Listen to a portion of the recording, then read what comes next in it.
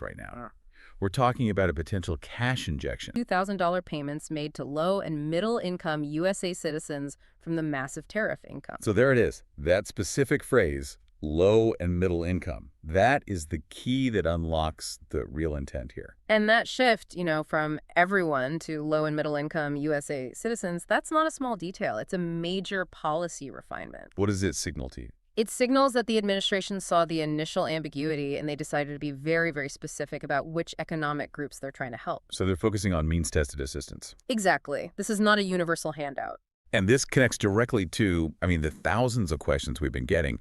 We know that if you are on a fixed income, if you get Social Security or SSI or SSDI, the one question you always have is, will we get it? Will we get it? Right. Every single time. And this shift to specifically saying low and middle income, well, that offers a pretty significant beacon of hope. It really does. But it also means we have to look very closely at what those terms actually mean in the context of, a federal financial distribution.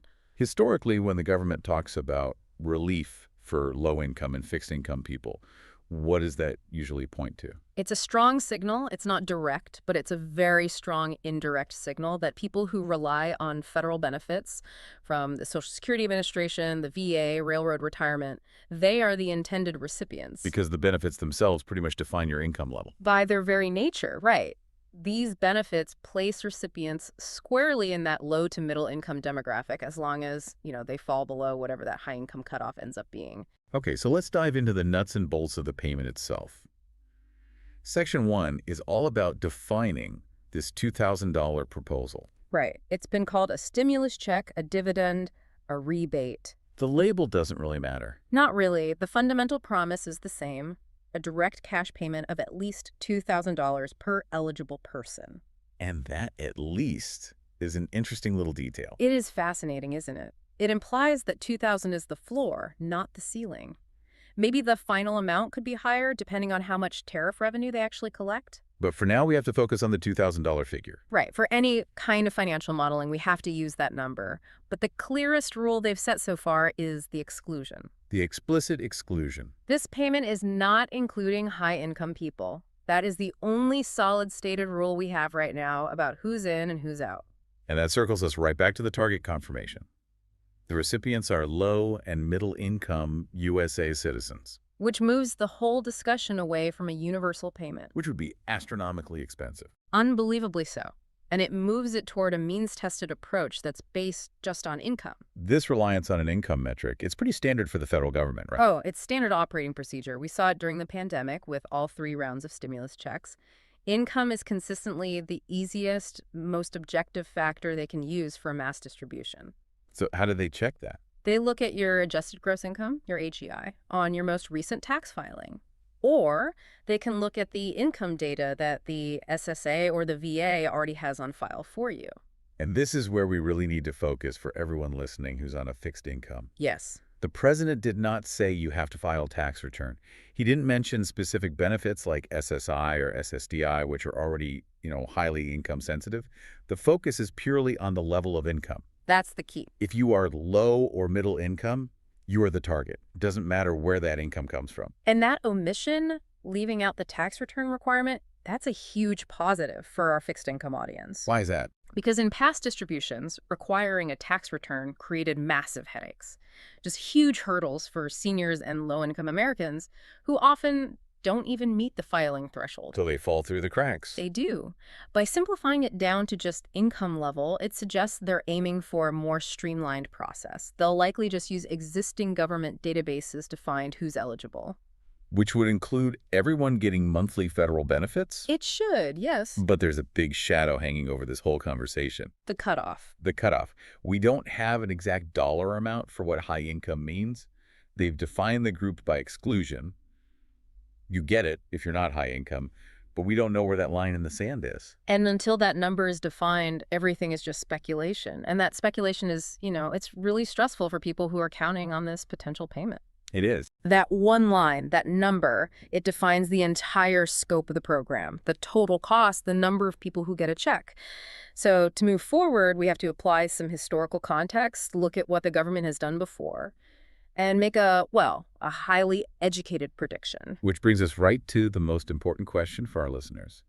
Eligibility. Exact. So let's turn to Section 2. Eligibility and income threshold speculation. For anyone relying on benefits, figuring out where that line will be drawn is, it's the difference between getting $2,000 and getting nothing. And let's be perfectly clear, no official cutoff has been announced. But, when you're talking about large-scale financial disbursements like this, the government typically relies on established criteria. It's about efficiency and consistency. The best way to predict the future is to look at the past. Precisely. So what did that history tell us? If we look at the 3 rounds of stimulus checks during the pandemic, Which were very recent. very recent, the income thresholds they used were remarkably consistent across all 3 payments. And they were aimed at the exact same groups, middle and low-income households who were struggling. So based on that, what can we project? Well, based on those past federal actions, we can anticipate a very specific structure. For an individual, the high-income cutoff would likely be drawn somewhere around $75,000 a year in adjusted gross income. $75,000 for a single filer. What about a married couple? For a married couple filing jointly, that cutoff would probably be set at or very near $150,000 per year. This is the model they've used multiple times. It's tried and true. We have to stress these are still speculative numbers. They are, but they are robust predictions. The source material we're looking at notes that setting these kinds of cutoffs would make, and I quote, a couple 100 million people eligible. And that lines up with the massive scale they're talking about. It does. If the numbers were lower, say $40,000 for an individual, the distribution would be much smaller, much cheaper. But $75,000, that seems to be the historical sweet spot. Let's give our listeners some context for that number. Please. It's important. The average household income in the U.S. last year was around $83,000. Okay, so if your individual income is $75,000, you are still below the national household average. Exactly. Which means it is highly, highly unlikely that incomes of, say, $60,000 or $70,000 would be considered high income. They'd fall squarely in the middle income bracket. It would make no sense, politically or economically, to set a high-income cutoff that's below the average household's earnings. And this, right here, this is the central point of reassurance for our fixed-income audience. Go on.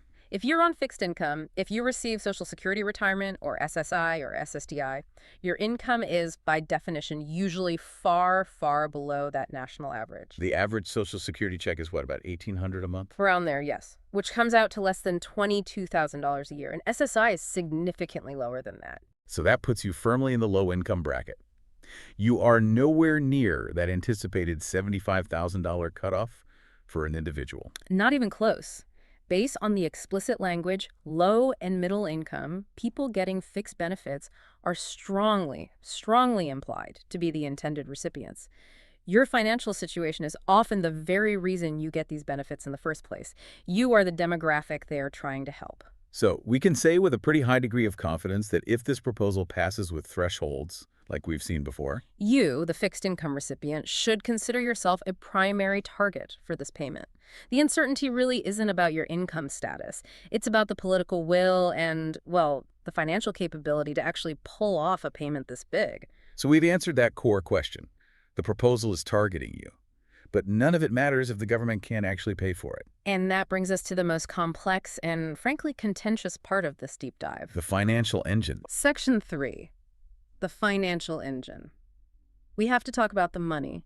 Specifically, how they plan to fund these $2,000 payments using massive tariff income. This is the really new part of the plan. It's what separates it from past stimulus ideas. It's new and, you could argue, pretty risky. Let's start with the numbers, because the numbers we have are just staggering. They are. The U.S. has brought in about $195 billion in tariff revenues just so far this year. $195 billion. To put that in perspective, revenues are averaging about $1 billion a day. $1 billion a day. Or roughly $30 billion a month flowing into the U.S. Treasury just from tariffs. And if that pace continues, if it's sustained, the U.S. is on track to bring in about $350 billion over a full 12-month period. But the political math they're using is even bigger than that. Much bigger. They're using long-term projections. The government is apparently expecting over $3 trillion in tariff revenues over the next 10 years. $3 trillion. That's a massive figure. But let's compare it to the immediate cost of this plan. We have to. So we need to figure out the total price tag. To do that, we need to estimate how many people would be eligible. And for that, we can look back at a historical metric. The last big one, the $1,400 stimulus check, went out about 5.5 years ago. And it reached about 85% of the population. Right. That historical benchmark accounted for about 284 million people in the country who got a check. And that includes dependents who qualified. So even if this new low and middle income definition excludes some high earners, 284 million is still a really solid high-end estimate. It's the maximum number of people who might get a $2,000 payment. So let's do the math. We take that maximum estimate, 284 million people, we multiply that by the proposed $2,000. And you get a colossal number. $568 billion. That's what the government would need to finance the full distribution. And here is the immediate, unavoidable mathematical problem. The snag. The snag. If we look at the cash flow right now, the current annual projection for tariff revenue is $350 billion. Okay, so $350 billion in a year, but they need $568 billion. Right. $350 billion is only about 61% of what they need for a full immediate distribution. And even worse, they've only collected $195 billion so far this year.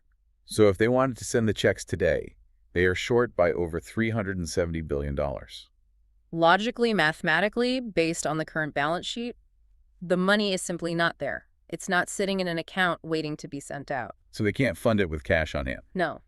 The only way this $500 billion disbursement actually works is if they use that $3 trillion projection over the next decade.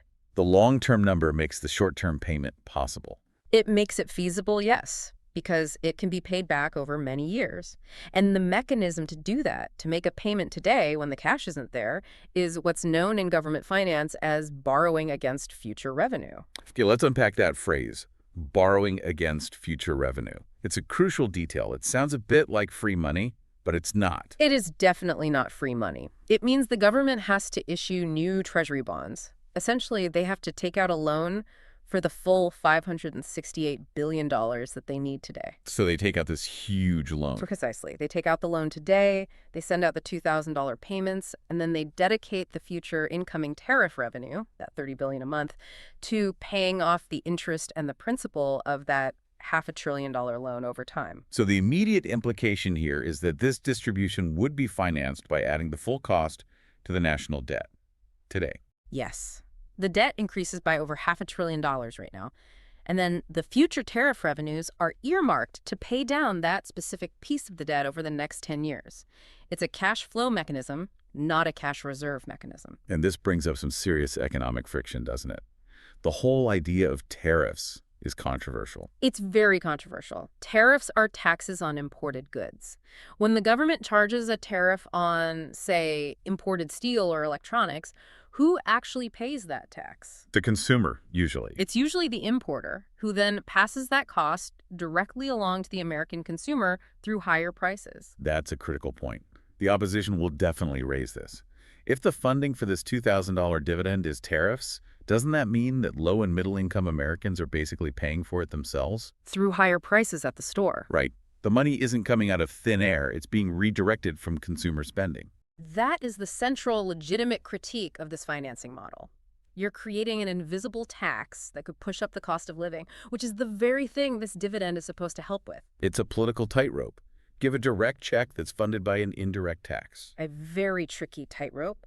And beyond that, you also have to question how stable that $3 trillion projection is. That assumes nothing changes for 10 years. It assumes global trade relations, current tariff levels, everything stays stable for a full decade. If trade agreements change, there's a global recession. If our trading partners retaliate with their own tariffs. That $3 trillion projection could just evaporate. It could. And the debt they use to fund the $568 billion payment, that remains. So it's a risky financial move. It's very risky. The ability to point to a specific revenue stream, the tariffs gives the proposal a lot of political strength. It looks like it's self-financing. But the economic reality is that relying on that future volatile revenue stream creates a lot of long-term fiscal instability. And let's not forget the final twist in all this. The president also suggested that after sending out the $2,000 payments, there would still be money left over from the tariffs to pay down the national debt. Which is a huge claim. That implies one of two things. Either they think that $3 trillion projection is actually conservative and the tariffs will bring in way more than they need for the payout, or they expect the actual cost of the distribution to be much lower than our $568 billion estimate. Maybe they plan to exclude dependents or set the income cutoff much lower than $75,000. Either way, the narrative they're building is powerful. It's incredibly powerful that they've found this massive, untapped revenue stream that can solve both the need for individual relief and the national debt problem at the same time. It's a very compelling political promise, but it relies on a very aggressive financial model. And it raises the political stakes exponentially, which leads us right into our fourth section. Political context. And the likelihood that this actually gets done. Okay, let's pivot to the political realities. Section 4. The political context and likelihood of execution. The long-term math might work, but the political credibility clock is ticking right now. Loudly. Very loudly. If they can point to $3 trillion in revenue, why haven't they acted already?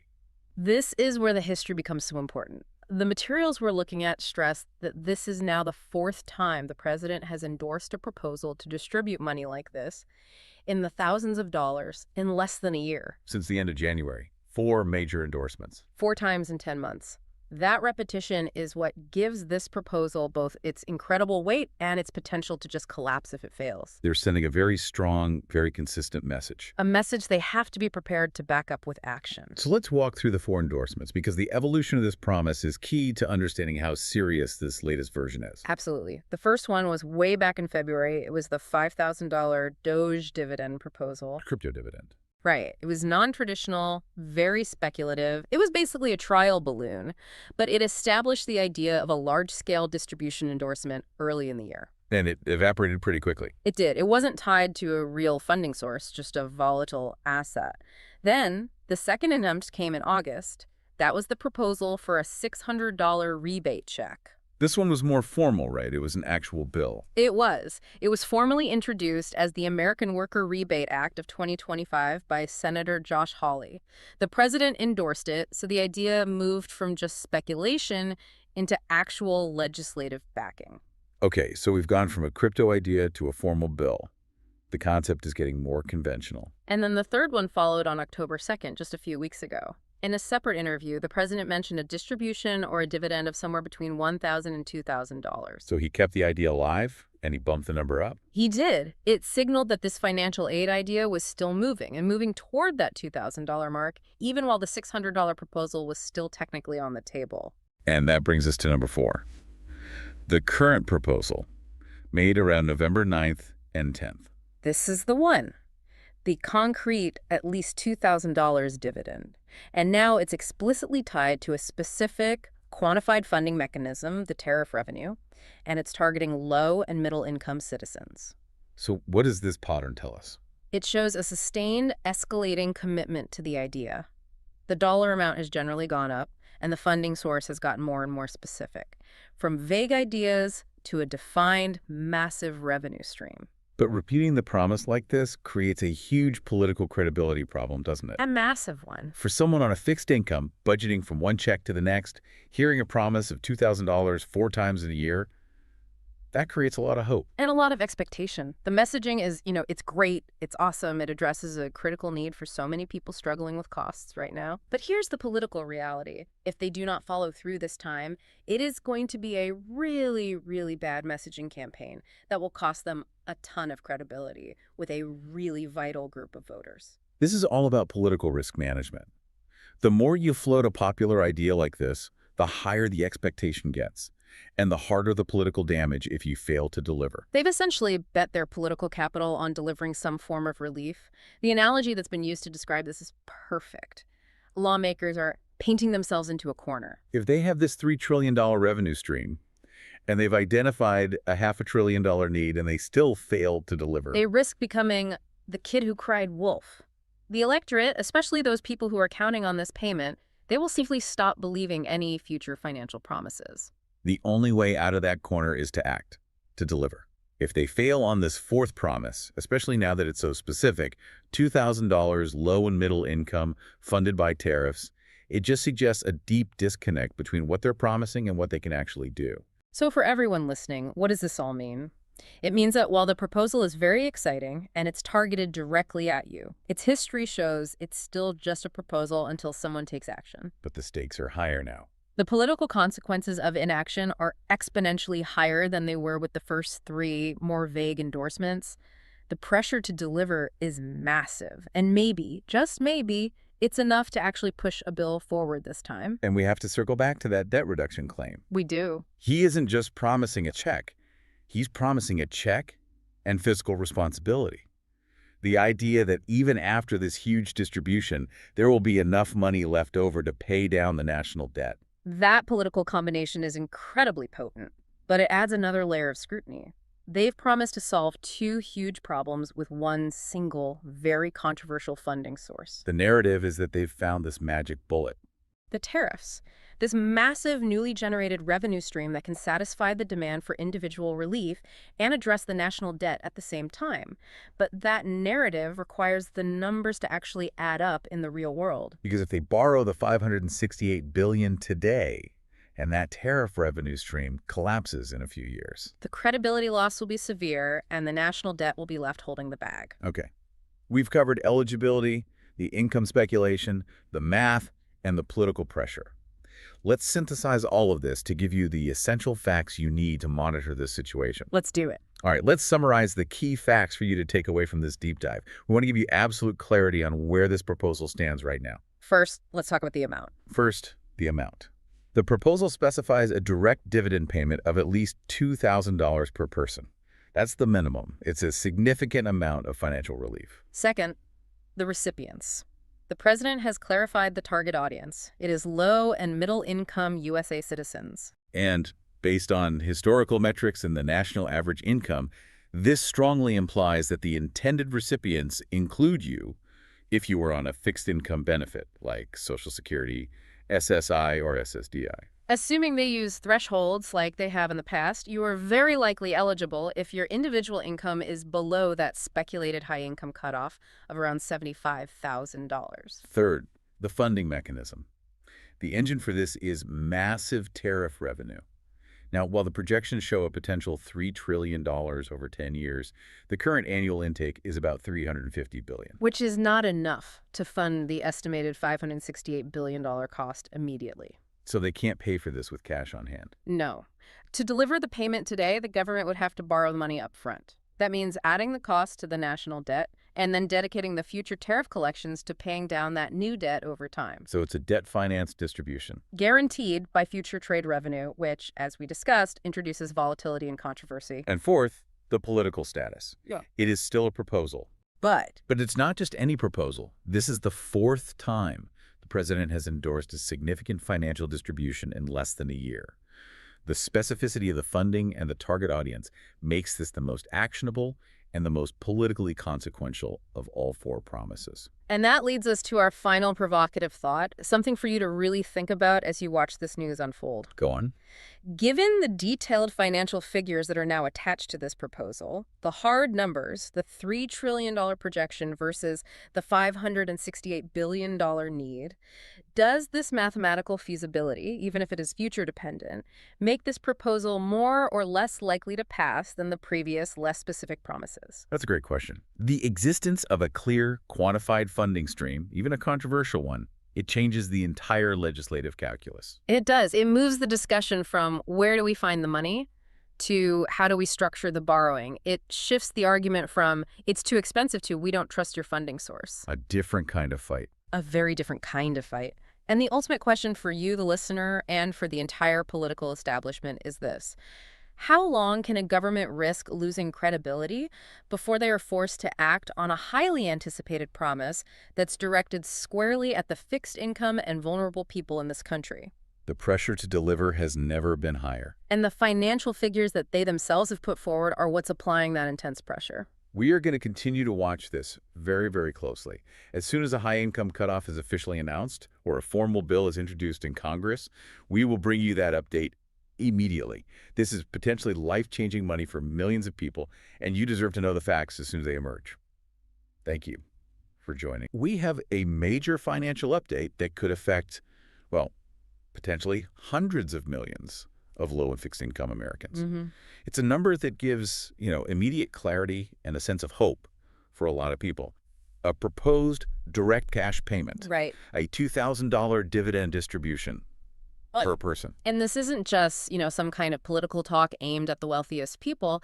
The proposal is specifically, explicitly, targeting low and middle income USA citizens. Exactly. We are talking about retirees, people relying on Social Security, the disability community on SSDI and SSI. These are the exact individuals who have been just battling the corrosive effects of inflation. Every single day. Every single day. That's right. So this money is being framed as essential, immediate financial relief. It could provide that breathing room that so many people have desperately needed just to pay bills and, maintain some dignity. But here's the puzzle we really have to solve. The big one. How do you fund a cash outlay of this magnitude? The proposed funding mechanism is, well, they're calling it massive tariff income. But when we actually look at the numbers, the math required to fund this payment is just staggering. We're talking over $500 billion needed immediately. Wow. So our deep dive mission today is to unpack where this proposal came from, really examine that controversial funding mechanism, and clarify who might actually qualify from the fixed income community. And maybe most importantly, what the realistic timeline looks like for you. We're going to cut straight through all the political noise to deliver the facts you need. Welcome to the deep dive. You sent us a stack of sources detailing these recent, very high-profile statements about what's being called a new $2,000 stimulus or a dividend or a rebate. The terminology keeps shifting. It does. But whatever you call it, the potential impact on your daily life is huge. So our mission is to give you clarity and fast on what could be a life-changing financial benefit. We're going to dissect this proposed $2,000 payment. Where did the idea come from? How is it mathematically supposed to be funded? And what does it really mean for those of you relying on fixed or low incomes? And, the initial hook from the source material is absolutely critical for our audience. It provides a level of specific clarity that, frankly, a lot of past relief discussions just didn't have. What do you mean? The sources explicitly state that the payment is not for high-income people. It is explicitly for low- and middle-income USA citizens. That distinction, the explicit exclusion of high earners, that's a direct answer to a constant concern we hear. Right. From people on Social Security, SSI, SSDI, who always worry they're going to be left behind or, deemed ineligible because their income comes from a government benefit. Precisely. It really sets the stage for a targeted relief effort. And that's why we have to start by dedicating some real time to decoding this $2,000 dividend proposal and figuring out who exactly stands to benefit. Okay, let's unpack the language then. The sources consistently describe this as a dividend distribution rebate, or, more simply, a dividend of at least $2,000 a person. Why that specific word, dividend, instead of stimulus or, welfare? The word dividend is very strategic. It frames the payment not as a handout and not as new debt, but as a return of revenue. A return. Exactly. In this case, tariff revenue, return to the citizens who, ultimately fund the government. And the inclusion is just as important as the exclusion you mentioned. The payment is explicitly not including high-income people, but, and this is the key phrase, will be paid to everyone otherwise. And the source material noted a recent, very critical confirmation that the proponent of this idea doubled down on it just a few days ago, specifically reiterating that language about it being aimed at the low and middle income community. Right. So this is not some idea that's been retracted or pushed to the side. It actually appears to be gaining momentum. That sustained momentum is key. And that brings us directly to the fixed income community. We know that the largest segment of our audience is made up of individuals receiving Social Security retirement, SSDI, that's Social Security Disability Insurance, and SSI, which is Supplemental Security Income. Right, for low-income seniors and the disabled. Exactly. These are the people with the deepest, most urgent questions about whether they'll actually qualify. Of course. The reports highlighted a massive volume of questions pouring in from people in that exact situation. On a fixed income, maybe no other income, people who might not even file a traditional tax return. And they're all asking, will my benefit type count? Yeah. And this is where we can reassure you with some historical context. While the source didn't name the specific benefit types, it didn't list out SS, SSDI, and SSI, the key metric that has always been used for distributing these large-scale relief and stimulus payments is income. Just income, not the source of the income. Precisely.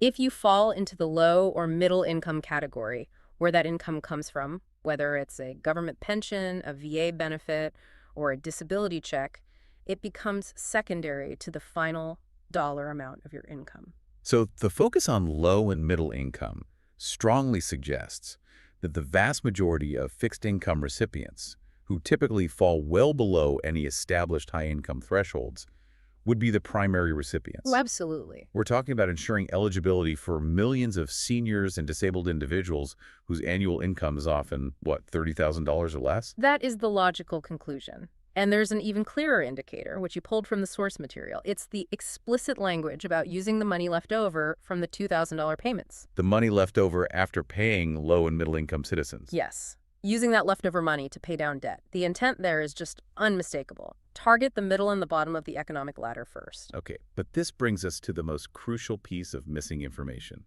which the source has definitely highlighted. The big question mark. We are completely missing the definition for the line in the sand. What exact income level constitutes the cutoff for high income? And without that specific definition, the whole proposal, I mean, as exciting as it is, it remains ambiguous for millions of people who are sitting just above those traditional low-income thresholds. Sure. If you're a couple and you're earning, say, $100,000 a year, you need to know if you're categorized as middle or high. It's everything. That number determines everything. So this raises a really important question. What can we reasonably anticipate for that threshold based on what the government has done in the past? The sources introduce some speculation, but it's grounded in very strong historical precedent. We can look back at the coronavirus relief efforts. Right. The payment system there needed to be set up quickly and broadly. In those instances, the likely thresholds were set around $75,000 annual income for an individual. Okay, $75K for an individual. And $150,000 for a married couple. These figures have provided a usable historical precedent for who is considered non-high income. And those figures have to be put into context with today's economic realities, too. Of course. The source noted a very relevant data point. The average household income last year was around $83,000. Right. So if the purpose is to include the middle class, the threshold for an individual certainly can't be set much lower than that, or you'd miss the middle income demographic entirely. Precisely. I mean, if they set the threshold too low, say $50,000 for a single filer, they would immediately exclude millions of working class people who are not high earners by any standard measure. The goal, if they really intend to pay everyone except high income people, is to capture a huge portion of the country. That's a huge number. The source estimated that using those typical thresholds, they would be making about a couple 100 million people eligible for this type of payment. A couple 100 million. That estimate alone, 200 million people, it just underscores why defining this income line is so crucial. And think about it this way. For our listeners who are relying solely on their fixed benefits, Social Security, SSI, or disability, their income is often less than $25,000 or $30,000 a year. Easily. They fall squarely and safely into that low-income category. They would certainly be eligible under those speculated thresholds. The real uncertainty rests mainly with the upper bounds of that middle income bracket. So, while the definitive dollar figure for the cutoff is the central piece of missing legislation, the clear intent to exclude only the top earners is a very strong positive signal for the retiree demographics and the entire fixed income community. Absolutely. But we have to emphasize, that until that dollar figure is formalized into law, the excitement should be appropriately tempered by that uncertainty. Right. We have to wait for the definitive line. But the strong historical indicators do point toward broad inclusion. Okay, so that defines the who. But the massive scale of that who, couple 100 million people, brings us directly to the other side of this financial puzzle, which is, I'd argue, even more complex. The funding. The funding. We need to dissect the proposed mechanism. So let's talk about the tariff funding mechanism and the financial reality. The phrase massive tariff income sounds great. You know, it sounds like a ready-made money stream, but the math is what makes or breaks this whole proposal. We can't just talk about massive money. We have to talk in concrete billions and trillions and compare that against the immense cost of this dividend. Okay, so let's provide those hard numbers from the source material regarding tariff revenues. What is the current status of that cash flow? The sources confirm that the U.S. has brought in about $195 billion in tariff revenues so far this year. $195 billion. If you break that down daily, it's averaging about $1 billion a day, which is an astonishing figure. Wow, $1 billion a day. Which works out to roughly $30 billion a month. So based on that pace, the annual projection suggests the U.S. is on track to collect about $350 billion over a 12-month period. $350 billion a year. And what about looking further out? That long-term forecast seems to be the foundation for this whole financing plan. It is. The long-term projection for this revenue stream is enormous. The U.S. is on track to bring in about $3 trillion over the next 10 years. $3 trillion. That's if current trade policies and global trade volumes hold steady. That massive figure is what makes the long-term math possible. But, and this is a big but, it doesn't solve the immediate cash flow problem. Right. And now let's address the elephant in the room. The estimated cost of actually sending out these checks today. This is where the logical inconsistency, as the source pointed out, becomes really clear. Yeah. To establish the cost calculation, the source used the metric from the last major stimulus payment. The $1,400 check in 2021. Exactly. That payment covered approximately 85% of the population, which equated to about 284 million people. And that includes dependents and non-filers. Okay, so if we use those same parameters, assuming 284 million people qualify for the full $2,000 dividend, what is the total price tag? The total cost would be a staggering immediate cash need of $568 billion. $568 billion. Now let's compare that needed amount, $568 billion, with the projected annual tariff revenue of only $350 billion. That's a massive shortfall. We are hundreds of billions short of being able to fund this entire dividend based on the tariff income generated in just 1 year. Right. Mathematically, the annual tariff income is really a little more than 50% of what's needed. That's a fundamental problem. It's a huge problem, even if we assume the eligibility threshold is a bit stricter and the cost comes down to, say, $400 billion, which is still a conservative estimate. You're still short. You're still short by $50 billion. The cash just isn't there right now. So the sources acknowledge this logical gap. How do the proponents of this dividend suggest they would bridge that financial difference and still get the money out immediately? The core of the financing strategy is that this payment isn't about having the cash on hand today. The proposal relies entirely on leveraging that huge $3 trillion 10-year projection. So they're borrowing against the future.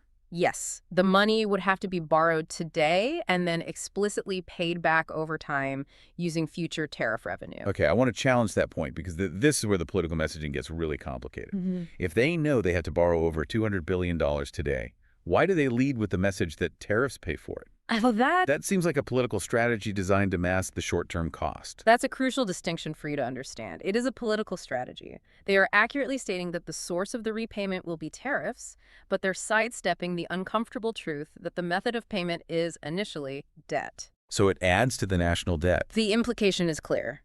This action would technically add to the national debt in the short term.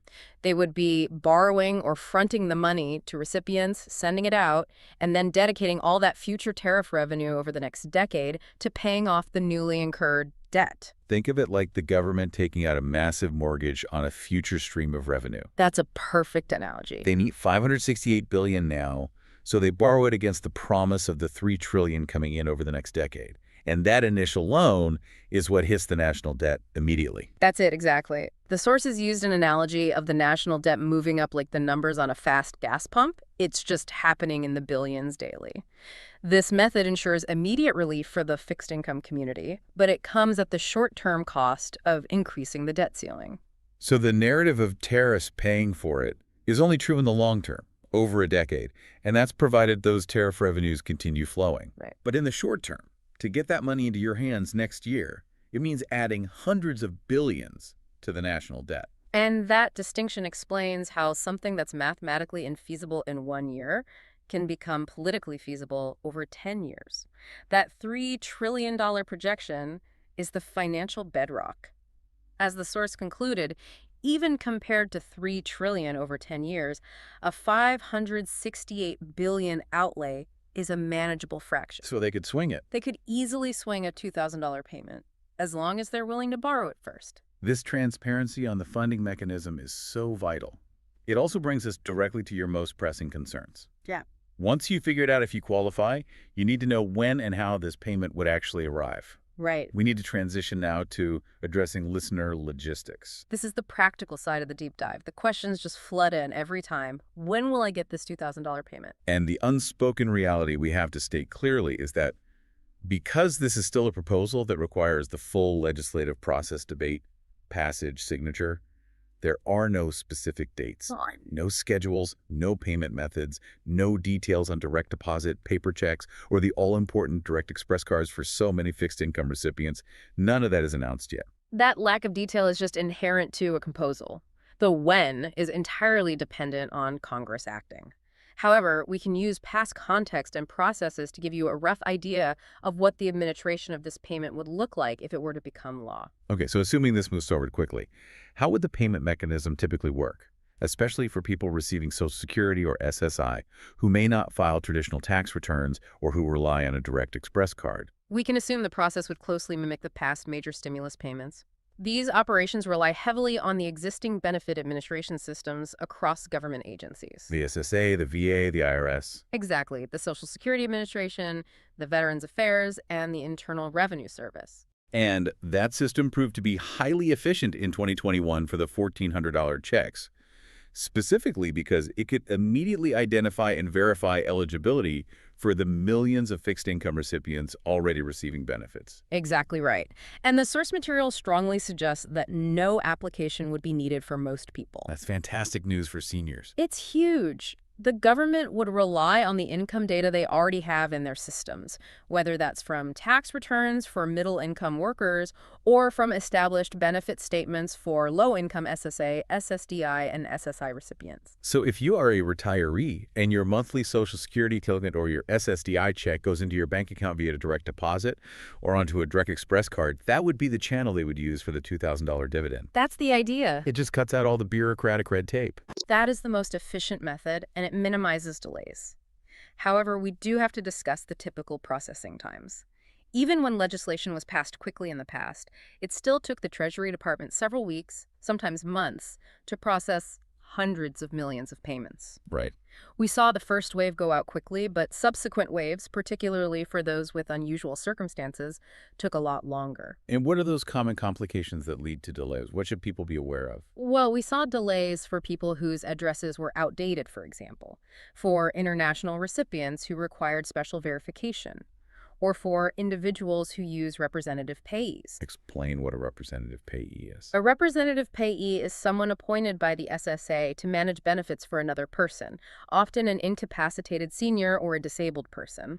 When a large lump sum like this comes in, the Treasury and the SSA have to ensure the payee handles those funds appropriately, which can sometimes slow down the disbursement process for that specific group. And all those highly specific logistical details, the specific payment schedule by birth month or last name, the exact date the SSA sends the file to the Treasury. Right. Those can only be provided once the legislation is formally enacted and the Treasury outlines its disbursement plan. Until then, we just have to rely on the established system. And until that formal announcement, any discussion of specific payment dates is pure speculation.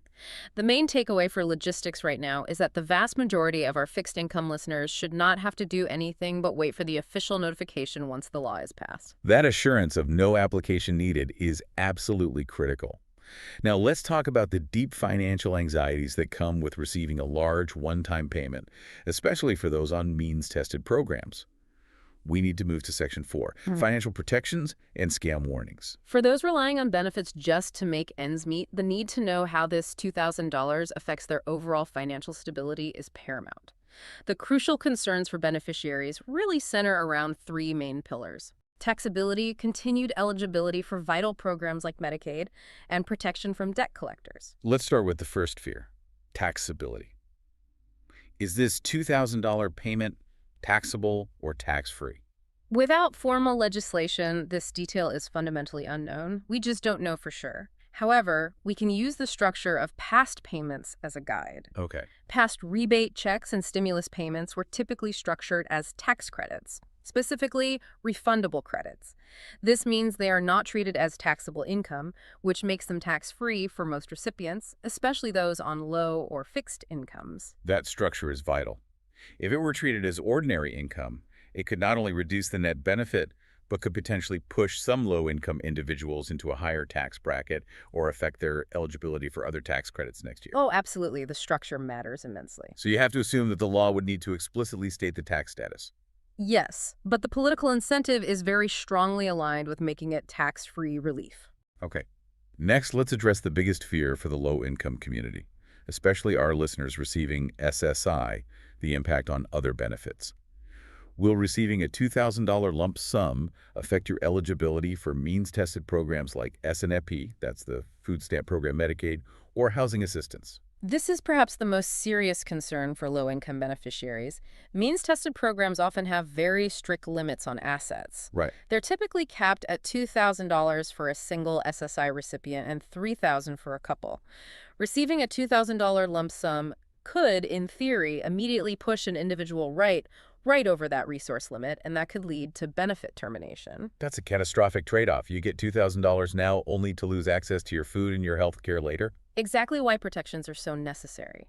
The good news is that when relief funds are distributed as a one-time payment intended for financial relief and not as regular income, they often include statutory protections. What kind of protections? These protections specifically exempt the funds from counting as income or resources for a specified period, usually 12 months. So an SSI recipient would have a full year to spend down that money without it jeopardizing their eligibility for SSI, Medicaid, or SNP. That's the goal. But those protections are not automatically applied. They have to be written into the legislation itself. Precisely. This must be confirmed by the Social Security Administration or the relevant agency once the legislation is formalized. For most fixed-income individuals, like those on Standard Social Security Retirement or SSDI, a one-time payment generally doesn't affect their benefit status.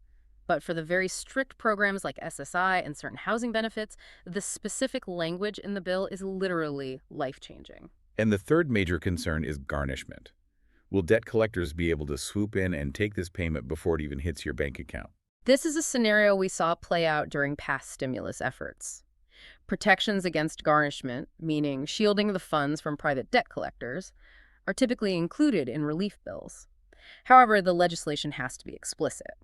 If passed, the language must specifically state that the funds are protected under law, or they could potentially be subject to collection. Okay, we must issue a strong, authoritative, crucial scam warning right now. Yep. This is a massive dollar amount we're talking about, and whenever a proposal for thousands of dollars hits the news, scams multiply instantly. Oh, yeah. And they specifically target seniors and low-income individuals who are eager for information. This warning cannot be overstated. If you are listening, please internalize this one fact and share it with everyone you know. The Social Security Administration, the IRS, or the VA will never call you, text you, or email you asking for money or personal information to process a payment. Never. If you receive a communication asking you to pay a fee, or purchase a gift card, or confirm your bank details to release your $2,000 dividend, it is 100% a scam designed to steal your money or your identity. So what should you do? Trust only official government letters and verified government websites. If someone calls you claiming to be the IRS or the SSA, just hang up immediately. If you're unsure, go to the official SSA website or call the agency directly using a verified phone number, not the number the caller gives you. Be skeptical, be safe. This vigilance is essential while this proposal is still being debated. Now that we've covered the logistics, the safety net, and the potential pitfalls, let's zoom out to the bigger picture and political context of why this massive proposal just keeps resurfacing now. Why now? This dividend proposal feels like a repeating cycle. We hear a new version of a potential payment, often in the thousands of dollars every few months. What's driving this repetition? This is where we have to analyze the political repetition. The history provided in the sources is striking because it shows a really clear pattern of commitment. This is now the fourth time that the idea of distributing money in the thousands of dollars has been endorsed or seriously proposed since January of this year, The fourth time. in less than 10 months. Walk us through those previous iterations. It helps to contextualize this latest $2,000 push. Certainly. Back in February, there was the mention of a $5,000 Doge dividend, which was, more symbolic, but it set a very high dollar expectation. Right. Then in August, we saw a formal proposal for a $600 rebate check introduced in Congress. It failed to gain traction, but it demonstrated legislative intent. Yeah. And prior to this most recent $2,000 dividend announcement, there was a separate interview in early October where a distribution somewhere between $1,000 and $2,000 was mentioned. So that's 4 major public endorsements of large-scale payments in less than a year. What does that repetition tell us about the credibility of the latest proposal, and maybe more importantly, the political pressure behind it? The sources analyze the political implication of this repeated high-profile endorsement as, quote, painting themselves into a corner. Painting themselves into a corner. The messaging is, without a doubt, awesome and exciting. It promises real, tangible financial help to a critical voting demographic, the low and fixed-income Americans who desperately need relief from inflation. But the political danger lies entirely in the follow-through, or the lack of it. Exactly. The source suggests that if the proposal does not follow through this time, after 4 separate high-profile endorsements, it would result in a really, really bad messaging campaign. And a loss of credibility. A loss of a ton of credibility. The analogy used in the source is powerful. This is becoming analogous to the kid who cried wolf. If they promise this life-changing relief 4 times and fail to deliver, the audience will stop believing them, and that political capital is just lost. So the political pressure to deliver is immense, precisely because the idea has been floated so often, and the financial needs of the target audience are so acute. Right. That pressure has to be what's driving the insistence on the tariff funding plan, even with the short-term debt implication we just discussed. And this leads us to the heart of the confusion and I think the most fascinating financial contradiction within the proposal itself. We're talking about the debt paydown paradox. Okay, this is where the political messaging and the raw math seem to diverge dramatically. They do. The proposal includes a supplementary claim that any money left over from the massive tariff income after the $2,000 payments are sent out would be used to pay down the national debt. Now, hold on. Let's just revisit the mathematical reality we established in Section 2. We concluded that the government would have to borrow over $200 billion to finance the $568 billion payment in the short term. Right. The annual tariff revenue is only $350 billion. That is the paradox. How can proponents claim there will be leftover money to pay down the national debt when the annual math shows they need to borrow hundreds of billions just to make the payments in the first place? It feels like they are making 2 competing promises at the same time. They are performing a very complex political calculation. They're essentially proposing to do 3 things. 1, create new debt in the short term to deliver immediate relief. Okay. 2, pay down that new debt over 10 years using future tariffs. And 3, claim there will be surplus tariff money left over to pay down the existing national debt. It sounds like a strategy designed to appeal to both sides of the aisle, those who need immediate financial assistance and those who are concerned about fiscal responsibility and the national debt. It's a political masterstroke if it works. But a financial tightrope walk in reality. Yeah, it absolutely is. The key tension is that the $3 trillion 10-year projection has to cover both the roughly $568 billion used for the dividends and any subsequent debt reduction. If that trade revenue falls short, the entire financial strategy collapses, and the short-term debt just remains or grows. And the sources highlighted this deep tension. They did, noting that the proposal simultaneously promises a $500 billion payment and a plan to reduce the national debt when the funding mechanism inherently requires short-term borrowing that adds to that debt. So the bottom line for you, the listener, is that this financial structure requires a huge leap of faith in the long-term consistency of tariff revenues. It's a crucial aspect to recognize when you're evaluating the real feasibility of this plan. Indeed. The willingness to borrow so aggressively suggests that the political pressure to deliver on this promise after repeating it 4 times may just outweigh the immediate fiscal concerns of adding to the national debt. This has been a crucial deep dive into a major financial proposal that affects millions of people who need this financial clarity. Let's synthesize the critical key takeaways you need to know right now. First, the amount. This is a significant proposed dividend of at least $2,000 per person, intended to provide genuine, immediate financial relief. Second, who qualifies? The focus is explicitly on low and middle income USA citizens.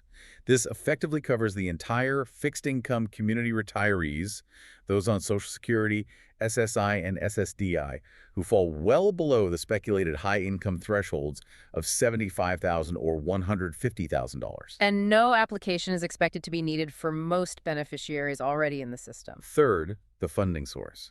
It is to be paid by massive tariff income, but because the immediate cost is over $500 billion, it requires borrowing against future revenue. Which means it will technically add hundreds of billions to the national debt in the short term, even if that debt is paid down over the next 10 years using the projected $3 trillion in tariff revenue. And finally, the status. This remains a major, repeated proposal. There are no official payment dates, no finalized legislation, and crucial details about taxability and necessary benefit protections, especially for SSI and SNOP recipients, are still unwritten. You know, this proposal highlights the profound tension between the political imperative to provide immediate, life-changing financial relief to those who need it most, and the massive, uncomfortable financial hurdles, the need for hundreds of billions in short-term borrowing to deliver on that promise. Yeah. The real question for you, the listener, is whether the political corner created by these repeated high-profile endorsements will finally be enough to move this from a tempting concept into a signed law. The credibility of the proponents and the hope of millions of fixed-income Americans really depends on it. Citizens vigilant for scams. Trust only official government sources like verified SSA or IRS websites, and never provide personal information over the phone or text. We encourage you to share this deep dive with others who need this clarity on eligibility and funding. Thank you for joining us. We'll keep watching this story unfold and bring you the next crucial update the moment the $2,000. It's a specific number. It's a round number. And right now, for millions of Americans, staring at a stack of bills on the kitchen table, it might be the only number that matters. It's the number that has completely hijacked the news cycle. And for good reason, I think. We aren't just talking about some vague rumor anymore, something circulating on an obscure message board. No. We are seeing a very distinct, almost calculated shift in how the government is talking to us about this stuff. Exactly. I mean, a week ago, this was all just whisper and speculation. Today, we've gone from, I heard this might happen, to seeing the White House, the Treasury Secretary, and the top economic advisor all doubling down. They're all using the same language. And they are insisting on calling it a dividend payment. Right, a dividend. And that language choice dividend is, I think, incredibly important. It's not accidental. No, not at all. But before we get lost in, the terminology, we have to acknowledge the stakes here. Yeah. You have an administration that has, well, they've effectively painted themselves into a corner. They've made a very public commitment. And when you make a commitment that loud, specifically attaching a dollar amount like $2,000 to it, you absolutely have to deliver. If you don't, the fallout is just catastrophic. So, welcome to the deep dive. Today, we are on a mission. We know inflation is still biting. We know budgets are tight, especially for you listening right now. If you're a retiree, a veteran, or on a fixed income like Social Security or disability, you need to know if this relief is real or if it's just more political theater. Precisely. Our goal today is to strip away all the noise. We aren't guessing here. We've aggregated a pretty comprehensive update based on 5 distinct pieces of evidence that have emerged just in the last few days. 5 pieces. 5. We're going to treat this like a detective story. We had the clues, we had the officials making the statements, and we need to see if the whole story holds water. And we're talking about 3 specific video clips from high-ranking officials and 2 direct social media posts from the president himself. We are going to consolidate all this evidence to answer that core question. Is this actually happening? And, if so, when? Yeah, we're really looking at that transition from a campaign promise to what we call governance reality. We need to analyze the specific language being used by the administration to determine how close we actually are to seeing money in bank accounts. Because there is a massive difference between a tweet and a Treasury deposit. A world of difference. So let's unpack this. We have to start at the source of all this buzz. The president didn't just drop a hint, right? He made a formal announcement on a Sunday via Truth Social, and then he came back on Monday and said it again. Right, the double down. But he used a word that, I have to say, it stopped me in my tracks. You're talking about the word dividend. Yes, exactly. In 2020 and 2021, all we heard was stimulus. We heard relief. Stimulus implies we're trying to, jumpstart a dead battery. It feels like an emergency measure. It does. Dividend sounds corporate. It sounds like something from Wall Street. Why the change? What's going on there? That is the crucial question, isn't it? Stimulus is, it's classic Keynesian economics. It means the government is either printing money or borrowing money to inject cash into the system to juice demand. It's a sugar rush for the economy. Okay. A dividend is completely different. A dividend is a share of profits that's paid out to shareholders. So if the U.S. government is the corporation in this analogy, Then you, the citizen, are the shareholder. By using that specific word, the president is framing this payment not as a handout, not as a form of welfare, but as a return on investment for the American citizen. wow. He is trying to completely change the psychology of the payment. That is a fascinating psychological shift. It makes it feel earned, not given. And he's tying it specifically to tariffs, correct? He is. The whole implication is that the government is collecting revenue profits, essentially from these tariffs on imported goods. And instead of that money just disappearing into the black hole of the general treasury, Which is what usually happens. it's what always happens. But here, he wants to distribute a share of that profit back to the owners of the country. It's almost like the Alaska Permanent Fund. I don't know if you're familiar with that, but residents there get a check every year from oil revenues. That is a perfect analogy. It's the exact same concept. But here, the oil is trade tariffs. He's treating the country's trade policy as a direct revenue generator for households. So on Monday, he doubles down. He reiterates the plan. But what stood out to me in the source material is who he says this is for. The posts explicitly mention the money is for everyone except high-income people. Which is, it's a classic populist move, Yeah. but it leaves a massive amount of room for interpretation. Okay, but that's the part that makes me nervous. Room for interpretation in Washington usually means loopholes or delays. If they don't have a hard number for what high income even means yet, are we just, engaging in wishful thinking here? It's a risk. High income in New York City or San Francisco is completely different from high income in rural Alabama. It is. And that ambiguity is where the political risk lies. I mean, it sounds great on paper. Everyone except the rich gets paid. But we need to dig into the details to see who actually qualifies. Because for a senior on Social Security or a young family struggling with rent, that definition of high income matters a whole lot. A whole lot. If they set that bar too low, millions of middle-class people who really need the help, could get cut out completely. Exactly. And to get any kind of clarity on that, we have to look away from the social media posts. I mean, tweets are easy, math is hard, and so we need to talk about the man who's supposedly holding the calculator, Kevin Hassett. Kevin Hassett, yes. He is the economic advisor within the administration. He's the numbers guy. And in the source material, there's a very, very telling clip of him being, grilled by a reporter. This wasn't a friendly chat. This was a press interrogation. I watched that clip. The reporter asks the question that I think every single economist in the country is probably screaming at their television set. He asks, is this like paying off a credit card using an overdraft? And that analogy just cuts right to the heart of the fear that people have, right? Are we just borrowing money from one pocket to put it in another? Yeah. Are we just driving up the national debt to send out these checks, which at the end of the day just causes more inflation? Right. If you give me $2,000, but inflation goes up by 10% because of it, I haven't actually won anything. I've probably lost ground. Exactly. But Hassett, he pushes back hard. His rebuttal is fascinating. He argues that if you look at how much tariff revenue is actually coming in, there's specific room created by that revenue. He's arguing there's enough money to cover these checks without digging into the existing budget or printing new money. Okay, I want to pause the tape right here and do some napkin math, because trust me, the math works is something politicians say right before we find out the math definitely does not work. Let's do it. So we have roughly 330 million people in the U.S. Let's say, after we remove children and the so-called high earners, we're talking about paying maybe 200 million adults. Does that sound right? That's a reasonable estimate. It might be slightly less if the income cap is pretty strict, but yeah, let's use 200 million as a working round number. Okay, so 200 million people times $2,000. That is $400 billion. Correct. $400 billion. And that is a massive amount of money. Just for context, the entire U.S. military budget for a year is around $800 billion. So we are talking about finding half a military budget in the couch cushion somewhere. So the big question is, can tariffs actually cover $400 billion? Well, let's look at the numbers.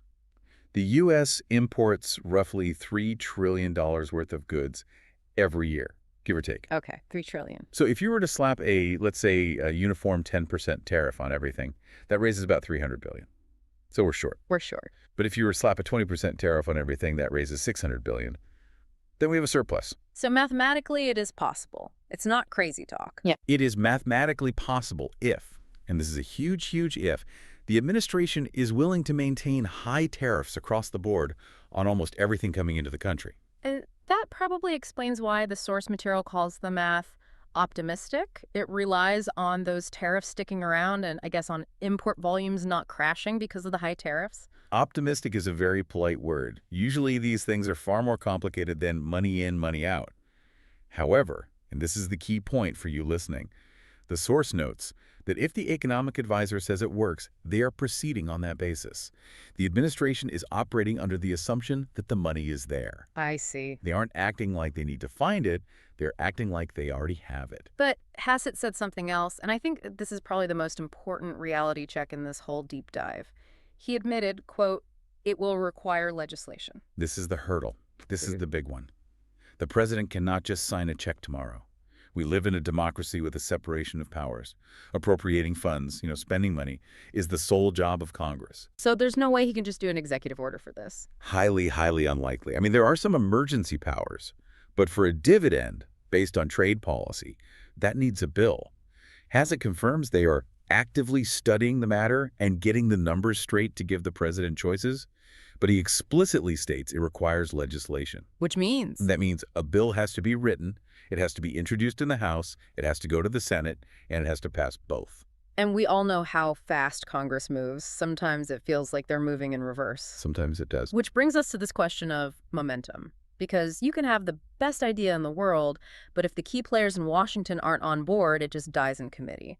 But that's not what we're seeing here, is it? We're seeing what looks like a full court press. We really are. And this is where we bring in the other two major players from the source material, Treasury Secretary Scott Bessent and the Press Secretary Caroline Leavitt. Let's start with Scott Bessent. Why does what he says matter more than, say, what the Press Secretary says? Well, because the Press Secretary's job is to sell the message. The Treasury Secretary's job is to actually move the money. Okay. If the Press Secretary promises you a check, that's nice. It's good PR.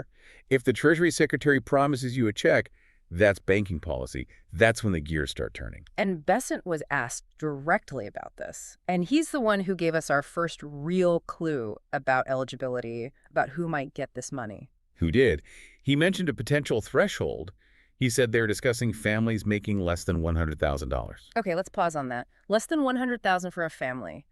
That is a massive chunk of the country. That's not just a small program. It's huge. It would target the middle class, the working class, low-income earners, and significantly, it would cover almost every single retiree on a fixed income. Right. If you are on Social Security, SSI, SSDI, or you're receiving VA benefits, unless you have some massive external investment income you're hiding, you are going to fall under that $100,000 cap very, very easily. That is exactly what our listeners need to hear. If that number holds, and again, Bessent did say it is in discussion, it means this isn't just a poverty relief measure.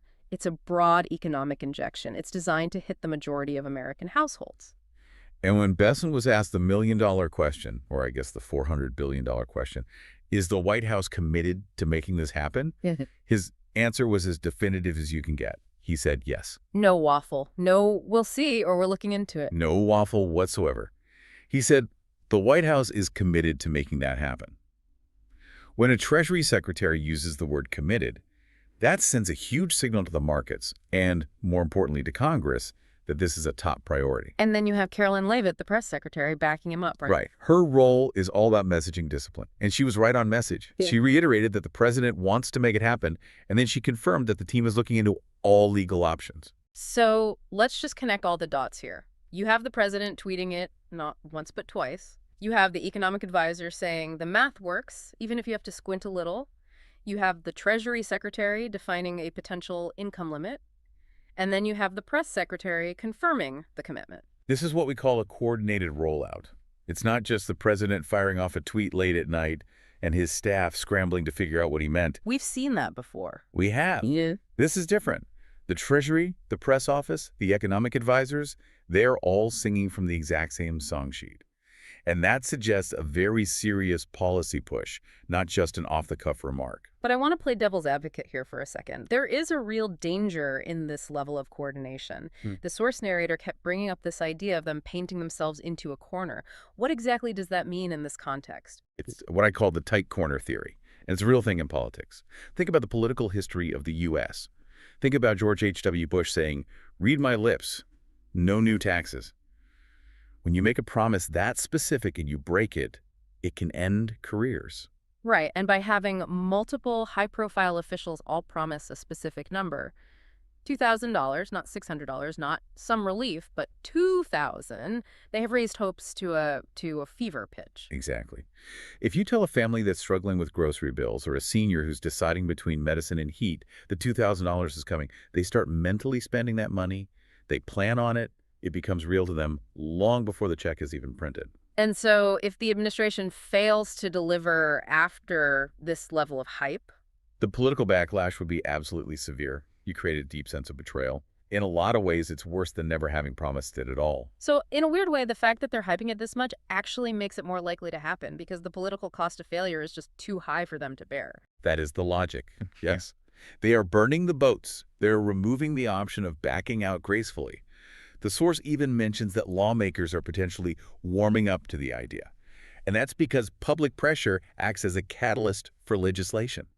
How so? Well, when constituents start calling their representatives and their senators asking, "Hey, where's my dividend check?" It becomes very, very hard for Congress to ignore, regardless of their party affiliation. Okay, so the momentum is there. The commitment seems to be there. But let's get down to brass tacks, logistics. Our listener is sitting there, I'm sure, thinking, okay, this all sounds great, but when do I get the money? Is it next week? Is it next month? Before the holidays? And this is where we have to take a deep breath and just manage expectations. We have to address the hard truth that was found in the sources. Both Leavitt and Hassett were very, very clear on this specific point. They said they don't have a timeline. Correct. The quotes were, "I don't have a timeline, and we haven't decided yet." They are still very much in the studying phase. That is just tough to hear when bills are due today. You know, it feels like a stall tactic to some people. It feels that way, I understand, but it's the reality of the legislative process. Even if they introduce the bill in Congress today, it takes time to debate, time to vote, and then time for the IRS and Treasury to actually set up the distribution system.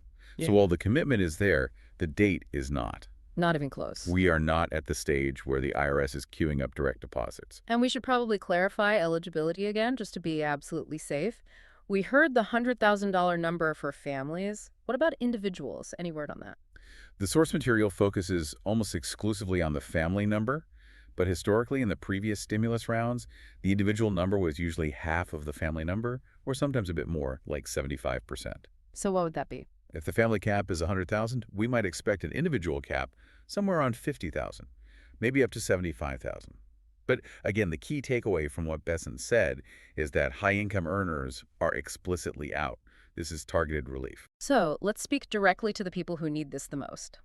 If you are a senior on a fixed income Social Security, SSI, SSDI, or a veteran living on your benefits, You are almost certainly in the target audience for this policy. The administration is looking to help those who feel the immediate impact of inflation the most. If you're on a fixed income, you don't get a cost of living raise from an employer when prices go up. This dividend is designed to be that raise. Now, I need to pivot to something that is extremely important. We have to do a serious public service announcement here because whenever there is talk of, free money from the government, the vultures start circling. This is critical. So please listen closely to this part. Because nothing is approved yet, remember what Hassett said, legislation is required. That means there is currently no mechanism to send this money. There is no list to sign up for. There is no portal to enter your information. Which means if you get a phone call, a text message, or an email saying, click here to claim your $2,000 dividend, or pay this small fee to expedite your check. It is a scam 100% of the time. Without exception, the White House, the IRS, the Social Security Administration, none of them will ever call you or text you asking for personal information. for a check that hasn't even passed Congress yet. They already have your information from your taxes or your benefits. Please tell your parents, tell your grandparents, tell your neighbors. Scammers absolutely love this kind of news cycle because it creates confusion and it creates hope, and they prey on that hope. The rule is simple. Wait for official legislation. If a bill hasn't passed Congress, the money doesn't exist yet. Exactly. Keep your guard up. If someone asks for a processing fee to get your dividend or for your bank account number over the phone, hang up immediately. Okay, let's zoom out a bit. We've covered the what, the who, and the when, or the lack of a when, but I want to ask about the why. Why are they pushing for this right now? Is it just to be nice? In economics, and especially in Washington, it's rarely just about being nice. It connects back to the broader economic strategy. We talked about the tariffs. Tariffs are, by their nature, controversial. Critics say they raise prices on imported goods, that toaster or TV we buy at the store. Right, so if tariffs make my Walmart run more expensive, I'm going to be angry at the administration that put them in place. Unless I get a $2,000 check in the mail. Exactly. The administration wants to show an immediate, tangible benefit from those trade policies to the average citizen. If you pay, say, $10 more for an imported toaster, but you get a $2,000 check in the mail that's funded by those tariffs, the policy feels a lot more successful to you personally. You feel like you came out ahead in the deal. So it's an attempt to redistribute the revenue from trade policy directly to households. It's creating a direct line between an America First trade policy and your actual bank account. Precisely. It's about getting public buy-in. They need the public to support the overall tariff strategy. And the best way to do that is to share the profits, so to speak. It turns the abstract concept of international trade into a tangible benefit that you can see on your kitchen table. So what is the path forward from here? What needs to happen next for our listeners to actually see this money? We don't want to leave them hanging with just theory and hypotheticals. We can break it down into 3 clear steps based on what Hassett and the others have said. Step 1, the administration finishes studying the numbers. Yeah. They need to finalize their math so they can present a solid, defensible plan that doesn't get laughed out of Congress. Okay, so they need to prove on paper that the tariffs can really pay for it. Step 2, a bill goes to Congress. The president's team will likely draft the language, but a member of the House or Senate has to actually introduce it. So you should keep an eye on the news for a specific bill number. That's when it gets real. And step 3, of course. Lawmakers vote. It has to pass the House and it has to pass the Senate. That's the process. And based on the source material, what's our feeling on the probability here? Are we talking a long shot or something that could actually happen? The source is surprisingly optimistic. They cite a high likelihood, based purely on the volume of talk. The thinking is, when you have this many high-level officials coordinating this loudly, it usually means they are going to push until something breaks. They're putting their own credibility on the line? They are. But we have to balance that optimism against the procedural reality. Congress can be slow. It can be unpredictable. It can be agonizingly slow, but the pressure is on. The pressure is definitely on. So let's summarize the key takeaways for everyone listening right now. We want you to walk away from this with clear, actionable facts. Okay. First, the proposal. It's for a $2,000 dividend check. Remember that word, dividend. It's distinct from a stimulus, and the plan is to fund it with tariff revenue. Second, the status. The White House appears to be fully committed. We heard it directly from the Treasury Secretary and the Press Secretary. They are exploring all the legal options, but, and this is the big one, legislation is required. And third, the timeline. There is no official date yet. I can't stress this enough. So please, do not spend the money before you have it, and please do not give your credit card number or any personal information to anyone claiming they can get it for you early. That is the golden rule. We want to encourage you to stay informed, but also to be patient. Watch for official announcements from verified government sources only. Don't fall for the rumors, and definitely don't fall for the scams. And maybe ask yourself this question. What would a $2,000 check actually mean for your budget right now? That is the question the administration is banking on. They know that for most people, the answer is a lot. It would be a game changer for so many people. It would clear debts, it would fill pantries, fix cars, pay for medicine. It's not a small amount of money. Before we sign off, I want to leave you with one final thought. We talked a lot about this shift from stimulus to dividend. Yeah, and it raises a really provocative question, I think, about economic philosophy. If the government can successfully fund direct checks through tariffs, rather than through traditional income taxes or by going into debt, does this fundamentally change how we think about the federal budget? What do you mean? Well, are we moving toward a model where the citizen is treated more like a shareholder in America Incorporated, where you get a payout based on the country's economic performance on the world stage? It's a shift that could redefine the entire relationship between the government and the taxpayer. So it's not just about this one check. It's not just about this one check. It's about how the government funds itself and you in the future. That is definitely something to chew on. We will keep watching the numbers so you don't have to. We'll be watching. Thanks for listening to The Deep Dive. Stay safe, stay skeptical, and we'll catch The deep dive begins today with a massive financial update, and this one is coming directly from the White House. It's a pretty urgent one. Very urgent. The timeline is incredibly short on this. We're talking about a potential $2,000 or maybe even more stimulus dividend payment. That's what they're calling it. The dividend, yeah. And if this gets enacted, it could offer significant breathing room for your household budget, Real-world breathing room. especially if you rely on a fixed income like Social Security, SSI, or, disability benefits. For sure. Multiple high-profile administration officials have gone public on this. It's not just a rumor. Right. They're confirming their absolute commitment to delivering this money. And they claim, and this is the key part, they claim they've found a way to fund these $2,000 checks without tapping into the national debt. They're pointing to a very specific source, tariff revenue. So today, we're going to unpack the 5 critical pieces of evidence. We'll analyze the intense political pressure that is now building to make this payment a reality. And we'll get into who qualifies based on what we know from these initial proposals. This is what we know right now, and here's why this potential financial help matters to you, the learner. Let's get into it. Welcome to the Deep Dive, where we really try to cut through all the noise and just deliver the essential knowledge you need to stay ahead. And our sources have been, they've been stacking up fast, really just over the last 48 hours. It's been a coordinated message, hasn't it? From the highest levels of government. It demands our immediate attention. It really does.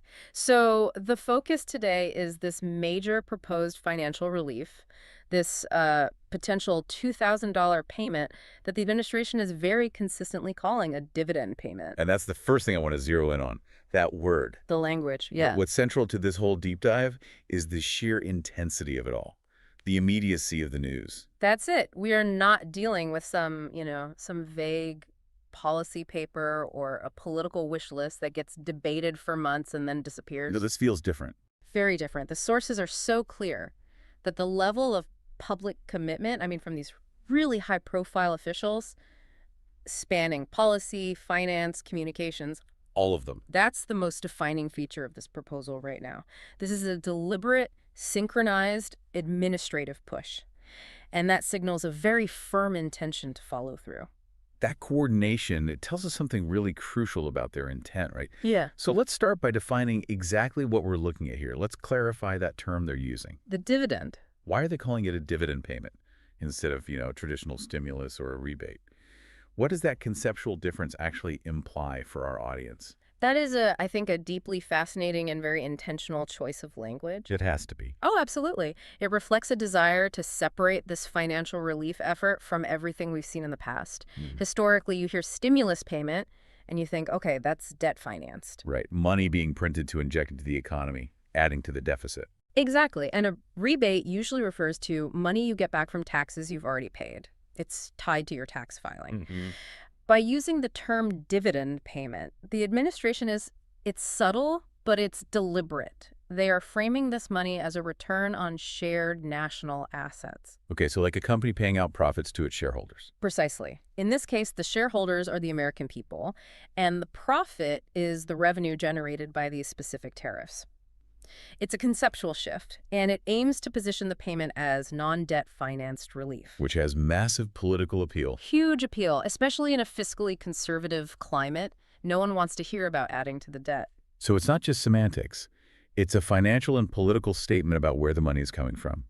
It's trying to reassure everyone that this isn't just more borrowing. That's the goal. Our mission today is really crucial then for any learner who relies on timely, verified financial information.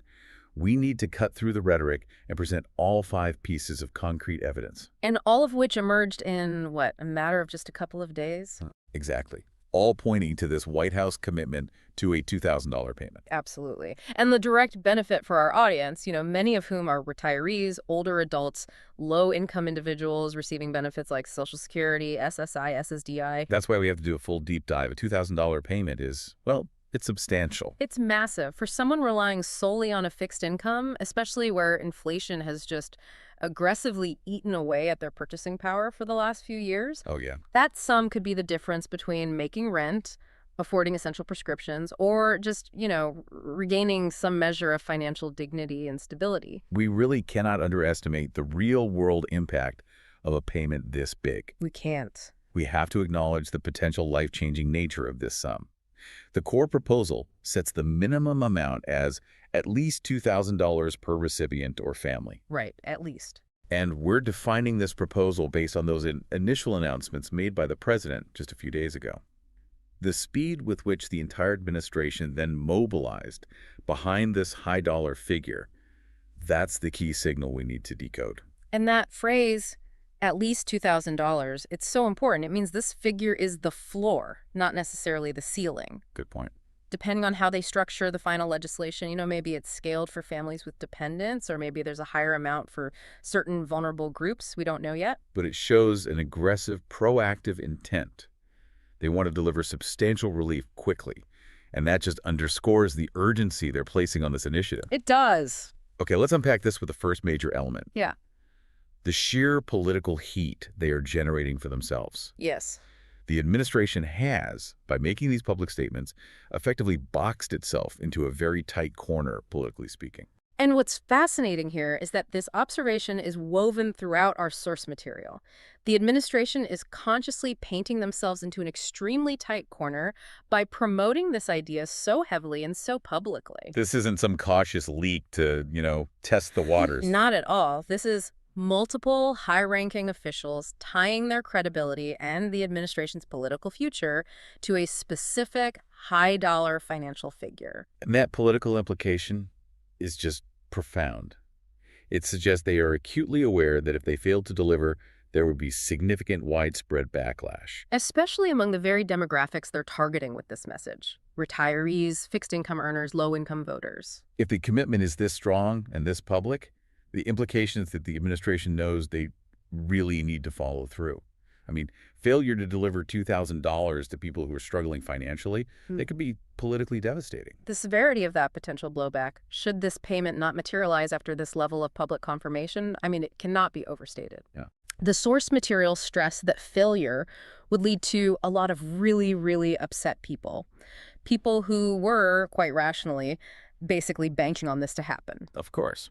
So this engineered pressure, it creates a massive, almost irresistible political incentive for the administration to devote every single resource to overcoming any hurdles, legislative or financial. They've consciously chosen to raise the stakes. They have, to ensure political movement. It's a classic high-risk, high-reward strategy. So let's look at the concrete evidence trail that built this pressure cooker. We have to start with the executive commitment itself. Top down. We have concrete evidence here. Specifically, 2 public statements detailed in source material screenshots made by the president over 2 consecutive days, Sunday and Monday, Back to back. where he decisively doubled down on the $2,000 payment. And that repetition, day after day, it reinforces the message. It prevents it from being dismissed as, a momentary slip of the tongue or a one-off comment. Exactly. And the initial language he used is what sets the broad scope for the entire proposal. It defines who the research team should be focusing on. He announced the distribution of at least $2,000 in the form of a dividend to everybody except high-income people. That phrase, everybody except high-income people, that's the core promise. It dictates a wide distribution intended to encompass the vast majority of working and retired Americans. And it certainly includes those who rely on any form of social welfare or retirement benefits. Now, in government, the president sets the policy, but it's the Treasury Department that has to ensure the financial and legal pathway is clear. Right. Which brings us to our second critical piece of evidence, the crucial confirmation from Treasury Secretary Scott Bessent. What exactly did he confirm? How did he move this from just a political post to an active administrative task? Bessent's statement was key. It provided the necessary institutional and financial grounding for the proposal. It confirmed that this policy is being actively pursued at the highest financial level in the government. And his specific words. He explicitly confirmed that the White House is committed to making that happen. But crucially, he added that the team of economic advisors is currently exploring all legal options to get that done. That is not an insignificant phrase. Not at all. It is the first official confirmation that the government bureaucracy is now engaged in the complex work of figuring out the legal pathways. How do you transfer funds derived from tariffs, a non-traditional source for this kind of relief, into checks for citizens? So that's a massive step.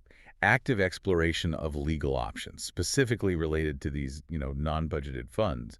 But when we analyze Besson's statement, what's notably missing that our audience should be cautious about? Well, for context, Besson provided absolutely no timeline. No dates. No specific dates for payment, no further specific details about the mechanics of the payment or the final eligibility criteria.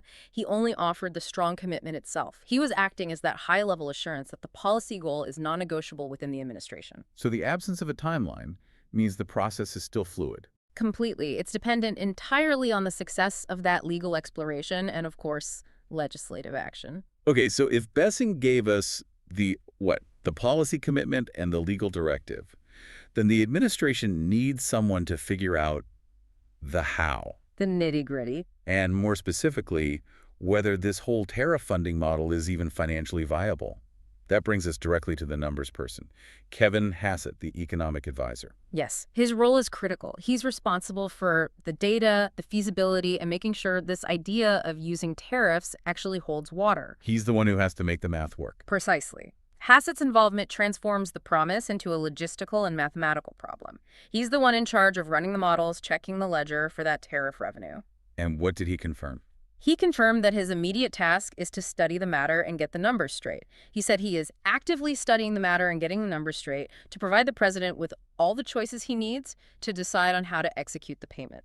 That's a very transparent confirmation that the proposal is now fully in the technical, implementation and feasibility review phase. It is. It signals the administration is treating this as a serious, calculable policy, not just a talking point. The coordination is powerful. Yeah. You have the president initiating the commitment, the Treasury Secretary backing the legal review, and the economic advisor actively calculating the numbers. That level of synchronized messaging, it strongly signals seriousness. And to complete the picture of this high-profile commitment, we have the fourth data point. Reinforcement from the administration's public face. Press Secretary Caroline Leavitt. What did she add? She also spoke out, indicating the administration's ongoing unified commitment to the $2,000 distribution. So this synchronization across the political, the financial, and the communications departments, it just reinforces the gravity and the coordination of the promise. Yeah, when all four of those key players are speaking the same language about the same high-dollar figure within just a few days. You know the policy has crossed a major internal hurdle. So if you were watching over the last few days, you saw 2 posts from the president, and you heard statements from the Treasury Secretary, the economic advisor, and the press secretary. 5 specific data points. All confirming the same major financial initiative. This is the definition of digging in, and it moves the discussion from if they want to do this to how they will legally and financially execute it, despite all that political pressure they've created for themselves. Exactly. Let's shift our focus now to the immediate practical concern for our audience. Who is this money intended for? While the president gave a pretty broad mandate, we need to delve into the specific income thresholds that are being researched right now. Okay, and we have to begin by reiterating that broad initial scope laid out by the president. Everybody except high-income people. That's the guiding star. It is. For our listeners on fixed incomes, it's essential to understand that this phrasing is intentionally inclusive. It's meant to include Social Security retirees, individuals on supplemental security income, or SSI. And those receiving Social Security Disability Insurance, SSDI. And low-income veterans receiving benefits through the VA. All of them should fall under that umbrella. Let's take a second to clearly define these groups, because the distinction is so crucial for eligibility and, protections. It is. SSI, Supplemental Security Income, that's a federal program for the aged, blind, or disabled who have very, very limited income and resources. This is the most vulnerable group when it comes to resource limits. That's a key point. Then you have SSDI, Social Security Disability Insurance, which is for those who have worked and paid into the system, similar to retirement benefits. Right, so both SSDI and SSI recipients have critical financial needs, but any one-time payment is often scrutinized very closely for how it might impact their ongoing benefit eligibility, especially for SSI. And it is for this broad audience that Kevin Hassett, the economic advisor tasked with the actual numbers, provided the first, and so far, the most specific figure regarding income thresholds. Okay, so what was that initial working figure that Hassett put forward? Hassett mentioned a $2,000 rebate that would be for families making less than, say, $100,000. Okay, say $100,000. Right. This is the first concrete household income figure we've seen publicly associated with this payment. For a significant portion of our audience, especially those receiving fixed income, that $100,000 benchmark serves as a really encouraging sign. It confirms their likely inclusion, since most fixed income recipients fall far, far below that threshold. Correct. But that $100,000 figure, it immediately flags interest. But we need to be very clear about the undecided nature of that threshold. You need to know this is not a final number. That clarification is vital, and the source material is crucial here. Hassett explicitly confirmed that the $100,000 income figure is not decided upon yet. Those moving part. It's still in discussion. This means that while $100,000 for a household serves as an initial working benchmark for their research. Which lets them model the total cost and scope. Exactly. But the final legislative limit could be lower or higher. Or it could vary based on filing status, Maybe single filers have a $50,000 limit, married filers get the $100,000. It's a working hypothesis, not a confirmed legislative outcome. So the importance of patience here cannot be overstated for you right now, particularly if you're on a needs-based program like SSI or Medicaid. Absolutely. While the commitment to the payment is incredibly strong, the specific eligibility criteria that affect someone receiving Social Security, SSI, SSDI, or low-income veterans, all those specific details about your benefit status, they're still being finalized and debated internally. It's all part of that exploring legal options phase. We have to delve into the technical complexity here because this is where a well-intentioned policy can create real harm if it's not legislated correctly. It's a huge potential pitfall. For Social Security retirees and SSDI recipients, a one-time lump sum payment generally doesn't affect their ongoing eligibility, but for the roughly 8 million recipients of SSI who face those strict asset and income tests. Exactly. For them, a lump sum payment carries a significant legislative risk. So if Congress doesn't include specific protective language, how exactly could this $2,000 payment jeopardize their benefits? It could happen in two ways. First, if the $2,000 counts as income in the month it's received, it could reduce or even eliminate that month's SSI payment under the income rules. Okay, that's bad. But the second way is more critical. If the money is held past the end of that month, it could count toward the SSI resource limit, and that limit is very low. How low? Typically just $2,000 for an individual or $3,000 for a couple. Wow. So the payment itself could put you over the limit. Instantly. Exceeding that resource limit even by $1 results in the immediate loss of SSI eligibility and, crucially, the automatic loss of Medicaid benefits in many states. That would completely defeat the purpose of the relief.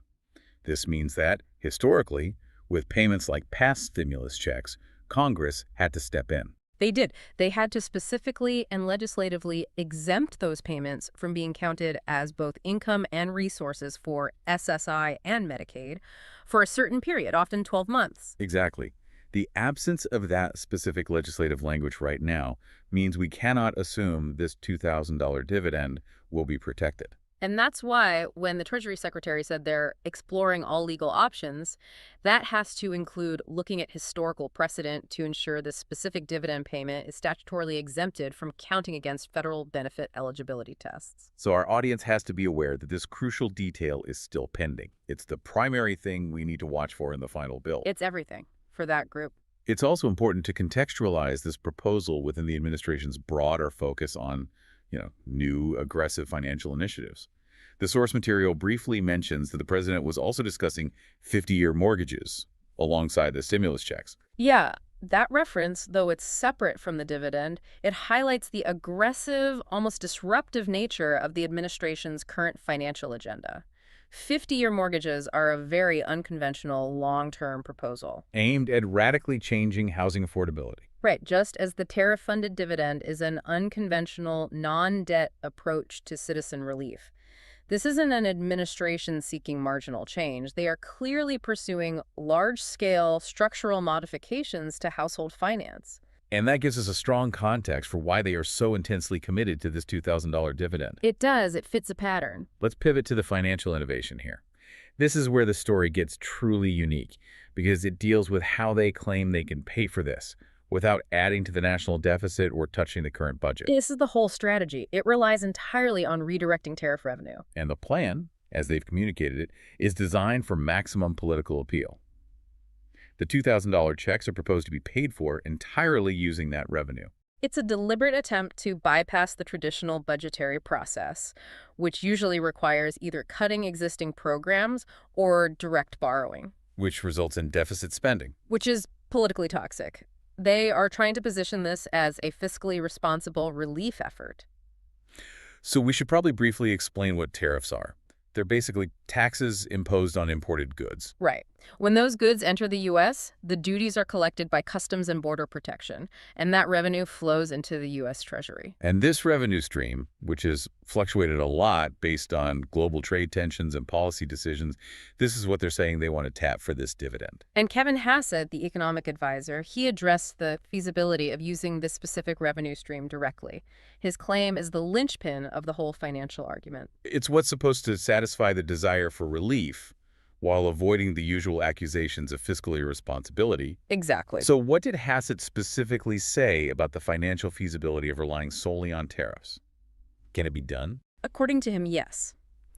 He stated that he looked at the numbers and confirmed there is enough room and enough revenue to cover those checks and not go into the rest of the budget. He's saying the money is just sitting there.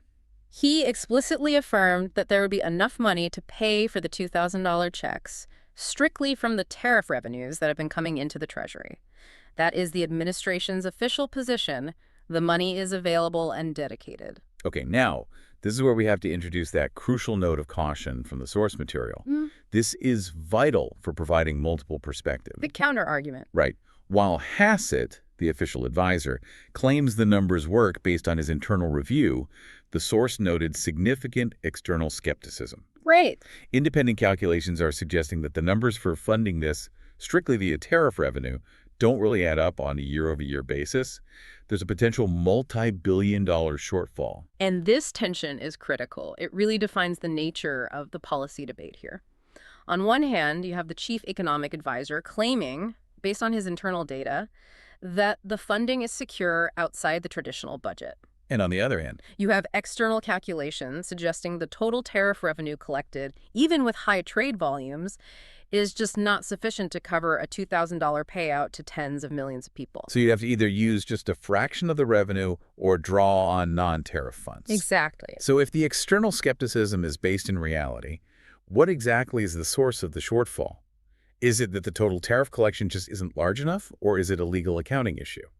It's likely a bit of both, and the specifics matter a great deal. The primary skepticism revolves around the sheer scale of this. The numbers are huge. Annual tariff revenue is substantial, sure.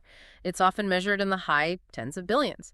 But distributing $2,000 checks to a vast population segment, you're talking potentially 100 to 150 million people, that pushes the total cost into the hundreds of billions. A completely different order of magnitude. It is. And if the administration is only referring to a specific subset of tariffs, say those levied on a particular trading partner, the funds available are even smaller. And there's the legal side, too. Right. Not all tariff revenue is freely available to just be appropriated for this purpose. Some of it may be legally dedicated to other pre-existing mandates or trust funds. So Hassett's claim suggests that either they found a large, unrestricted surplus of tariff revenue that nobody else has seen, or they're counting on highly optimistic future collection projections to bridge that gap. so even if the math seems questionable to outside observers, the fact that the administration's own expert has gone on the record saying it works. That gives them the necessary political justification to move forward and argue against the deficit spending claims. They've put forward their reasoning, and that reasoning is currently backed by the authority of the administration's economic data. So what's next? It means the immediate path forward is legislative. The debate shifts from whether the money exists to whether Congress has the political will to authorize this specific non-traditional use of the funds. They need a bill. Which brings us to the formal legal hurdle, Congress. We know stimulus or dividend payments generally require an appropriation of funds. That is the hard, cold legal requirement. Hassett confirmed this himself. He stated explicitly that the payment will require legislation. So it can't be done by presidential decree alone, like some executive order. No. The proposal has to be introduced as a bill, it has to be debated, and passed by both the House and the Senate and then signed into law. Which is precisely why the political pressure we discussed earlier is so critical. The administration needs Congress to act on their commitment. They do. However, there is an optimistic sign mentioned in the source material regarding the legislative branch's attitude. Yes. The recent information suggests that lawmakers are warming up to the idea of these $2,000 payments. That's a big deal. It is. This political momentum, fueled both by the White House's public commitment and the popular appeal of the dividend, means the proposal isn't dead on arrival in Congress. It's gaining traction. Which increases the probability of legislative action being prioritized, maybe through measures designed to expedite spending bills. And this willingness to even consider a non-debt financed relief measure suggests a potentially successful path forward. If this moves through Congress, especially if it succeeds with this tariff funding model, it will be a landmark legislative event. Oh, absolutely. It could set a major precedent for future relief efforts and how large financial programs are structured from now on. This all sounds very promising, but we have to immediately guide our audience through the practical reality, which is waiting. Yes. When people hear $2,000, they want to know how to get it right now. And the most crucial immediate guidance is tied directly to that legal process. Since this requires legislation, absolutely no action or application is needed from you, the listener, right now. Let's say that again. If Congress has not passed a bill, there is no application process. Any suggestion otherwise is either extremely premature or, most likely, fraudulent. The government will contact you if and when a bill is passed. And we also need to acknowledge the current limitations of the information available. This proposal is still in the research and legislative development phase. It is. Our audience, particularly those on fixed incomes and benefits, they have specific questions that are currently unanswerable. We have to detail what we're missing. That is so vital. Critical details that determine the real-world impact are missing because they are legislative decisions, not administrative ones. Right. We do not have information on specific payment dates. We don't know if the payment structure will be a single check or staggered payments. And most critically for our audience, we lack confirmation on how this will affect a recipient's tax status. Or if it affects eligibility for needs-based benefits like Medicaid or SNAP. Or if there will be specific garnishment protections for this dividend. All of that has to be in the bill. So if you are relying on supplemental security income, SSI, or Medicaid, you must wait for the legislative text to confirm how this one-time payment interacts with your existing federal income and resource calculations. We need that protective language. Precisely. If that protective language is included, the $2,000 will be safe and won't harm your eligibility. If it's omitted, which is why Besson's legal team is reviewing options, the funds could temporarily disqualify you from essential programs. We're operating on a high-level commitment, not a final law. Exactly. And we must use this opportunity to issue a strong critical warning against scams, especially given the highly publicized $2,000 figure and the fact that we're dealing with high-need demographics who are eagerly awaiting help. The moment a high-dollar figure like this is proposed and widely discussed, the scammers mobilize immediately. They often use fear and urgency to target older adults and low-income individuals. It's disgusting. It is. We have to strongly advise our audience. No government agency, whether it's the IRS, the Social Security Administration, the SSA, or the VA, will ever call you, text you, or email you asking for money, banking information, or personal identifiers in order to receive this payment. This is a fundamental rule. Yeah. The government does not initiate contact this way for benefits. Never. Any official communication will come via a verifiable physical letter sent to your address on file or through your official My Social Security online portal. So if someone asks you to pay an application fee or buy gift cards or send a verification code or click a link in some unexpected email. It is a scam 100% of the time. Do not engage. Report it immediately. And even if you receive the payment, we have to address the topic of garnishment protection from private creditors. Yes. While certain federal benefits are automatically protected, A one-time dividend payment like this requires specific legislative instruction to prevent garnishment. This is a lesson we learned from past stimulus payments, isn't it?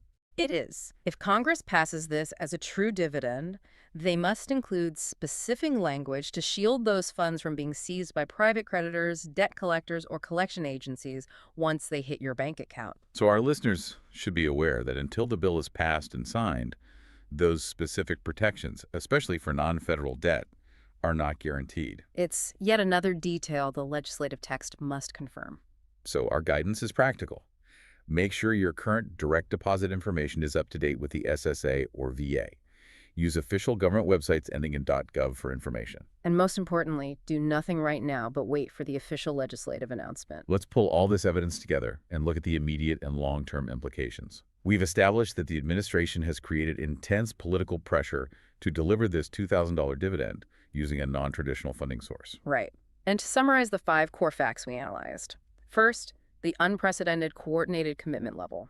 The president, Treasury Secretary, Economic Advisor, Press Secretary, all in a few days. Exactly. That elevates the priority level tremendously. Second, the specific amount is concrete, at least $2,000 per recipient or family. That sets a strong financial floor for the relief. Third, the target audience is broad, everyone except high-income people. It's likely centered around that initial working benchmark of $100,000 household income, but that number is still fluid.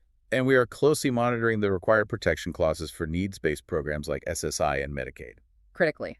Fourth, the proposed funding mechanism is novel, tariff revenue. It's based on the economic advisor's claim that the numbers work and the money is available without adding to the general budget or the national debt. Despite that external skepticism about the total revenue available. And fifth, the status, it is not yet law. It requires specific congressional legislation, meaning it's not final, but political momentum is building. The probability of passage is increasing significantly. So what does this all mean when we zoom out? The administration is attempting to redefine how social relief is financed. They're trying to create a direct link between tariff revenue, a stable non-debt source, and citizen dividends. It's a potential new template for federal financial relief, and it's a very high-stakes gamble. This brings us to the final provocative thought we want to leave you with, the learner. Given this immense political pressure, this strong public commitment to a $2,000 dividend funded by tariffs, we have to consider the long-term implications for American financial policy. Because if they succeed in establishing tariff revenue as a viable, dedicated, non-debt funding stream for citizen dividends, what does this mean for how social relief programs are structured and financed in the future? We're looking at 2 major possibilities that will define the political conversation moving forward. The first is what you could call the temporary fix argument. Proponents would argue this is a politically savvy, one-time measure. It's designed to alleviate immediate inflationary pressure and secure political capital without incurring new debt. So a short-term solution. Right. Once the immediate pressure subsides, the tariff funding stream may be quietly abandoned, and this dividend is just considered an emergency anomaly. And the second possibility. The new paradigm argument. This suggests a real structural shift. If this legislation passes, it successfully establishes a precedent for non-debt financed relief based on a dedicated existing government revenue stream. And could that signal a permanent shift in how the government transfers money to citizens? Could it establish a new model for, say, universal or targeted basic income programs? Funded not by perpetual borrowing, but by a share of trade income derived from tariffs. That's the big question. That question, is this a temporary political solution or the beginning of a new, sustained approach to citizen income? That is the one that will shape economic and political debate for years to come. The financial success and the legislative pathway of this one $2,000 payment could redefine the entire debate around social safety nets and fiscal responsibility. We encourage you to continue following these updates extremely closely. We will be tracking every step of this proposal as it moves through Congress and the various administrative offices. And we'll be specifically watching for those crucial protection clauses for SSI and low-income beneficiaries. Make sure you subscribe and turn on notifications so you never miss an immediate update as the legislative details, the specific eligibility thresholds, the payment dates, and those crucial protections are finalized. It's the best way to stay informed. If this information was helpful and gave you the deeper context you needed, please share it with friends and family who rely on fixed income or who need this potential financial help. Being well-informed is the best tool you have right now. Thank you for joining us for the deep dive. Well, before we even start the music today, I really need to talk directly to you. If you're receiving Social Security, SSI, SSDI, or VA benefits, or, if you're a low-income earner just feeling that crushing weight of inflation, this deep dive was built specifically with you in mind. We're talking about a potential $2,000 payment, a proposed dividend. It's dominating the news cycle right now. We're seeing all these numbers flying around, like $2,400, $5,500, and specifically this $2,000 figure. Today, we're cutting through all that noise. We're going to explain exactly who this proposal targets, how the money is supposed to get to you, why the math is. Well, it's tricky, and most importantly, how you can protect yourself from the scams that are already popping up. We see you, we know the anxiety is real, and we're just here to get you the facts. Welcome back to the deep dive. $2,000. It's a clean round number, isn't it? It is. It's very specific. It's not some help or a boost. It is a precise valuation. And recently, that number has been the ghost haunting the headlines, the social media feeds, and I'm sure more than a few dinner table conversations. We're seeing it called a stimulus, a dividend, a rebate. But that hook is always that four-figure check. It absolutely grabs your attention. And we have to be honest right up front here. For a massive part of this country, we aren't talking about fun money or, a new flex screen TV. It's not at all. We are talking about rent arrears. We're talking about the heating bill that just doubled out of nowhere. We are talking about being able to afford prescriptions and groceries in the same wink. I mean, for many, it's a lifeline. That's total lifeline. But the big question, and it's the one we're trying to answer today, is pretty simple. Is this real or is it just noise? Exactly. We're going to move past the clickbait today. We've got a stack of sources here, specifically a really deep analytical breakdown of recent statements coming directly from the president-elect Donald Trump. We're going to look at the double downs, the very specific language shifts, and most importantly, the math.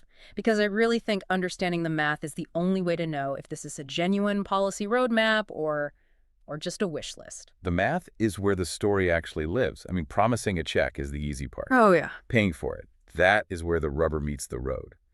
We're going to look at this proposed funding source tariffs and see if the numbers actually stack up or if we're looking at, like, a fiscal impossible object. So we're going to unpack the reality behind the headline. Is this a done deal? Who actually qualifies? And seriously, how does a tariff, which is basically a tax on imports, pay for a domestic stimulus check for millions of Americans? It's a complex proposal. There are a lot of moving parts. But before we get into the billions and trillions, I think it's really important to set the tone here. I agree. We know that for many of you listening, especially if you're on a fixed income, Social Security, or just struggling to make ends meet, this whole topic, it just carries a lot of emotional weight.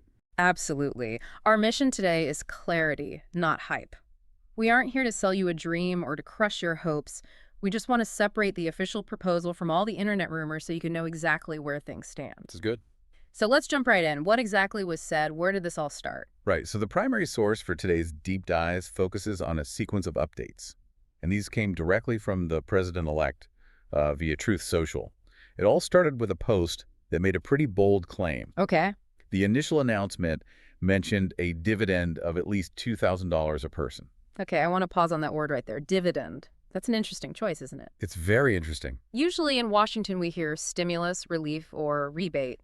Dividend implies something completely different. It suggests, what, a share of profits? It does. It completely reframes the citizen as a shareholder in the country, in a way. It's similar to the logic they use for the Alaska Permanent Fund, where residents get a cut of the state's oil revenue. Ah, okay. I see the parallel. Here, the implication is that the U.S. government is a corporation, the citizens are the stockholders, and the profit from these tariffs is being distributed. It really changes the psychological relationship between the voter and the state. So it's less like a handout and more like the country is making money and you deserve a piece of it. That's the framing, exactly. It's a powerful branding shift. Yeah, that is fascinating. But immediately in that very first post, there was a string attached, a constraint.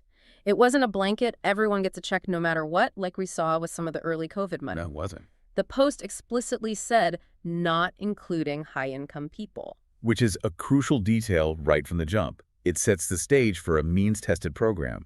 But then things got even more specific the very next day. Right. Our source points out that the president didn't just leave it at that one post. He doubled down on it. Doubled down. So Yeah. he felt the reaction and wanted to, what, amplify the message. That's right. And this double down is so important because it shifted the language. On day one, the phrasing was broad. Everyone gets it, except, high earners. Okay. But on day two, in a follow-up post, the language became much more targeted. The new phrasing specifically mentioned low and middle income USA citizens. Huh. That feels like a subtle but really important shift.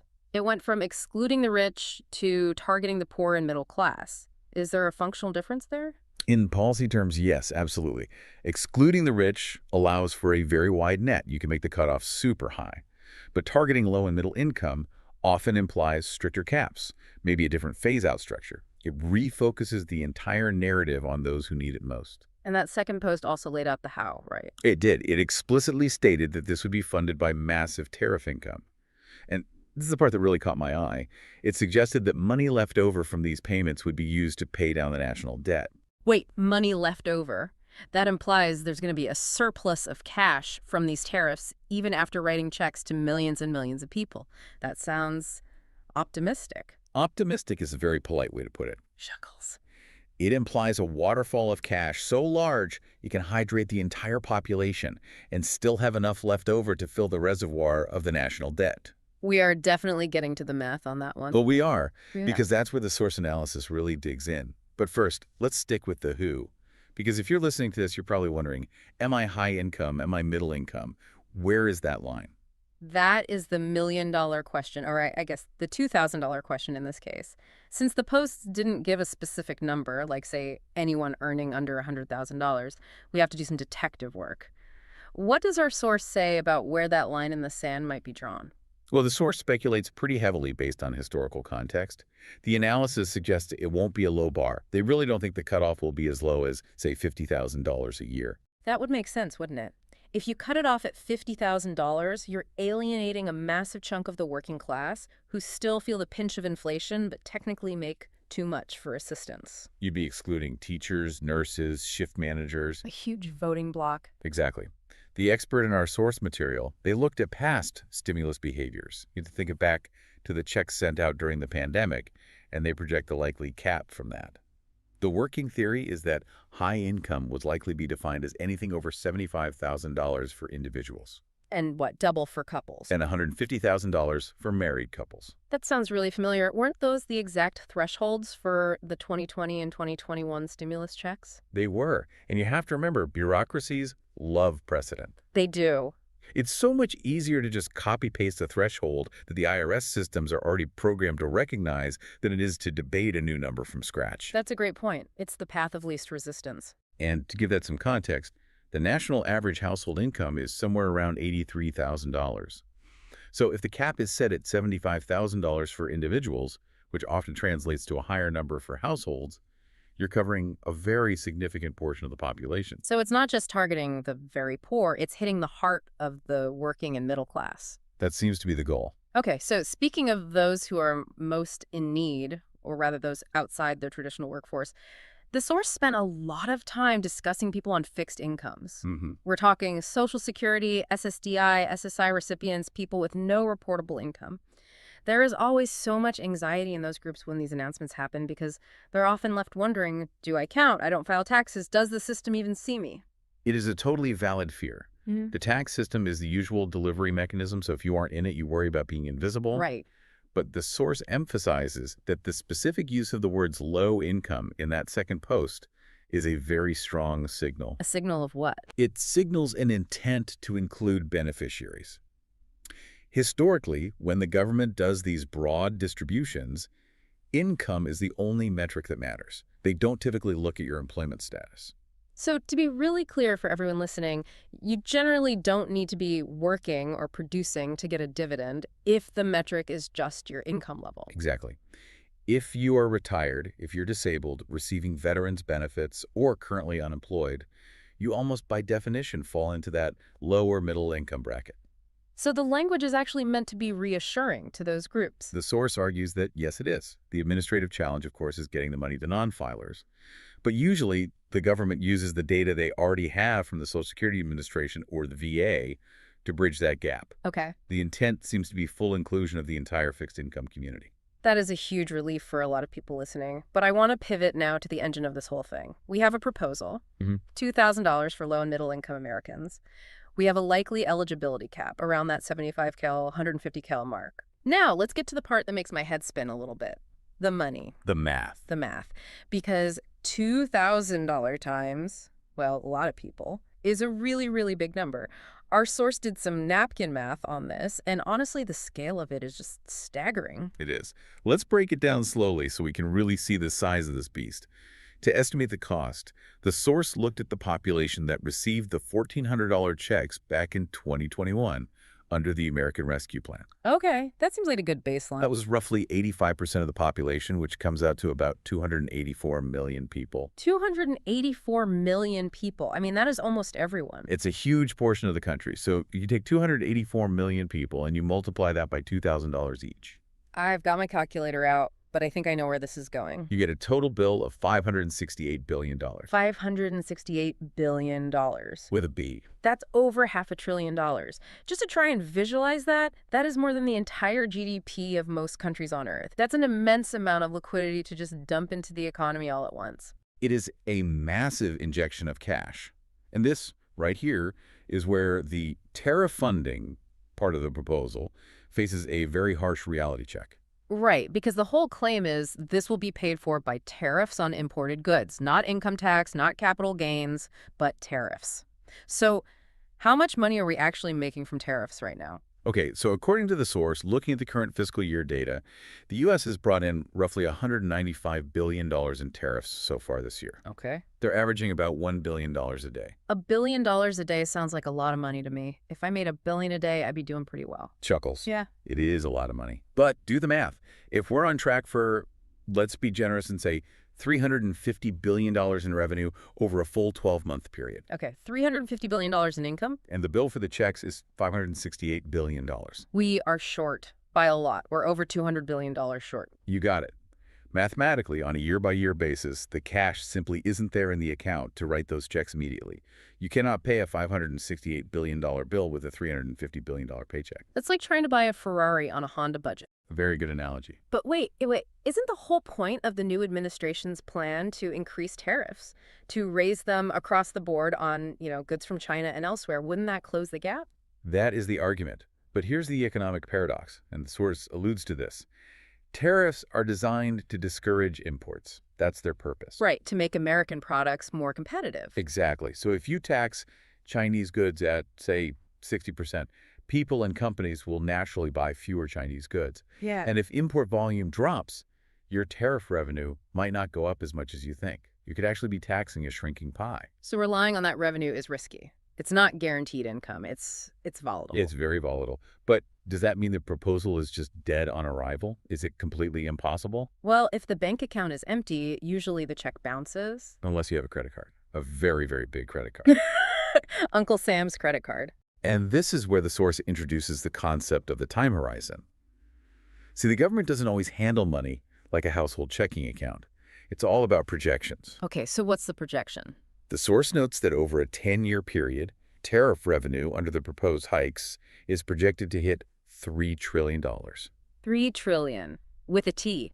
Okay, now $568 billion looks a lot more affordable. It's what, less than 20% of the total take over a decade?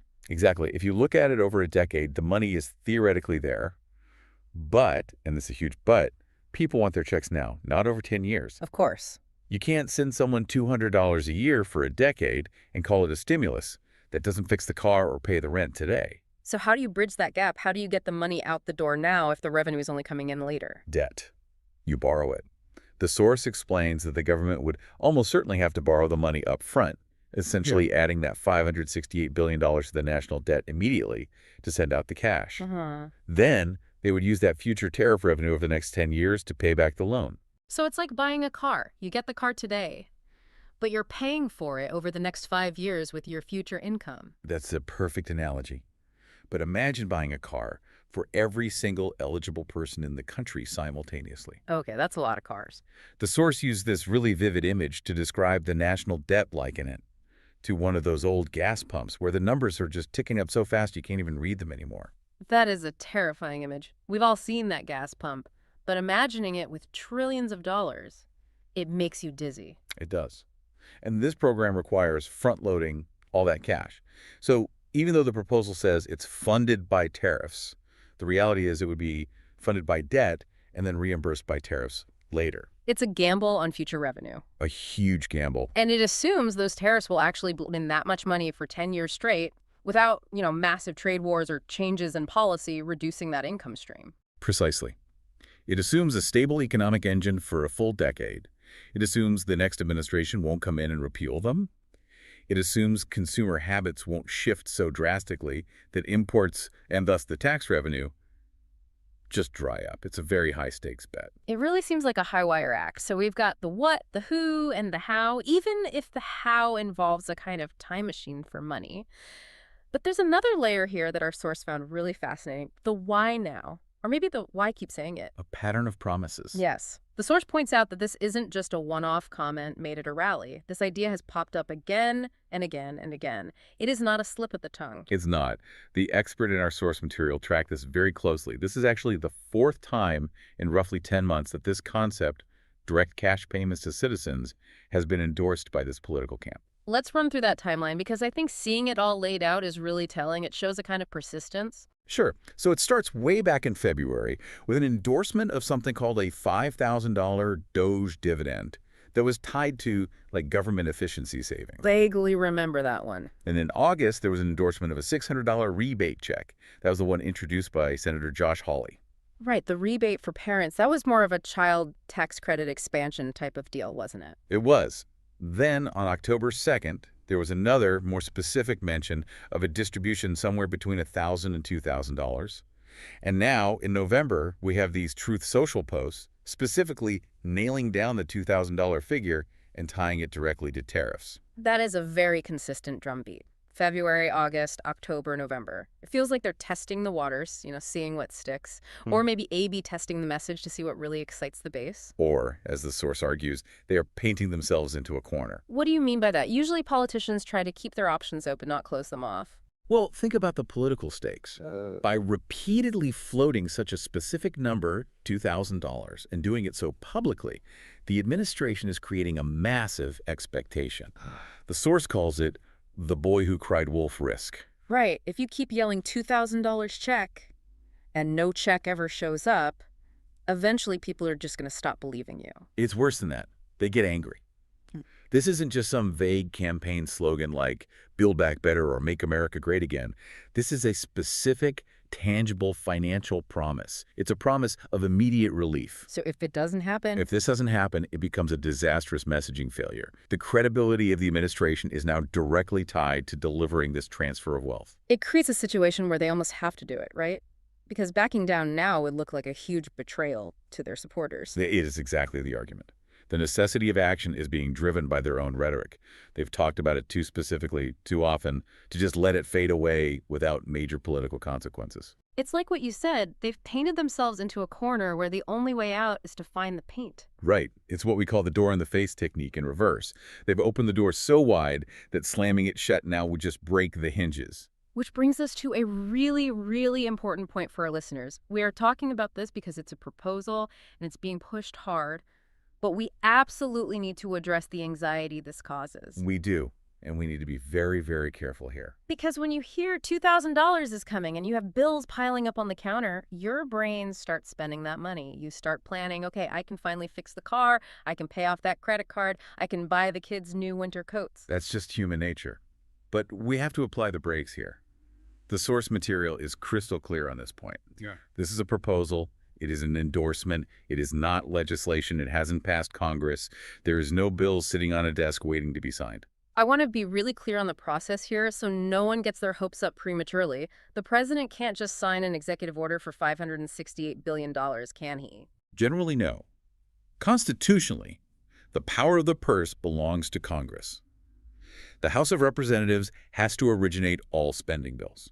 So what does that look like? It means this idea needs to be written into a bill, it has to pass the House, then it has to pass the Senate, which might require 60 votes to break a filibuster, unless they use a special process called reconciliation, and then it can be signed by the president. That is a long, winding road. It involves committees, debates, amendments, voting. It's a political minefield, and it takes time.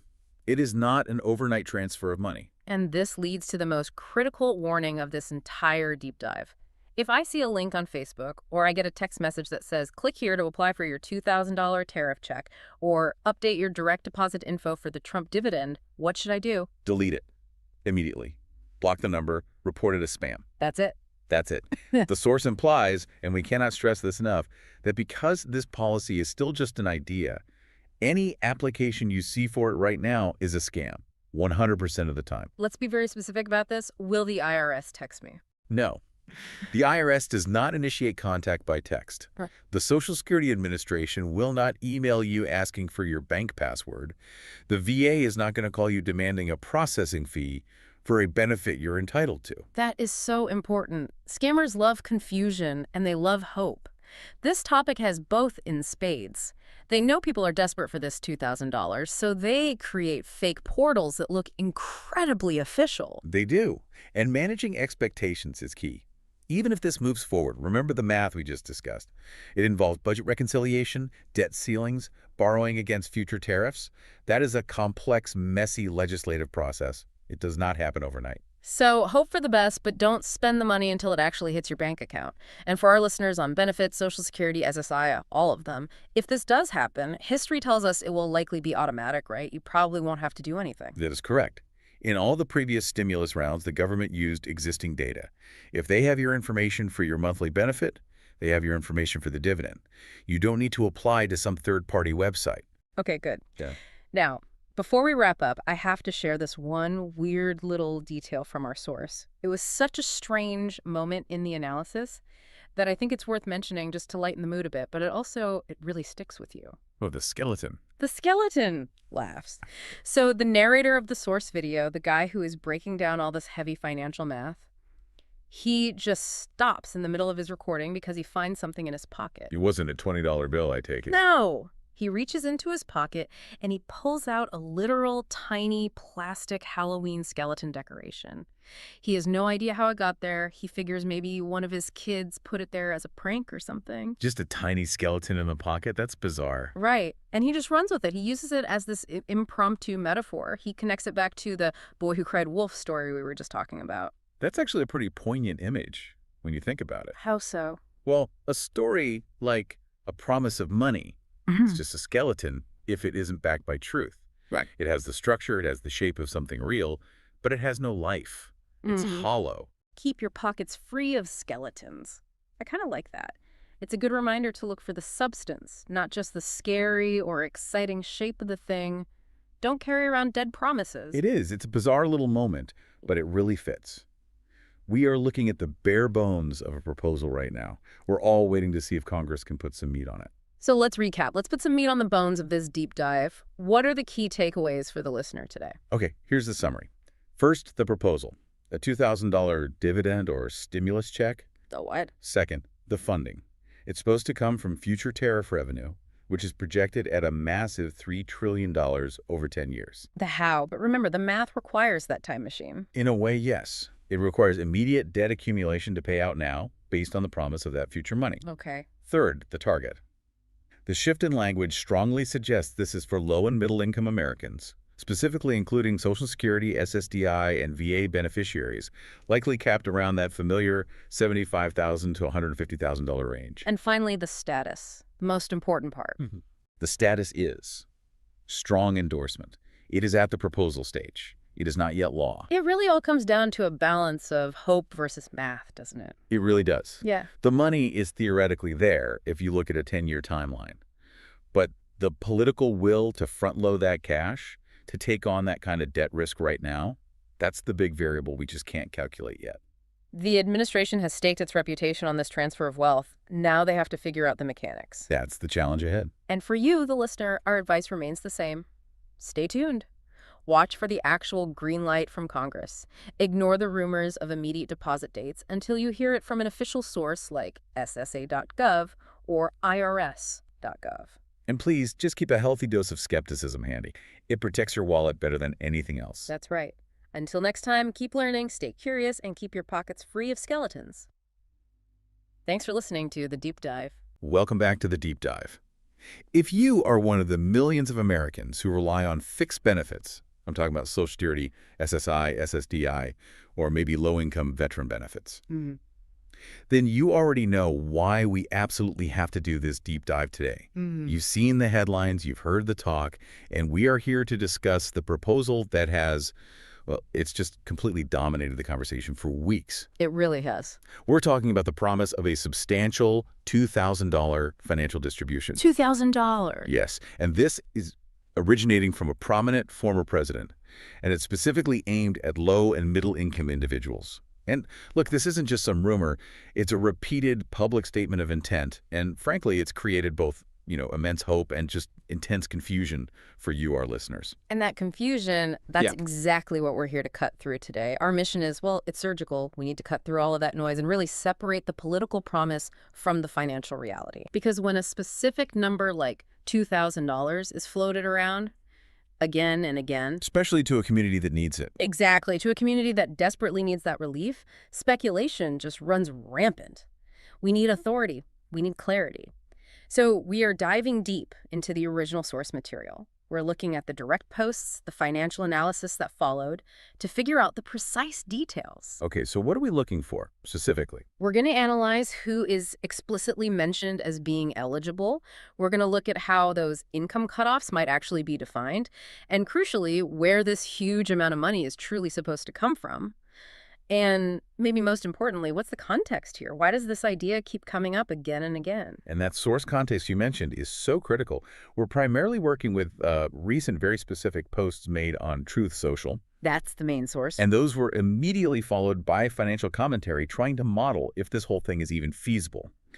We're going to focus really intensely on the exact language used, the words they chose about eligibility and about the funding.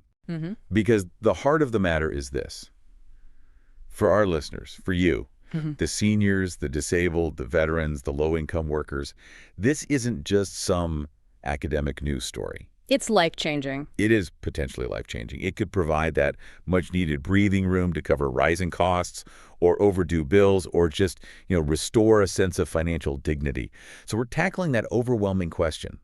Am I, on my specific fixed income, eligible? Let's find out. Okay, let's unpack this right away. Let's start with that headline number that has captured absolutely everyone's attention.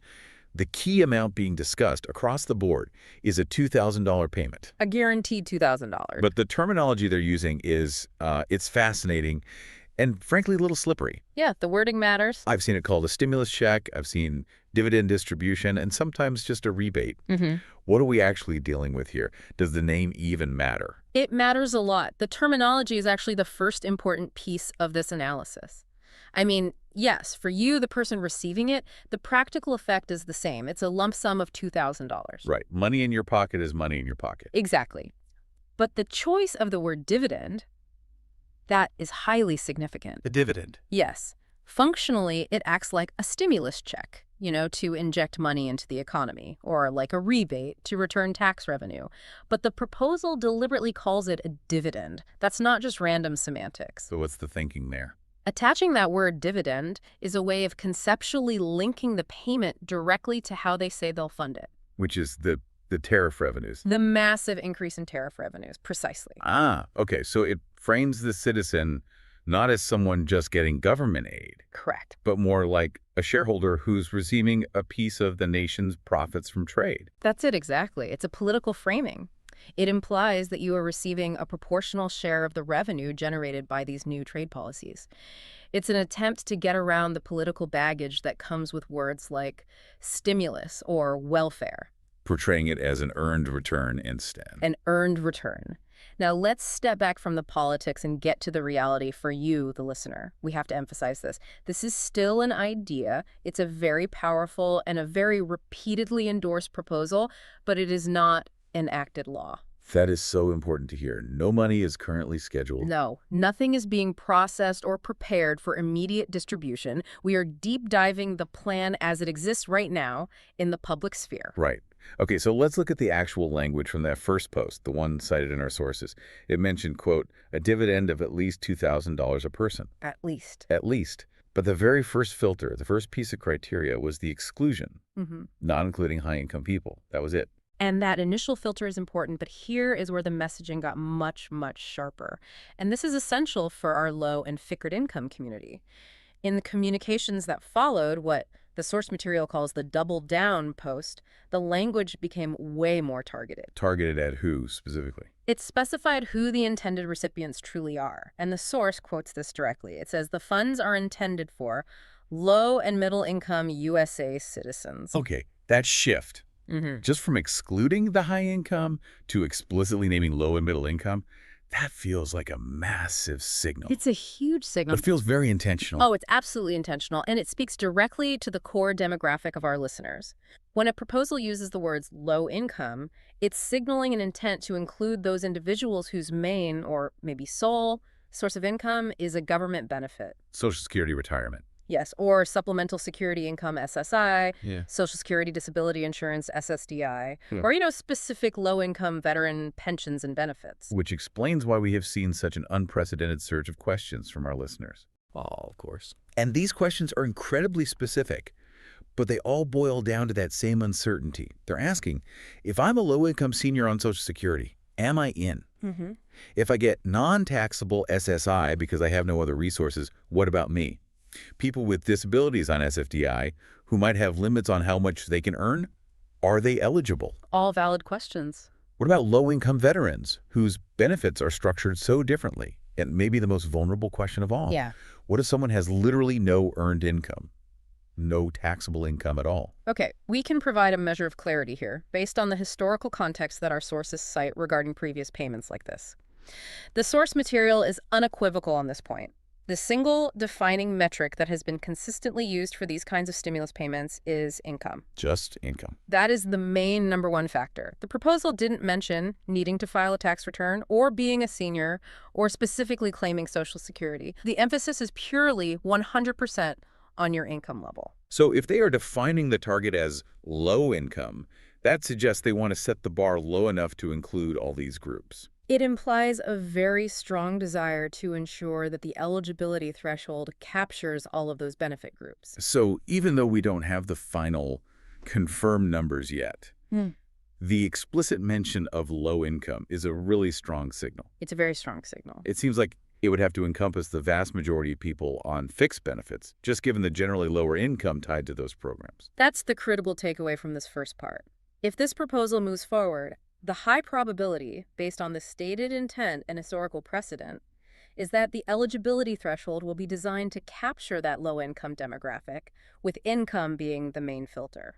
That's a very hopeful sign for anyone whose financial life revolves around those fixed benefits. It is. But now we hit the biggest obstacle. If income is the only factor, what dollar amount actually defines low, middle, and high income? That definition. That's the linchpin of the entire proposal. It really is. And that's where we're going next. This section is all about that massive eligibility gap that exists right now. Right. We know who is targeted low and middle income, and we know who's excluded high income. But without the specific dollar amounts, it's all just, it's theoretical.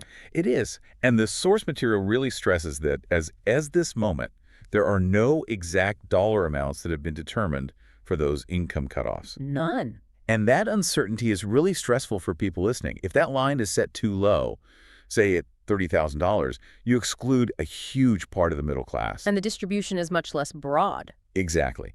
But if it's too high, say $150,000, the cost becomes, well, astronomically prohibitive. Even with the tariff revenue. So what actually constitutes a high-income person who would be excluded? That's the critical line in the sand we need to find.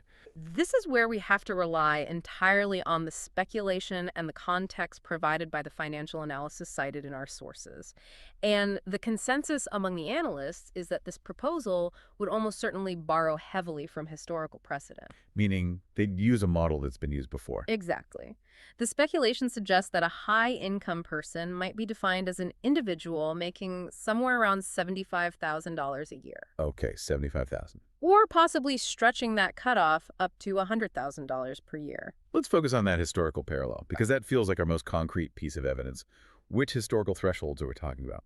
What's really fascinating here is the strong indication that they would probably just mirror the thresholds that were used during the most recent large-scale stimulus checks. You mean the ones during the pandemic? Specifically, the $1,400 payments that went out a few years ago. Okay, I remember that. Those checks used a very clear phase-out threshold.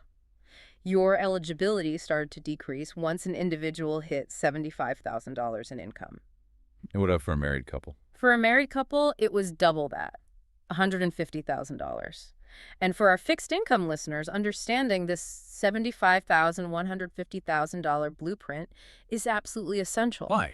Because the source material suggests this is the most likely, the most tried and tested model that they would adopt for a broad distribution like this. And let's put those numbers into context for, the typical American household. The average household income last year was what, around $83,000? Roughly, yes, about $83,000. So if the cutoff for an individual is set at $75,000 or even $100,000, well, that ensures the vast majority of Americans are covered. Precisely. If they set that line above the national average household income, which the source suggests they likely would to capture that middle income piece, it signals that this proposal is not some niche program. It aims to be a very broad economic distribution. So how many people are we talking about? The analysis estimates that by using a threshold similar to that 75-150 precedent, a huge swath of the population, we're talking potentially over 200 million people, including dependents, Right. would become eligible for that $2,000 payment. This confirms the vast scope they're aiming for. Okay, now we need to address the deep confusion around how income is actually counted, especially for non-filers and people on fixed benefits. This is so important. When we say $75,000, are we talking about gross income? Or the adjusted gross income, the AGI, that the IRS uses? That's a crucial distinction. This is perhaps the most critical nuance for our fixed income viewers. The historical precedent for these payments, which is cited in the source material, is that eligibility was based on adjusted gross income, AGI. Okay, AGI. And AGI is typically your total income minus certain specific adjustments. So for many recipients of Social Security or SSI, their AGI can be 0 or very, very low. Why is that? Because benefits like SSI are not considered taxable income. And even a large portion of Social Security benefits might be non-taxable depending on your total combined income. So let me get this straight. Someone who receives, say, $18,000 a year, and it's all from non-taxable SSI or low-income VA disability benefits, Yes, their AGI would be 0. it would be 0. So in theory, under that historical model, they would just sail right through the eligibility requirements. That is the immense reassurance that this historical context provides. The source material reiterates that the proposal focuses solely on that income threshold. There was no mention of needing to file a tax return to qualify. Or specifically claiming Social Security. None of that. If the income level is the determinant, then the vast majority of fixed income recipients who are well below that $75,000 to $100,000 AGI threshold would be included. Their benefit status is secondary to their income status. That's the key. This clarity should ease the mind of any listener who might be worried about their specific classification, SSI, SSDI, or VA. That distinction with AGI is huge. It means that being a non-filer or getting only non-taxable benefits doesn't automatically exclude you. In fact, it very likely guarantees your inclusion based on precedent. Exactly. The government already has ways, right, through the SSA and the VA to get payments to people who don't file taxes. They absolutely do. The core metric isn't the type of benefit you receive, it's your AGI. If your AGI is low, you are considered low income, regardless of whether that income came from a job, a pension, or disability benefits. Okay, what about dependents? We know the cost estimates included dependents in that total population count of 284 million people. Right. Does the proposal say if there will be an extra $2,000 for each dependent? The source material addresses this, but only to say it's an unknown detail. So we don't know for sure. We don't. While the initial cost projections do seem to account for dependents, assuming they'd be included like they were for that $1,400 payment, the specific rules for this $2,000 dividend haven't been laid out. It's safe to assume, based on the cost modeling, that payments for dependents are part of the plan, but we can't confirm the exact dollar amount or eligibility yet. That's a key piece of information we'll just have to wait for. We will. Okay, so to synthesize this crucial segment for our listener, the target is low and middle income USA citizens. Correct. The likely income cutoff, based on the best historical analysis, is $75,000 for individuals, $150,000 for married couples. Mm-hmm. And that's based on adjusted gross income. The most important part. Which means fixed income recipients, including SSI and low-income seniors, appear very strongly positioned for eligibility if this proposal moves forward. The focus is exclusively on that income metric, and that makes the eligibility prospects for those relying on fixed benefits look very, very promising. We've established the target, which is fantastic news for our fixed income community. It is. But the immediate skeptical question that everyone asks is, where does $2,000 per person actually come from? The money question. This is not small change. The source material explains that this proposal is unique because it claims to be funded not just from general treasury funds, Right. but specifically from massive tariff income. This is the financial centerpiece of the whole idea. This funding mechanism is the core innovation of the proposal, and it's why we have to meticulously break down the numbers that are cited in the financial analysis. Because while the numbers are huge, they immediately reveal a pretty significant arithmetic problem. A problem when you compare what? When you compare the annual revenue against the cost of the distribution. Okay, lay out the key numbers, but let's just focus on the crucial comparison points so our listeners don't get lost in the figures. Let's focus on three numbers. According to the research cited in the source material, the United States is projected to bring in annual tariff revenue of about $350 billion. $350 billion. That's the yearly income. That's the anticipated yearly income stream from these tariffs. Now, let's look at the cost side. As we established, to estimate the cost of a broad $2,000 distribution to roughly 85% of the population. That's 284 million people, including dependents. The projected total cost is a staggering $568 billion. Wow. Over $500 billion. More than $500 billion. Okay, so Right. $350 billion in annual income versus $568 billion in immediate cost. There it is. That creates a massive, undeniable shortfall in the short term. I mean, logically, mathematically, this proposal doesn't work based on just 1 year's revenue. It does not work, not if you look at the balance sheet for a single year. You're running a projected annual deficit of $218 billion on this one transaction alone. $218 billion short. Exactly. And that tells us immediately that the tariff revenue cannot be the sole source of immediate, ready-to-use funds for a distribution of this scale. Okay, so what's the counter-argument the source is present? How do they justify this if it falls so short every year? This is the crucial nuance that really needs deep clarification. The reason the proposal is still considered financially feasible, according to the analysis, is the massive projected long-term revenue stream. The long-term number. The long-term number. $3 trillion in tariff revenues projected over 10 years. Okay, $3 trillion over a decade. Exactly. So if the total cost is $568 billion, that is, a relatively small fraction of $3 trillion. The money is there over the long haul, just not today. That still leaves the key question unanswered for our listener. If the money isn't there today, what does this mean for the timeline? Right. Do they have to wait 10 years for this payment? Absolutely not.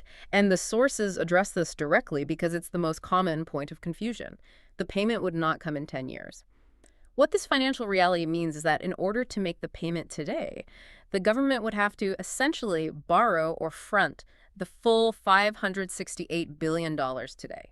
So they'd go into debt to pay for it now. They would.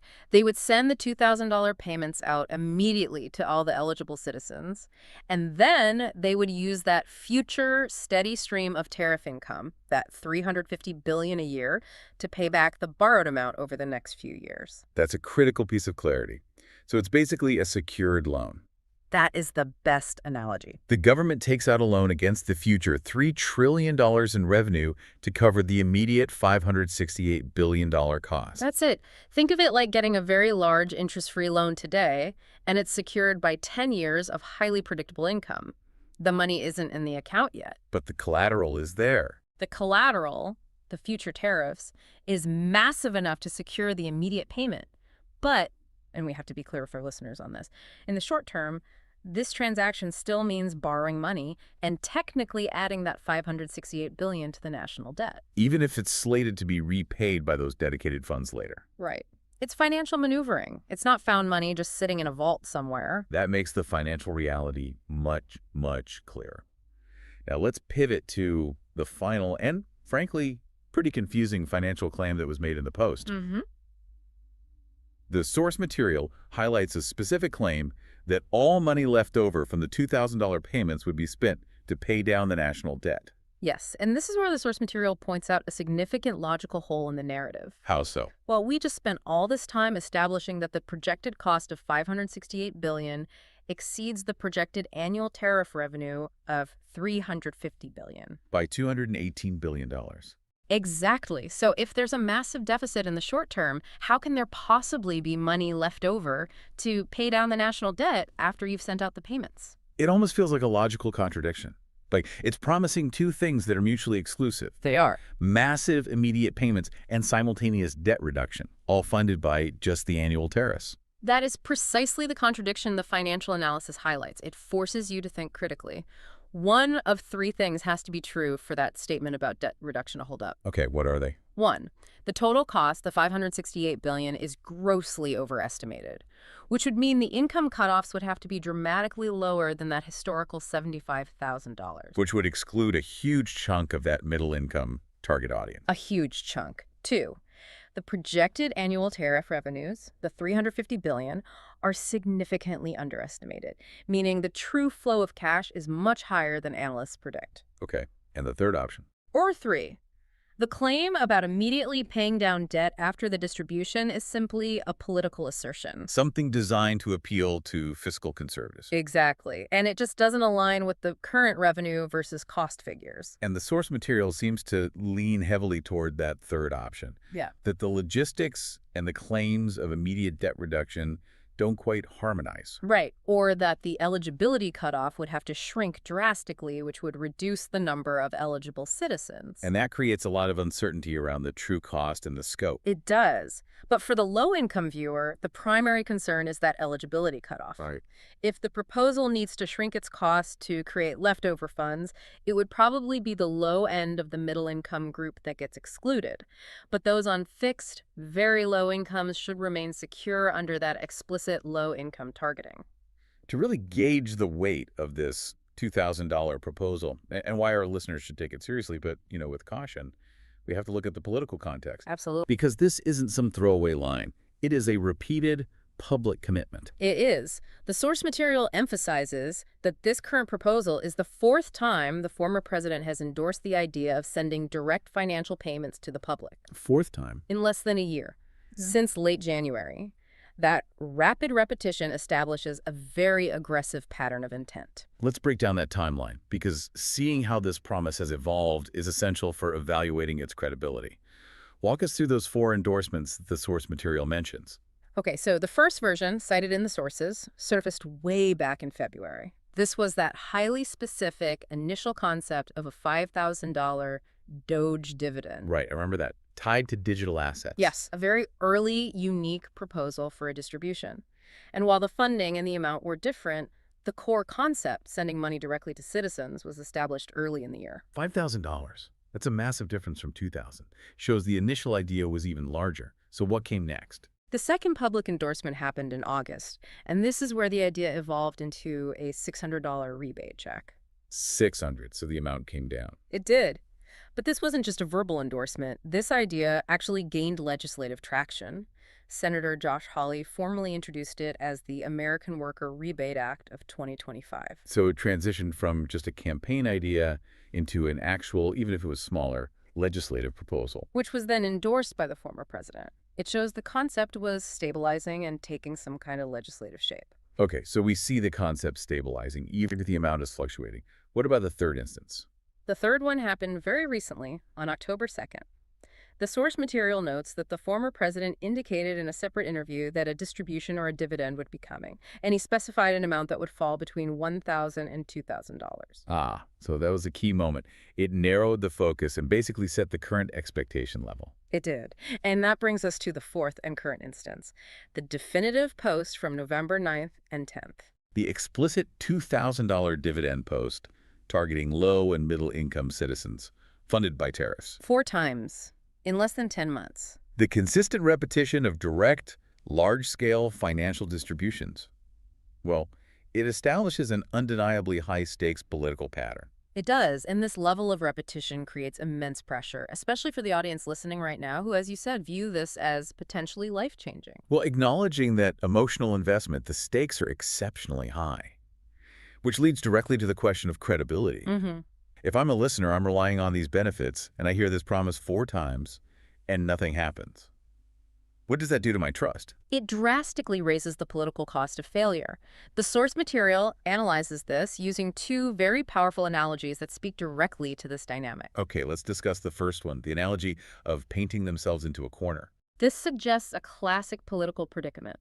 By repeatedly raising the public's expectation of a large payment, $5,000, then $600, then $1,000 to $2,000, and now $2,000 again, they are, whether it's intentional or not, creating a situation where there's very little political room to retreat. The expectation has just been set so high. Especially among that core voting base that includes these low-income individuals, the expectation is so high that failure to deliver could be politically catastrophic. They have drawn a line in the sand with that specific $2,000 figure. And the second analogy is the classic and maybe more damaging one, the kid who cried wolf. That analogy directly addresses the long-term risk of losing credibility with the very voters they're actively trying to court. If this proposal is floated and endorsed 4 times and year after year nothing materializes, the voting base, that massive segment of low and fixed income people who would benefit the most. They might just conclude the promise is empty. They might. And the implication cited in the source material is stark. The only true way out of this corner is to fulfill what they're saying and actually do something.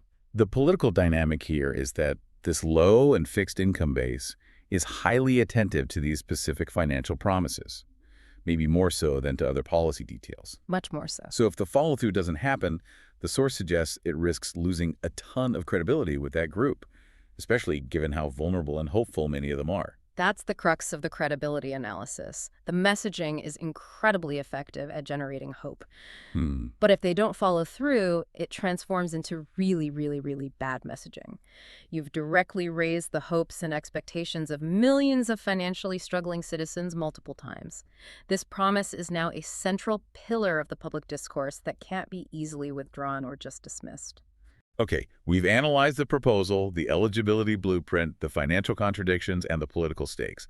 Now we need to transition to the most important segment for you, the listener, the practical takeaway and the essential steps you must take right now to protect yourself and manage your expectations. We have to begin with a clear and empathetic status check. While our analysis confirms this is a compelling and repeatedly reinforced idea, it is still only a proposal. It is not an approved scheduled payment. Exactly. As of today, there are no confirmed payment dates. There are no finalized eligibility requirements. Those precise dollar cutoffs are still unofficial. And we do not know how it might interact with existing benefits like SSI or SMAP. That's a big one. It is. No. Now, we expect it would operate like previous stimulus and not count against those benefits, but we have no official confirmation of that yet. And whenever there's news of a potential large, broad payment, especially one targeted at low-income individuals, the immediate danger is the inevitable massive surge of fraud. Yeah. Scammers know that our listeners are hopeful, they're vulnerable, and they prey on that uncertainty. This is a critical warning, and we have to deliver it with absolute clarity and authority, speaking directly to you, our listener.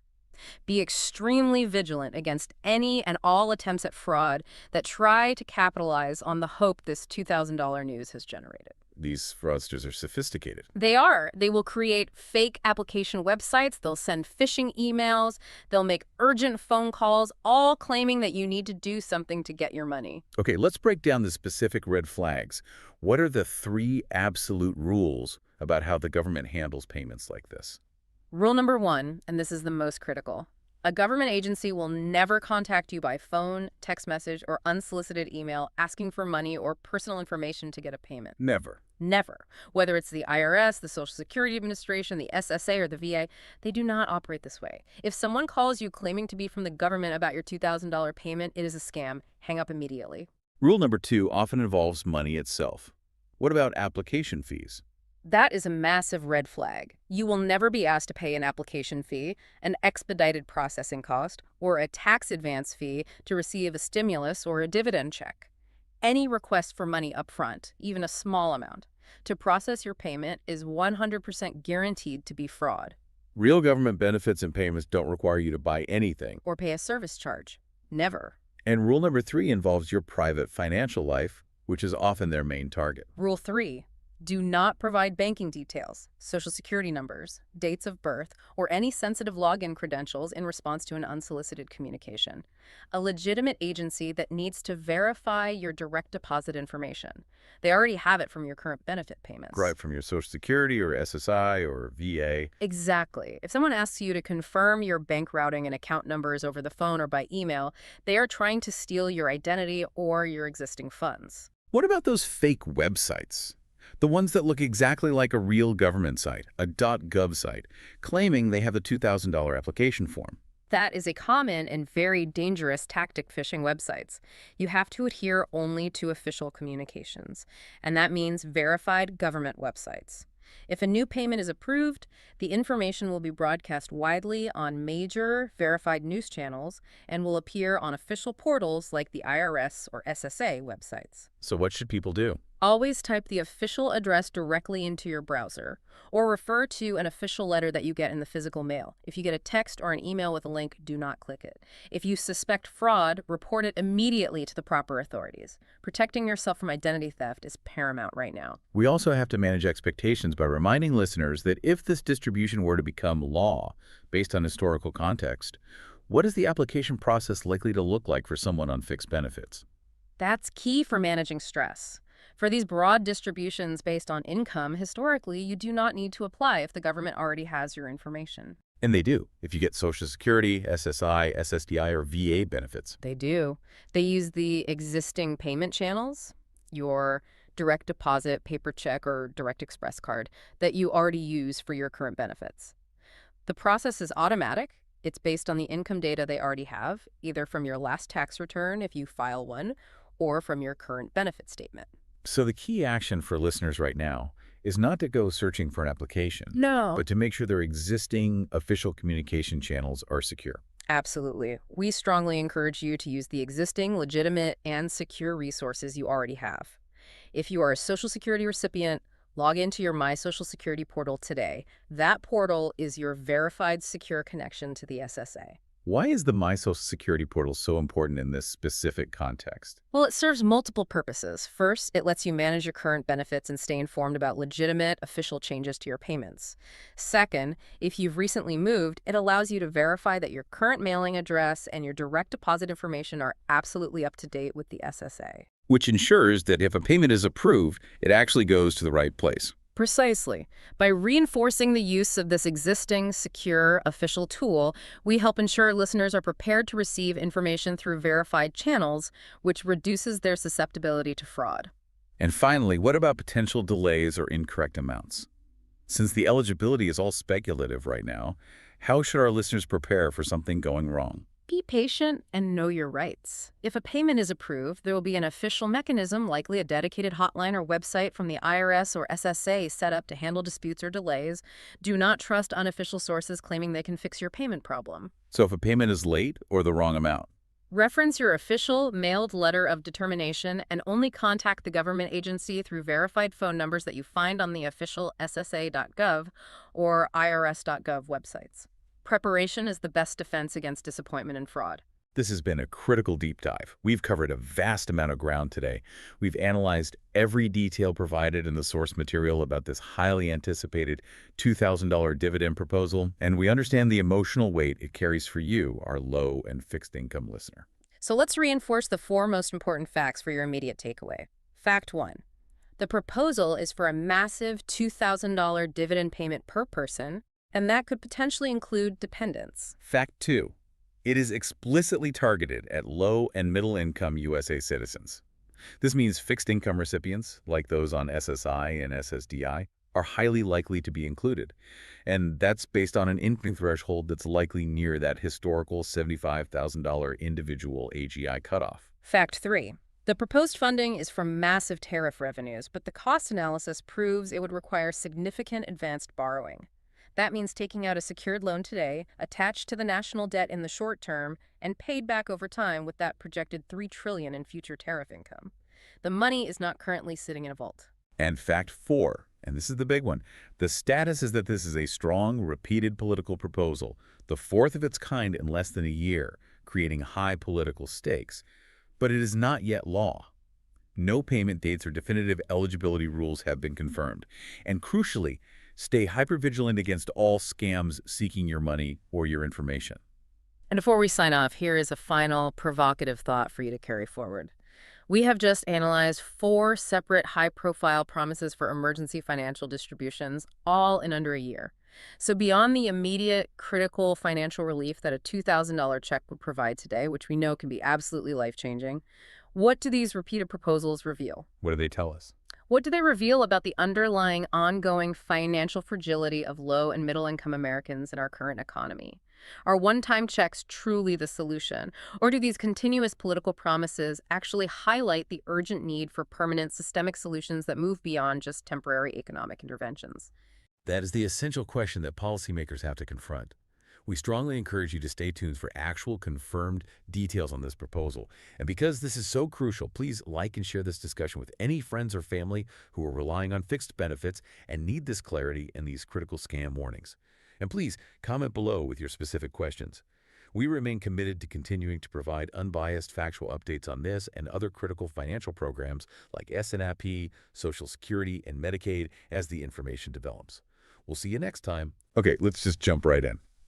I want you to imagine for a second waking up and seeing an extra $2,000 in your bank account. No strings attached, just immediate breathing room.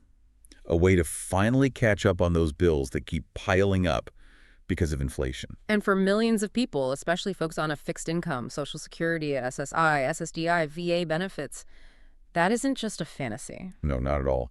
It's at the very center of confirmed high-level discussions happening right now in Washington. We're talking about a potential $2,000 payment. And that's the critical word there, right? Confirmed. This isn't a rumor. The pressure from inflation on fixed incomes is it's relentless. The cost of food, medicine, rent. Never stops. It never stops. So $2,000 isn't just some extra cash. Sure. For so many, it is a genuine lifeline. It provides stability. It provides a bit of dignity. There's the difference between paying the rent or not. Exactly. So our mission today in this deep dive is to cut through all the noise, all the political talk, and get to the facts. We're looking at official sources, including direct interviews with the Treasury Secretary. And we're going to nail down 3 crucial questions for you. Who actually qualifies? Where is this money supposedly coming from? And maybe the most important question, what's the realistic timeline for when it could actually show up? We want to give you the clear, actionable information you need to feel informed and, supported. Right. No jargon, no confusion.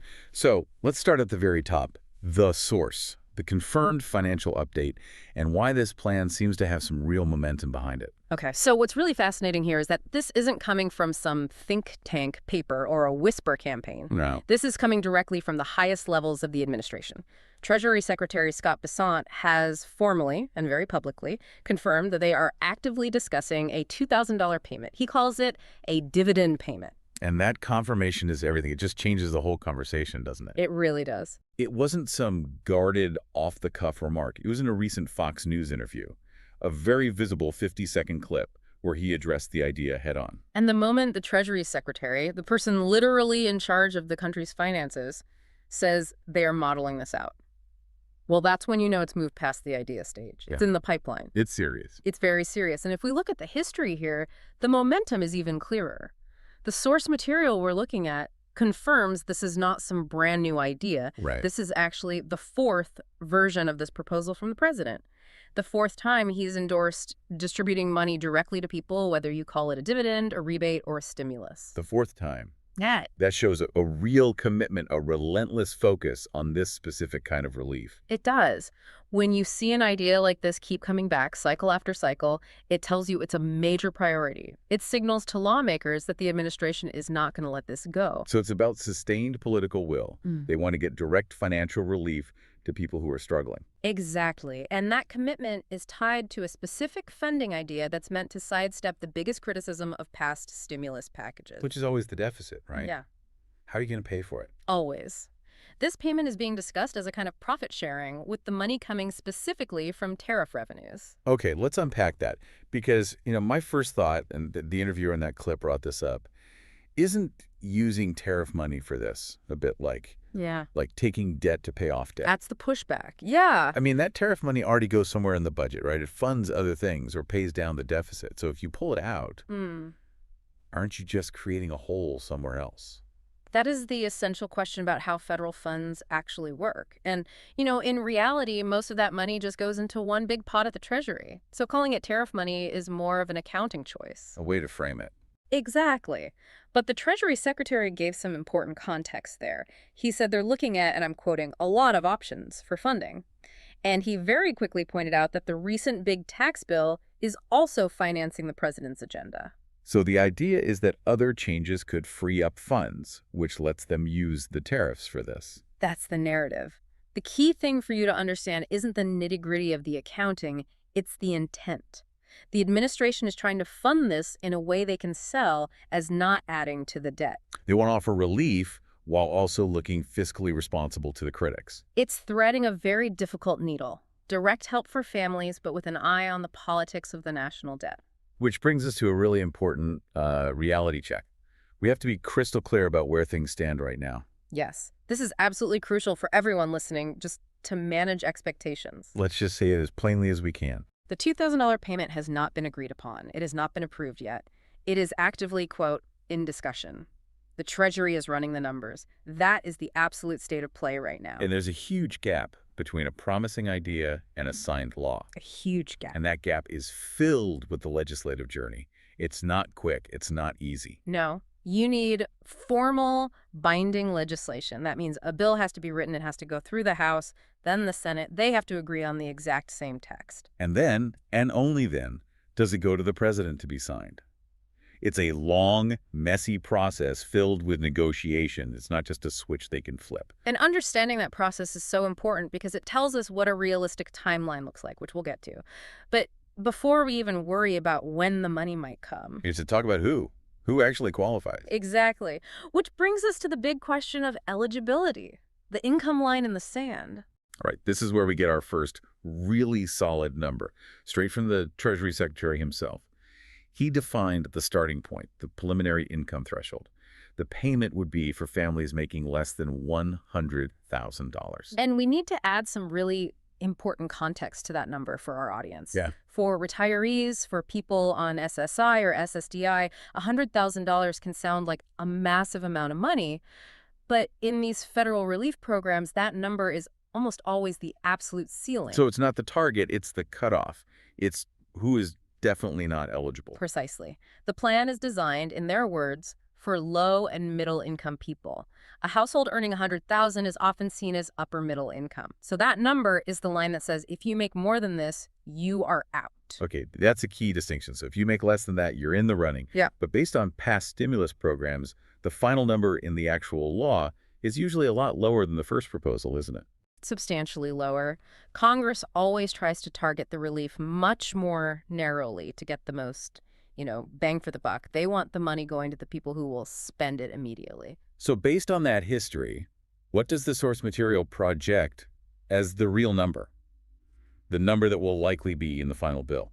The projection, based on very similar relief efforts in the past, suggests the final number is likely to be somewhere around $75,000 for a single person. Okay, $75,000. And then for a married couple, they might scale that up to about $150,000. That's usually the sweet spot that captures the people who are genuinely struggling with rising costs, but aren't in deep poverty. So that wiggle room is important for planning. The bottom line for you is this. If your annual income is below, say, $75,000 as an individual, you are squarely in the group this payment is designed to help. You are absolutely in the discussion. And that brings us to maybe the single biggest worry for so many of our listeners, the tax return myth. Oh, this is a huge one. We hear about this all the time. A massive source of anxiety. So many people in our audience, retirees, SSI recipients, they don't file tax returns. Their income is below the filing requirement, and they get terrified that they'll be left out. They worry they'll have to go hire an accountant or figure out these complicated forms just to get the relief they desperately need. We need to put that fear to rest right now, based on what the Treasury Secretary himself said. Getting this dividend has, and this is a direct quote, nothing to do with filing a tax return whatsoever. Let's repeat that. Has nothing to do with filing a tax return. Zero. This is huge. The administration knows that their target audience often doesn't file. They've already built the system to find you without a tax return. So how do they do that? If there's no tax form, how does the government know you qualify and where to send the money? They use the data they already have. If you get Social Security, SSI, SSDI, or VA benefits, the government already knows who you are. The SSA and the VA have your records. They have everything. They have your address, they have your direct deposit information, and most importantly, they have the exact record of your annual income from your benefits. And that system of data matching is reliable. Extremely. For all the previous stimulus rounds, the Treasury just got a secure, encrypted data file from the Social Security Administration. They run that file against the income limit in the new law. So if your SSA file shows your income is below the threshold, You're automatically in. It's as simple as that. The system is specifically designed to work for non-filers in this group. that is such a critical piece of information. So if you're an older adult or a beneficiary and you don't normally file taxes, do not start worrying about it now. Please don't. It's totally unnecessary stress. Your Well- eligibility is based purely on your income, which they can see from your benefit records. In fact, being in the system is the fastest way for them to get you the money. Exactly. Focus on the income number, not the tax forms. Okay, so understanding eligibility is step one. But the next question is always the most urgent one for people living paycheck to paycheck. When? When does the money actually arrive? Let's get into the realistic timeline and the logistics of how you'd get this potential $2,000.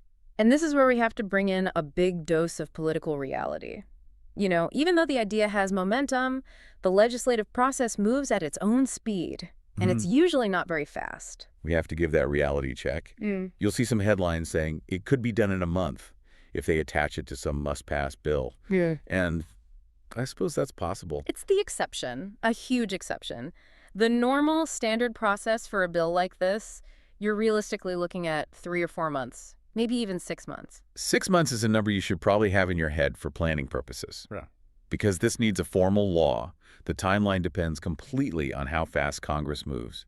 And there are a lot of places that can get bogged down. So many choke points. Let's just walk through them quickly so people understand why it takes so long. First, a committee has to draft the bill. That's called a markup. Then it has to go to the floor of the House for a debate and a vote. Then it has to do the same thing in the Senate. And this is where it really slows down. What if the House and Senate pass slightly different versions? Then they have to reconcile them. That means a small group from both sides gets in a room and argues over every single word until they have one identical bill. That step alone can take weeks, sometimes months. So the big takeaway here is patience. It's much better to prepare for a multi-month wait than to plan your budget around this money showing up in 30 days. Absolutely. Now, let's assume it passes, the president signs it. How does the $2,000 actually get to you? Well, the good news here is they're not going to reinvent the wheel. The delivery methods will be exactly what you're already used to for your monthly benefits. Which means for the vast majority of people, it will come via direct deposit. It'll go right into the same bank account where your Social Security or VA check lands every month. That's the fastest, safest, and cheapest way for them to do it. For sure. And for anyone who doesn't use a bank account, there's the Direct Express card. Right. If you get your monthly benefits on that debit card, the $2,000 will just be loaded onto the card as a one-time payment. Simple. And then, of course, the fallback is always the traditional paper check in the mail. But it's important to remember that's always the slowest method. It can take weeks longer than the electronic payments. Okay, let's talk about delays. Yeah. Because when they send out millions of payments, things can go wrong. What do you do if your neighbor gets their payment, but yours is nowhere to be found? First thing is, don't panic. The Treasury sends these out in batches, not all at once. It can take several business days, sometimes even a full week, for all the payments to go out. So what's the specific advice? How long should you wait before you start trying to call someone? I would say wait at least 5 full business days after the official payment date. If you call on day 1, you'll just be stuck on hold with everyone else, and they probably won't have an answer for you anyway. Give the system a chance to work. Exactly. Let the backlog clear. Then, if it's still missing, you have a much better chance of getting a real answer. That's great practical advice. Now, before we move on to the really critical financial protections, you mentioned the Treasury Secretary brought up another potential financial boost. He did. Separate from the $2,000 dividend, he said that a lot of people are expected to see, in his words, huge tax refunds coming in early next year because of some recent tax law changes. So while that's not the same thing, it's part of the same overall story, isn't it? The administration is looking for multiple ways to get money into people's pockets to help with these high costs. It's a multi-pronged approach. Direct payments, tax policy. They're trying to ease the burden from a few different angles. Okay, so let's get back to the $2,000 payment and talk about something vital for our audience, the safety net. How do we make sure this payment helps and doesn't accidentally hurt people? This is maybe the most important section for our low-income listeners, because a one-time payment can have unintended consequences for the other benefits you rely on to survive. We have to separate the audience a bit here, right? For people just on Social Security retirement or SSDI, the big question is taxes. Exactly. But for anyone on SSI supplemental security income or Medicaid, this conversation is about survival. Because your eligibility is tied to incredibly strict income and asset limits. Okay, let's start with the tax question. Is this $2,000 going to be taxable income? Since the law isn't written yet, we can't say with 100% certainty the final bill will make the final decision. But we can offer some very strong reassurance based on history. Which is? Almost every single time Congress has authorized a payment like this, a one-time payment for economic relief targeted at low and middle-income folks, they have made it entirely non-taxable. The goal is to give you $2,000, not $2,000 minus whatever you owe in taxes. Precisely. They want to give you the maximum benefit, not create a new tax headache. So we fully expect the final law will make this 100% tax-free. That's a big relief.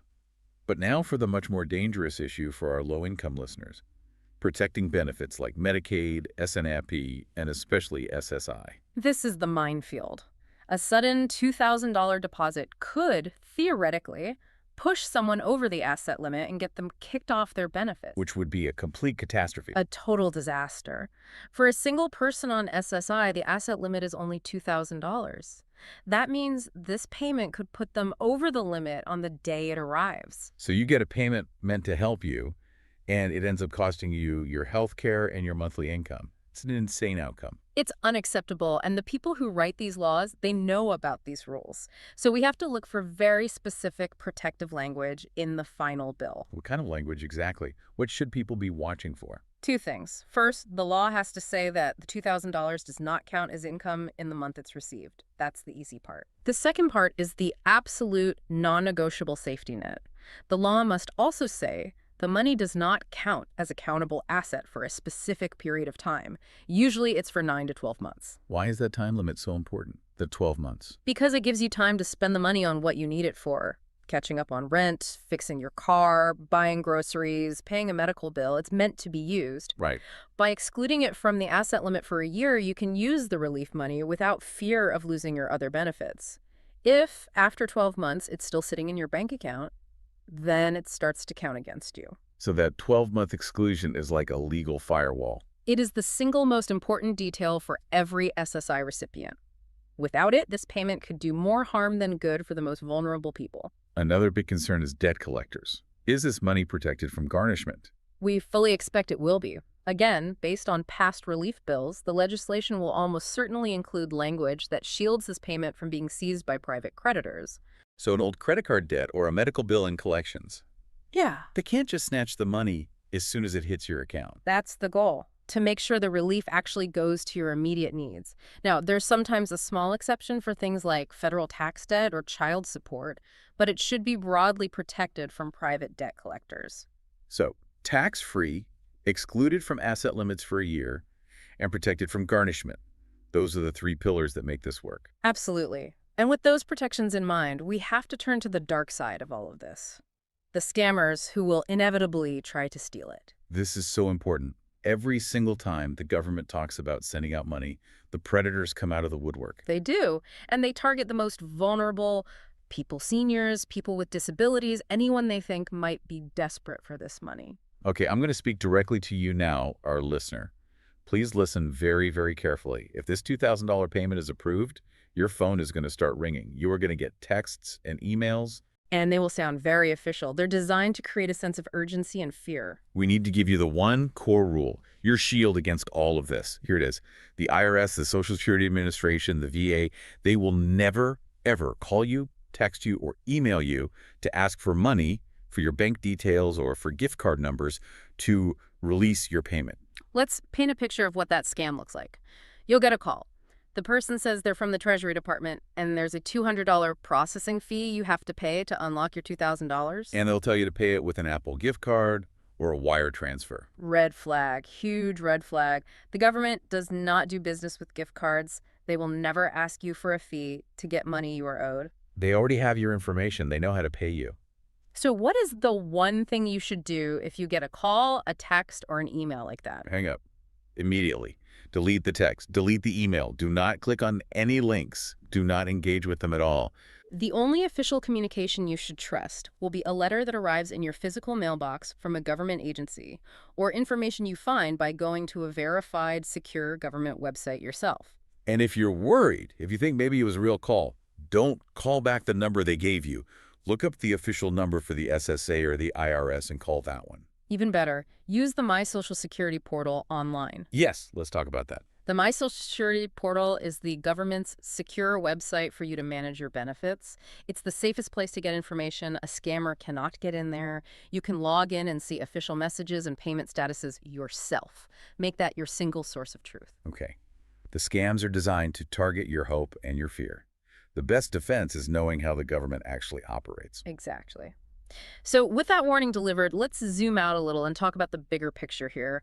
Why is this happening now, and what does it mean for the economy? Right. This whole discussion about a $2,000 payment is a direct response to the economic reality everyone is facing. It's all about the cost of living. It's about inflation.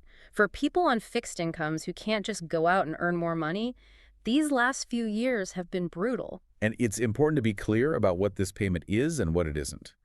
While it would be a huge help, it's a one-time fix. Yes, this is not a permanent monthly increase to your benefits like the annual cost of living adjustment, the COLA. This is emergency relief. It's a patch to help you get through a really tough period of high prices.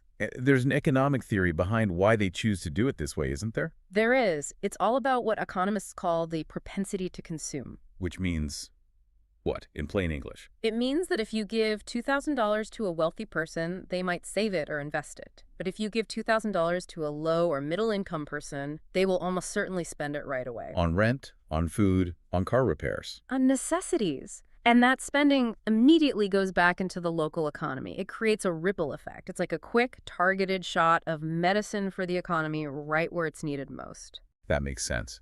Now, there was a fascinating political point in the source material about how public attention can actually help make this happen. Yes, this was a key insight. The administration and Congress are watching the public reaction to this idea very, very closely. So the idea is that the more people talk about it, the more momentum it gets, the more likely lawmakers are to actually vote for it. It creates a political feedback loop. When lawmakers see that an idea is genuinely popular and that their constituents desperately need it, it gives them the political cover they need to say yes. They can go back to their district and say, I voted for this because you told me you needed it. Exactly. The voice of the people really does matter in pushing a bill like this over the finish line. It moves it up the priority list. So by staying informed, by sharing this information, you're not just a passive observer. You're part of the process that could make this a reality. It's a powerful idea, and this whole deep dive has been about giving you the tools to be an informed part of that process. Okay, it's time to bring it all home. Let's summarize the absolute key facts you need to remember about this major financial update. Let's do it. Okay, let's wrap this with the bottom line. We are talking about a potential, and I stress potential, $2,000 payment that is being actively discussed at the highest levels. This is confirmed by Treasury Secretary Scott Bessent. It's targeting families with incomes under that $100,000 ceiling. But remember, the final number for an individual will likely be closer to $75,000. And critically for our audience, no tax return is required to get it. Right. The government will use your existing Social Security or VA records to find you. The timeline, because it needs a new law, is not immediate. You should realistically think in terms of 3 to 6 months. And when it comes, it should be automatic. Direct deposit or your direct express card. And we have to see those vital protections in the final bill. It must be non-taxable, it must have a 12-month asset exclusion for SSI, and it must be protected from garnishment. And above all, please, please beware of scams. The government will never call you and ask for money to process your payment. Just hang up. So as we close, I want to leave you with one final thought to chew on. This whole discussion is about using a dedicated revenue stream tariffs to pay for direct relief. Right, trying to do it without creating new debt. So the provocative question is this. If they can use tariffs to fund a $2,000 dividend now, what other dedicated non-general revenue streams could be used to provide more long-term structural stability for seniors and people on fixed incomes? That's a powerful question. Moving beyond one-time fixes and toward permanent security. That's the bigger challenge. It certainly is. This $2,000 would be a massive help, but the fight for long-term stability continues. Now, to make sure you get every update on this, the final income limits, the payment dates, those crucial SSI protections, you need to be connected with us. Please take a second right now to subscribe and turn on your notifications. We will be following this every single step of the way. And if you found this deep dive helpful, please like it and most importantly, share it. Share with a friend, a neighbor, a family member who also relies on these benefits. That is how we build the momentum we were talking about. That's how we help turn this proposal into a reality. We'll see if Welcome back to the deep dive. If you're with us today, it's almost certainly because you're looking for some real answers on, well, the biggest financial story coming out of Washington right now. The proposed $2,000 direct payment? Exactly. There's so much noise out there, so many rumors. Our job today is to cut right through all of that and get to the verified facts. What do we actually know? That's the mission. This isn't just, some abstract policy debate.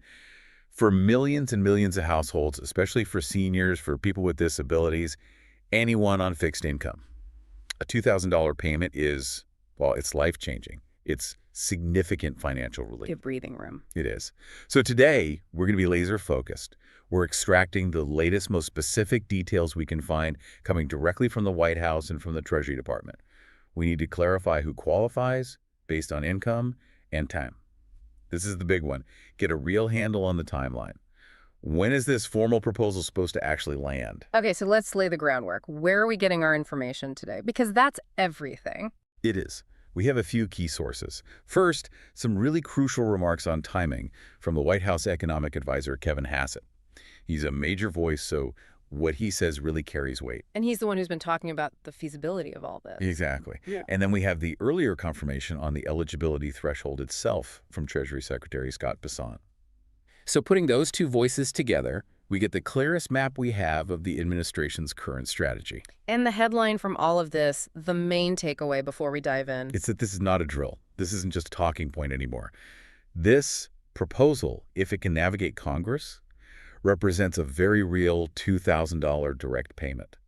It's targeted relief and understanding the rules, the politics. It's absolutely essential to managing your expectations for what's coming next. I couldn't agree more. For so many people listening, the difference between a rumor and a verified fact is the difference between constant worry and, well, a little bit of peace of mind. So let's get right to it. The single biggest question we get, the one that fills up our inbox: who actually qualifies? Yeah. Specifically, how does this impact our listeners who are seniors, Social Security retirees, or receiving benefits like SSI and SSDI? Okay, we absolutely have to spend some real time here because the confusion is, it's completely understandable. It happens every single time. Right. People assume they'll be left out? They do. So many people on lower fixed incomes just operate on this assumption that, well, I'm retired, or my income is just my benefit check. I don't work, so I'm not going to be included. But the details that Treasury Secretary Bassan confirmed seem to be designed specifically to stop that anxiety before it starts. So let's start with the hard number, the single metric that defines this whole proposal. Let's just state it plainly. The definitive requirement, and this is the quote from the Treasury, is that the payment would go to households making less than $100,000 per year. Okay, $100,000. That is the number. That is the single, non-negotiable income ceiling. If your household's adjusted gross income, your AGI, is below that mark, you are, as of now, slated to be included in this proposal. It doesn't matter if you're working or retired. It doesn't matter how old you are. So, and this is the part we really need to hammer home, the rule is purely about income. So what does that mean for the huge number of people in our audience who are on fixed incomes? This is the core distinction, right? It's about annual income, not how you file taxes or where the money comes from. Exactly. This is where, the nuts and bolts of how the government works really becomes important. Let's talk directly to the fixed income recipients. The questions we always hear. The questions we always hear. I only get Social Security. I'm on SSI. I'm a senior. I haven't filed a tax return in 10 years. And in the past, a lot of these relief payments relied so heavily on tax filing status. It created these really complicated systems where non-filers had to go register on a special website. Which was a nightmare for a lot of people. Yeah. Very confusing. It's a total nightmare. This proposal seems designed to completely bypass that headache by focusing on the total income data that the government, that it already has. And that is the administrative light bulb, isn't it? Yeah. The government knows, the IRS knows, the Social Security Administration, the SSA, they know what a recipient's annual income is because they're the ones sending the checks. They know. The SSA reports that income internally, even if you, the recipient, don't file a tax return because your income is so low you're not required to. So the message is trust the system on this one. I think so. Right. The point is that receiving fixed income benefits, Social Security retirement, SSI, SSDI, it does not disqualify you. Your status, whether you're getting welfare like SSI or an insurance benefit like SSDI, it's functionally irrelevant to your eligibility for this $2,000 payment. As long as your total income from all sources is under that $100,000 line. As long as you are under that line, that's the only thing that matters. That is a huge, huge reassurance, especially, I think, for SSI recipients. Let's just touch on that for a second. The difference between SSI and SSDI is usually so important for policy, but you're saying here it just doesn't matter. It's a fantastic example of them trying to streamline the process. So SSI, Supplemental Security Income, that's a means-tested welfare program. It's for the blind, disabled, and elderly with extremely limited income and almost no assets. Right. The rules are very strict. Incredibly strict. Then you have SSDI, Social Security Disability Insurance, which is an insurance program you pay into with your payroll taxes. It's based on your work history.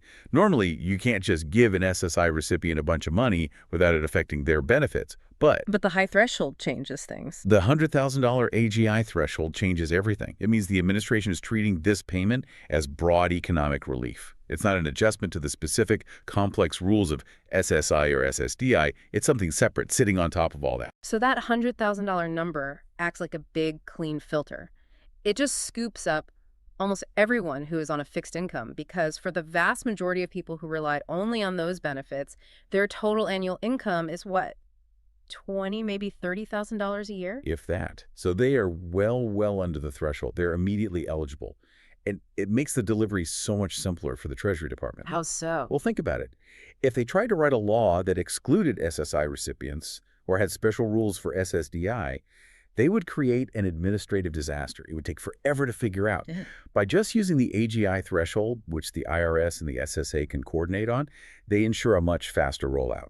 And critically, they make sure to include the most vulnerable people who this relief is actually aimed at.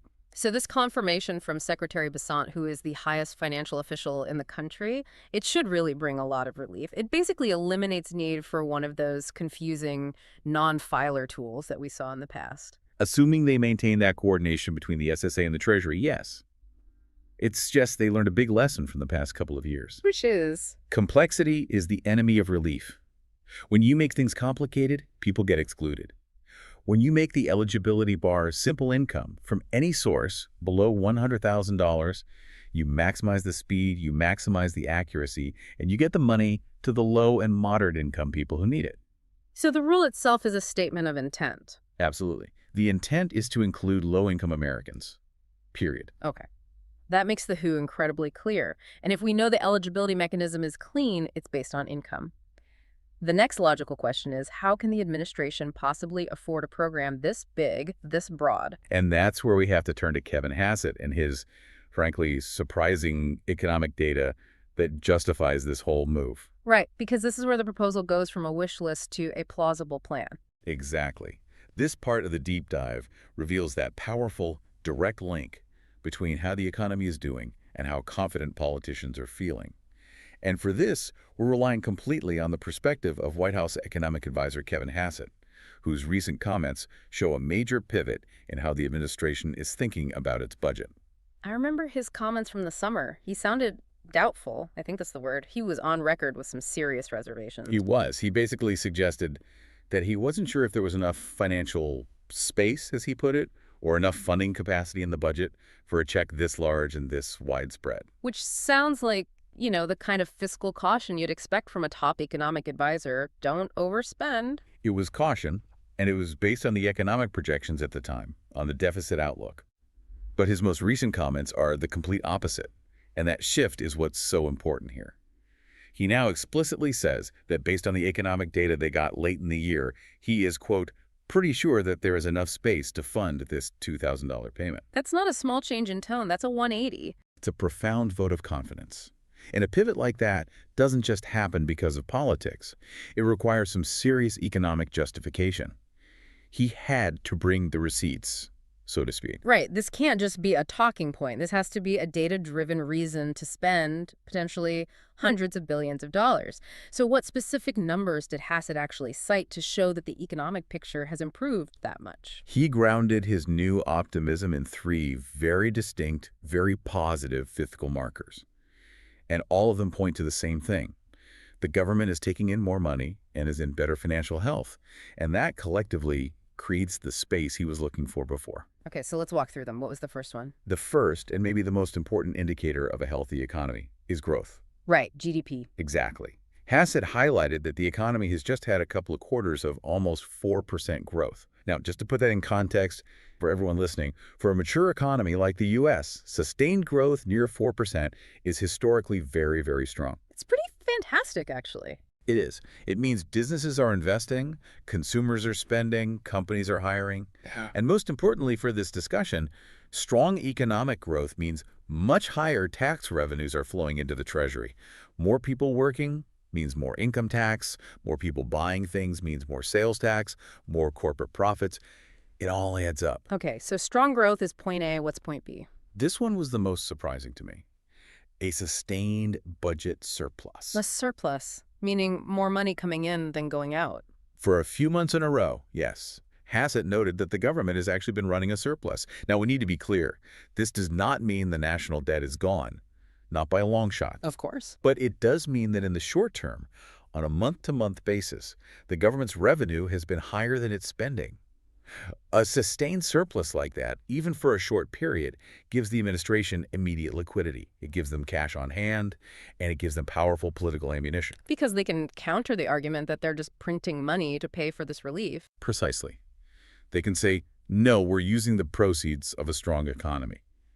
It makes the whole proposal much less politically vulnerable to that specific line of attack. Okay, so we have strong growth and a short-term surplus.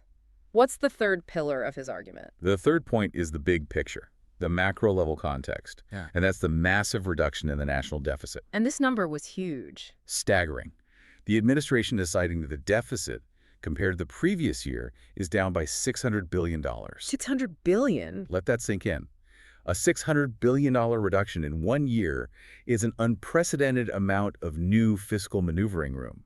So when you put all three of these things together, the strong growth, the monthly surpluses, and this massive drop in the deficit, the whole narrative changes. It shifts from a story of fiscal stress to one of fiscal opportunity. So Hassett, who was the voice of caution just a few months ago, has now seen these 3 positive signals, and they've collectively convinced him that the system can actually absorb this expense without breaking. Yes. It transforms the $2,000 payment from what might have seemed like a questionable expense into a strategic use of this newfound fiscal strength. It's not a Hail Mary pass anymore. Not at all. It moves the conversation out of the realm of just, pure political stimulus and into a position of justified, arguably responsible fiscal action. It gives them the economic cover they need to propose a big relief check without getting immediately hit with devastating accusations of recklessness. And when a top economist, someone who's been on the short list for Federal Reserve chairman, gives his blessing by pointing to concrete numbers, you have to take the proposal seriously. It becomes very, very real. Let's stay on that $600 billion number for just a second, because while the total national debt is still massive, a reduction of that size in a single year, that implies a huge change in the flow of money, in the government's liabilities versus its revenue. It's a significant shift in the current balance sheet, and that kind of flexibility is pretty rare. How does it compare to other times we've seen this happen? Well, historically, when the federal government suddenly finds itself with this much fiscal space, it almost always leads to major new investments or big policy shifts. We saw similar, though smaller, fiscal improvements in the late 90s that were used to justify expansions in social programs. But the key here isn't just the size of the number, it's the speed of the shift. This rapid improvement has created an unexpected buffer, and the administration clearly sees it as a mandate to deliver on a popular relief measure. They can argue they earned the ability to spend this money rather than just borrowing it. That's the argument, 100%. It definitely elevates the seriousness of the proposal from a wish list item to a defined policy goal that's backed up by their own internal economic models. So that foundation, the simple $100,000 income rule and the $600 billion fiscal improvement, that really sets the stage for the next critical step. The legislative path. Right. Now that we know the economic justification is in place, the whole focus shifts to strategy. When does this proposal actually get to Congress, and what political tools are they likely to use to push it through?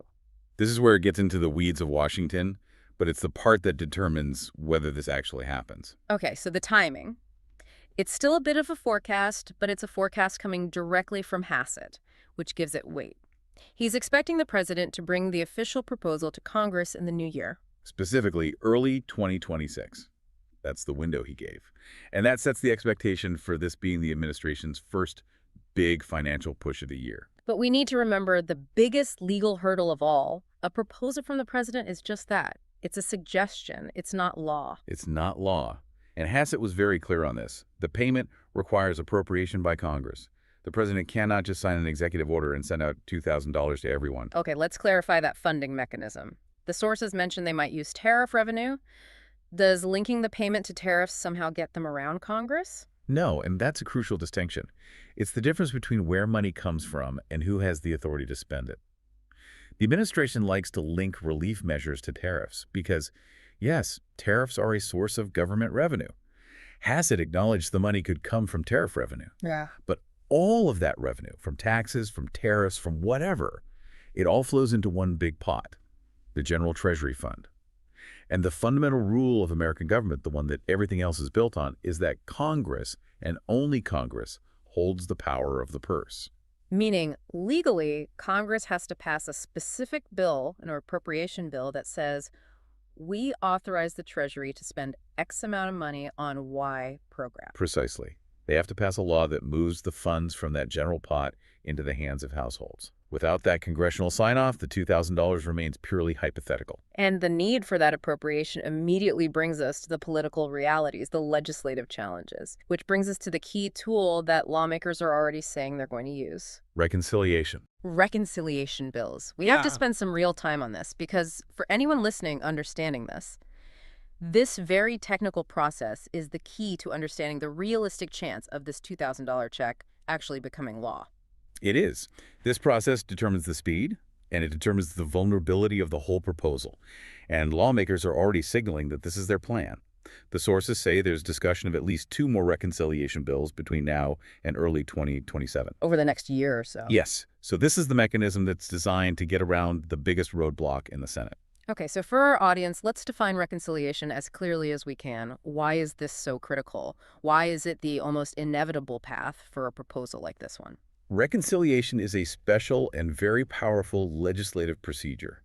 It's tied specifically to budgetary matters, so things that affect taxes, spending, and the debt limit. And its massive political advantage is that it allows certain bills to pass the Senate with just a simple majority vote. 51 votes. 51 votes, or 50 plus the vice president breaking a tie. This is instead of the standard 60-vote threshold that's needed to overcome a filibuster, which, as we know, is almost impossible to reach on any major bill these days. So in simple terms, it's the fast track lane. It's the vehicle that lets the majority party pass its big spending priorities without needing any cooperation from the minority party. That's a perfect way to put it. But it's not a total free-for-all. There are very strict rules that govern the process. The most important one is called the Byrd Rule. The Byrd Rule. Okay, what does that do? The Byrd Rule essentially says that everything in a reconciliation bill has to be germane to the federal budget. That means it must have a direct effect on taxes or on spending. If a provision in the bill is seen as not being budgetary, if it's just a policy statement, or if its budget effect is merely incidental to what it's trying to do, it can be challenged and struck out of the bill.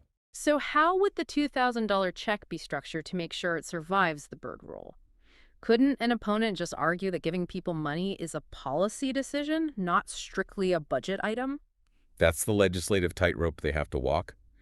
But typically, a direct appropriation of funds, literally just sending money out, is considered germane because it has a very clear and direct impact on federal spending. On the budget. Right. Another way they've done it in the past is to structure stimulus payments as an advance refundable tax credit. That also has a very clear, very measurable impact on federal revenues. So as long as the provision is written cleanly and is directly about changing federal outlays or revenues, the $2,000 check should be safe under the Byrd Rule. The danger then is not the check itself, but other things that might get attached to the same bill. That is the greatest risk. There is always a huge temptation for lawmakers to load up a reconciliation bill with all their pet projects because it's such a rare, fast-track opportunity.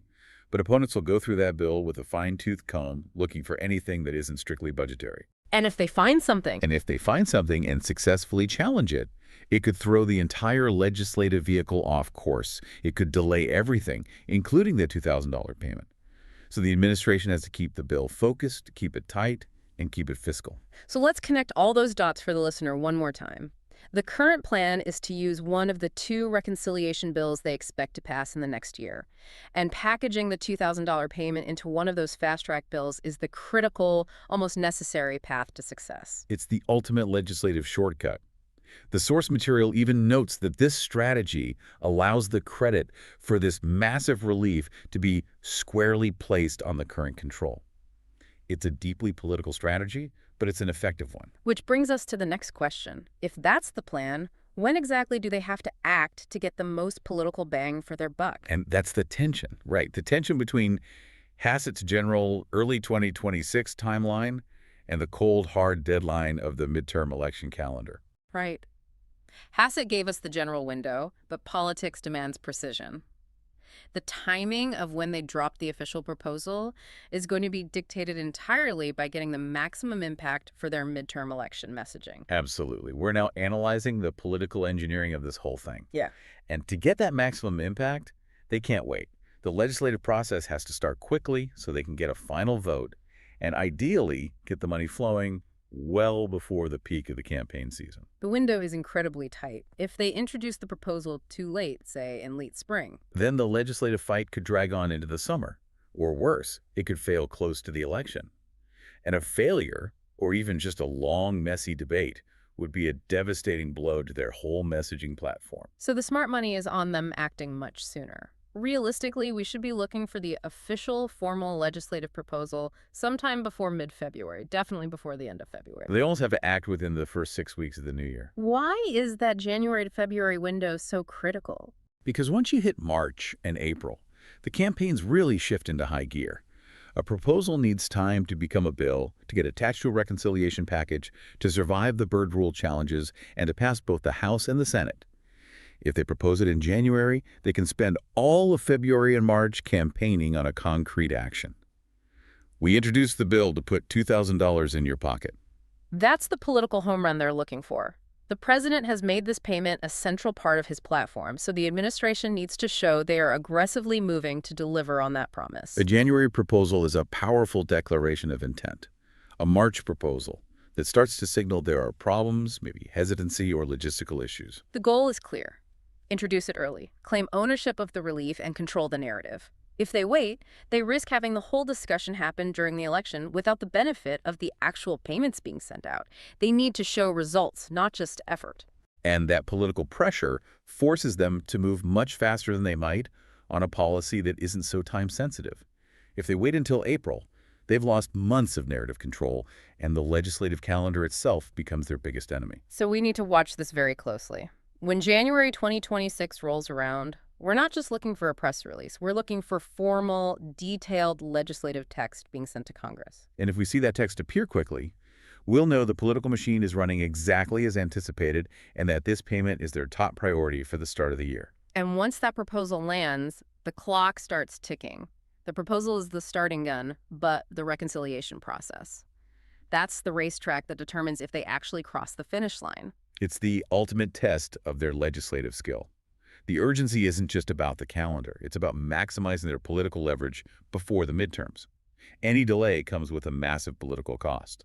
Okay, so we've covered the who anyone under 100,000, the why a surprising economic turnaround, and the when a proposal in early 2026 likely pushed through reconciliation. Now we have to do our due diligence for our audience and be very clear about what we still don't know. This is a crucial section, especially for anyone on a fixed income who's trying to plan. Because this is still a proposal, it hasn't even been formally introduced yet. All of the critical implementation details are completely undefined.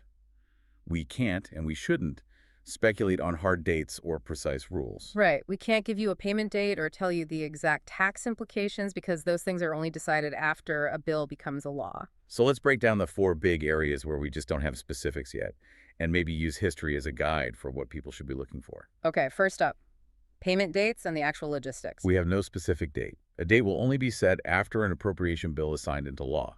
And even then, the Treasury Department needs time, usually several weeks, maybe a month or 2, to get the distribution schedule set up. So even if a bill passes, the money isn't coming the next day. Not at all. Historically, even when they use the existing payment systems for Social Security recipients, like direct deposit or direct express cards, the rollout still takes time. For our listeners, the key takeaway is that the absolute earliest a payment could arrive is likely several months after a bill is signed. Good to know. Okay, second big unknown, the tax status. Is this $2,000 taxable? We don't know. We don't know if it will be fully taxable, partially taxable, or completely tax-free. In the past, other stimulus payments were structured as non-taxable rebates or credits.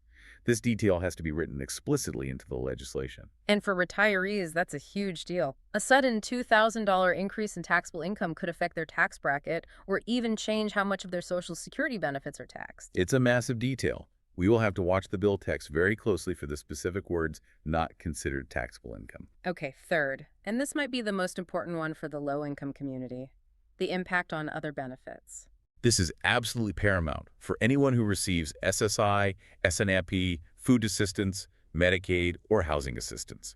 All of those are means-tested programs. Meaning an increase in your income or your assets can make you ineligible. Exactly. It could jeopardize your eligibility. Now, historically, in past relief bills, Congress has been smart about this. They've explicitly added language that tells the SSA and state agencies to disregard these one-time payments for a certain amount of time, usually 12 months, when they calculate your income or assets for eligibility. So we need to tell our listeners that until a final law is passed, we won't know for sure if that protection is in there. We won't. But based on precedent, the administration knows how dangerous it would be to leave it out. If they don't include that disregard clause, this $2,000 check, which is meant to be relief, could paradoxically cause people to lose their health insurance or food stamps.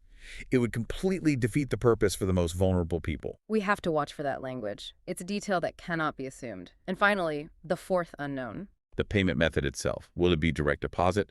Will they mail paper checks? Will they use the direct express cards that so many fixed income recipients already have?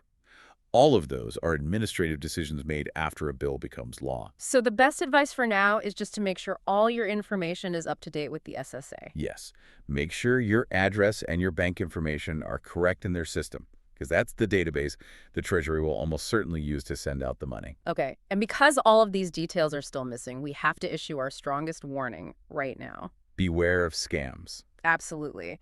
The second a $2,000 check becomes a major headline, the scammers come out of the woodwork. They thrive on confusion.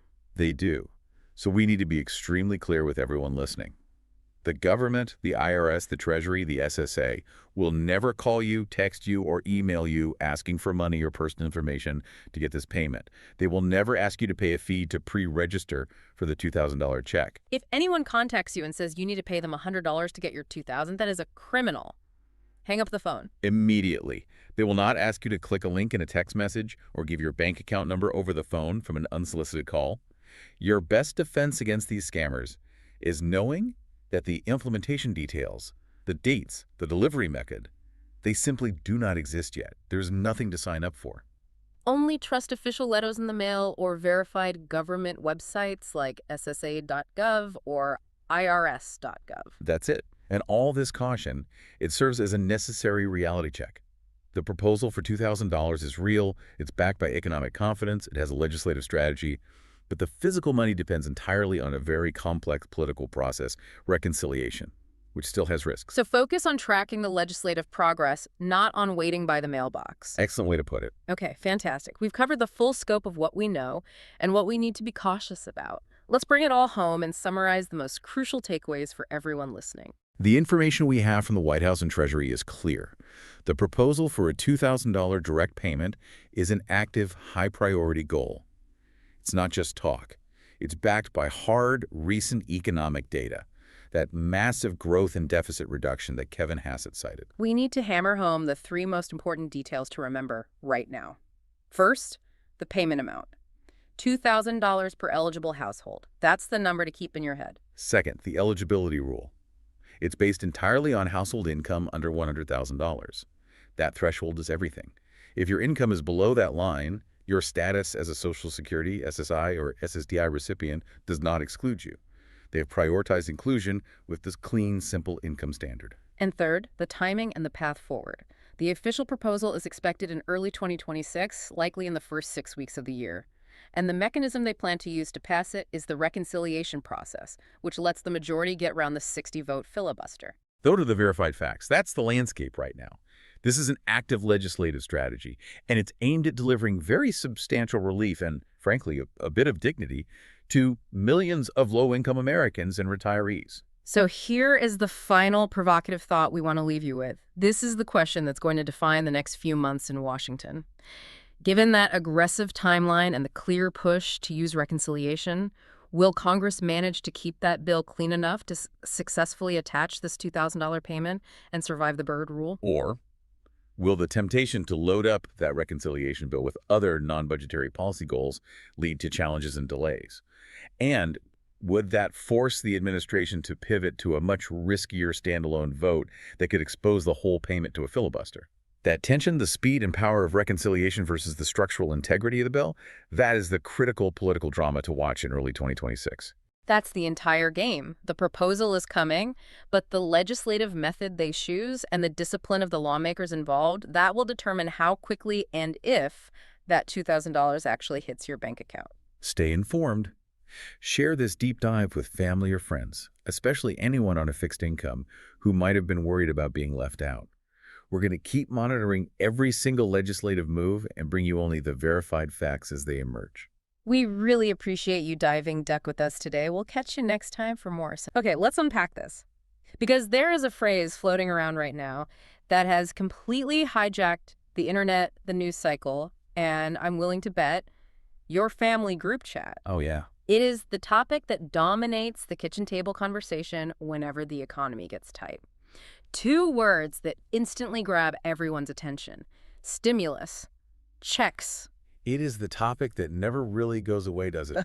It's like the zombie topic of the American economy. It is. Just when you think it's buried, it claws its way back out of the ground. It really is, but this time it feels a little different. The numbers are bigger, the promises seem louder, and honestly, the confusion is just at an all-time high. It's through the roof. We are hearing about a potential $2,000 payment to Americans, and naturally, people are freaking out in both good ways and bad. I mean, if you check social media right now, half the people are planning how to spend it, and the other half are arguing about whether it's even real. Right. And the confusion is totally understandable because the terminology keeps shifting under our feet. You see headlines about a stimulus, then you see tweets or truths, rather, about a dividend, and then other people are calling it a rebate. Right. It leaves a lot of people asking the most basic question. Is this real money? Is it a tax credit? Is it like a loan? Or is this just internet noise designed to get clicks? Exactly. So our mission for this deep dive is to cut through that noise. We are not here to speculate on rumors or read tea leaves. We are strictly looking at the source material. The direct source. A detailed breakdown of the president's direct social media posts from November 9th and 10th. We are going to separate the wishful thinking from the actual text, and more importantly, we are going to do the math, the actual hard arithmetic, to see if the check can actually clear. And that math is where things get really, really interesting.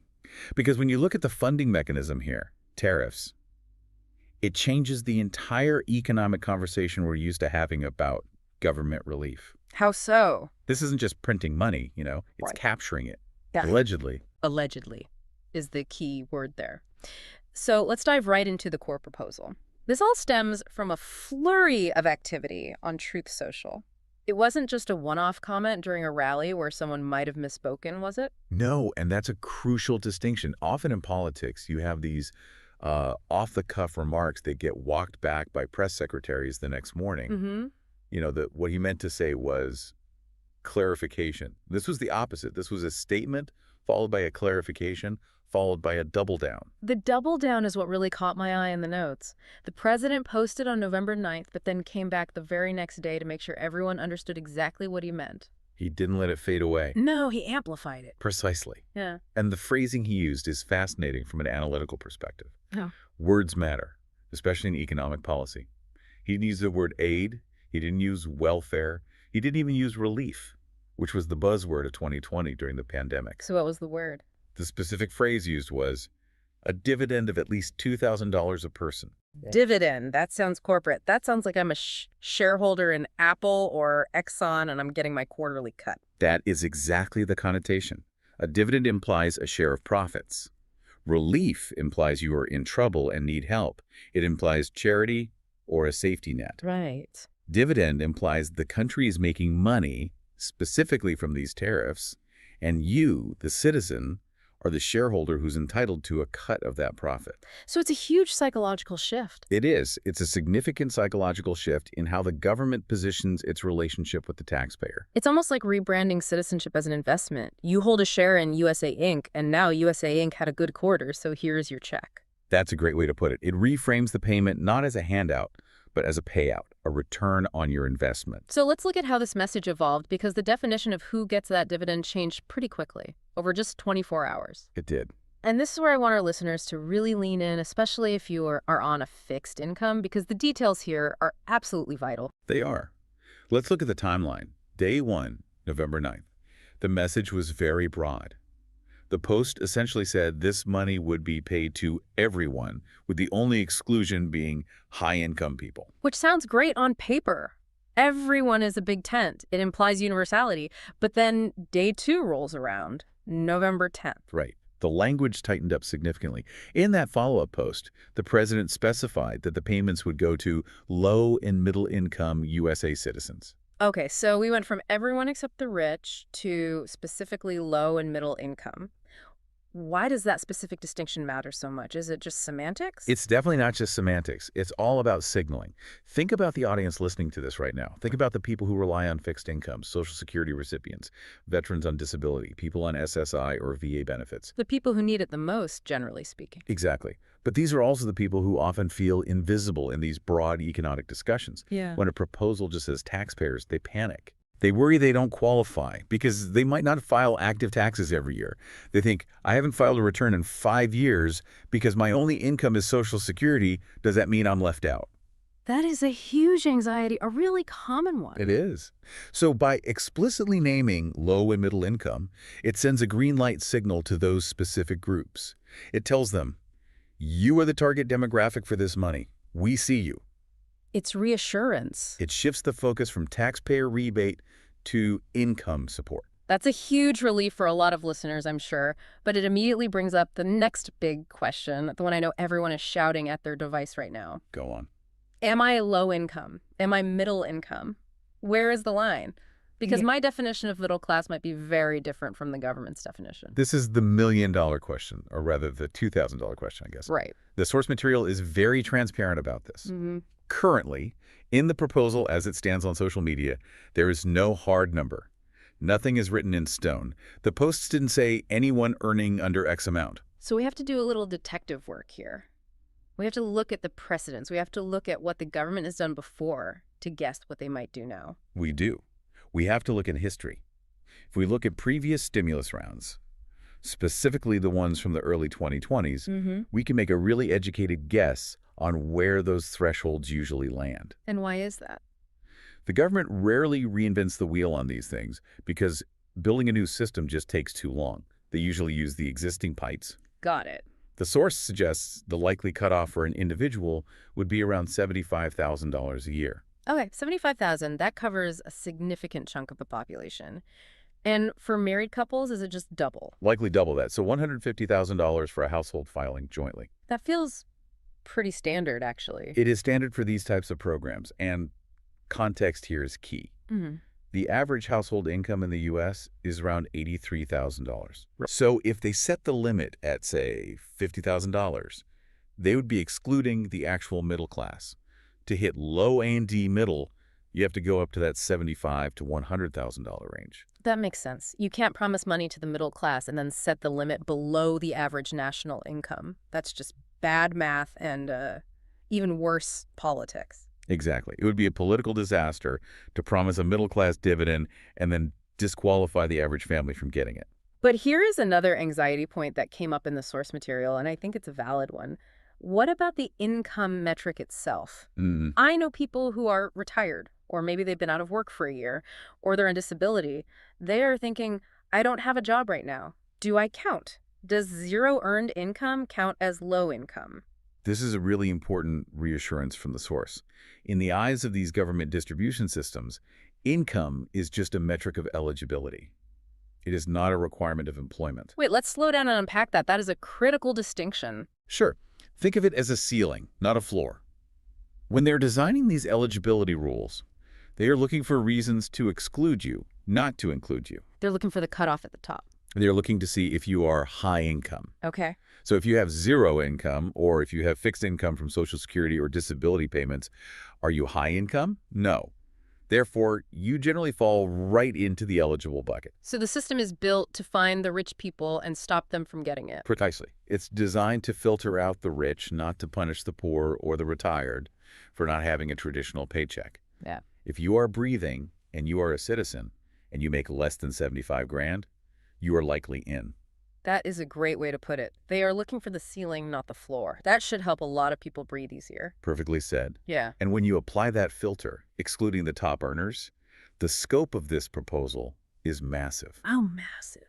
If the math follows the patterns of the 2021 checks, the $1,400 ones, we're talking about roughly 85% of the entire population. 85%. Roughly 284 million people. Wow. Okay, 284 million people receiving $2,000 each. I'm doing some mental math here, and those zeros are starting to stack up really, really fast. They add up. That is not a small line item. And this is where we hit the reality check. This is section 3 of our dive, the math. Because you can't just tweet money into existence. Well, you can tweet about it, but the Treasury has to actually find it somewhere. Right. And the proposal says this is funded by massive tariff income. So let's look at the ledger. Does the U.S. have massive tariff income? We have significant tariff income, yes. But massive it's a relative term. According to the source data, year to date, The United States has brought in about $195 billion in tariffs. 195 billion. That sounds like a lot of money. It is a lot of money. It averages out to about $1 billion a day. If you were running a lemonade stand, you'd be thrilled. It is a massive revenue stream compared to zero. Okay, $1 billion a day. I'd take that. Absolutely. But now, let's look at the cost column. If you want to send $2,000 to 284 million people, Let me guess. It's more than 195 billion. it is significantly more. You would need approximately $568 billion. Whoa. Okay. Let's just pause there for a second. We have 195 billion in the bank, essentially. Cash on hand, yes. But the bill is 568 billion. We are roughly a third of the way there. That's a pretty big shortfall. That's not a rounding error. That's nearly $400 billion missing. Correct. And this creates an immediate contradiction in the messaging, which the source pointed out. What's that? The president's post mentioned using money left over from the payments to pay down the national debt. Left over? How can there be money left over if we are starting $400 billion in the hole? Yeah. That's like saying, I'm going to use the money left over from buying a Ferrari to pay my rent, but I only have enough cash for a Honda Civic. That is the analytical disconnect. Based on current cash on hand, the money actually sitting in the account right now, there is no leftover. There's only a deficit. Okay. However, and here is where we have to widen the lens to understand the government's logic. The proposal isn't necessarily about using today's money. What do you mean by that? The source highlights a 10-year horizon. The projection is that these tariffs will generate $3 trillion over the next decade. 3 trillion. Okay, now 500 billion sounds a little more manageable. Exactly. If you look at it over 10 years, the revenue covers the cost very easily. Right. But that brings us to the mechanism of how this would actually work. Right, because people need the money now. The government doesn't wait 10 years to collect the cash before sending the check. They can't say, here's your stimulus, it'll arrive in monthly installments until 2035. So they have to use a borrow and payback strategy. Yeah. Effectively, yes. That's what the source suggests. They would borrow the $568 billion now, immediately adding that to the national debt, and justify it by promising to pay that debt back with the future tariff revenue that's coming in over the next decade. So when they say funded by tariffs, they really mean funded by debt that we hope tariffs will pay off later. That is the precise economic translation. It's a cash flow issue. You need the liquidity now, but the revenue is a slow trickle over time. It's like a mortgage. It's exactly like buying a house. You don't have the cash for the house today, so you take a mortgage, which is debt, and you pay it off with your future income. In this case, the income is the tariffs, and the house is the $2,000 dividend for every American. That puts a whole new spin on the leftover money comment. It sounds a lot like creative accounting. It's extremely creative, Mhm. and it relies entirely on those tariff projections, holding steady for 10 years. Which is a big if. A huge if. If trade policy changes or if imports drop because the tariffs are too high, that $3 trillion number could shrink. And then we are just left with the debt and no way to pay it. It's a gamble. A $3 trillion gamble. But here's the thing. This isn't the first time we've heard this gamble proposed. The source points out a really interesting pattern here. No. This isn't a brand new idea that just popped up in November. No, and this history is vital for context. The source calls this the fourth iteration. If you have been paying close attention to the news cycle over the last 10 months or so, this promise has been evolving, shifting, and reappearing like a ghost. Walk us through the timeline, because I think a lot of people might have missed the earlier versions amidst all the other news. Sure. It started way back in February with what was called the Doge dividend idea, a proposal for $5,000. 5,000. We started high. We did, a very high starting bid. Then, in August, we saw a more formal attempt with the American Worker Rebate Act of 2025, introduced by Senator Josh Hawley. And what was that one for? That was for a $600 rebate. Okay, so we went from 5,000 to 600. That's a massive drop. That's a huge deflation of expectations. It was. But then in October, specifically October 2nd, there was an interview where the figure bounced back up. The range mentioned was between $1,000 and $2,000. And then came November. And finally, we arrive at the November 9th and 10th posts on Truth Social, explicitly stating $2,000. So we've seen 4 distinct versions of this promise in just 10 months, February, August, October, November. Why does the frequency of this matter? Is it just them, testing the waters? It matters because of expectation management. The source brings up a very valid concern here: the risk of becoming the boy who cried wolf. Ah, the credibility crisis. Exactly. When an administration floats a specific financial promise 4 separate times Mhm. and puts specific dollar amounts on it, they're painting themselves into a corner. Mm-hmm. They're raising the expectations of the public so high that not doing it becomes politically dangerous. It's like promising your kid a trip to Disney World 4 times in a year. Eventually, if you don't get in the car and go, you're in big trouble. You can't just keep saying, maybe next month. That is a perfect analogy. And the source argues that this creates a bad messaging campaign if it fails. It implies that the only escape route for the administration now, the only way to save face, is to actually send the money. They've built the hype train. Now they have to drive it into the station. That political pressure might actually be the best news for the listener hoping for this check. They kind of have to do it now, right? It certainly increases the probability. Political will is often just as important as economic math. If the political cost of not sending the check is higher in terms of votes or approval ratings than the financial cost of borrowing the money, they will likely borrow the money. Now, I want to pivot a bit to the tone of the source material itself, because while we are analyzing numbers and tweets, there is a very human element to this commentary. The person breaking this down acknowledged the emotional side of it all. Yes, explicitly asking the listeners, how would you feel? Happy? Excited? It grounds this abstract policy in real emotion. It does. For a lot of people, $2,000 isn't just a dividend. It's rent, it's car repairs, it's breathing room.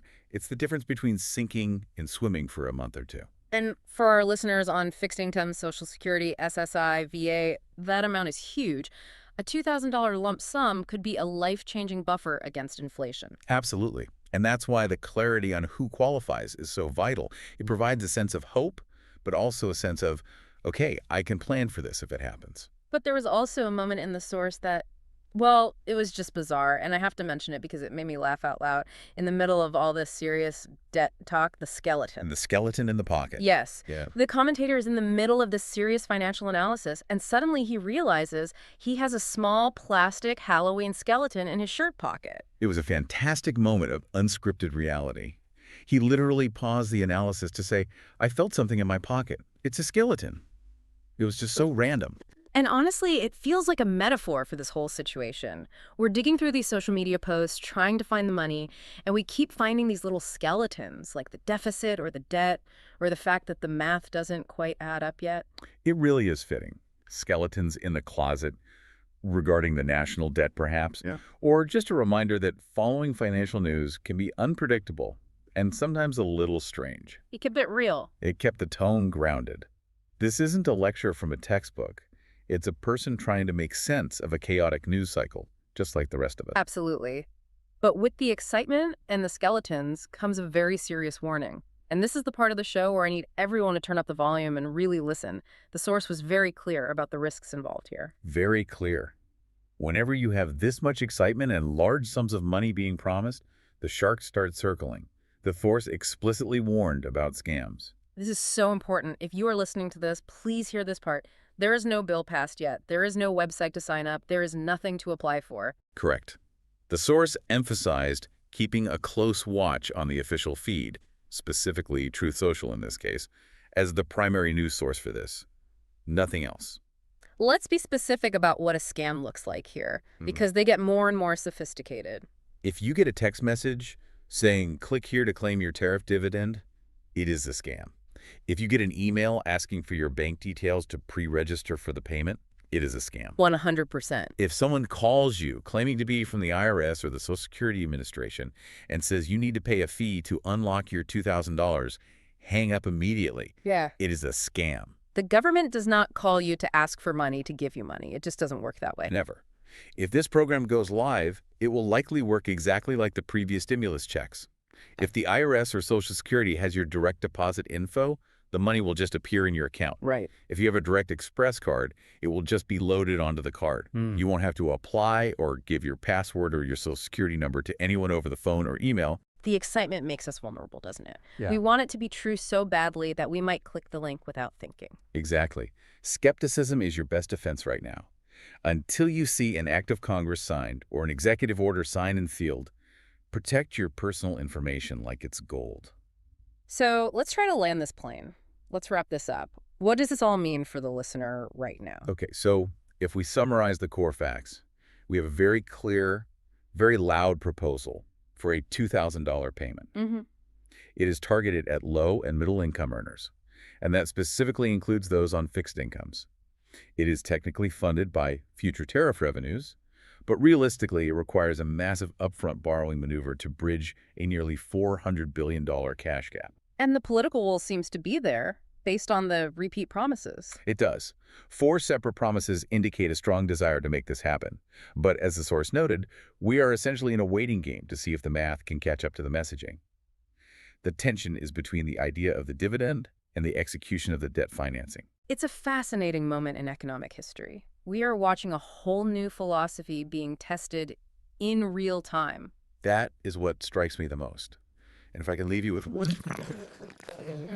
think about that shift in language we discussed right at the start. Yeah. Dividend. Yeah. We are moving from a model where our taxes fund the government to a proposed model where tariffs are supposed to fund the people. If the government starts paying us a dividend, like a corporation pays its shareholders, how does that change the fundamental relationship between a citizen and their country? That's a deep question. Do we stop seeing ourselves as contributors and start seeing ourselves as investors who are just expecting a return? And if the company, the U.S. government, runs at a loss to pay that dividend, how long can that shareholder model actually last? That is a lot to think about. It changes the whole social contract. It turns we the people into we the shareholders. It really does. Well, on that heavy note, and keeping an eye out for skeletons in our own pockets, we are going to wrap it up there. Thanks for diving in with us. Always a pleasure. We'll catch you on the next one. Stay. We have some major news today. The White House has now officially, on the record, confirmed their commitment to distributing a $2,000 payment. And they're calling it a dividend. A dividend, right. Right. And this isn't just, some rumor anymore. No, this is high level, a confirmed promise. Which could mean $2,000 cash directly in your pocket if you meet the income requirements. And for so many people, that's not just a little help. That's some real breathing room. So the big question is, who qualifies? Why now?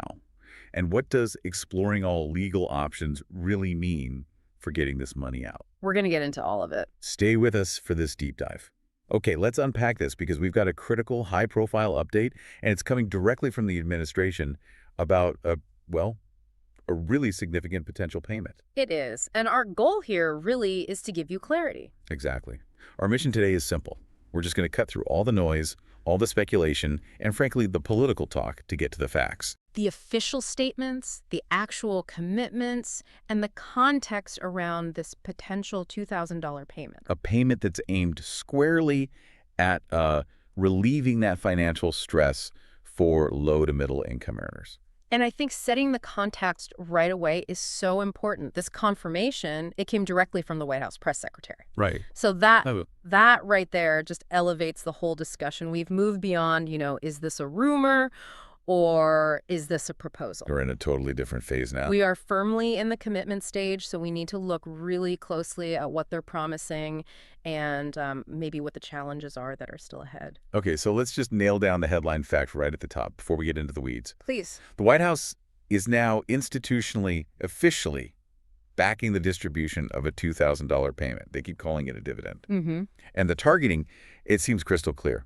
They're aiming for, and this is the quote, everyone except high-income people. And, that distinction, calling it a dividend instead of a stimulus check, that's not just semantics. That's a really important political and legal nuance. How so? What's the strategy there? Well, a stimulus check, that term is usually associated with deficit spending, with an act of Congress. It has a certain political baggage. Right, it sounds like an emergency measure. Exactly. But by calling it a dividend, they're trying to frame it very differently. Perhaps as a return on national resources or something that doesn't rely on new debt. So it's a payment that could be authorized under what existing executive authority? That seems to be what they're aiming for. It's a message that suggests this money is, owed or deserved, not just some temporary economic fix. It's a very deliberate choice of words. That reframing really does tell us a lot about their strategy here. So let's get into the chain of confirmation, because it wasn't just one announcement. It was a sequence, and it shows just how fast this moved from a proposal to a locked-in administration priority. It really was a rapid escalation. It started with the president's statement on a Sunday. He announced this specific $2,000 dividend idea. And right from the start, he was clear that high-income individuals would be excluded. Yes, that set the anchor right away, both for the dollar amount and for the target demographic. And this wasn't just some off-the-cuff remark, was it? Because I remember the very next day, he brought it up again. He did. He doubled down on this exact $2,000 payment. And when the chief executive does that, when they reinforce a major dollar-specific commitment in less than 24 hours, It's a signal. it's a very deliberate signal of internal alignment and, frankly, urgency. They were intentionally building public expectation around that $2,000 figure. Okay, so you have the president setting the tone twice. Then where did the momentum go? It moved to the financial arm of the government. We then got confirmation from the Treasury Secretary, Scott Bessing. And he added a new layer of detail. A very significant one. He confirmed that detailed discussions were taking place about the logistics of this payment, and he specifically mentioned a target group, Which was? individuals with income under $100,000. Wow. Okay, so that's the first time we hear a hard number attached to the eligibility. And that's a huge moment because the Treasury is the agency that would actually implement this. So hearing it from them gives the whole proposal these concrete administrative parameters. It's not just a political idea anymore.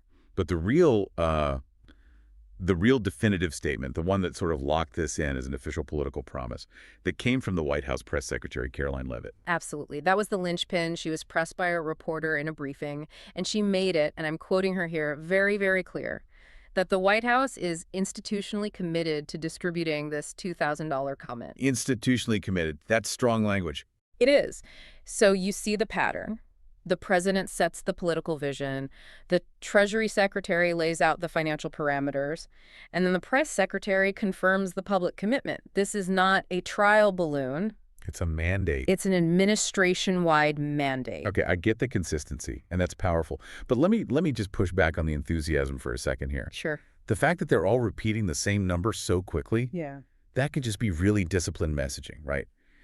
And then the press secretary immediately gave that crucial caveat. The exploring all legal options line. Exactly. They are currently exploring all legal options to get that done, and she gave no timeline. Now, to anyone who's listened to these briefings, that phrase, exploring all legal options, it often sounds like Washington code for, we don't actually know how to do this yet. And that's an excellent, very necessary point of skepticism. So are the sources suggesting this exploration is genuinely productive, or are they just buying time? The analysis suggests it's genuinely productive, but it's also genuinely difficult. And here's why. If this were a straightforward legislative matter, they would have just introduced a bill in Congress. Right. There'd be a bill with a name and everything. Exactly. The fact that you have 3 of the highest level figures all repeating the $2,000 number, but then also mentioning legal options, that tells us a couple of things. 1, they are locked into the dollar amount. And 2, they are now in an internal race to find the administrative pathway to make it happen. So let's dig into that. What could those legal options actually be? Because like you said, this is the bottleneck right now. This is what's stopping the money from flowing. What authority could they be looking at to get around the slow traditional legislative process?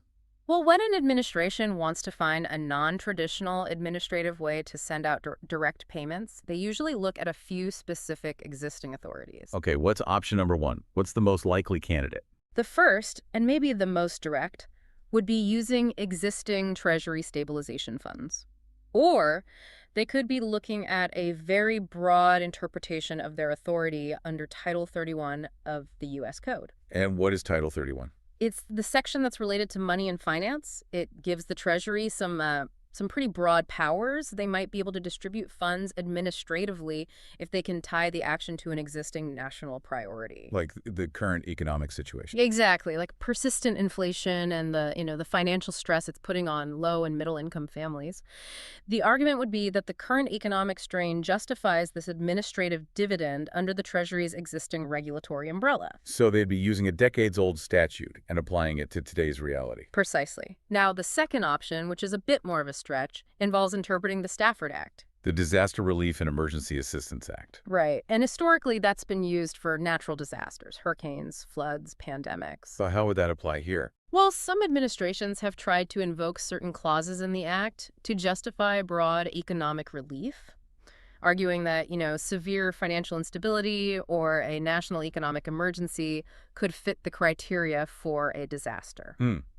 That sounds like something that would get challenged in court immediately. It absolutely does, which really highlights the difficult position they're in. They're looking for a path of least resistance, and there might not be an easy one. And is there a third option? There's a third, less direct option, but one that always gets explored. It involves leveraging authority from executive orders or maybe reinterpreting existing laws about specific benefit payments. So like adjusting payments from the Social Security Administration or the VA? Potentially. It could be framed as an advance or a special adjustment, but that's usually very complex because those programs have their own very specific legislative language that's hard to get around. So the bottom line here is this exploration phase is real. They're on a kind of legal scavenger hunt. That's a great way to put it. They are on a high-stakes legal scavenger hunt to find the money and the authority to send it because they've committed their institutional reputation to it. The repetition of that $2,000 number then isn't just messaging. No, it's a sign that they've made a promise and now they have to find a way to keep it. The pressure on them to deliver now is just enormous given how public and how specific this promise has become. They've really gone all in. They have, and failure to deliver the full $2,000 could lead to a catastrophic loss of credibility, especially with the very people they're trying to support. Okay, so given that intense focus on delivery, let's drill down into what we know about eligibility.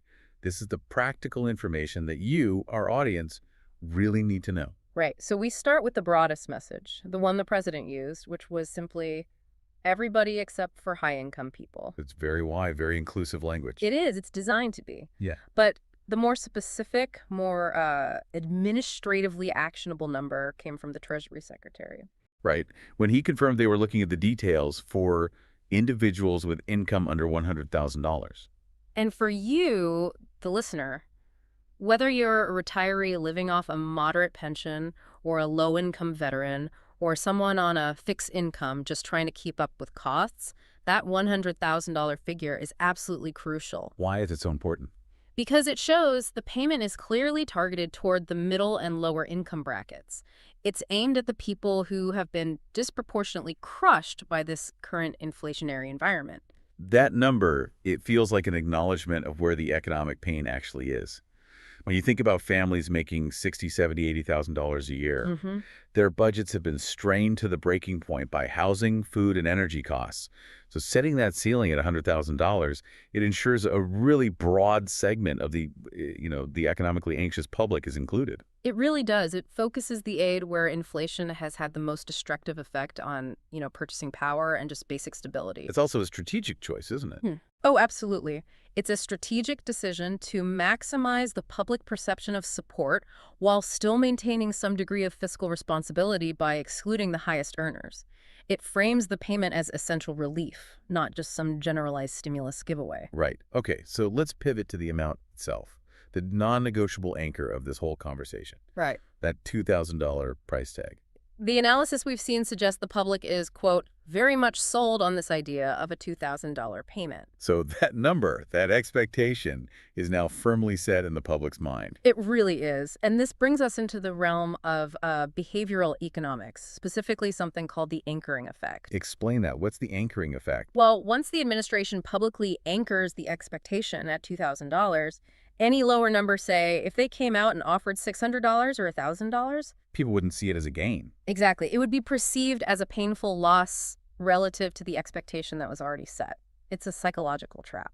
So the administration is risking a huge amount of public trust if they even think about trying to pull back now. A significant amount.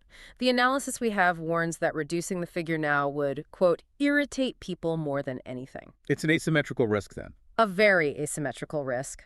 The political benefit of delivering $2,000 is high, for sure, but the political cost of delivering, say, $1,000 is catastrophic. It would disproportionately hurt their credibility. So, in a way, they've put themselves in their own political trap. They absolutely have. They can't just deliver some relief anymore. They have to deliver this specific amount of relief. The commitment to that higher $2,000 figure, it really signals that this payment is designed to be substantial. It's real material relief. Right. It's something that can actually help bridge a financial gap for a struggling family. It's not just a token gesture that, disappears after one trip to the gas station or the grocery store. So this means we can be reasonably certain that if the administration successfully navigates these legal options and the money does get delivered, The amount will be $2,000. or maybe even a little more, given the president's tendency to sometimes float higher numbers. That's possible, but we can be almost certain it won't be less. The political cost of failing to deliver that specific $2,000 figure is now, I think, greater than the administrative and legal cost of finding the means to actually deliver it. That's a really powerful point. The $2,000 has become this political promise with the force of an institutional commitment. It has. And reducing it now would just be seen as a profound betrayal, especially by the low-income folks who are really counting on that specific level of support. And looking at this whole situation, you realize the administration has really maneuvered itself into an extremely precarious political spot. Mm-hmm. They are, and I'm quoting the analysis again, really painting themselves into an extremely tight corner by so consistently promoting this $2,000 dividend. It makes the delivery not just a policy decision. No, it's a high-stakes test of their political competence. The stakes just could not be clearer. The analysis warns that if they, quote, do not follow through with this, their credibility and their trust is going to go down the toilet. And you have to remember who they've targeted with this promise. Exactly. They've specifically targeted low to middle income earners. That's a crucial voting bloc. And it's the group that is currently bearing the absolute brunt of economic anxiety. So to fail to deliver financial relief to them after making such a specific promise, It would result in a massive loss of faith among that core constituency. It would be a political disaster. but this political gamble, it also kind of reflects a deep recognition of financial need, doesn't it? I think it does. They seem to be willing to take this huge risk of committing publicly before they've even finalized the mechanism, because they believe the financial hardship out there is so severe. So it requires this level of intervention, and they need to be the ones seen delivering it. That seems to be the calculation.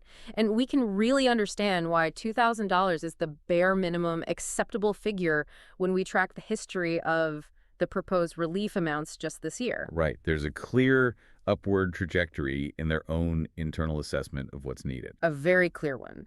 It tells us that those earlier, smaller proposals, they just failed to generate enough political or public momentum. Which suggests they were just inadequate to meet the challenge. Let's track that history. Back in February, the initial idea was much more abstract. It was this $5,000 Doge dividend. Right. That was more of a concept, a very high initial anchor, but maybe less serious in its implementation details. Exactly. Then the discussion got much more concrete, but also more fiscally conservative in August. That's when we heard about this $600 payment. And that was tied to the American Worker Rebate Act of 2025. Right, so that was a legislatively backed figure. But the fact that it was floated and then pretty much ignored or raised immediately tells you that $600 was quickly deemed insufficient. I mean, for a family dealing with a rent hike or a spike in their utility bills, $600 is a drop in the bucket. It is. It fails to provide that psychological or material relief that's really needed. So then by early October, the figure had already basically doubled. That's when the talk was $1,000 to $2,000. Which indicates a growing political consensus, or maybe, a reaction to their own internal polling, that those lower amounts just weren't addressing the true gravity of the economic climate for middle-class and low-income families. And that finally brings us to the current commitment, which was set in mid-November. At least $2,000 or more. The fact that the president has continually increased the number every time he talks about it is a really powerful political signal. It shows a recognition that $600 or $1,000 just won't move the needle for families on fixed incomes struggling with this inflation. It has to be substantial to be effective. And now the commitment is firmly locked at the highest end of that scale. They've accepted the premise that the relief must be $2,000 or higher to be both economically effective and politically successful. And this leads us to a really critical point, the role of public support in all of this. Yes. The analysis explicitly suggests there's a positive feedback loop here. The more sustained public excitement and support there is for this $2,000 idea, the more momentum it gains. Making it, quote, more likely it is to actually happening. Which means the public is an active participant in this outcome. It's not passive. So if the public were to just, sit here and act like, we don't care about $2,000, as the source puts it. That lack of interest could genuinely allow the commitment to fade away. They could let it die on the vine. So public anticipation and continued attention are actually driving political accountability. They absolutely are.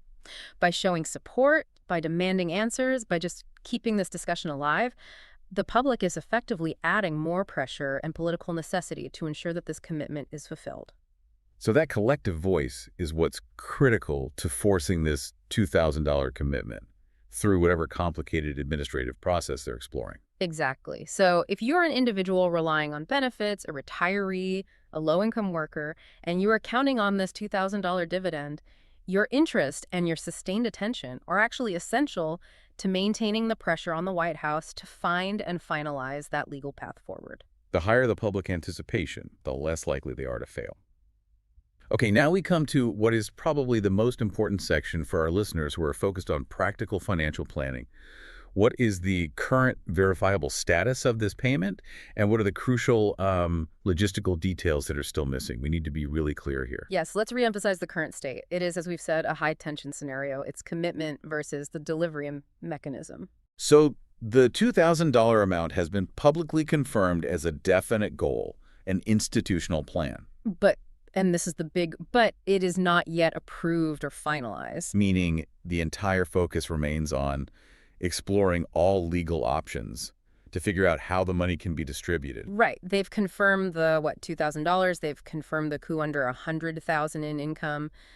But the how, the specific legal mechanism, that is the current bottleneck. And the hope, as you said, is that by looking at these administrative pathways, they can find a quicker route. A non-traditional, faster route. But that search for legal authority, it creates this void of logistical information that we have to address with, real clarity and compassion for our audience, who are often managing extremely tight, fixed budgets. So let's be blunt. Since they're still exploring the mechanism, we cannot give you an official timeline. There is no firm date for when this $2,000 will arrive. We can't give you a date because the authorizing mechanism, the how, is what will define the when. Furthermore, we have no final details on the physical logistics.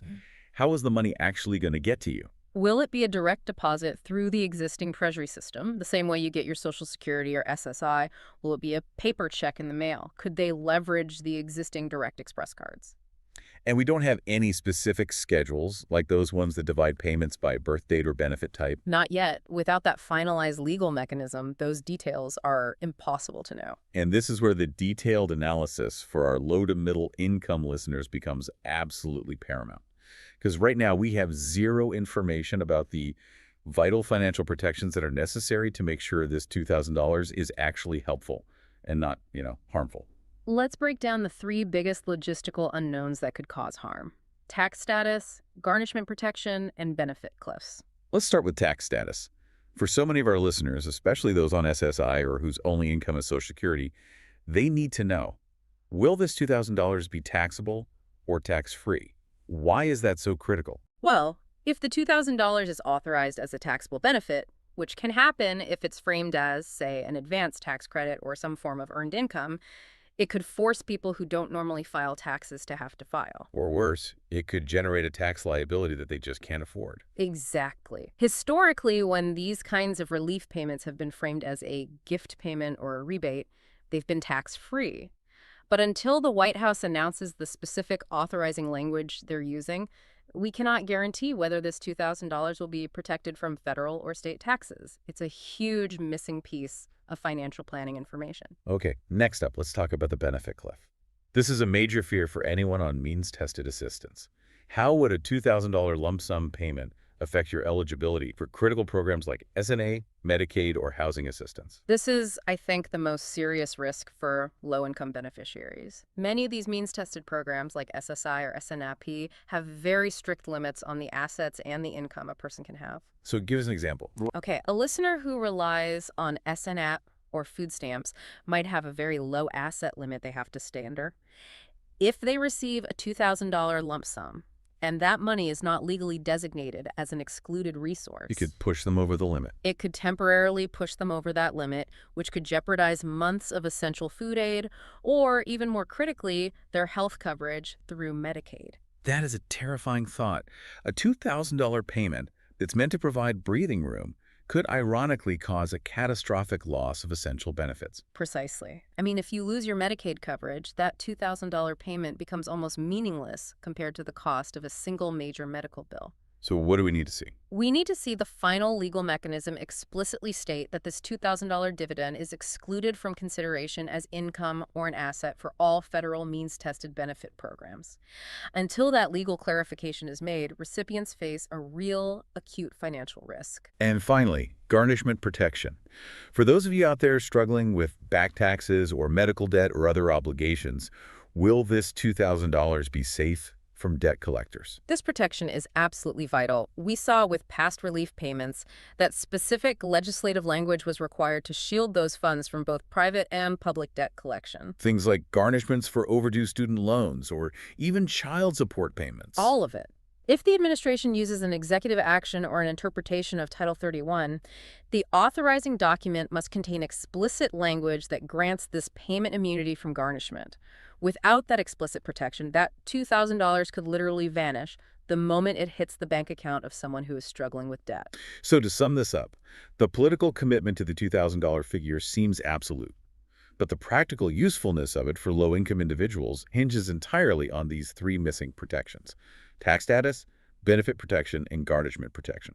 Yes, we have to maintain a logical, critical mind here. The commitment is real, the political pressure is intense, but until the administration announces the specific legal mechanism they are using, all of those vital logistical details, the when, the how, and the critical protections that make the payment safe for you to receive, they remain the next pieces of information we are all urgently waiting for. So your job, as the informed and financially conscious listener, is to understand that the $2,000 is confirmed as a promise, but the practical delivery is still pending the successful completion of this White House legal exploration.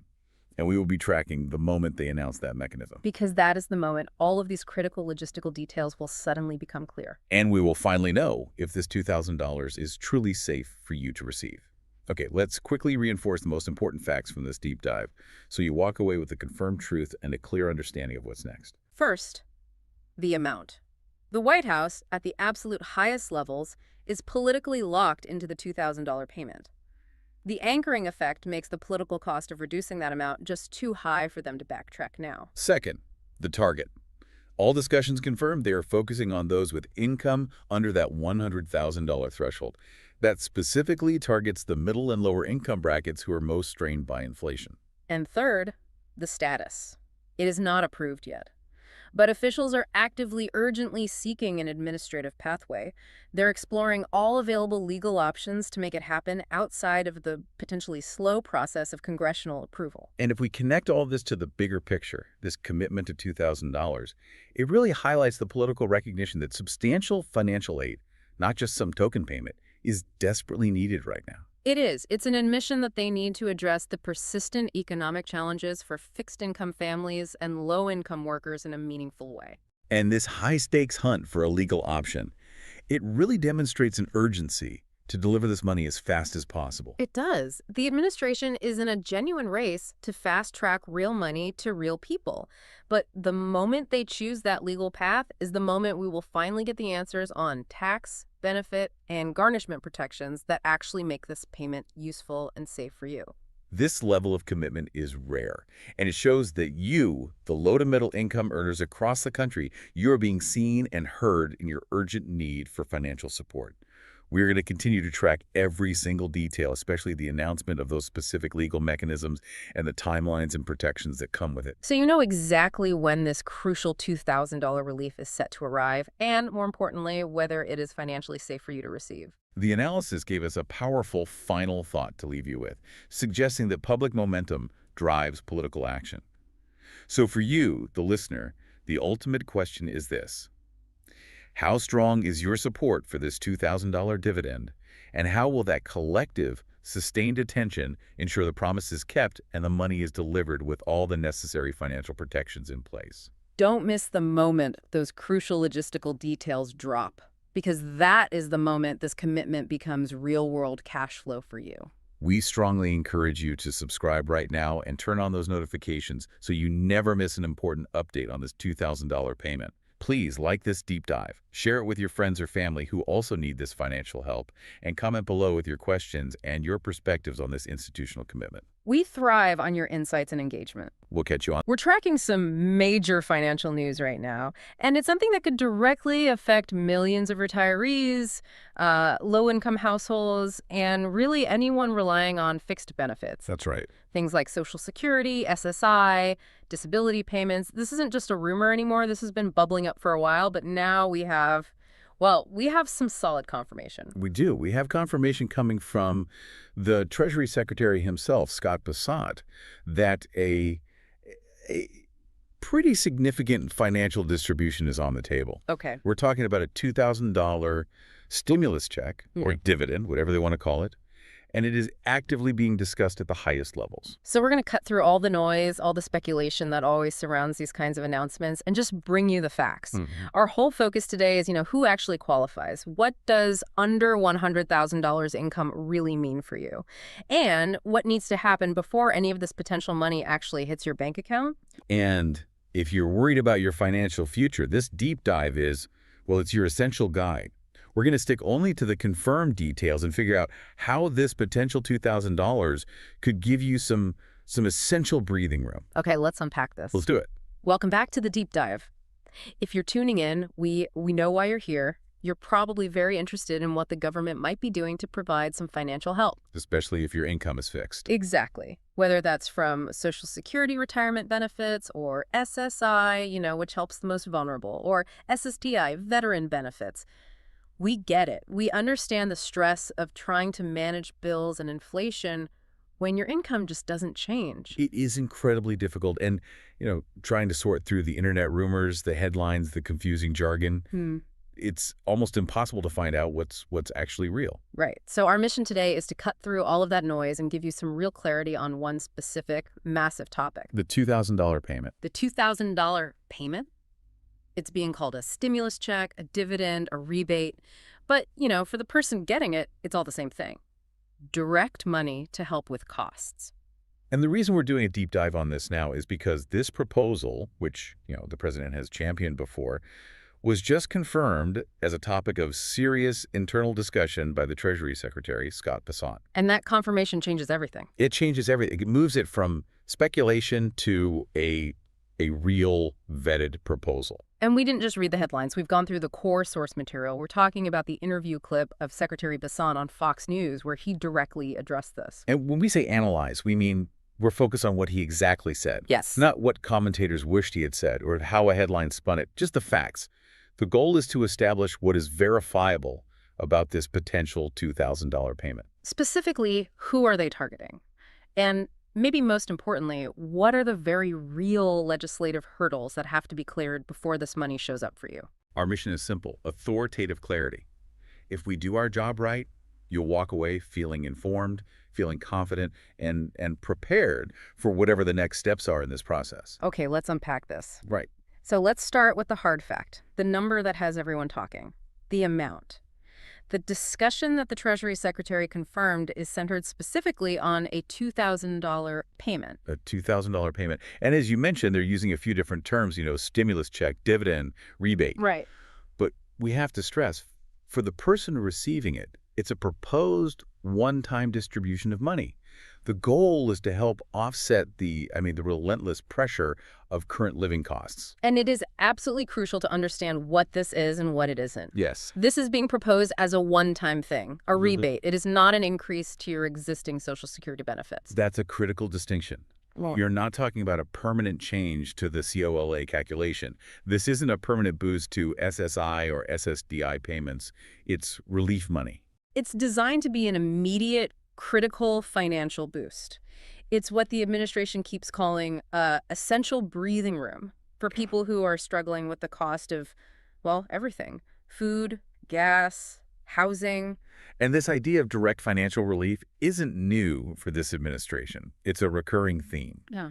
The sources we're looking at indicate this is actually, I think they called it the fourth iteration. The fourth endorsement, yeah. The fourth endorsement the president has made about distributing money back to the people. And that's significant.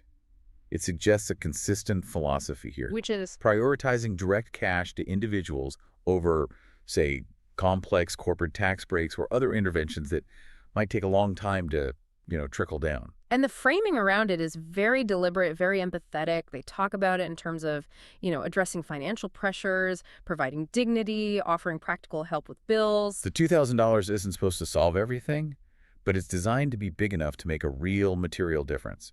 Maybe it covers a month of rent or offsets several months of inflated grocery bills. Okay, so that's the what. A $2,000 one-time payment. Now let's get to the how. How would it be funded? This brings us to probably the most complex and politically tricky part of this whole thing. It is. Secretary Besant confirmed the funding mechanism they're discussing is tariff revenues. Tariff revenues, or profit sharing from tariffs. Right. And what's fascinating here is that mechanism fundamentally changes the politics and the economics of this compared to the stimulus payments we saw before. How so? Well, the stimulus checks during the pandemic were mostly funded through massive deficit spending. The government basically borrowed trillions of dollars and added it to the national debt. Okay. Using tariff revenue, on the other hand, implies they're using money the government has already collected on goods imported into the country. It's existing revenue, not new debt. And this is exactly where the interviewer on Fox News zeroed in. They immediately challenged him on it. They did. The analogy they used was something like, isn't this like using your overdraft to pay off your credit cards or taking money from one credit card to pay another? And that analogy perfectly captures the debate.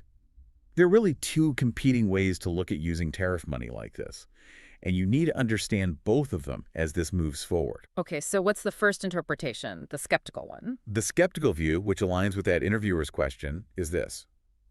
Tariffs are taxes on imported goods, and most economists agree that those costs, well, they get passed on to the American consumer. In the form of higher prices. In the form of higher prices on everything from your phone to your clothes. So the skeptics argue that funding a stimulus check with that money is just rebating money that you already paid in inflated prices. So you're not really getting ahead. You're not. It's seen as an offset for the government's own trade policies that might have contributed to inflation in the first place. It's just shuffling money around. So in that view, the $2,000 is just softening the blow from the tariffs, not actually creating new wealth. Precisely. Now, the second interpretation is the one the administration is pushing. The more favorable one. The more favorable one. They argue that these tariffs have generated billions in revenue that would otherwise just sit in a general government account, or maybe go to paying down debt, which doesn't help struggling families right now. Okay.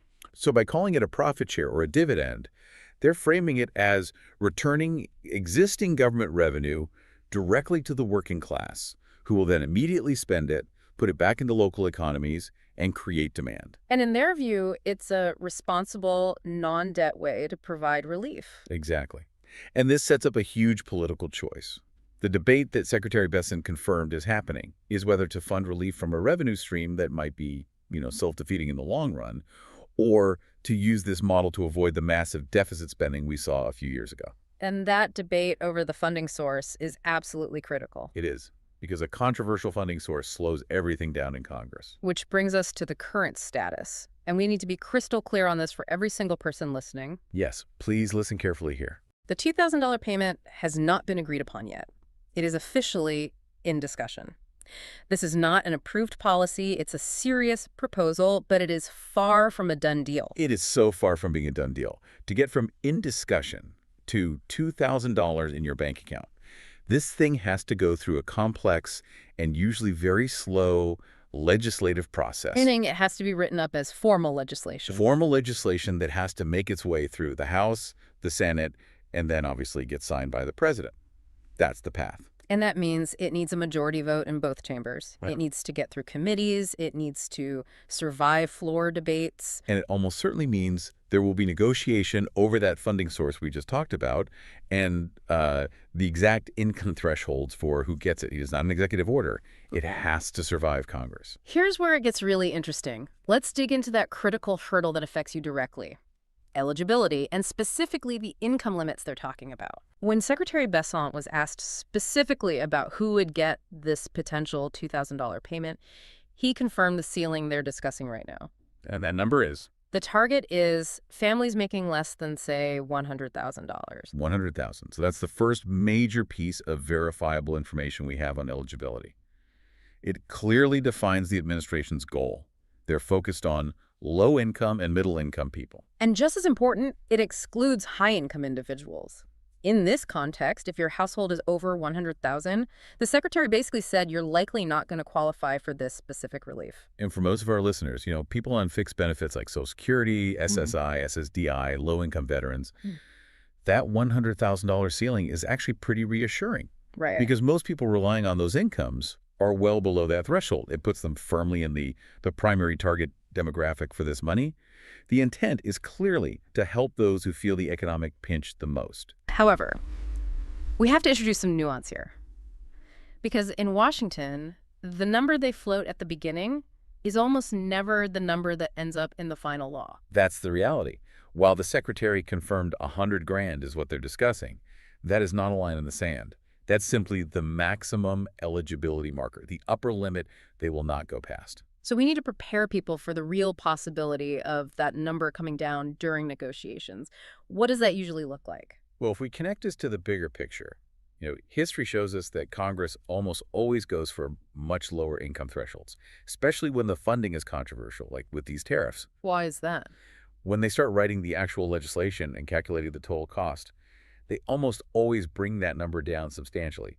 It's a way to reduce the overall price tag and target the impact even more narrowly. So what are some of the numbers being floated as a more likely compromise? The source material details some speculative but, educated guesses based on past stimulus bills.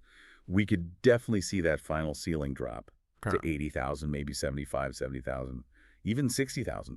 So it's critical for our audience to be aware of that potential drop. Absolutely. The $100,000 figure is let's call it a political marker, an enthusiastic starting point.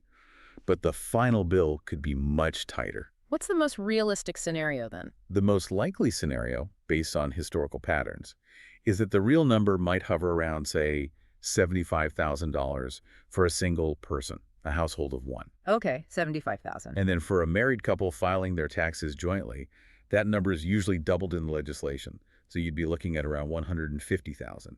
It's a sliding scale. So the key takeaway here is you need to look at both numbers. If your household income is well below $75,000, you are almost certainly the primary target. If your income is somewhere between $75,000 and $100,000, you need to watch the final legislative language very closely because that's the group most likely to get cut out during negotiations. That is the perfect way to frame it. The initial announcement gets the attention, but the final text of the bill determines who actually gets the money. Okay, now let's tackle one of the single biggest sources of stress for our audience, especially people on fixed income. I know where you're going with this. The dreaded tax filing requirement. Many retirees, many low-income beneficiaries, they don't file tax returns because their income is below the threshold. The last thing they want is to have to suddenly figure out IRS forms just to get this payment. It was a massive concern. And the source material gave some powerful, essential reassurance on this point that we have to relay very, very clearly. The Treasury Secretary's discussion, based on our analysis, explicitly clarified this. Receiving this payment has nothing to do with filing a tax return whatsoever. And that is probably the single most important detail for our listeners. Let me repeat that. It has nothing to do with filing a tax return. So if you're a retiree who only gets Social Security, or you receive SSI or low-income VA benefits, and you don't normally file taxes, you should not worry about it. Do not worry about filing a tax return or changing your routine just to be eligible for this. The administration is signaling that if this is approved, they'll use the data the government already has. And let's explain how that works. The government already has these huge databases, right? The master beneficiary record for Social Security, the SSI rolls, VA payment lists. They know who you are, they know how much you get, and they know your mailing address or your direct deposit information. If this payment is approved, the fastest, most efficient way to deliver it is through those existing channels. So we can confidently tell you, do not stress about tax paperwork for this. Your job is to monitor the legislative process, not to prepare forms. The Treasury Secretary really boiled it down to one simple question for people. Is your income below 100 grand? Yes or no? That's it. The simplicity of that question tells you everything. It's designed to be accessible. Exactly. All right, let's move on to the timeline. This is where we have to confront the realities of how Congress works. Right. Since this needs a formal bill, the timeline has a lot of uncertainty, and it really depends on what the political priorities are at the moment. So let's talk about the spectrum of possibilities. Yeah. The optimistic one and then the more realistic one. What's the absolute fastest this could happen? The optimistic scenario, which was mentioned in the analysis, is that this could happen pretty quickly, maybe in the next month. A month. A month. But we have to be so clear about what that would take. That would require a rare political event. Lawmakers would have to prioritize this above everything else, maybe attach it to a must-pass bill, and move it with, near unanimous speed. It's possible, but not probable. Highly improbable, especially with that controversial tariff funding we talked about. So why is it so unlikely to happen in 30 days? Let's just walk through the basic logistics of it. Well, the standard legislative path is just slow, because this bill involves revenue, the tariff money. It has to start in the House of Representatives. It would go through the Ways and Means Committee, then a floor vote. And then over to the Senate. Then to the Senate, probably through their Finance Committee. And every single one of those steps, every committee meeting, every public hearing, every day of debate on the floor, it all takes time.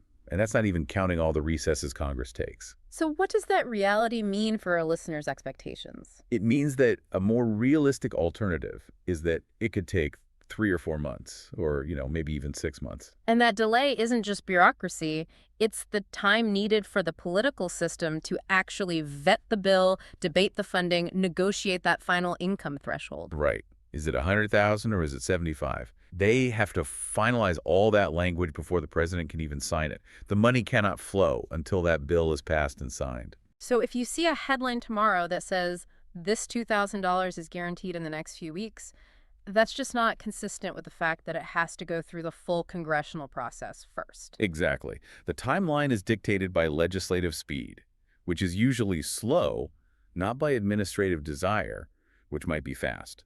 Okay, let's quickly touch on how the money might arrive, assuming it passes. Hmm. The focus here would be on simplicity for our audience. Since the sources don't detail the specific payment methods, we have to rely on the implications of that non-filing rule we just discussed. Which means? Which means the government is going to use the data it already has, the Social Security Administration databases, the VA's records, and so on. And that reiterates the central benefit for our audience. No application is needed for most people. No application. If you already get federal benefits by direct deposit or on a direct express card, the government has your information. The distribution would likely be automatic, just like the previous stimulus checks were. So the right course of action for our listeners right now is nothing. Essentially nothing, other than monitoring the legislative progress. You should not be calling the SSA or the VA to ask about this. You should not be looking for an application form online. If it's approved, it will be sent to you automatically. Now, before we move to the critical warnings, I want to bring in a related financial note that Secretary Bessent mentioned in the same interview.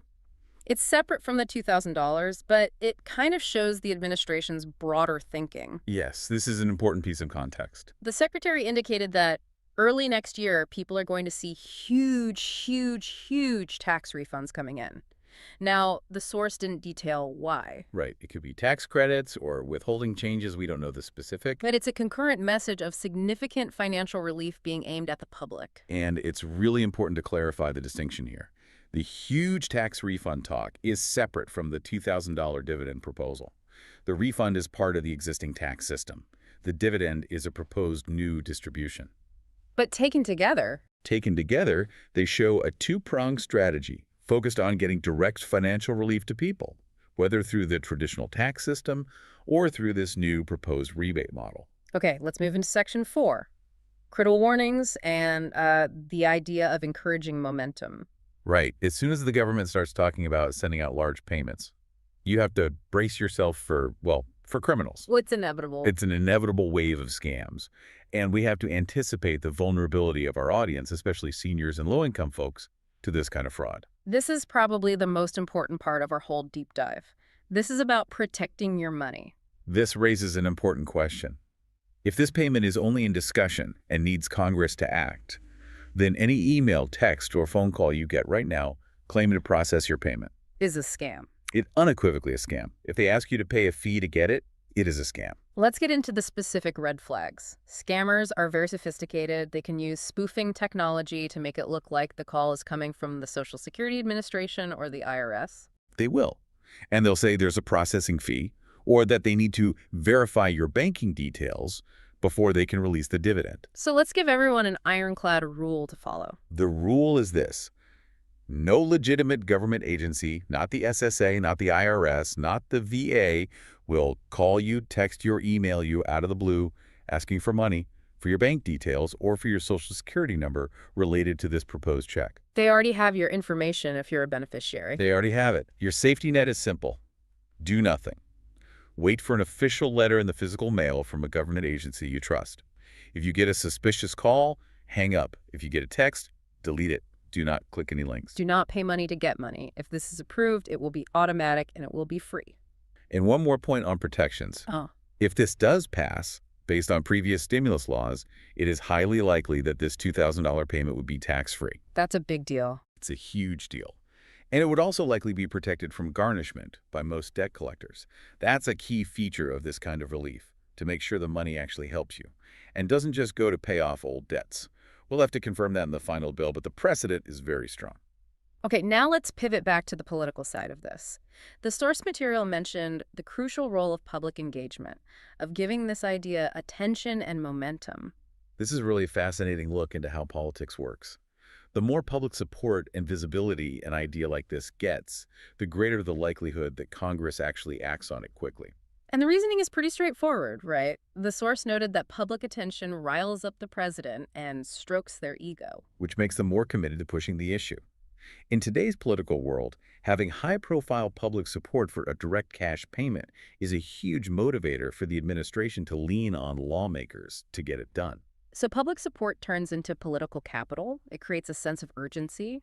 Exactly. When you have the Treasury Secretary confirming these talks and the president endorsing it, that sustained public engagement acts as a necessary push to get lawmakers in the House and Senate to even put it on the calendar. Legislative bodies are much more likely to prioritize bills that have strong, visible public backing. So what does this all mean? It means your engagement actually matters. It really does. By following verified sources like this one, by sharing factual information, not rumors, and by discussing this proposed dividend, you are actively helping to create the political momentum that could turn this into a reality. The attention you give this is, ironically, a key ingredient. Well said. Okay, let's wrap this up with the final takeaways and some next steps. Perfect. If you walk away with nothing else, please remember these 4 key facts about this proposed $2,000 dividend. First, the amount. It's a $2,000 payment, a one-time dividend or rebate, not a permanent increase to your benefits. Second, the status. It is only in discussion. It is not approved. And it requires formal legislation to pass through the House and the Senate, which means the timeline is uncertain, likely months, not weeks. Third, eligibility. The focus is on low and middle-income individuals under that $100,000 household threshold. But you need to be prepared for that number to be negotiated down, maybe closer to $75,000 for single filers. And finally, and maybe most importantly, action needed. None yet. No application is required, and the payment does not depend on you filing a tax return. And please, please remain vigilant against scams. Okay, so as we conclude, let's circle back to that bigger, more philosophical question this whole proposal raises. The debate around using tariff revenues to fund this dividend, it really highlights a fundamental tension in how our government works. It's a question we're going to be dealing with for the rest of this decade. And that question is, should financial relief be funded by existing revenue streams, like these tariffs, which might be inflationary themselves, or should it be funded by accumulating new debt, which is what we've done for every other major stimulus effort? so it's not just about who gets the money anymore, it's about where the money comes from. Exactly. As this proposal makes its way through Congress, the crucial debate won't just be about the income cutoffs. It'll be about the economic precedent this funding source sets for the future. So if this tariff-funded dividend actually happens, Does it become the new template? A new way to do targeted, non-debt-based relief, even if the tariffs themselves are controversial? Or does Congress reject it and go back to deficit spending? That is the big question that economists and lawmakers will be grappling with. And the answer will affect a lot more than just this one payment. This is a story that is changing quickly, and staying informed with verified factual information is your best defense against both financial anxiety and fraud. We really urge you to stay connected to official sources, and if you found this deep dive helpful, please share it. By getting this accurate, detailed information out there, you are directly contributing to the political momentum that the administration itself suggested is necessary to push this from a promising discussion into actual dollars. Are you tired of inflation eating away at your fixed income? Well, get ready. This administration has just doubled down on a major financial announcement that could put some serious money right back into your pocket. We're talking about a commitment that's been confirmed by the president, the Treasury Secretary, and the Chief Economic Advisor. They are actively pushing for an immediate one-time payment of at least $2,000. At least $2,000. And this is for virtually every American family making less than $100,000. And look, this isn't speculation anymore.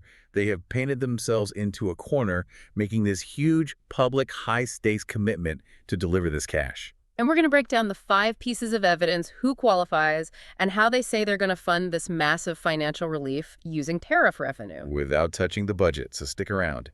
This deep dive is absolutely critical to understanding what could be coming next for your finances. Welcome to the deep dive. Our whole mission here really is to get you the clearest, most direct knowledge on these big financial updates that, really matter. We know that economic uncertainty is a daily reality. It really is. Especially for those of you relying on a fixed income, maybe managing retirement savings, or just finding that rising costs are eating away at every single dollar. And right now, we're tracking a financial story that has moved so fast. It went from just a single remark to this unified institutional promise in, a matter of days? Just a couple of days. Yeah. And that speed, that's what we really have to focus on. Right. Our deep dive mission today is pretty singular. We're here to unpack this sudden, highly visible commitment from the administration about a pretty significant new financial injection. The $2,000 dividend payment. Exactly. And this isn't, a leaked memo or some trial balloon they're floating. This is a public coordinated policy push. And it just demands our immediate attention because of how directly relevant it is to you financially. And I think the most compelling part is just the sheer coordination behind it all. I mean, we aren't hearing from some junior staffer. No, not at all. We have multiple high-profile administration officials. We're talking about the president himself, Kevin Hassett, who's the chief economic advisor, and Scott Besson, the Treasury Secretary. Right. All of them. All of them are showing this massive, vocal, and like you said, coordinated commitment to deliver this $2,000 payment. And that level of institutional support deployed so quickly. I mean, that's what really elevates this from just a suggestion to a matter of serious political and financial gravity. So to help you really understand the weight of this commitment, we've stacked our sources. We have a collection of 5 recent, very specific data points. This is our evidence stack, really. It establishes their intent and the mechanism they plan to use. So what's in it? It includes 3 crucial clips from these high-ranking officials we mentioned, and 2 specific posts from the president, all reinforcing that specific $2,000 commitment. And all announced within days of each other. In close succession, yeah. The speed and the unity of these 5 statements, that's the fundamental evidence we need to look at to figure out, what's the likelihood they're actually going to follow through. So why does this matter so immediately to you, the listener? We're not just here to talk about political strategy, even though we have to understand it. Right. We're here because this is a potential $2,000 financial boost. And if it lands, and if you are one of the millions struggling with economic pressure right now, that money could provide some critical breathing room. It really could. A chance to pay down some high-interest debt or cover an urgent medical bill. Or just provide some dignity against, this backdrop of persistent inflation. So we're going to guide you through the raw evidence, the political pressures that make delivery almost mandatory at this point. And crucially, the detailed mechanics of how this money is supposed to be generated and then sent out. It's just so important to treat this promise with the utmost gravity. I mean, for many low-income households, an unexpected, maybe tax-free $2,000 could be genuinely transformational. Absolutely. So the analysis we're going to do today will help you prepare and just understand the specific hurdles this proposal still has to get over. Okay, let's unpack this. This political phenomenon, I guess we'd call it, starting with the concept of this commitment. and the intense political pressure cooker the administration has actively built around itself. The speed and the intensity of this whole thing are really remarkable. I mean, think about the hierarchy. Okay. You've got the chief economic advisor. He's the one who validates the numbers. Right. Then you have the treasury secretary who handles the logistics, the actual payout. Makes sense. And then the president who is championing the political promise. And all three are speaking on this, stating the exact same dollar amount and the same target group within a 48-hour window. That is not an accident. No. Yeah. That signifies serious strategic intent. It almost feels like they skipped the whole internal debate phase and just went straight to the public declaration. Like they're trying to create a done deal before Congress even gets a chance to push back. That is the political strategy, exactly. And this brings us right into what we are calling the tight corner analysis. Okay. When an administration, especially one that's facing some economic headwinds, makes such a high-stakes, unified, public pledge about a direct financial benefit to people, well, they are painting themselves into an extremely tight corner. So let's elaborate on that. What's the consequence of being in that corner? I mean, what's the implied penalty if they go this public and then they fail to deliver?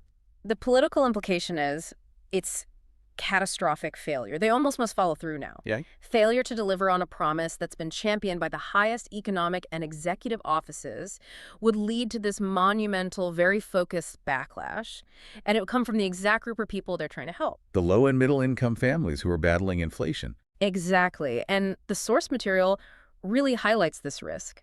It notes that if they fail, and I'm quoting here, there's going to be a lot of really upset people out there who've had their hopes up and who are basically banking on this to happen. And that's a group that feels the pinch of economic uncertainty most acutely. Disappointing them after such a visible promise would just be immensely damaging. It would. So the political capital they spend on making the promise is now actually greater than the capital it would take to execute it. That inversion of risk suggests either tremendous confidence or, I don't know, tremendous desperation on their part. It suggests the former. I think it suggests confidence. The level of public digging in, the coordination and the sheer volume of these high-profile endorsements, it suggests that the administration has already done the math. The political math. The political math. And they've calculated that the cost of not delivering now is far greater than the cost of finding the funding and pushing whatever legislation they need. So, because of all that, because of the coordinated statements and the pressure they've put on themselves, there's what did the source say? A pretty high likelihood of this happening. Yes. They would not risk this level of backlash without a concrete plan for how to get it done. And let's just reiterate the key terminology they're using, because we have to analyze this. We're talking about a payment of at least $2,000 in the form of a dividend. Right. We promise to unpack that word, dividend. Why that specific term? Why is that so important here? This is a crucial distinction. Yeah. When we hear stimulus check or, relief payment, we often think of funds that are appropriated from the general treasury. Which usually means adding to the national deficit. Usually, yes. But a dividend carries a very different implication.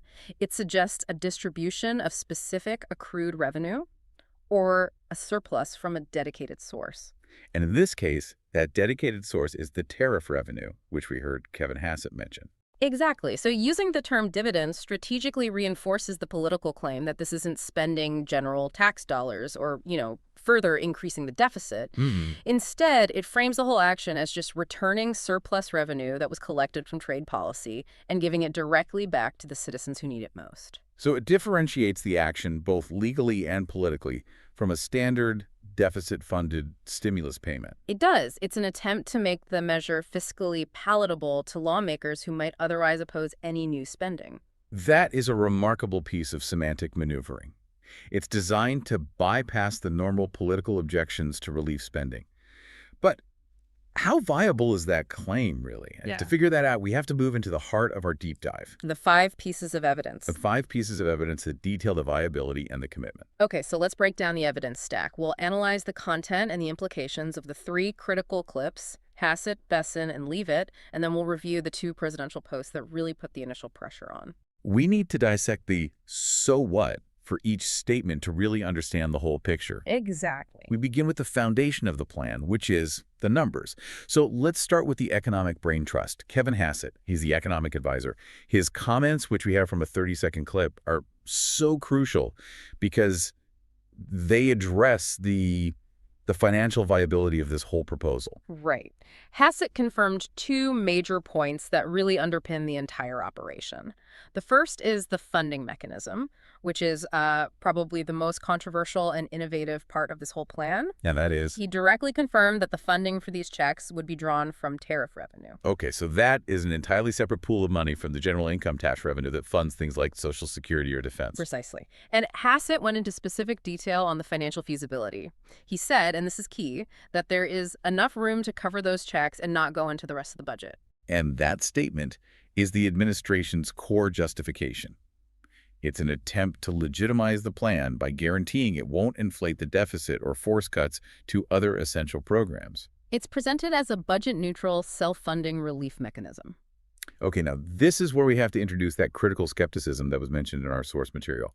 Hassett is the economic advisor. His word carries a lot of institutional weight. It does. But the sources also noted that external analysts ran their own calculations, and they suggested that the year-over-year tariff figures, well, they don't really add up to fully cover a multi-billion-dollar payout of this size.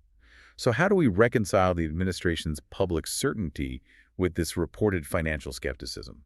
That is the central tension we have to explore. On the surface, the math of funding a universal $2,000 dividend for, potentially 100 million people, Right. purely from annual tariff revenue alone. It can look challenging. Tariffs do generate a significant amount of revenue, often tens of billions a year, but that money is typically earmarked or it's subject to fluctuations. So if external calculations are suggesting a shortfall, why is Hassett so confidently out there claiming it works? Well, we have to remember Hassett is privy to proprietary data. He sees internal revenue flows, accumulated reserves that are specifically tied to trade agreements or tariffs from past years, and very sophisticated projections. So he might be counting on money that's already sitting there. He might be. He could be counting on existing unallocated tariff reserve funds, not just the net revenue from this current fiscal year. If he stands up publicly and asserts that his internal data shows there would be enough money to pay for the $2,000 checks without touching the general budget, then... Well, for the purpose of the public narrative, the administration has internally justified the financial mechanism. But for you, the listener, that justification, it's still just an internal administration claim. So what would happen if those external calculations turn out to be right and this dividend actually requires funds beyond the tariff revenue? Does that jeopardize the entire proposal? It would create a tremendous political dilemma, but maybe not a fatal one for the payment itself. How so? If they've already built up this level of public commitment, they would likely be forced to bridge any gap using general funds, which would effectively make their no budget impact claim inaccurate. But they'd still have to pay it. But the sheer political weight of the promise means they're highly incentivized to either ensure the initial tariff projections hold true, or find a way to reclassify existing reserve funds under this tariff revenue umbrella just to maintain the narrative.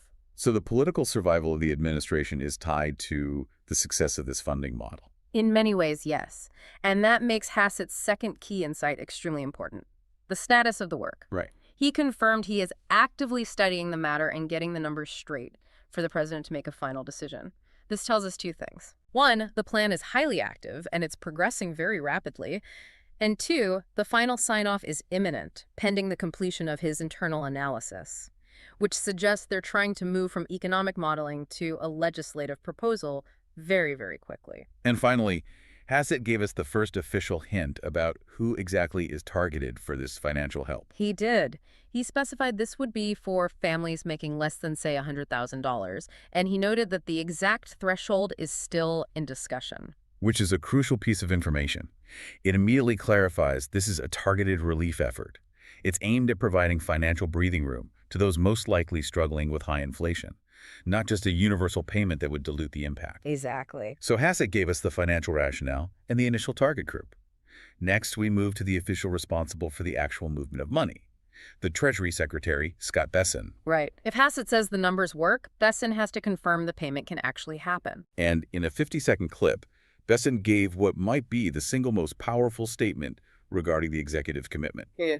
When he was pressed on the $2,000 proposal, his response was just unequivocal. The White House is committed to making that happen, yes. I mean, that's the Treasury Secretary, the financial architect of the nation, providing that confirmation. That level of institutional endorsement means the administrative machinery is already being prepped. Absolutely. When the Treasury Secretary speaks that way, it means the directive has already gone down to the operational level. He also clarified the action plan status. He confirmed the administration is currently exploring all legal options to get that done. And this is where the mechanics come in. It is. So let's explore what exploring all legal options really means in the context of a rapid cash payment like this. What paths would the Treasury typically be evaluating? There are generally two primary paths, and the Treasury is most likely exploring both to find the fastest route. The first, and most likely, is just leveraging the existing infrastructure, specifically the IRS and the Social Security Administration payment rails. Because they already have everyone's bank info. They already have accurate direct deposit information for almost every American who files taxes or receives federal benefits. They could just use tax filing data from the previous year to identify families under that $100,000 threshold and use those banking details for a very rapid dispersal. So this would be the fastest way, essentially just replicating the process they used for previous stimulus or rebate checks. Correct. The second legal option is more complex and slow. It would be setting up an entirely new system or requiring some form of limited expedited registration. Which they probably don't want to do. Given the urgency and the desire to show immediate financial relief, it's highly probable that exploring all legal options really just translates to ensuring the existing rapid deployment IRS and SSA infrastructure can be legally repurposed for a tariff dividend payment. And Besson's aggressive language suggests they are prioritizing speed above all else. I think so. But despite that high commitment and the active exploration of options, Besson did caution a little bit on the timeline. What did he say? He stated, "I don't have a timeline for you or any further details, but I can confirm." The president made it clear he wants to make it happen. Which is critical for our listeners to hear. The commitment is firm, the execution path is being aggressively studied, but until the legislation is actually secured, the precise when is still TBD. Right. It reinforces the political commitment we analyzed. They're committed to the goal, and the timeline will just be as fast as Congress and the legal review will allow. Okay, so now let's move to the third clip. The press secretary, Caroline Leavitt. In the communication machine, she provides that final layer of institutional weight. Leavitt's statement provides crucial reinforcement. The fact that the communications team, the economic team, and the financial team are all delivering the identical message within the same 48 hours confirms that this isn't just a proposal anymore. It's a coordinated, multi-department priority. Directed from the very top.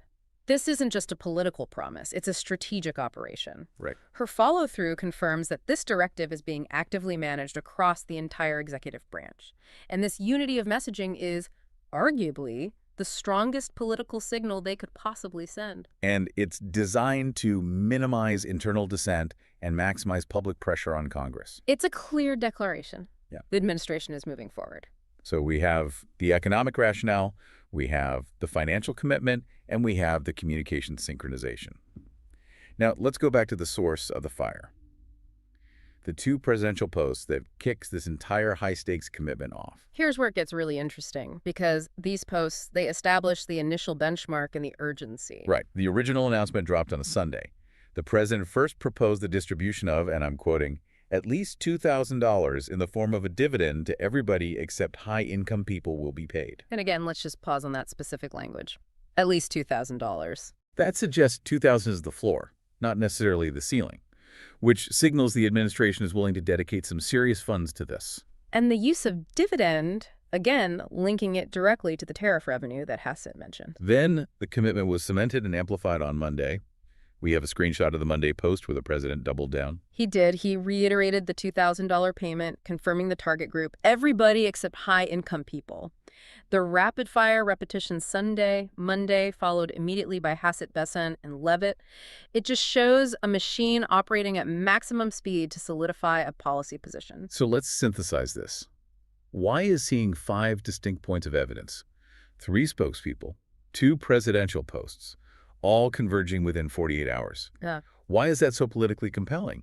And why should our listeners see this as a high-probability event? Because it signifies a complete non-reversible shift. Government policy usually moves glacially.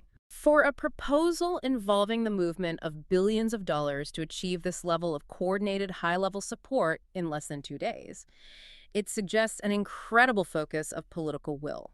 They're not just testing the waters. No, they are staking their reputation on the delivery of this cash.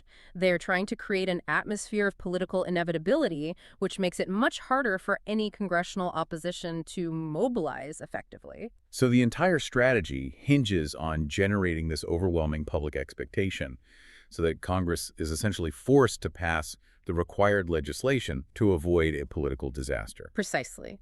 And for you, the listener, that momentum translates directly into a higher probability of success. It means you should be paying very close attention to legislative developments because the White House has positioned this as a must-pass priority. Okay, now that we've established the commitment and the political stakes, let's drill down into the mechanics of this proposed payment. If this legislation passes, who exactly qualifies and how is the money actually intended to move? The eligibility parameters are very focused and they're income targeted, which is critical for understanding the intent of this relief. Right. The overall goal is broadly defined as targeting everybody except high-income people.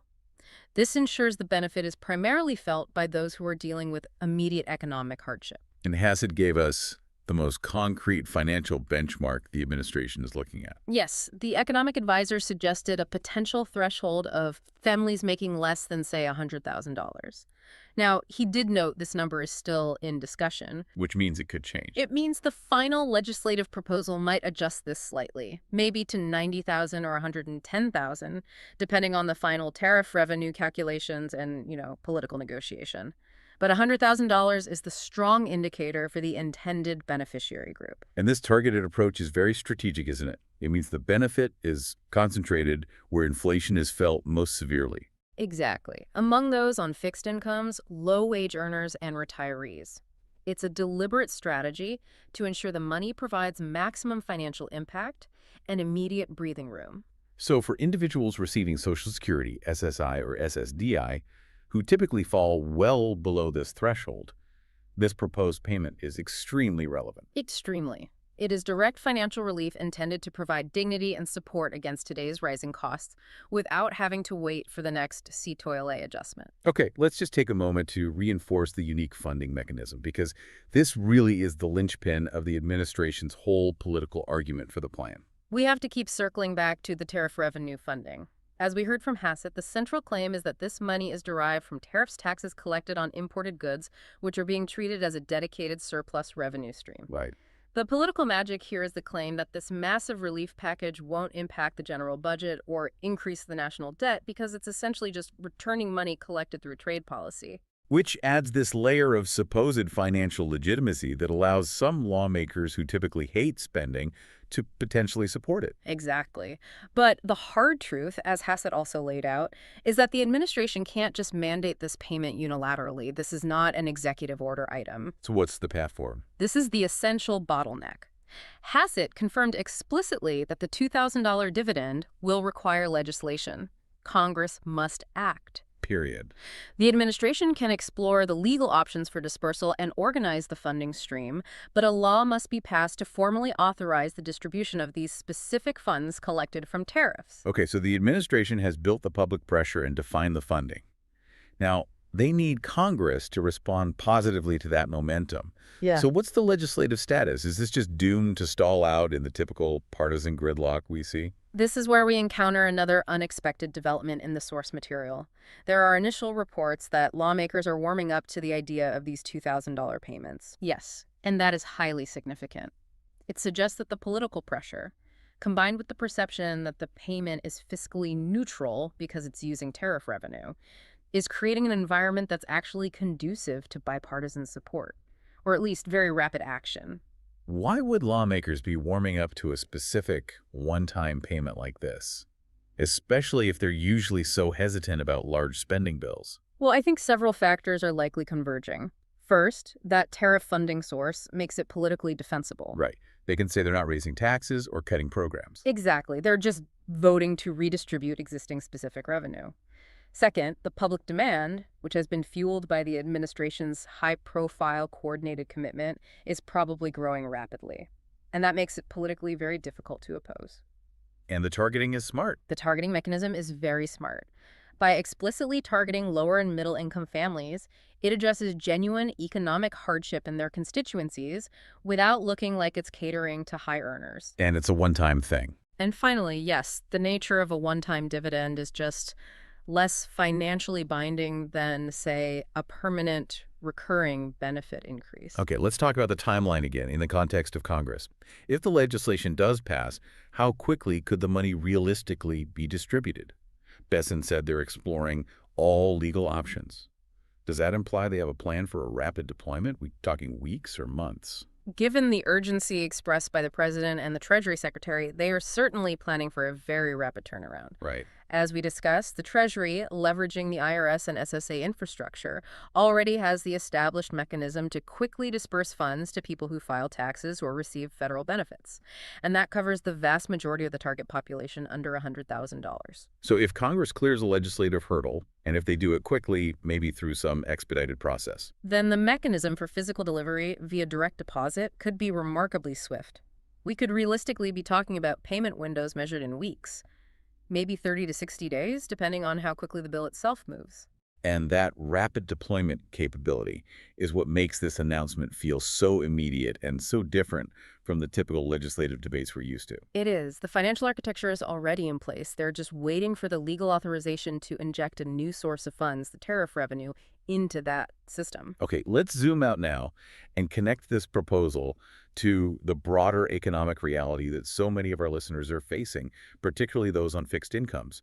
Why this $2,000 number and why right now? Well, this proposal connects directly to the broader economic environment where, sustained high inflation has just disproportionately eroded the purchasing power of fixed incomes. Of course. And while the source material treats this as a financial dividend and it doesn't explicitly tie it to, say, COLA increases or existing benefit adjustments, its function is undeniably to provide an immediate shock of financial relief. So for seniors, SSDI recipients, and low-income individuals, inflation means essentials, food, utilities, medicine cost significantly more than they did just a couple of years ago. Exactly. And so this is designed to be a sudden corrective measure to provide that essential breathing room. $2,000 is a significant amount of money. It really is. It's enough to clear some high-interest credit card debt or catch up on utility payments or replenish savings that were drained during months and months of high inflation. So the proposed payment isn't just economic policy. It's an attempt to provide tangible financial security and dignity to the vulnerable populations who have been fighting inflation daily. The high anticipation around this announcement really underscores the depth of the need in these communities. Let's focus on the mechanics of financial protection. The sources didn't give us specific tax law details, but generally, how are these types of federal relief payments handled in terms of taxes and eligibility for other programs? We should guide the listener based on what's happened in the past, without making any binding promises. Historically, one-time federal relief payments that are aimed at lower and middle-income families have often been structured to be non-taxable, or they're offered as a refundable tax credit, precisely to ensure the entire amount provides relief to those with the lowest incomes. So it would be very strategic for the administration to structure this $2,000 dividend to be completely tax-free. It would. Taxing it would defeat the purpose of immediate, full financial relief. And what about that crucial issue of eligibility for other benefits like SNAP or Medicaid or protections against garnishment? When dealing with federal financial aid for low-income groups, Congress is usually very careful to legislate that the one-time payment is not counted as income or resources for a specific period of time, often 12 months. For the purpose of determining eligibility for federal means-tested programs like SSI, SNAP, or housing assistance. Because it would be self-defeating if the payment caused them to lose their essential medical or food benefits. Yeah, it would be. And similarly, these relief payments are often protected from garnishment by private debt collectors, ensuring the money actually goes to the families it's intended for, not to old debts. Given the high commitment we've seen, we should anticipate some robust protective language in the final bill. And that reassurance is vital for our listeners. Yeah. And I guess we should also mention, to be wary of scams. Oh, absolutely. The government, the IRS, the SSA, they are never going to call you or text you or email you asking for money or personal information to get this payment. Never. If anyone does, it's a scam. You should only trust official letters or verified government websites. Okay, so let's do a quick current status check to just anchor the facts. What is the absolute concrete status as of today? The status is firm but conditional. Nothing is approved yet. Right. The administration, led by Hassett and Besson, is actively engaged in researching the tariff figures and exploring the rapid legal dispersal options. However, the requirement for congressional legislation is immovable. But the good news is the administration is operating with full commitment, and the political momentum appears to be building rapidly on the congressional side. It does. So what does this all mean for you right now? What's the practical advice for someone who hears this and is, maybe counting on this potential $2,000 payment? First, you have to recognize the high momentum behind this proposal. This is not some distant, abstract possibility. This is an active, aggressive policy push. So you should monitor official updates. Monitor official updates from the Treasury and economic advisors, and watch very closely for legislative progress in Congress. If a bill is introduced, you need to know the specific timeline and the finalized eligibility criteria. We noted that the source material had a very specific call to action about this logic of momentum, suggesting that engagement is actually important. Absolutely. The logic of momentum here is critical. The administration is using public commitment to force legislative action. The source material notes that, and I'm paraphrasing, the more people that support this, the more momentum that this gets, the higher the likelihood of it actually happening. So it suggests that acknowledging the need for this relief, sharing this information, engaging in local discussions, can actually increase the political pressure required to push the legislation over the finish line quickly. It really can. This is a critical time to be informed and actively watching the legislative process unfold. So let's bring this deep dive to a close by synthesizing the most important takeaways from our 5 pieces of evidence. Okay, we've established 4 core non-negotiable facts about this rapidly moving proposal. Number 1, the amount. We're looking at an immediate one-time dividend payment of at least $2,000 for eligible families, which demonstrates a serious investment in relief. Number 2, the commitment and coordination. This payment has been confirmed by the highest levels of the administration, the President Economic Advisor Hassett and Treasury Secretary Besson. The coordination signifies that they are seeking political inevitability through a unified executive effort. Number 3, eligibility focus. The payment is specifically targeted at low and middle-income Americans, with the proposed threshold being families making less than approximately $100,000, ensuring the benefit is directed to those who need the most help to counter sustained inflation. And number 4, status and funding. It requires congressional legislation to pass, but the momentum is high, and the proposal is structured to use tariff revenue as a unique, non-budgetary funding source, which adds this unusual layer of urgency and political viability. This proposal represents a significant, immediate opportunity for financial relief. But let's return to that critical financial innovation and leave our listener with one final provocative thought about this funding model. What does the specific, successful use of tariff revenue as an immediate funding source truly signal for future economic policy? Well, this specific use of tariff revenue, it raises a profound question for long-term governmental tools. If the administration succeeds in establishing this model, using a dedicated existing non-budgetary revenue stream to immediately fund a nationwide dividend targeted at the vulnerable, it essentially creates a template. A new template. A new template. Could this specific mechanism be utilized for other urgent relief efforts, like disaster recovery or future targeted inflation responses? It offers a novel way to potentially bypass the standard, slow budgetary hurdles and the high deficit concerns that often plague urgent financial aid proposals. It could fundamentally alter the landscape of how relief might be delivered in times of economic distress. That is a fascinating implication. A potentially powerful new tool in the National Economic Toolkit that could be deployed whenever quick, targeted relief is deemed necessary. You need to keep up with every twist and turn of this proposal. Don't miss the next critical update as Congress begins its work on this proposed $2,000 payment. If you found this information helpful, please subscribe to The Deep Dive and share this episode.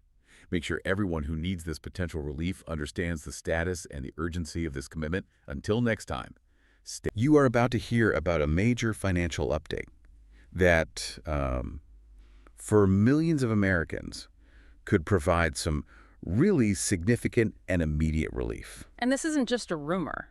No, not at all. This isn't wishful thinking.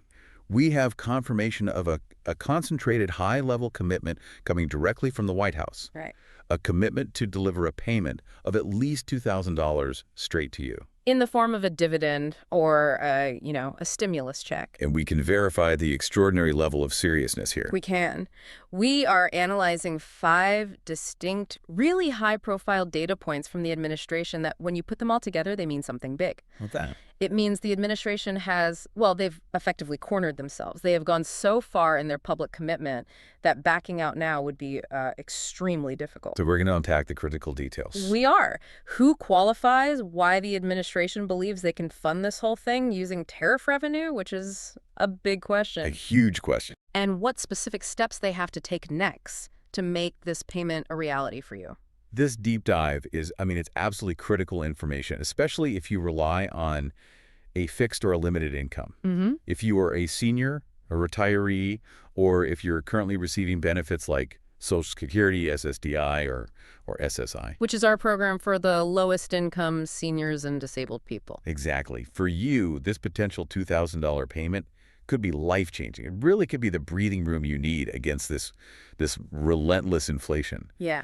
We're going to analyze the statements from 3 very high-profile officials, the economic advisor, the Treasury Secretary, and the press secretary, to give you a clear, concise picture of the political gravity and, of course, the financial specifics of this payment.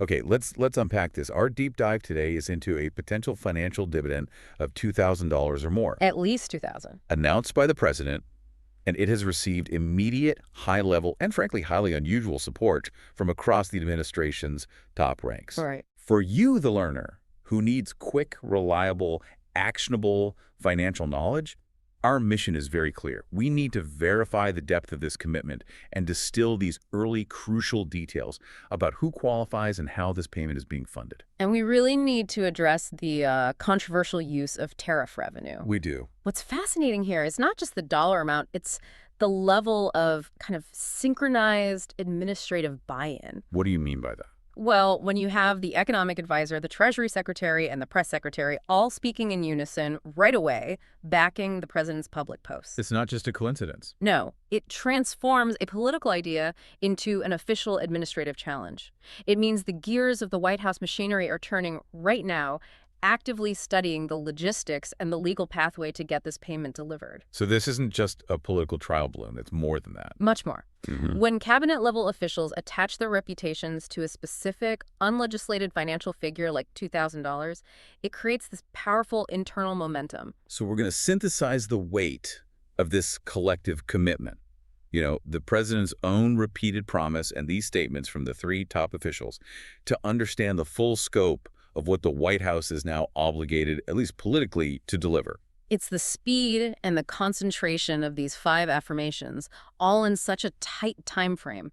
That's what signals genuine intent. The commitment is so deep that the political cost of failure is now astronomically high. And that creates a sort of self-imposed deadline, an urgency. Exactly, an urgency that makes this proposal stand out from others we've tracked in the past. Okay, let's start with the announcement itself, the anchor point for this whole policy discussion. The core claim. It came directly from the president, the distribution of at least $2,000 in the form of a dividend. And the repetition is key here. He didn't just float the idea once. No. The source material shows a second immediate post doubling down on that $2,000 minimum payment. And what does that tell you? It confirms that the figure is fixed in the administration's intent. They haven't given themselves any wiggle room to propose, $500 or $1,000 later. They are publicly committed to that minimum amount. But that $2,000 figure it's substantial. Yeah. For so many of our listeners on fixed incomes, where the average Social Security benefit is hovering around, what, $1,700 a month? Right around there, yeah. So $2,000 is more than a month's income. It's not just a nice bonus. No, it's survival for some. It represents covering an unexpected car repair, or catching up on overdue utility bills, or just buying essential medications without having to choose. Right. But as you noted, the real story is the immediate and synchronized backup. This is where we see the administrative machinery really start to engage. That's right. We look first at Kevin Hassett, the economic advisor. His input is crucial because his job is to determine the financial feasibility. He's the architect of the policy's financial foundation, so to speak. So Hassett is the one responsible for getting the numbers straight. What did his initial review conclude, specifically about how this payment could be made without, increasing the national debt? Hassett's primary finding provided the unique and politically advantageous spin on this. He confirmed that based on his review of the tariff revenue. The money coming in from tariffs on imported goods. Exactly, the money currently flowing into the Treasury from that. He says there would be enough money to pay for the $2,000 checks without needing to go into the rest of the budget. Okay, that claim about tariff funding is absolutely critical. What happens politically if the numbers that Hassett provided, if they turn out to be wrong? It introduces immense political risk. I mean, Hassett is lending his professional credibility to this idea that this is debt-free relief. Which is a huge selling point. A massive selling point. This claim immediately differentiates the proposal from past stimulus packages, which, relied heavily on deficit spending. Right. By tying the funding to existing tariff revenue, it becomes so much more politically palatable to lawmakers who might otherwise resist these kinds of direct payments. It changes the narrative from spending to redistribution. And Hassett also clarified the procedural path forward, right? Yeah. He confirmed that this payment will require legislation. Yes. That single sentence cuts off any speculation that this could be some kind of quick executive order. It has to go through Congress. It has to go through Congress. And his concluding point was just as important. He confirmed the matter is being actively studied and is in discussion. And what does that phrasing tell you? It tells us the administration is already in the detailed drafting phase. They're figuring out the specific protective language and the implementation rules. They're not just talking about it anymore. So we have the economic architect confirming the mechanism and the need for congressional approval. Who is next to affirm the commitment? We moved immediately to Scott Besson, the Treasury Secretary. His involvement is essential because the Treasury is, it's the massive distribution system for all federal payments. So if the Treasury Secretary is involved, They are past the idea phase and deep into the how do we move the money phase.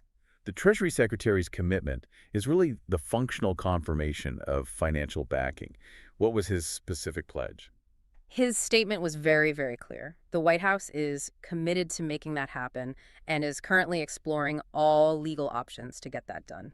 That phrase, exploring all legal options, what does that signal in administrative language? It's code for we are determining the exact legal vehicle, the specific sections of the tax code or existing legislation we need to amend, and all the regulatory steps necessary to initiate the distribution.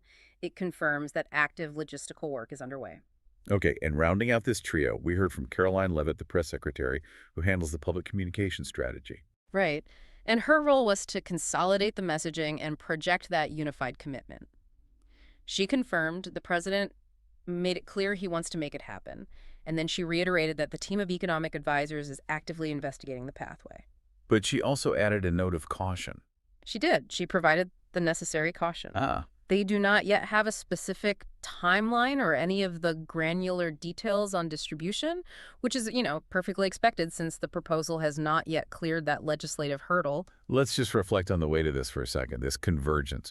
We have the president setting the amount, At least $2,000. the economic advisor establishing the source of the money and the legal necessity, The Treasury Secretary confirming the commitment to actually distribute it. and the press secretary maintaining that public momentum. It's a full-court press. It is. The source material is very clear. This level of commitment is rare, and it effectively paints the administration into that very tight corner we talked about. They've created a massive public expectation. Huge, especially among their core constituencies, seniors, low-income families, disabled voters. If they fail to deliver on a $2,000 payment they have now confirmed 5 separate times, the political fallout would be immense. And that self-inflicted pressure is the strongest momentum driver pushing this proposal toward Congress. Absolutely. That pressure gauge is what assures us that this is a serious priority, not just some fleeting idea. The administration is now highly motivated to find the congressional votes needed to turn Hassett's calculation into a signed law. Right. The commitment itself has become the policy's engine. It has. We've established the urgency and the amount. So now let's pivot to the two most critical practical questions for you, the listener. Okay. Who exactly is getting this money, and how deep is the rabbit hole of this whole tariff funding mechanism? Let's focus intensely on eligibility. This is probably the most vital information for our listener community of retirees and, low-income individuals. It is, and the administration seems to have defined the target demographic relatively clearly right from the beginning. The president's initial statement gave us that broad, encouraging framework. The dividend would go to everybody except high-income people. Which sounds great. It sounds great, but when we talk about federal relief, the definition of high income can be, well, a little tricky. Did the economic advisor, Hassett, offer a more concrete preliminary threshold? He did, and this is a crucial figure for you to keep in mind for planning. Hassett stated that the $2,000 rebate would be aimed at families making less than, say, $100,000. $100,000. That is an extremely high ceiling for an exclusion threshold, It is. especially when we consider that many of our listeners are individuals, not families. Let's discuss the profound implication of that number for our core audience, people on Social Security, SSDI, SSI, and low-income VA recipients. This proposed income ceiling is a very strong signal that the primary beneficiaries are those living on fixed or limited incomes. For perspective, the vast majority of Social Security recipients and virtually all SSDI and SSI beneficiaries fall well below that $100,000 family threshold. So this suggests the rules will be structured to include them. It strongly suggests that the rules will be structured to include those who need the relief most. The individuals currently struggling to keep pace with inflation on fixed budgets. It provides significant reassurance that this demographic is the explicit focus here. It does. While the final rules have to be set by Congress, establishing that preliminary income bar at $100,000 means the administration is explicitly advocating for the inclusion of anyone receiving federal benefits designed for the disabled, the elderly, or the low income. And this targeting connects right back to the nature of the payment. How so? Because it's framed as a dividend or a rebate tied to tariff revenue, it's being positioned as returning money to the consumer class, the very families who bear the cost of tariffs that get passed on by importers. That's a clever political framing. It is. It allows them to justify delivering the payment only to low and middle income Americans. This brings us directly to the proposed method of funding. Let's spend some real time on this tariff funding concept, because this is the most complex and, frankly, the most questioned part of this entire proposal. It absolutely is. Explain again how the administration claims this works, using tariff revenue instead of, dipping into the federal budget. Okay, so the premise is that the U.S. government is currently collecting significant revenue from these tariffs imposed on imported goods. Hassett is asserting that this specific revenue stream, this existing pool of money, is sufficient to cover the total cost of the $2,000 checks. Without requiring new debt. Without requiring new debt or diverting funds from other established programs like defense or education or healthcare. That is a massive financial claim. And the source material noted there's significant external calculation skepticism. Why are other financial experts questioning Hassett's numbers? We can give you the full picture of this conflict. We absolutely do. The skepticism comes up for a few reasons. First, tariff revenue fluctuates. It fluctuates wildly based on international trade volume and political relationships. That's not stable. It's a very unstable source for a massive, guaranteed nationwide payment. Second, and this is probably the most important point, the revenue generated by tariffs isn't typically just sitting in a general account waiting to be distributed. Much of that money is already earmarked by Congress for specific trust funds or programs. Earmarked for what, for example? For instance, customs duties often feed general treasury accounts, or they're used to enforce trade laws, things like that. So even if the revenue exists, if it's legally earmarked for something else, the administration can't just spend it on a dividend. Not without Congress specifically de-earmarking it first, which just adds another layer of legislative complexity to this whole thing. Exactly. And look, to cut $2,000 checks for tens of millions of families earning under $100,000 would require tens, maybe hundreds of billions of dollars. A staggering amount of money. It is. External calculations suggest that the annual tariff revenue, even at robust levels, might not be consistently high enough or even accessible enough to fund this payment year after year if the program were to be made permanent. So what are the critics saying Hassett is doing? They're saying he is either overstating the revenue or he's underestimating the cost. Or maybe a little of both. So the dilemma is clear. The administration is using this tariff funding claim as the political justification for the payment, but the financial mechanics of that claim are questionable. Right. If Congress decides the math is too risky or unreliable, they face a choice. Either use general budget funds anyway, which completely defeats the original premise, or vote the proposal down entirely. And that legislative negotiation is why we have to now address the critical information gaps that directly impact the practical lives of our listeners. Exactly, because this is still in discussion. We lack the crucial details that will only be settled in the final legislative language. Let's focus on those missing details, starting with the impact on existing federal benefits, which I know is the #1 concern for our low-income audience. This is the most vital aspect for you to understand, especially if you receive supplemental security income or SSI or Medicaid.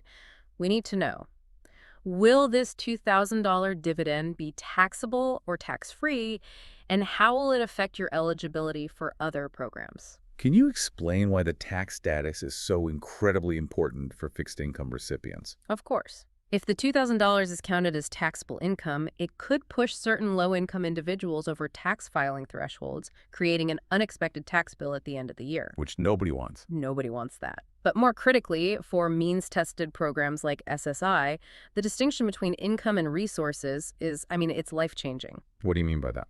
SSI and Medicaid eligibility rely on extremely low limits on both your monthly income and your countable resources, your assets. Typically, that's just $2,000 for an individual. So if this $2,000 is counted as income in the month it's received, what happens? It could potentially reduce or even eliminate that month's SSI benefit entirely. Okay. And if it remains in your account and is counted as a resource in the following months, it could push you above that $2,000 resource limit, which could potentially terminate your benefits completely. That is the nightmare scenario we need to avoid. It is. However, there is precedent here. When prior large stimulus payments were issued, Congress often specifically included protective language. What kind of language? Language stipulating that the money would be entirely excluded from counting as income or resources for federal benefit programs for a specified period, usually about 12 months. And that ensures the payment actually provides relief. Yes, without kicking people off of essential programs like SNAP, which is food stamps, or Medicaid. The fact that the Treasury Secretary is exploring all legal options gives us some confidence that the administration is aware of this massive danger. It suggests they're currently drafting language aimed at including these protections. They simply cannot afford to give $2,000 with one hand and take away Medicaid or SSI eligibility with the other. So we have to trust that the commitment is genuine and that the drafting team is prioritizing benefit protection. We do. But until that legislative language is published, we cannot confirm these protections. So you must proceed with caution and keep track of this specific detail. Let's also touch on the missing payment details. If Congress approves this, what are the chances of a quick turnaround on getting the money out? Well, we don't have exact payment schedules yet, but based on prior experience, if legislation is passed quickly, the distribution methods will rely on the existing infrastructure, meaning direct deposit for those receiving Social Security, SSDI, or SSI via established bank accounts, or the Direct Express card. And what about the timing? Will everyone get it at once? Probably not. Payment schedules might be staggered based on benefit type, or, more commonly, based on the recipient's birth date, similar to how regular Social Security benefits are paid out now. So that means we have to wait for the final bill to get the specific dates, but the most likely scenario is that they will rely on the same secure payment methods you already use. That's the most logical path. And this leads us perfectly into the urgency and the risks involved with such a large public commitment. Right. Here's where we look at the political engine that's driving this. The sheer weight of those 5 data points has made the commitment itself the driving force. They're highly invested. They are. And the source suggests that the failure to deliver would result in a lot of really, really upset people. This momentum is now powerful enough to actually move Congress. The source material mentioned that lawmakers are reportedly warming up to the idea of these $2,000 payments. Why is Congress, which usually resists large spending, becoming receptive to this now? There are a few key factors, I think. First, the political pressure from constituents, especially in an election cycle, is immense when a specific dollar amount has been floated by the White House. Sure.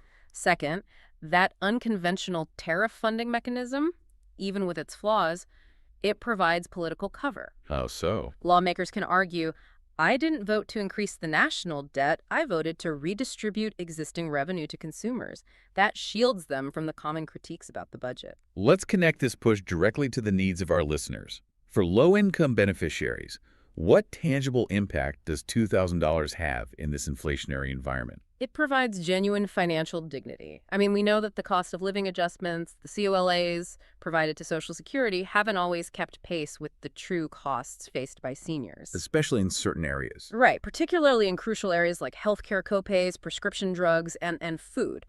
$2,000 is not just breathing room.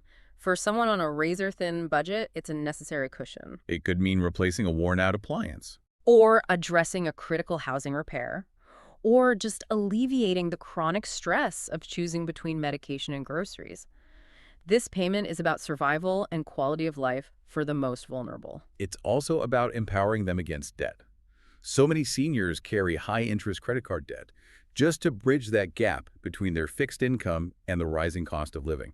And a $2,000 cash injection can pay down that high-interest debt, freeing up crucial monthly income. Absolutely. The need is clearly established. But precisely because this payment is so substantial and the news is traveling so fast, The immediate overwhelming risk is fraud. We have to prioritize protecting our listener community right now. given the amount and the high public interest, the risk of scams is immediate. This warning has to be loud, clear, and comprehensive. Okay, listen closely to this. The IRS, the Social Security Administration, the SSA, or the VA will never call you, text you, email you, or contact you on social media asking you to pay a fee. Never. They will never ask you to buy a gift card, wire money, or provide your personal account information in order to receive this stimulus or dividend payment. This is the single most crucial defense against fraud. And these scammers, they're sophisticated. They prey on the high interest and the urgency. They might claim your direct deposit failed, and they need your bank routing number immediately to prevent the money from being lost. Or they might say you need to pay a small processing fee via a gift card to activate the payment. It's all a lie. So what should you do? If you receive any unexpected contact claiming to be a government agency about this payment, hang up. Do not engage. The government already has the information it needs to send you money through your existing benefit system. The official channels will be secure. Yes. Official letters sent through the mail or information visible inside your secured My Social Security portal online. We advise you to only trust information from official, verified government websites or official mail. And if, and only if, the program becomes official and you suspect your payment is late or incorrect, the official procedure will involve contacting the SSA or IRS using verified phone numbers found on their official websites. Or through secure certified mail. Right. Never through an unexpected, unsolicited call. Furthermore, we should probably address the possibility of garnishment. For many low-income listeners, their existing benefits, Social Security, SSDI, SSI, are generally protected from garnishment by creditors for, common consumer debts. That's right. But if Congress does not include protective language in the legislation authorizing this $2,000 payment, that dividend could potentially be seized by creditors or debt collectors once it hits a bank account. This is why the legislative language surrounding these protections is just as important as the dollar amount itself. It is. Historically, with relief payments, Congress has included specific language that temporarily shields the funds from garnishment. Since we don't have the legislative text yet, we cannot confirm this crucial protection. But we should expect massive pressure on lawmakers to include it. Oh, absolutely. They have to include it to ensure the money provides actual release, not just a pathway for debt collectors. We will be tracking this specific detail with extreme diligence. So we have unprecedented political momentum, a clear target demographic, a complex and contentious funding mechanism, and a high risk of fraud if protections aren't clearly communicated and implemented. And everything now waits on Congress. So what does this all mean for you right now? We've established, through 5 separate high-level administrative commitments, that the White House is intensely focused on providing at least $2,000 to American families making under $100,000. And they plan to fund it primarily through tariff revenue. This is a real high-priority proposal with powerful momentum, but it still requires Congress to act. Let's reinforce the core facts one last time. The amount is confirmed at $2,000 or more based on the president's public pledge. And eligibility strongly targets low and middle-income Americans. Meaning recipients of Social Security, SSDI, SSI, and VA benefits are absolutely the intended beneficiaries. The next crucial step is legislative action.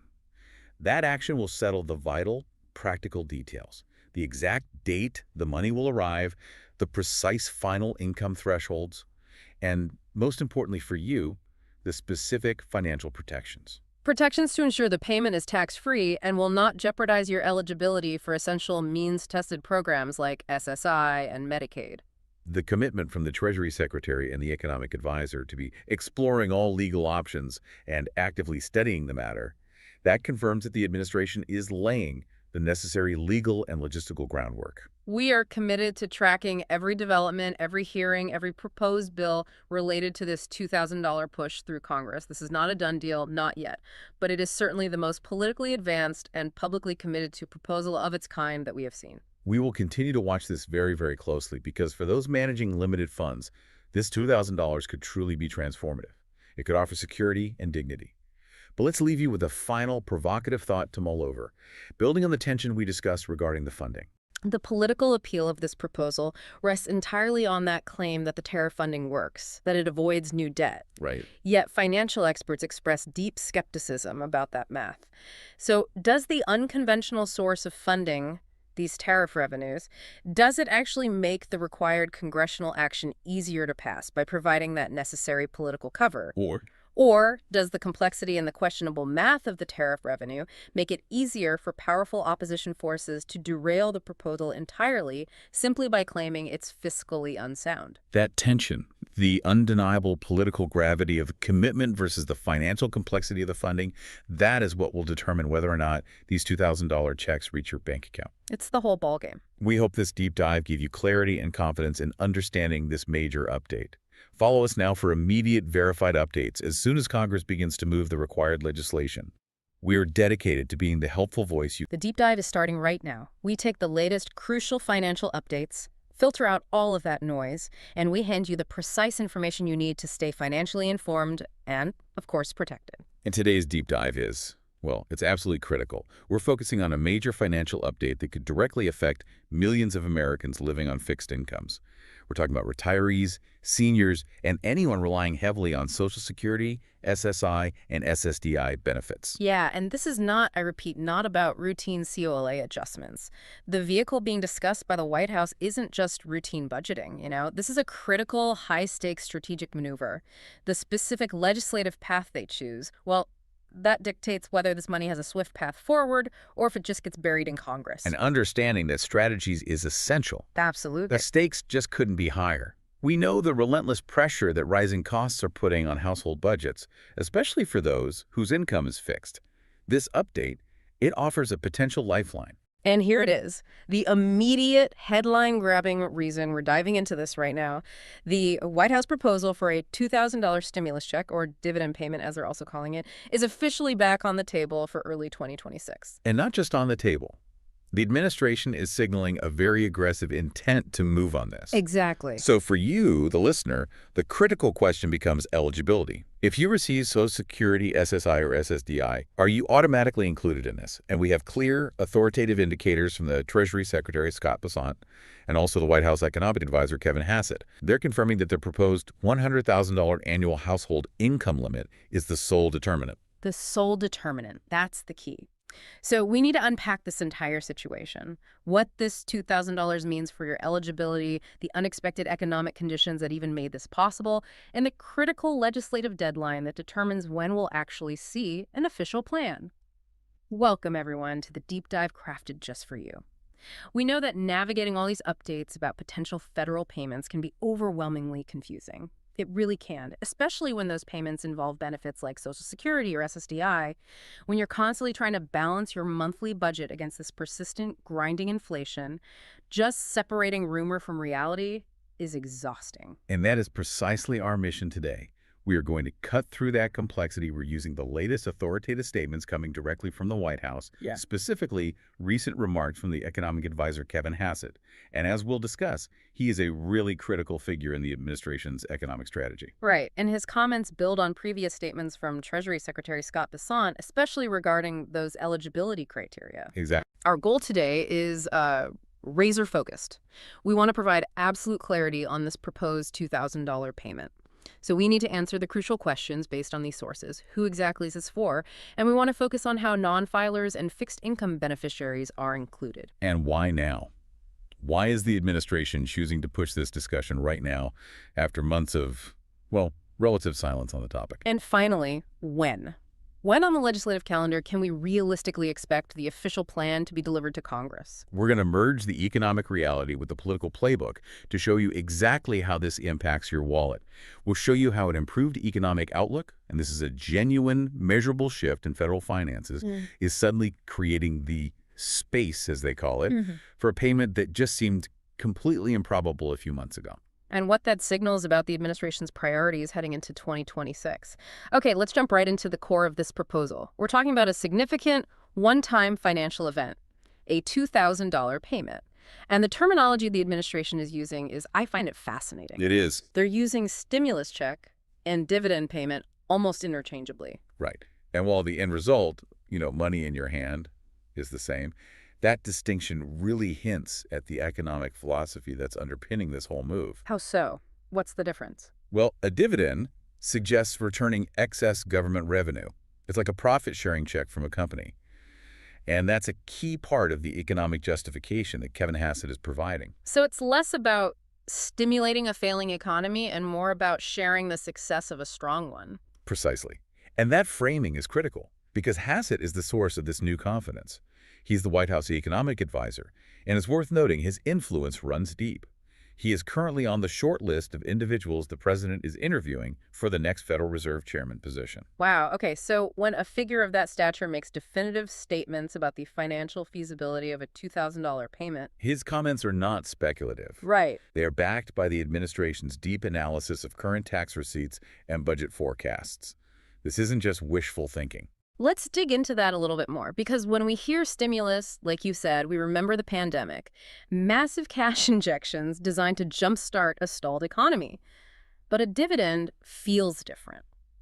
It implies a payout based on profitable returns. It does. So if Hassett was skeptical over the summer, what were his specific concerns then? Was it just a numbers game, or was he worried about inflation?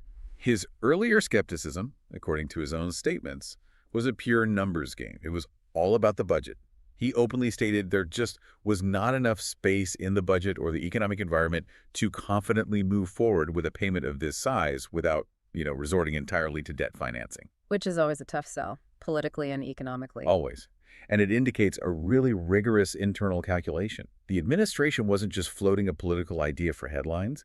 They were waiting for the fiscal reality to align. So the concern over inflation is always there, but his focus was really on the revenue side. It shifted entirely. Once the revenue numbers started coming in and dramatically exceeding expectations, the entire conversation changed internally. So what exactly changed? What were the specific, measurable economic factors that suddenly created this space for a $2,000 dividend payment for millions of Americans? Hassett cited three highly specific and, frankly, very compelling economic factors that have just drastically improved the outlook. Yeah. And they really validate that dividend framing. Okay, what's the first one? First, we've seen a couple quarters of almost 4% economic growth. Which is a powerful indicator. Historically, 4% is considered really robust growth. It's huge.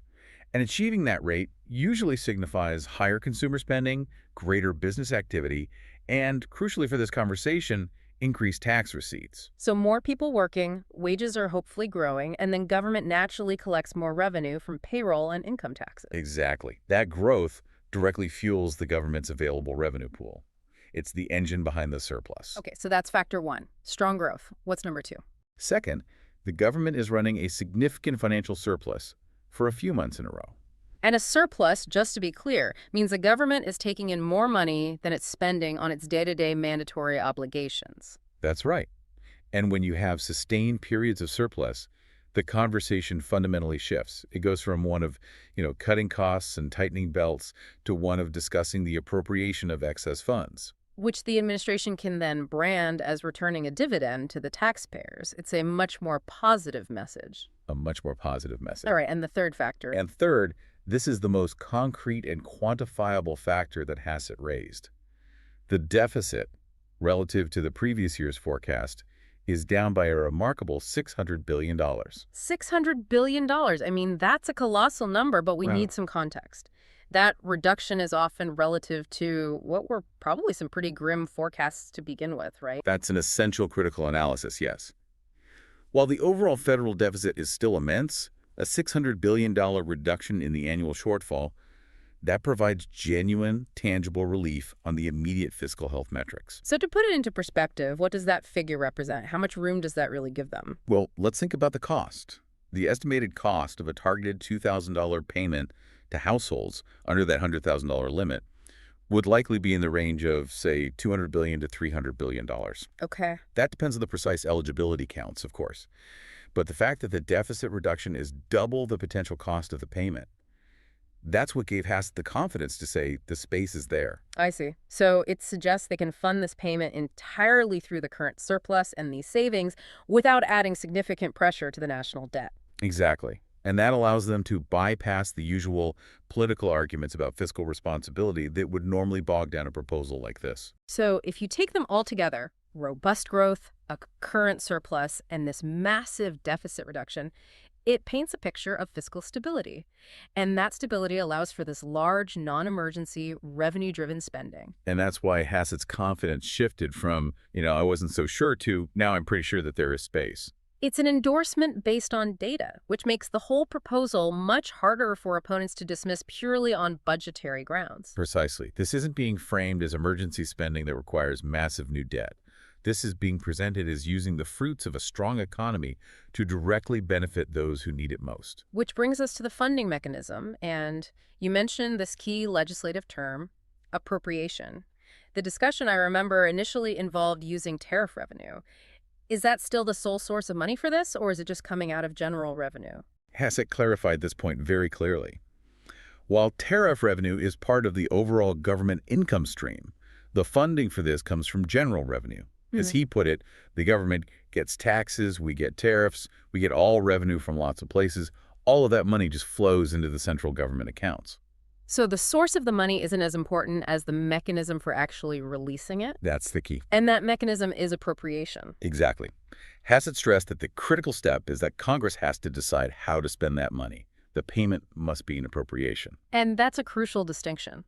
It takes us out of the world of economics and squarely into the legislative realm. It does. An appropriation means Congress has to pass a specific bill explicitly authorizing the Treasury to spend $2,000 per eligible household. Yes. So how does that differ from, say, mandatory spending, like Social Security or Medicare payments? People might get those confused.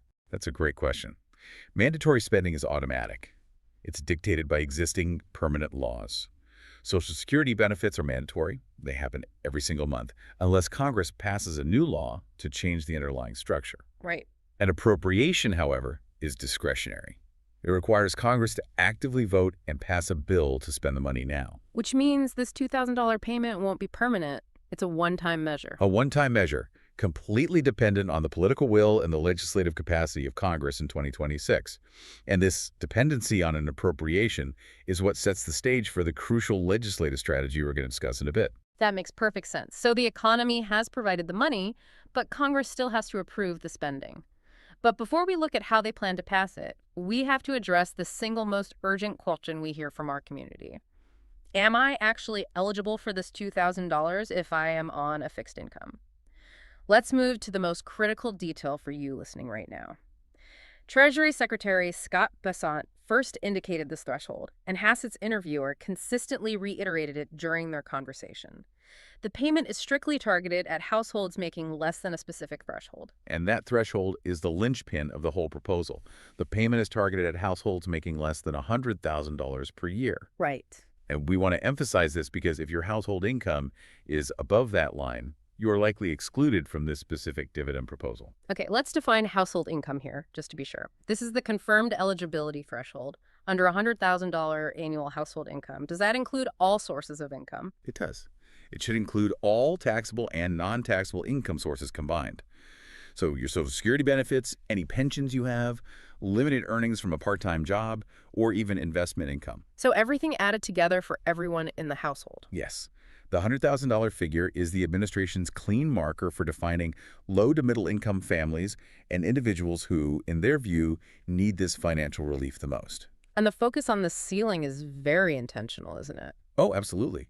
The administration wants to ensure the funds are distributed as targeted financial relief. It's designed to benefit those who feel the pressures of inflation most acutely. And by choosing $100,000, they encompass a huge swath of the working class, retirees, and the disabled community. Okay, so now we need to speak directly to the massive community of people who are listening right now who are retired or living on disability benefits. We hear constant concerns from people in this community. Social Security retirees, SSI recipients, SSDI recipients, seniors who aren't working, and individuals who may not even file a traditional federal tax return. Right, because their income is exclusively non-taxable benefits. Exactly. And the common anxious question is always, I don't file taxes, so I won't be included. Or, past stimulus payments required me to have filed in a previous year, and that was a headache. We hear that all the time. So how exactly did the White House source material address the status of these non-filers? This is so important. This is where we can offer that critical clarification based directly on the source's discussion. The interviewer brought up this exact concern, and the response was definitive. Eligibility has nothing to do with that whatsoever. Nothing to do with that whatsoever. Let's break down what that means for you, the fixed income listener. It means whether you file a traditional tax return or are currently working is not the primary factor for inclusion or exclusion. So it's a different system than before. Well, in previous stimulus rounds, the IRS used tax filings as the default fast track for payment. But the government learned a hard lesson. They learned that relying solely on tax filings complicated distribution immensely for the millions of people who receive automatic monthly federal benefits but just don't meet the filing threshold. Okay, so if they aren't relying on tax filings as the primary method, how do they know my income is under $100,000? How does the government identify and send payments automatically to these groups? This relies on the synergy between the Social Security Administration, the SSA, and the Treasury Department. It's a system they've been refining. The SSA has robust, verified databases containing the income information and direct deposit details for every single person receiving Social Security, SSI, or SSDI. So they already have the data they need. They have it. If your only income is your SSA benefit, let's say it's $22,000 a year, the SSA already knows your income is well below the $100,000 limit. They don't need a tax return to prove that. So this is a system they've used before. It's one they refined during the previous stimulus rounds. The government should be able to cross-reference their benefit recipient lists with that $100,000 income criteria. As long as your total household income, including all your sources, whether it's retirement, disability, small pensions, is under the limit, you should be included. And the payment process should be automatic. It should be automatic using your existing direct deposit or direct express information. No extra steps needed for most people. That is the core takeaway. The source of that income is secondary to the amount. Let's use a specific example just to make this really tangible for people. Good idea. Let's consider a retired couple. Their only income is, say, $45,000 a year from their combined Social Security benefits, plus maybe another $10,000 they take from a small 401k withdrawal. Okay. So their total household income is $55,000. Which is safely under the $100,000 threshold. That makes them eligible under this proposal. No question. Absolutely. Yeah. Or now consider the SSI recipient who is getting, say, $1,000 a month, which is $12,000 a year, and nothing else. They are undeniably low income and need this aid. The $100,000 threshold ensures they are not excluded based on some administrative technicality like their filing status. Right. So this proposal, by focusing solely on that income ceiling, it really is designed to be highly inclusive of the fixed income community. That's the clear intention. And this clarification provides, well, it provides dignity and necessary relief. For someone living solely on disability or Social Security, $2,000 is not just a little help. No, it's life-changing. It can be. Covering crucial vehicle repairs, replacing an aging appliance, or just providing some breathing room against the constantly rising price of essential groceries and prescription copays. It connects emotionally with the listener because it's their reality.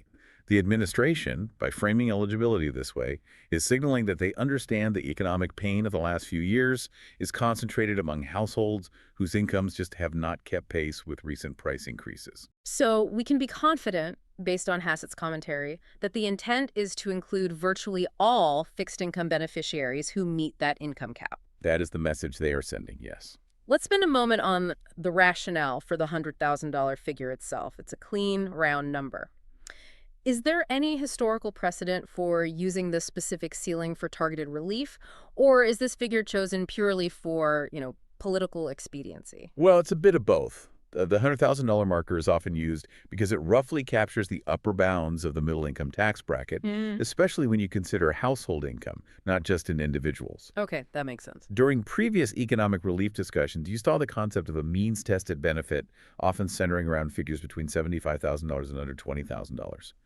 By choosing $100,000, the administration strikes a balance. What's the balance? They are able to say this is targeted relief, it's not universal, while also ensuring the vast majority of seniors and low-income families are included. So it makes the spending more efficient and also more politically defensible. They can call it genuine aid for those who need it, not just a giveaway. Exactly. So the message is clear. If you are relying on federal benefits and your household income is under 6 figures, you are squarely in the target demographic for this proposed $2,000 dividend. That is the crucial takeaway for our community listening today. Okay, so understanding the eligibility is only half the battle. Now we need to look at the legislative clock. If the economy has created the space for this payment, as Hassett claims, what's the timeline for the political reality? Right. We know appropriations are necessary, but if the money is there, why wait until 2026? Kevin Hassett was specific on the expected official announcement timeline. He anticipates the president will bring forth the official proposal to Congress in the new year, so early 2026. And the delay until the new year is tactical, I assume. It's completely tactical. They want the proposal to drop when the new legislative session starts to maximize its visibility and impact. But early 2026 is inherently vague. I mean, if people are trying to plan their finances, especially for unexpected costs, they need to know the realistic deadline for this proposal to emerge. And that's why we have to analyze the political calendar. Hassett's own uncertainty was telling. He said, is it like early 2026, like the first week of 2026? Is it February? Is it April? We don't really know, right? And that forces us to look beyond his words and examine the political urgency behind this. It does. Which leads us directly to the core incentive of the midterm election. That is the driving force behind the timing. Hassett anticipates that if the administration is serious about making this a key piece of their legislative and campaign platform, which all signs indicate they are, then the official proposal must come out before the national political messaging window really closes for the midterm election cycle. Okay, so what specific deadline does that suggest? When does the focus truly shift to full-on campaigning? Realistically, the proposal needs to be delivered to Congress sometime before mid-February, or certainly before the end of February. Why that window specifically? The logic is tactical. By February or March, the political dialogue of the entire country shifts overwhelmingly to campaign pitches, fundraising, and defining the stakes of the election. The administration wants this $2,000 payment to be a key, aggressive messaging point that they can point to as evidence of successful economic policy and direct relief delivered to the middle and lower classes. Right. If they wait too long, say, until April or May, the political narrative will already be crystallized around other issues, and this potential financial boon will lose its impact as a campaign tool. It just becomes a late-breaking announcement, not a defining legislative achievement. Exactly. This proposal is driven by economic feasibility, but its specific timing is dictated by political necessity.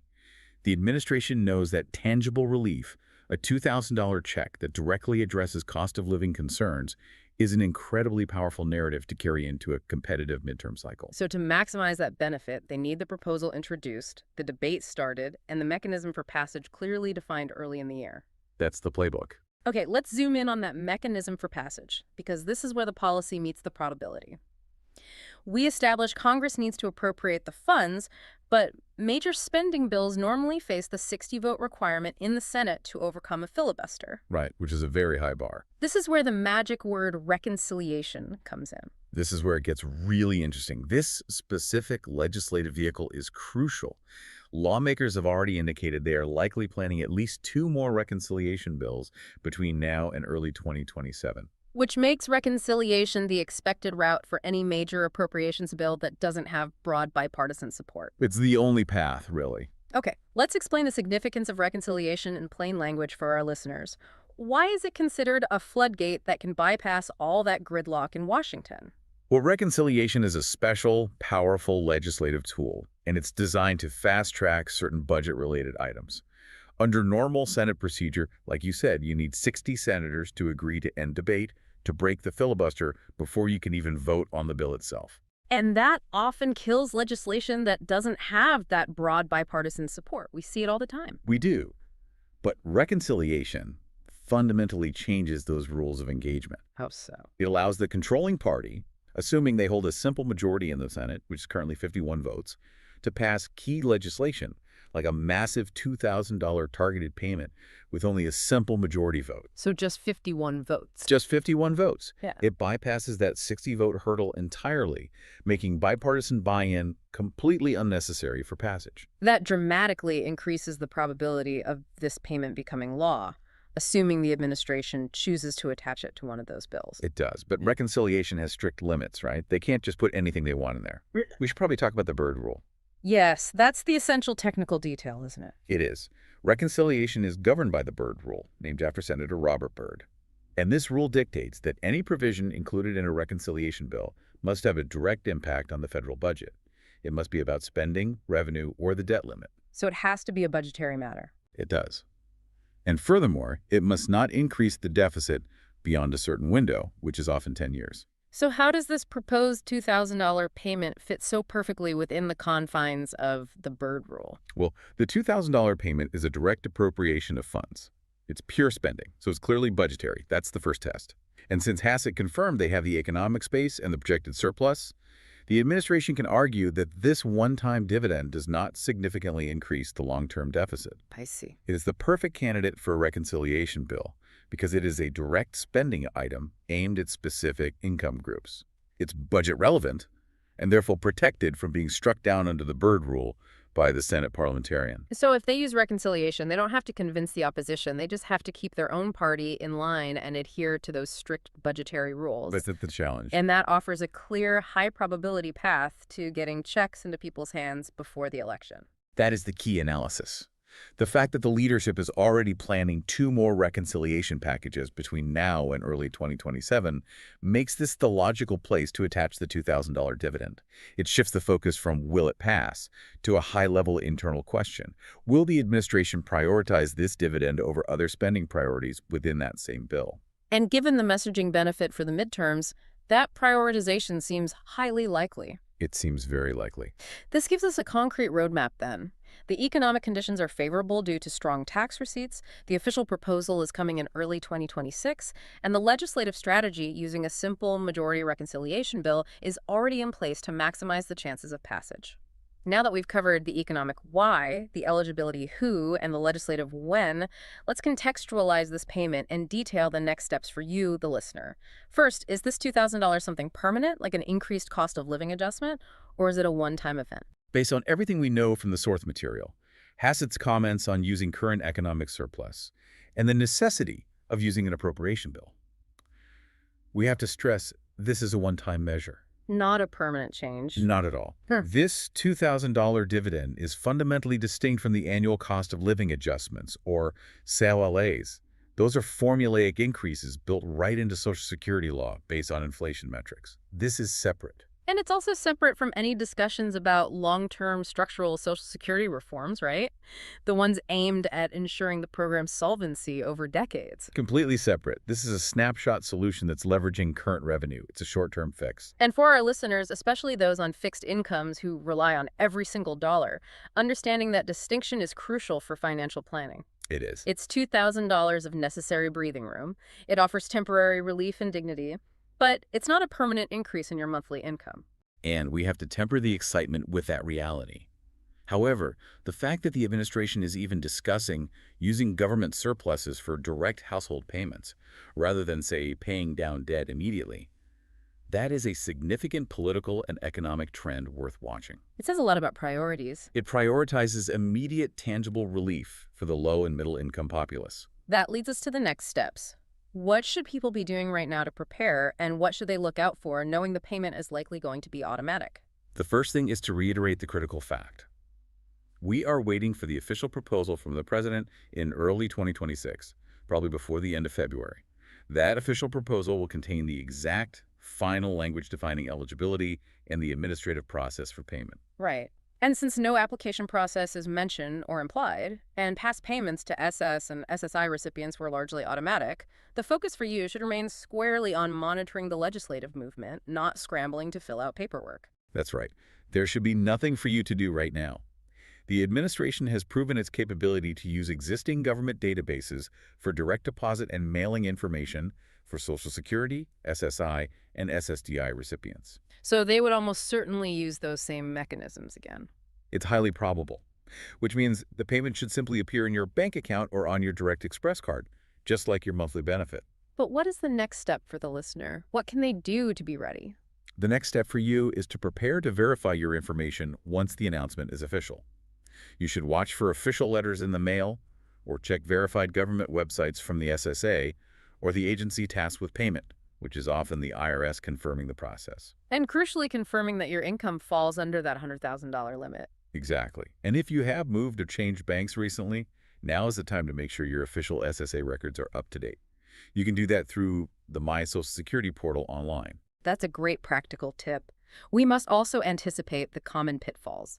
We are talking directly to a vulnerable population that is frequently targeted by scammers. Yes. Whenever major federal payments are discussed, scam artists materialize instantly, and we need to provide a visceral, strong warning. This is paramount. We need to be specific about the tactics they use. The IRS, the Social Security Administration, the VA, they will never, ever call, text, or email you asking for money, gift cards, or critical personal information like your bank account number to process this payment. Never. If someone calls you claiming to be from the SSA and says you need to pay a $20 processing fee with a gift card to get your check, That is a 100% guaranteed scam. Hang up immediately. if they text you a link and ask you to confirm your details for the $2,000 payment. Do not click that link. It's malware designed to steal your identity. Delete the message. So what should people trust? You should only trust verified, official government communication. Look for a letter in the mail from a U.S. government agency, or check information posted directly on the Social Security Administration's official website, ssa.gov, or the White House Economic Briefing page. And if you're ever in doubt, Hang up. Delete the text. And you call the official, verified government line published on their website, never the number that the caller give you or the one in the text message. Staying informed is your best defense against these predatory schemes. absolutely. Finally, let's look at the financial protections for this potential payment. If this $2,000 arrives, will it be taxable? And maybe more importantly for our low-income listeners, will it affect their eligibility for other means-tested benefits like SNMP, Medicaid, or housing assistance? That's a critical question. And while the official bill language is still pending, we can look at previous stimulus payments for guidance. Typically, these funds are classified as tax-free disaster or relief payments. That means they won't be subject to income tax. So you get to keep the full $2,000. You should. And furthermore, and this is critically important for SSI and Medicaid recipients, Congress usually includes specific language ensuring the payment is excluded from being counted as income or resources. For how long? Usually for a period of time, often 12 months, for the purpose of determining eligibility for federal means-tested programs. And that protection is essential to prevent people from losing their housing assistance or SNAP benefits just because of this one-time aid. It's vital. It would be a catastrophe if this help ended up hurting people by kicking them off other essential programs. So we'll be watching for that specific language in the bill. That protection is vital for maintaining the economic stability of the lowest income recipients. It has to be in there. It does. And if we connect this whole discussion to the bigger picture, the administration's focus on leveraging this short-term growth for a one-time targeted payment. It raises a fundamental long-term question for you, the learner. This is something profound to mull over as you watch this legislation unfold. Okay, what's the question this dividend proposal forces us to ask about the future? The question is this: will future economic surpluses, as they occur, be consistently treated as opportunities for similar short-term dividend payments to boost household finances immediately? Or will political priorities shift And will those surplus funds instead be channeled toward addressing the profound multi-trillion-dollar long-term funding challenges for massive entitlement programs like Social Security and Medicare? That's a powerful distinction. It really speaks to two competing philosophies of governance. It does. One philosophy prioritizes immediate, tangible relief, a dividend, to prove the economy is working for the middle class right now. And the other prioritizes generational solvency, using current economic success to shore up the financial foundations of the programs that millions of people will depend on for decades to come. It's the difference between fixing a leak in the roof today versus reinforcing the entire foundation for the future. That's a great way to put it. And the decision to use a temporary surplus for a dividend is a policy choice that says a lot about current priorities, particularly leading into an election year. It defines the current administration's approach to fiscal success, distributing the gains directly rather than locking them away for future trust fund needs. And this $2,000 proposal puts that choice into sharp, immediate focus. It offers crucial breathing room today, but it completely avoids that larger structural policy debate. It kicks that can down the road. Okay, let's bring it home and make sure you walk away with the 3 critical facts you need to remember about this White House proposal and what you need to do next. Yes, we've distilled this complex update into the absolute essentials, empowering you with clear, actionable knowledge. Fact number 1. The proposed payment amount is $2,000. It's being framed as a dividend payment, and it's driven by current strong economic performance, specifically that $600 billion deficit reduction. Fact number 2. Eligibility is tied strictly to a $100,000 annual household income limit. Crucially, this includes Social Security retirees, SSI and SSDI recipients. And the payment should be automatic via existing federal payment systems, regardless of whether you file a traditional tax return. And fact number 3. The official proposal is expected in early 2026, most likely sometime before the end of February. This aggressive timeline is driven by the need to position it for the midterm elections, and the likely legislative vehicle for passage is a simple majority reconciliation bill, which bypasses that 60-vote filibuster threat. So what does this all mean? It means we are on high alert for the official announcement in the next few weeks, and you need to keep a close eye on your household income numbers once the official bill is drafted to make sure you fall under that line. We understand that for those of you on fixed incomes, these potential financial updates can provide crucial breathing room. They can alleviate anxiety and restore dignity. Just knowing that the conversation has shifted from economic feasibility to the legislative timeline is a major step forward for those who desperately need the support. And we want you to stay informed and protected against scams. Please stay with us so you don't miss any critical follow-up details on specific eligibility rules, payment dates, or final payment methods once the official proposal is released in early 2026. This is the moment to verify your facts and prepare your household finances. Please share this deep dive with others, your friends, your family, or anyone in the retiree or fixed income community who relies on this information. Knowledge is your greatest defense in these situations. And drop your comments and your questions down below. We'll be tracking all the developments around this $2,000 payment, the use of reconciliation, and any specific language added to protect those on means-tested benefits. Until next time, stay well informed. The last few days have been, well, just dominated by this one piece of financial news. Oh yeah, it's been everywhere. It's this very public, very large promise. We're talking about the potential delivery of a $2,000 payment. Right, they're calling it a stimulus check, sometimes a dividend. Exactly. And what's really stunning to me isn't just the amount, but the sheer speed and, the visibility of the official commitment to it. It's a genuine outlier. Yeah. I mean, usually you see policy ideas like this kind of bubble up slowly. Right. They get leaked. They're debated behind the scenes for weeks. Weeks, yeah, before you ever hear a high-level official actually affirm them in public. But here, we've just watched this unprecedented, immediate commitment from the administration's top people. Well, within, 48 hours of the first announcement? It's incredible. They are betting some major political capital on this right now. Okay, so that's our mission for this deep dive. We want to cut through all that noise. We've got 5 distinct, verified pieces of evidence. Mm-hmm. We have 3 specific public statements from high-profile officials, and then 2 direct statements from the president himself. We're going to piece this all together to get the full story. Is this real? How would they fund it? And what's the actual path forward for you, the listener, to maybe see this money? And that institutional drive you mentioned, that's really the key thing to keep in mind. The fact that an unapproved policy, we're talking hundreds of billions of dollars, is being publicly affirmed by 5 different authoritative voices. It suggests they're serious. It suggests that internally, they have moved way past the if we should do this phase and are now totally focused on the how we will do this phase. Okay, so let's unpack the mechanics then, because this is where all the skeptical questions start. Of course. To understand if this is even viable, we have to start with the administration's economic advisor, Kevin Hassett. He seems to be the one who provided the framework. Hassett's statement was, it was crucial. It provided 2 necessary reality checks and one jaw-dropping claim. Okay, reality check number 1. He confirmed explicitly that the $2,000 payment will require legislation. So it's not something that can be pushed through with an executive order or something. Nope.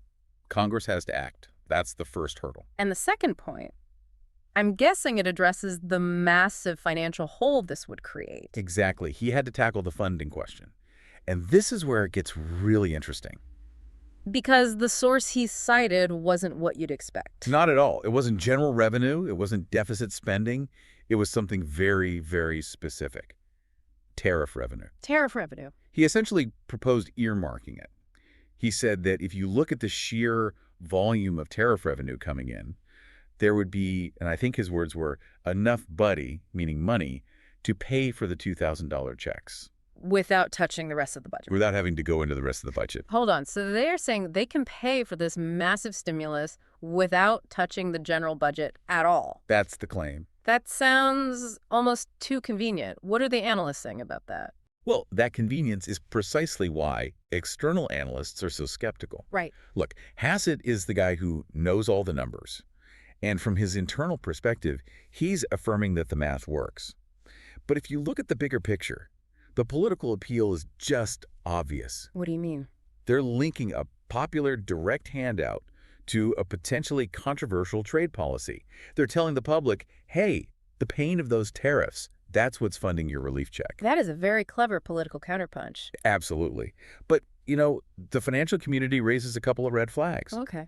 First, tariff revenue can be notoriously volatile. It's completely dependent on global trade negotiations. Predicting a stable, large enough stream, we're talking maybe $100 billion or more year over year, is really difficult. Yeah, and the second flag. It's about how you even define tariff revenue. Are they including projected future revenue? Or are they just calculating based on money that's already been collected? That's the kind of nuance that makes a difference between a viable plan and, just a political talking point. That adds a lot of necessary context. But despite that external skepticism, Hassett's current role does suggest the administration is dead serious. It does. He confirmed he is, quote, actively studying the matter and getting the numbers straight. His job right now is to give the president all the necessary choices. So the number crunching is being treated as an immediate priority. Exactly.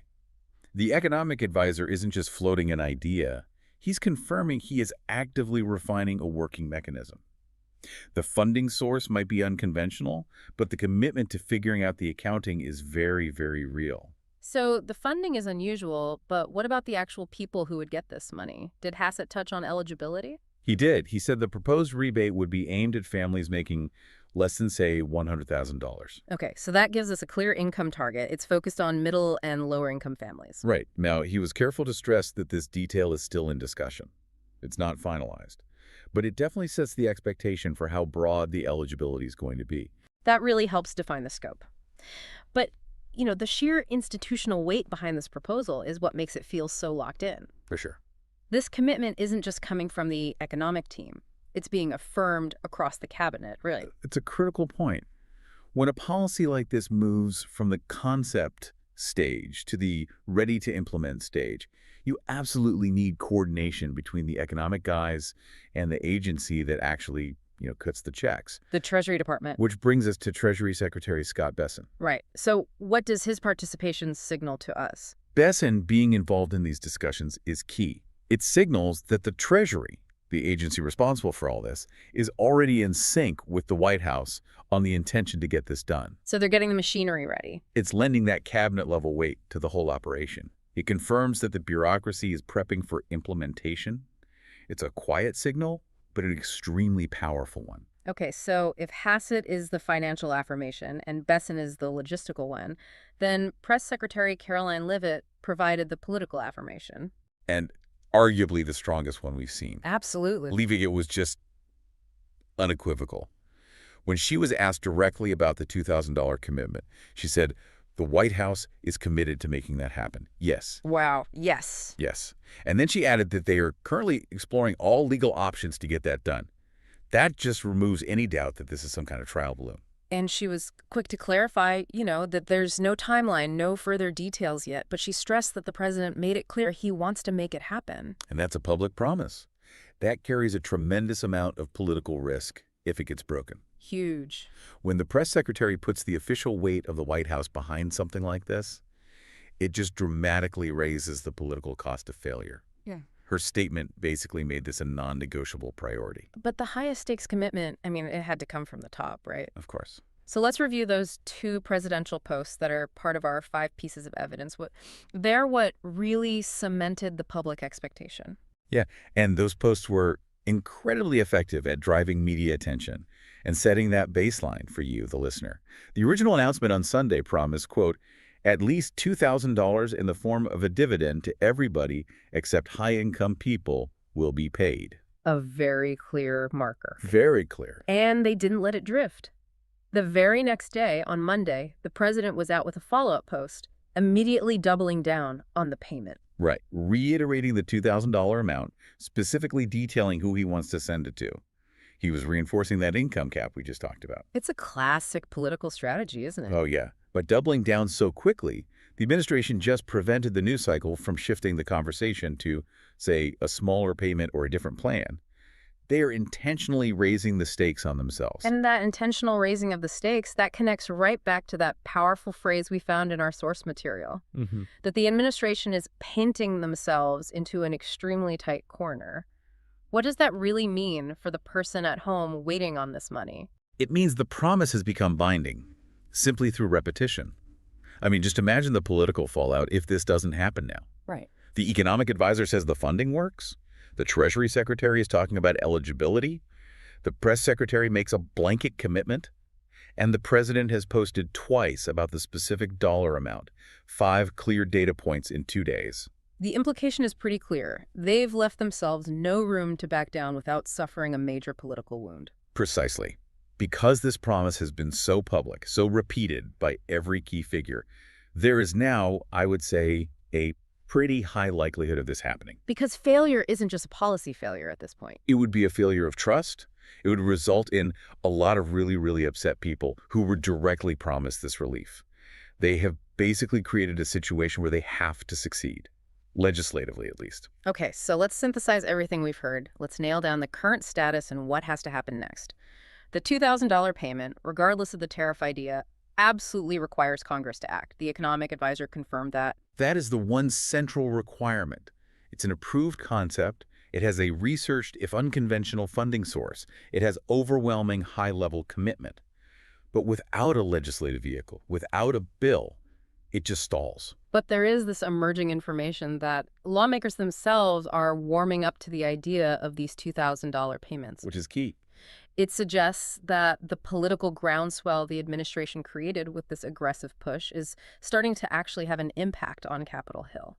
That movement is essential. A commitment from the White House creates political pressure, but lawmakers warming up, as you said, that's what creates the actual path to passing a bill. It shows the momentum is building exactly where it needs to. So to summarize the facts we've laid out for you today based on those 5 pieces of source material, we have the 3 high-profile clips, Hassett, Besson, and Leavitt, confirming the commitment, the research, the eligibility, and we have the 2 written posts from the president confirming the scale and the scope of this payment. It's a remarkably clear, unified message for a policy that hasn't even been introduced in Congress yet. The main insight here, really, is the unprecedented level of public commitment combined with the sheer speed of them figuring out the how. Right. They didn't just throw out a number.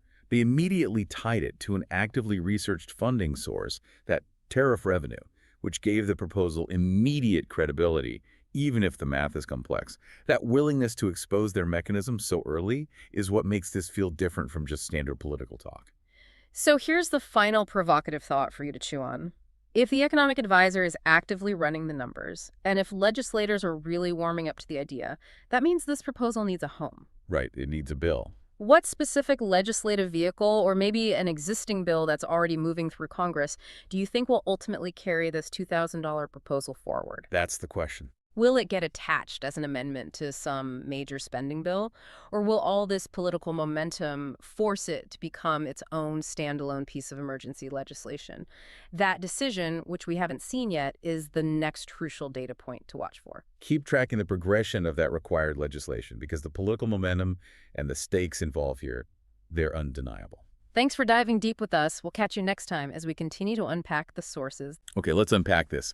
Attention, everyone on a fixed income, receiving Social Security, or relying on VA benefits.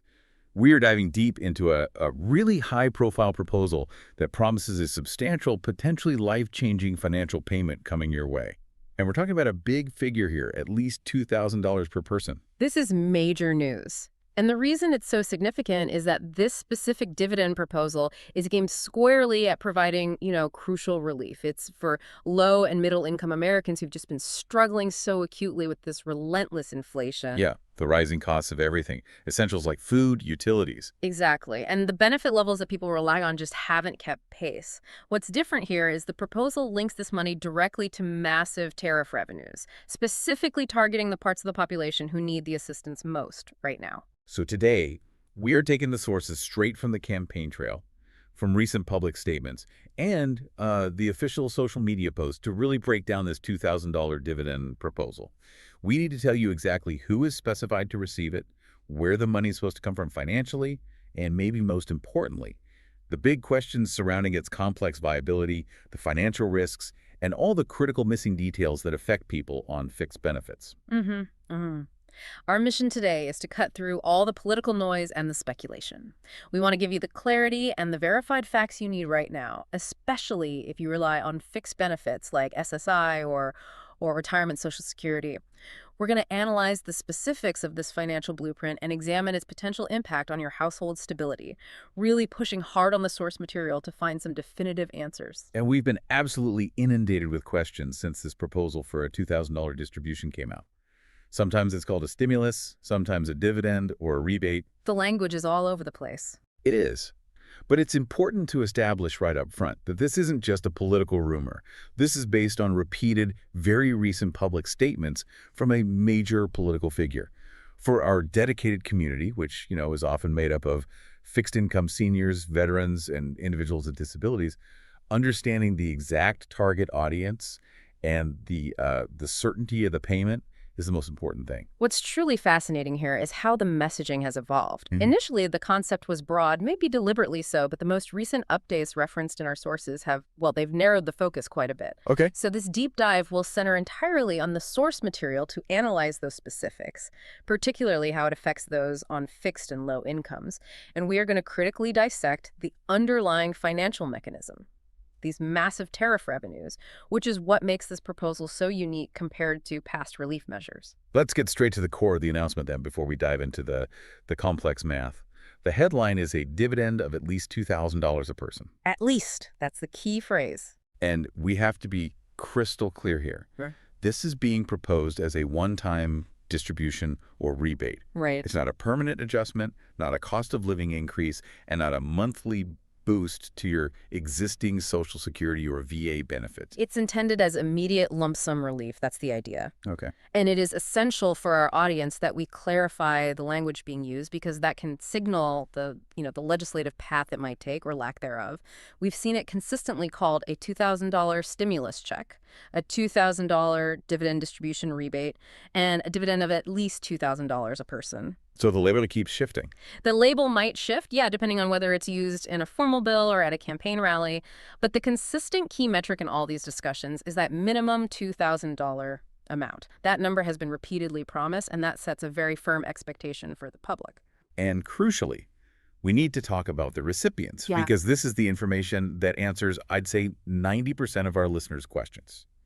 The initial post about this potential payment stated it would be paid to everyone, not including high-income people, which, as you pointed out, was vague and it caused a lot of confusion. Yes, that initial vagueness was concerning, particularly for fixed-income individuals who, let's be honest, often feel overlooked in these broad pronouncements. Of course. However, the sources highlight a critical and immediate follow-up post and some subsequent clarifications. The political figures specifically doubled down on the promise by stating that the payments would be made to low- and middle-income USA citizens. Low and middle-income USA citizens. That is the operative phrase. That changes everything. That is a massive direct answer to the concerns we hear from fixed-income and low-income viewers. If you are receiving a fixed-income benefit administered by Social Security, whether that's Social Security Retirement, SSDI, or SSI, you are, by definition, considered low-income or fixed income, and are therefore explicitly included in the group targeted by this new specific messaging. This isn't just implied. The phrasing targets you directly. This specific shift in language is incredibly important. It takes that abstract promise of everyone and makes it concrete for this audience, many of whom are seniors and veterans. It confirms that the proposal is explicitly designed to address the acute financial constraints facing people on these fixed benefits. It answers that fundamental question, does this apply to me? And based on the source material. The answer is a resounding yes, provided your income falls under the cutoff line that we're about to discuss. Okay, so that's a big piece of the puzzle. Let's move to the proposed mechanism for funding this. I mean, this is a sizable distribution. Where is $2,000 per person supposed to come from, especially given the scale of the U.S. population? The proposed mechanism is, well, it's arguably the most unique aspect of this entire plan. The payments are proposed to be funded by massive tariff income. Tariff income. Yeah. And just to clarify for our listeners, a tariff is a tax levied on imported goods and services. So when a product, say an appliance, a vehicle part, or certain raw materials comes into the United States from another country, the U.S. government collects a percentage or a fixed fee on that import. That's the basic definition. But this is a deep dive, so let's go a little deeper. When the government levies a tariff, who actually pays that money? Is it the foreign manufacturer, or does it eventually fall to the American consumer? That is the central ongoing debate around tariffs, and it's really important context for understanding the viability of this dividend. While the tariff is technically collected by U.S. Customs from the American importer, the company bringing the goods and economists generally agree that a significant portion, often the majority, of that cost is eventually passed down to the consumer. In the form of higher prices. In the form of higher prices, exactly. So in effect, while the government collects the revenue, the consumer is often the one indirectly funding that tariff income through, well, inflation. And that dynamic is particularly relevant to our audience, who are already struggling with inflation. The idea here, though, seems to be that instead of letting that revenue just flow into the general fund, it's being repurposed directly back to the people who arguably need inflation relief the most. Exactly. The sources provide some current financial context around these tariffs that we really need to examine closely. These numbers lay the entire foundation for the viability question, and we're not talking about small figures here. All right, let's look at the numbers cited, which are being used to justify the plan. We see that the U.S. has brought in about $195 billion in tariff revenues so far this year. Right. And if we look at the current collection rates, they're averaging about $1 billion a day. $1 billion a day. Which totals roughly $30 billion a month. This is a powerful, highly liquid revenue stream that the proposal's proponents are, very keen to exploit. So based on those current rates, the analysis referenced in the sources projects that the U.S. is on track to bring in about $350 billion over a 12-month period. That's the annual projection. That is a substantial sum of money, and the proponents are making the case that this dedicated revenue stream is sufficient to cover these dividend payments. Furthermore, and this is crucial when we discuss the financing logistics later, you have to look at the long-term projection. This revenue stream is forecasted to bring in approximately $3 trillion over the next 10 years. $3 trillion. Over a decade, assuming the current tariff levels remain in place. So these three numbers, the $195 billion already collected, the $350 billion projected annually, and the $3 trillion over 10 years, these are the pillars upon which the architects of the plan are relying to justify the whole distribution structure. That gives us the source of the money. Now let's move to the next critical question, which ties directly back to our audience. How exactly is low and middle income defined? For those on fixed income, this is the central metric that determines eligibility, and we really need clarity on where that line is drawn. Well, if we connect this to the bigger picture, Government entities have a pretty consistent history in how they distribute broad-based stimulus or rebate payments. The main factor they use is income level. Usually it's your adjusted gross income, or AGI. Right. And what's crucial here is that the sources reiterate that the proposal did not mention specific programs, like whether you file tax returns or claim Social Security or disability status, only the general level of income. This directly addresses a major concern from our listeners. Many people, especially those receiving supplemental security income, SSI, or those who rely solely on minimal Social Security retirement benefits. They often don't file traditional tax returns because their income falls below the mandatory filing threshold. They were asking, do I need to start filing taxes to get this money? And based purely on the source's focus on low income, the answer is likely no. You would not necessarily need to file if you typically don't. The payment hinges on falling under the determined income cutoff, not on your tax filing status or the specific federal program providing your benefits. So it's about the income level itself. Exactly. If your total annual income from all sources, including your benefits, falls below that specified income line, the proposal intends for you to be included. That is a point of significant relief for many who fear, complex bureaucratic hurdles. The key is just demonstrating that low income status. Precisely. And we see historical precedent for this. During past stimulus rounds, the IRS used data it already had on file from the Social Security Administration or the Veterans Administration to automatically send payments to non-filers who were confirmed recipients of fixed benefit. So they have the data. They have the data. The income level is the determinant, and the benefit status is often just the means of identification. Now, here's the sticky point. Yeah. We do not have an exact hard and fast dollar amount that defines high income or the phase-out range. Right. There's a missing line in the sand that dictates who gets the full $2,000 payment and who is excluded completely. Precisely. And in the absence of an official legislative text or any regulatory guidance, we are left to rely on speculation. But it's speculation based on the most reliable historical data, past government stimulus actions. Historically, the intent of a broad-based stimulus is to reach the vast majority of American households while excluding the wealthiest segment, usually the top 5 to 10%. The sources provide specific speculative figures derived from that historical precedent, and these are vital for planning purposes. A very strong guess for the high-income threshold where the phase-out would begin is around $75,000 a year for an individual. There are $150,000 a year for a married couple filing jointly. Okay, so $75,000 and $150,000. And this speculation is highly grounded. Why? Because these are the exact thresholds used for the first and second rounds of general stimulus payments. They provide a reliable, established benchmark that the government has used before to define the difference between middle-class and high-income earners for the purposes of federal relief. And there's a political logic behind this number, too.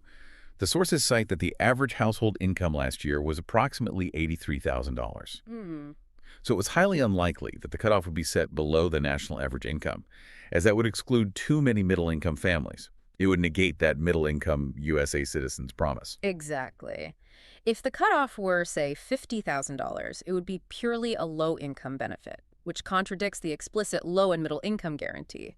Setting the ceiling around $75,000 for individuals and $150,000 for couples ensures that the proposal covers nearly all working families and virtually every single person relying on fixed federal benefits. So the implication is incredibly clear for our listeners. Anyone whose adjusted gross income, their AGI, falls below this highly probable threshold, $75,000 individual, $150,000 for a married couple, would be eligible for the full $2,000 payment. Yeah. This is genuinely excellent news for anyone whose income is derived largely or entirely from fixed benefits, which almost always fall far, far below these ceilings. For most Social Security, SSI, and VA beneficiaries, the primary concern shifts from if they qualify to how the money will be handled, which we will definitely address later. Okay, now we must transition to the hard truth of the financial viability. This is where the enthusiasm of the proposal meets the unyielding math of federal budgeting. We have to look at the rough calculation presented in the sources. Can the tariff revenue actually cover the immense cost? Let's break down the math problem methodically. The sources use the participation rate from the $1,400 stimulus check back in 2021, Right. which reached about 85% of the U.S. population, including dependents. This figure represents an estimate of approximately 284 million people who would be eligible. And that includes children and non-filing fixed-income adults. Yes. So if we take that conservative estimate of 284 million people and we multiply it by the proposed $2,000 dividend, the total cost required to fund the proposal is estimated at $568 billion. Wow. It is a staggering figure, more than $500 billion. It's an astronomical sum that's required for immediate disbursement. Wait, hold on a second. That number is, it's just staggering. $568 billion. If we look back at the revenue projections we just discussed, we're only expecting to bring in about $350 billion in tariff revenues over the next 12 months. The comparison is indeed stark, and it highlights the central challenge of this proposal. The $568 billion needed far exceeds the projected annual revenue of $350 billion. It's not even close. Not even close. Logically and mathematically, the payments cannot be funded upfront solely with current or even projected yearly tariff revenues. They are short by over $218 billion in the first year alone. And even if the government were to implement a much stricter income cutoff, say aiming for only the truly low-income population, and they managed to cut the total cost down significantly, maybe to $400 billion. They're still short. They are still short by $50 billion of their annual revenue goal. This raises a fundamental question. If they don't have the money in hand from tariffs today, how on earth do they send out $2,000 checks tomorrow? And here's where it gets really interesting. This is the financial maneuver that defines the viability of the proposal. This explains why the proponents consistently mention the $3 trillion in tariff revenues projected over the next 10 years. Ah, okay. That 10-year figure is the key to the execution strategy because it represents the only way the math can possibly work. So this $3 trillion is essentially the collateral. It's the collateral. If they want to send the $2,000 payment out now, which is necessary for it to function as a relief measure, the government would have to essentially borrow the money today or front the money. Right. And then rely on the anticipated future tariff revenues over the next several years to pay back that incurred debt. Okay, can you break that down? It's like a loan? Think of it like a home equity loan, but for the federal government. You have a valuable asset, your future tariff revenue stream, projected to be $3 trillion over the next decade. The government essentially takes out a massive loan, perhaps $500 billion, using that guaranteed future revenue as collateral. They receive the cash today, send it out as dividends, and then every dollar of tariff revenue collected for the next 2 or 3 years goes towards servicing and paying off that initial $500 billion debt. That makes the abstract concept of debt fronting much clearer. So the government would issue bonds, borrow the necessary hundreds of billions, send the money out to low and middle income Americans immediately, and then use the subsequent years of tariff revenue, a revenue stream they feel highly confident about, to slowly erase that incurred debt over time. The critical consequence of this action, which must be clearly stated, is that it would technically add the total cost, whether it's $400 billion or that high-end $568 billion, to the national debt in the immediate short term. Even though it has a dedicated, scheduled repayment source in the tariffs, the instantaneous borrowing increases the debt figure. As the source describes using the analogy of a rapidly spinning gas pump, the national debt is already increasing exponentially daily. This method would simply accelerate that short-term multi-hundred billion-dollar increase. So the viability hinges not on current cash flow, but on the ability and willingness to leverage future revenue streams. Yes. Which itself requires confidence that those massive tariff levels will remain in place for the next decade. Yeah. That's a significant assumption given the constantly shifting global trade landscape. It is a massive assumption, and it shows the political urgency of the proposal. The proponents have to frame it as a financially responsible plan. The money is already coming in, while strategically masking the immediate need for hundreds of billions in borrowing to fulfill the promise instantly. Okay, we've established the mechanics and the cost hurdles. Now let's look at the political momentum behind this idea. This proposal is not appearing in a vacuum. The sources highlight that this is the 4th time this particular political figure has publicly endorsed a similar idea of distributing money directly to citizens in less than a year. A 4th time. This suggests increasing commitment, regardless of the financial complexities. It absolutely signifies a consistent direction of intent that has been evolving since the beginning of the year.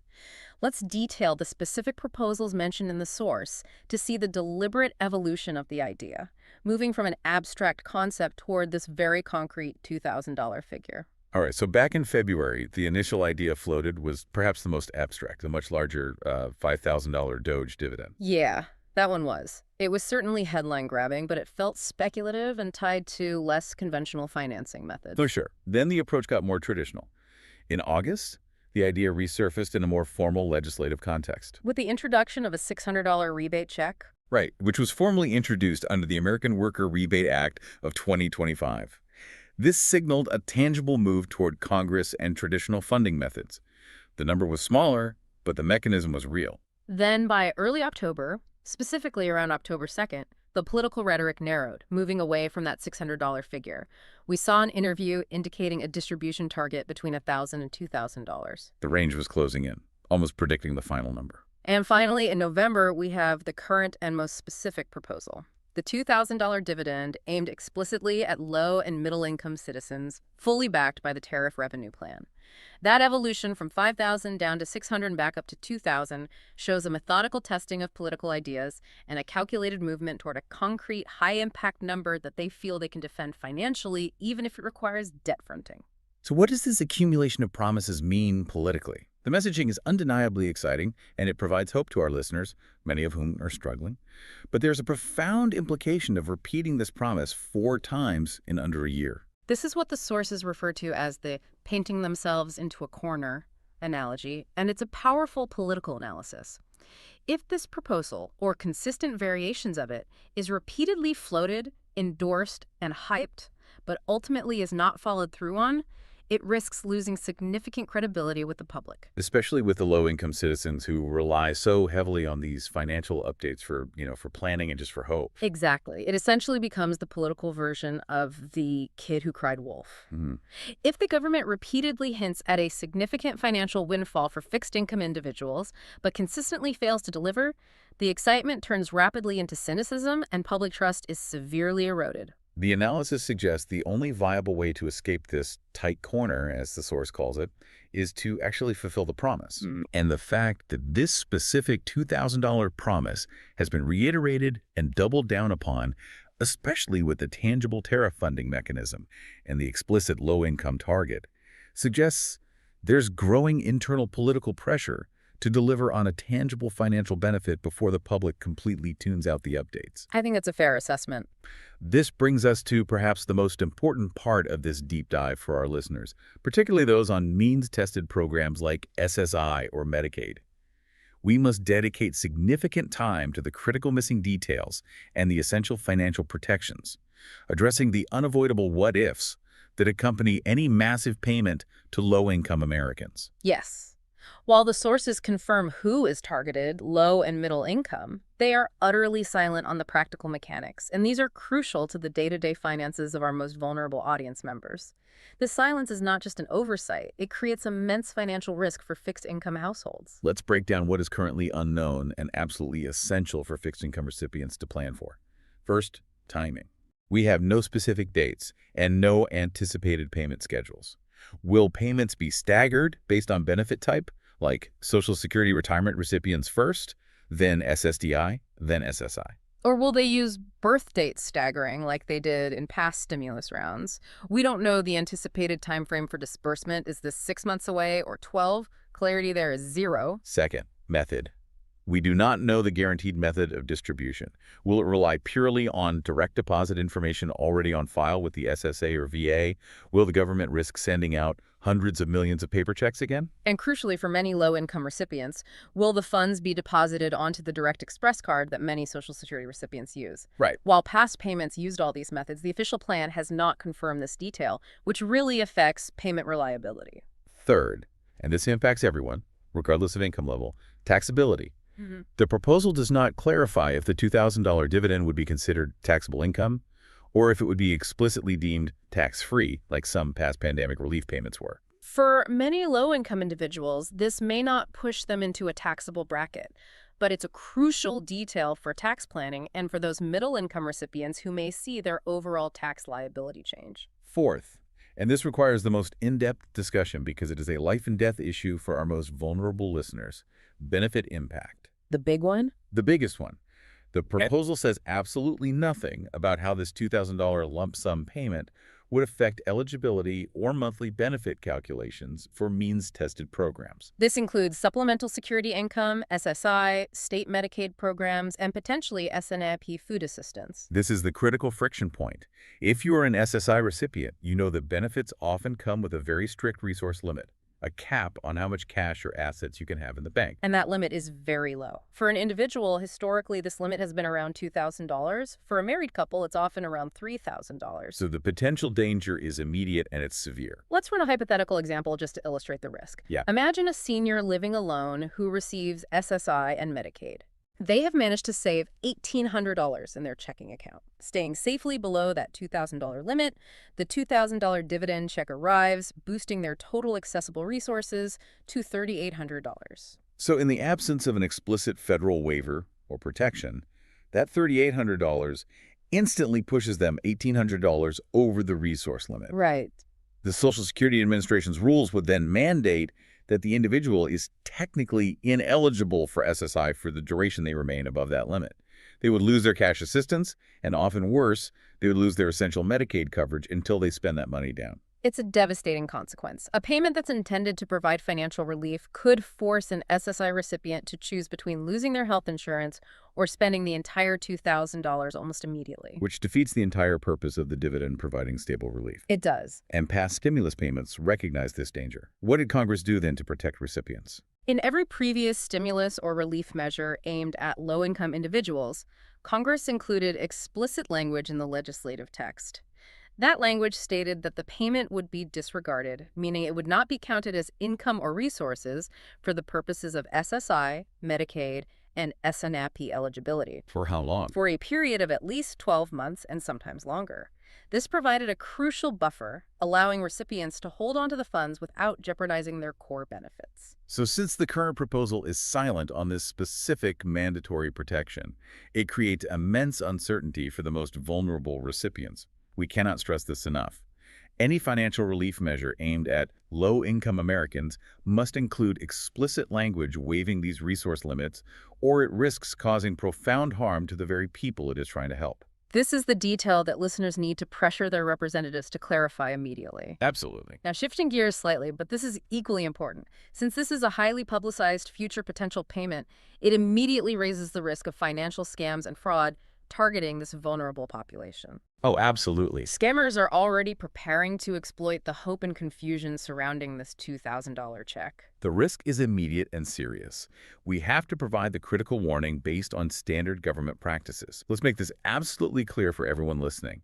Neither the SSA, the VA, the IRS, nor any official agency will ever call, text, or email you asking you to pay money, confirm your personal banking information, or purchase gift cards in order to receive this $2,000 payment. Scammers rely on fear and urgency. They might claim your Direct Express card is blocked and needs a small fee to reactivate it. Right. They might text you a link that looks like a government website asking you to verify your income.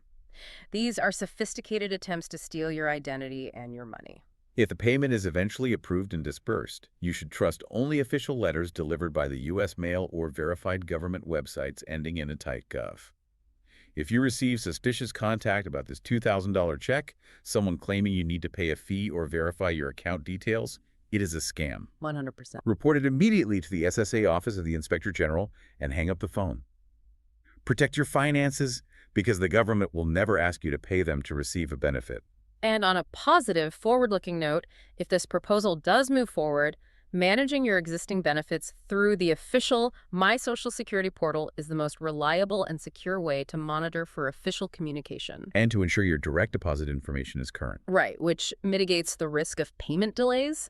That portal is your verified, trusted source of information. Okay, let's bring this deep dive together by summarizing the most important facts we've extracted from the source material today. To summarize the core findings, the proposal is for at least $2,000 as a one-time distribution.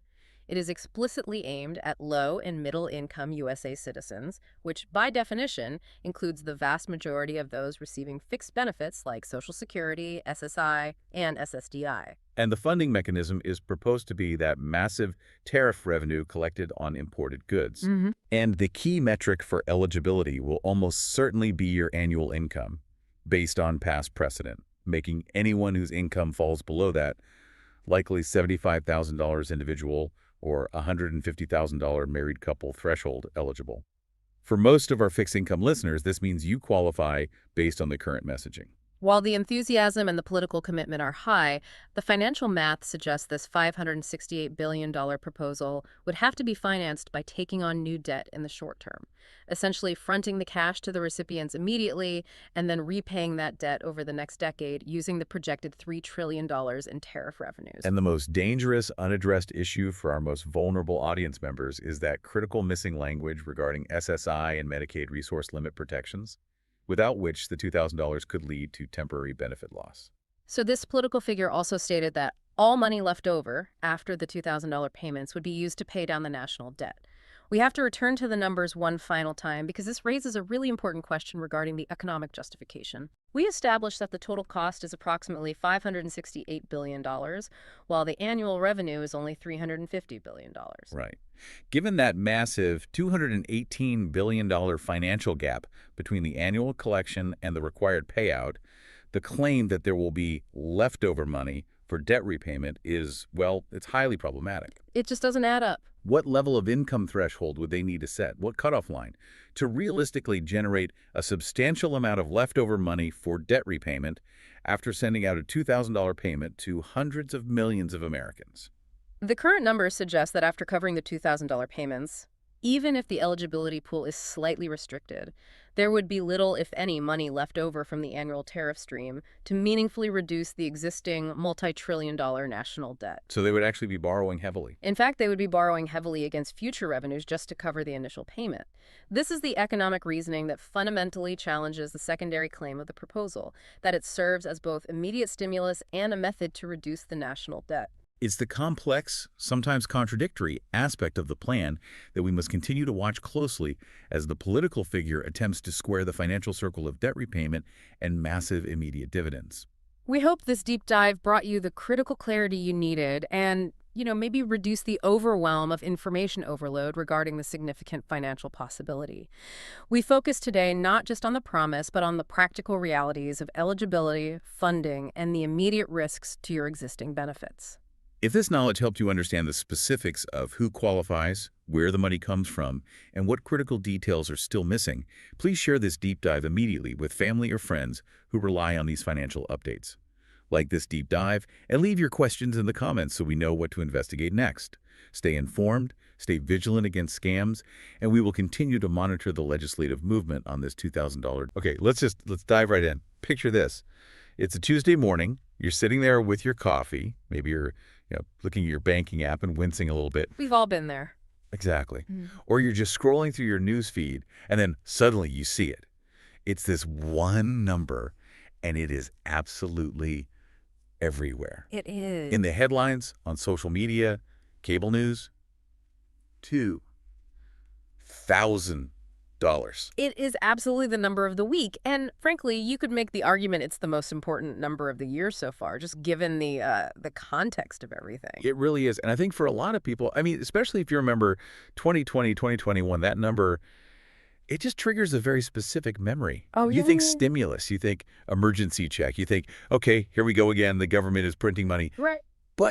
And this is the thing that makes this moment so different and honestly a little confusing. The branding is completely different this time. Totally. It's a fascinating shift in language. We're not seeing the word stimulus nearly as much in any of the official statements. We're hearing a new word, dividend. Which sounds like a small tweak, just semantics, But it actually changes the entire psychological framework of what this money is supposed to be. Exactly. And that is why we are doing this deep dive today. We have a huge stack of source material in front of us. We've got transcripts from the White House press secretary. We have interviews with the Treasury Secretary, data from economic advisors, and of course, the president's own social media posts. A lot to get through. A lot. And our mission today is really simple. We need to separate the noise from the signal. Because I know you, the listener, are sitting there thinking the same thing I am. Is this real?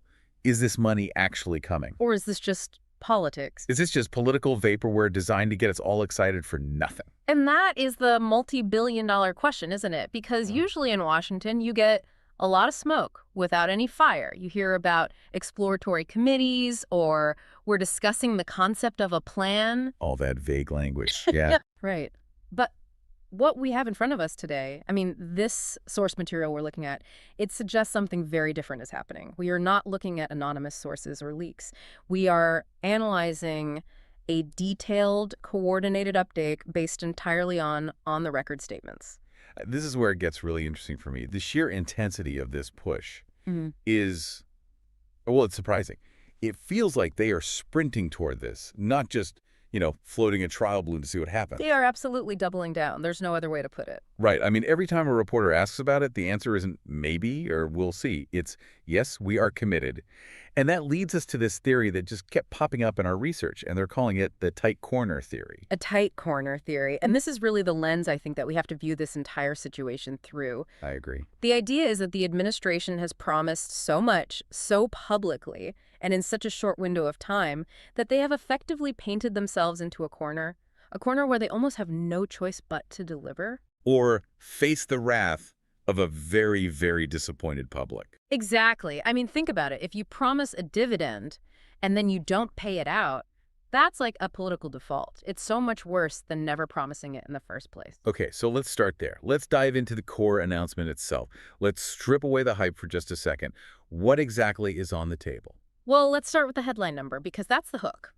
The proposal is for a $2,000 payment. And, as you just pointed out, the president is explicitly, very deliberately, calling this a dividend payment. Dividend. I want to stick on that word for a second because words matter so much here. Stimulus just sounds like emergency aid. It sounds like the economy is sick, and this is the medicine. That's precisely the distinction they're trying to make. A dividend is what you pay out to a shareholder when the company has a good quarter, a good year. It's a share of the profits. It's your cut. By using that word, the administration is completely reframing the relationship between you, the citizen, and the government's revenue.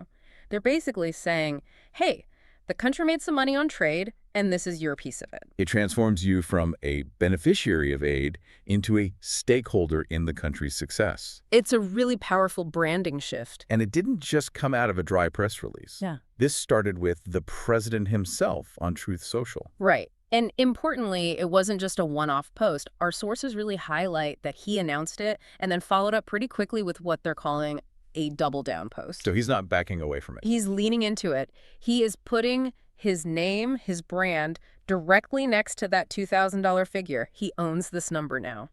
So the big question then, who gets it? Because there's always a catch, right? There's always fine print. And I'm thinking about, retirees, people on fixed incomes, families working 2 jobs just to get by. They hear $2,000, they need to know, am I included in this? Well, the fine print is definitely still being written as we speak, but we do have some pretty strong clues. In the president's own posts, the phrasing he used was that the money is intended for, and this is a quote, everybody except high-income people. High income. That phrase is doing a lot of heavy lifting there. A lot. Because that could mean almost anything. I mean, if you live in San Francisco, $100,000 a year, you're barely getting by. Yeah. In other parts of the country, that's a fortune. It is very subjective. But we also have some more concrete statements from Kevin Hassett. Now, he's a key economic advisor here. He's the numbers guy. Okay. He clarified that the discussion, at least internally right now, revolves around families making less than, say, $100,000 a year. Okay, $100,000. Now, that's a concrete number we can work with. It's a concrete suggestion. We have to be clear on that. Hassett was very careful to say this isn't finalized, this isn't set in stone, but it gives us the ballpark. We aren't talking about a universal basic income for billionaires, but we're also not talking about something that's restricted only to those in extreme poverty. It's aiming right for that broad middle class and working class target. And that's exciting to see a number like $100,000 thrown out there because that covers a massive chunk of the population. But it does raise more questions, doesn't it? Is that $100K per individual? Is it per household? Is it adjusted gross income? And those are exactly the details that they're trying to lock in right now. But the intent, the broad distribution, that part is clear. I mean, if you are a senior on Social Security, you are very likely well under that cap. Oh, for sure. If you're a veteran on disability, you are almost certainly under that cap. The goal here seems to be to flood the zone with this liquidity for the vast majority of Americans. Now, you mentioned earlier that This isn't just the president tweeting into the void. It feels like there's a full court press happening here. That is the best way to describe it. It's a blitz. In the span of just a few days, we saw this incredibly coordinated push. It wasn't just the president. You had the whole machinery of government start to echo him. So let's talk about the roster here. Who are the key players that we're seeing in these source clips and interviews? Because knowing who is talking tells you a lot about how serious this actually is. Well, you've essentially got the triumvirate of policy execution here. First, there's Kevin Hassett, who we just mentioned. He's the numbers guy, the economic advisor. His job is to make the math work. Right. Now how? Then you have Scott Bessent. He's the Treasury Secretary. Now, that is a crucial voice because he's the person who would actually have to oversee the implementation. He controls the financial plumbing of sending out tens of millions of checks. When the Treasury Secretary speaks, Wall Street listens. They do. And finally, you have Caroline Leavitt, who is the White House press secretary. She's the official voice. When she speaks from that podium or in an official interview, that sets the administration's on-the-record position. So what are they all saying? Are they hedging your bets or are they giving themselves wiggle room? Not really, and that's what's so fascinating about this. Leavitt, for example, she explicitly stated that the White House is, and I'm quoting here, committed to making that happen. Committed to making that happen. Yeah. That's pretty definitive language for a press secretary. It is. Usually you get something like, the president is intrigued by the idea, or we're exploring options. Right, something they can walk back easily. Exactly. Committed is a bind. She also went on to say they are exploring all legal options, and she confirmed the president has made his desires very clear to his team. This isn't coming from the bottom up. This is a directive from the top down. And then you add Scott Bessent, the Treasury Secretary, into the mix. Right, and he's been out there publicly discussing eligibility. Now, when the Treasury Secretary starts talking about who is eligible for a payment, that moves the entire conversation from wouldn't it be nice if to how do we operationalize this? It becomes real. It signals that the administration is aligned.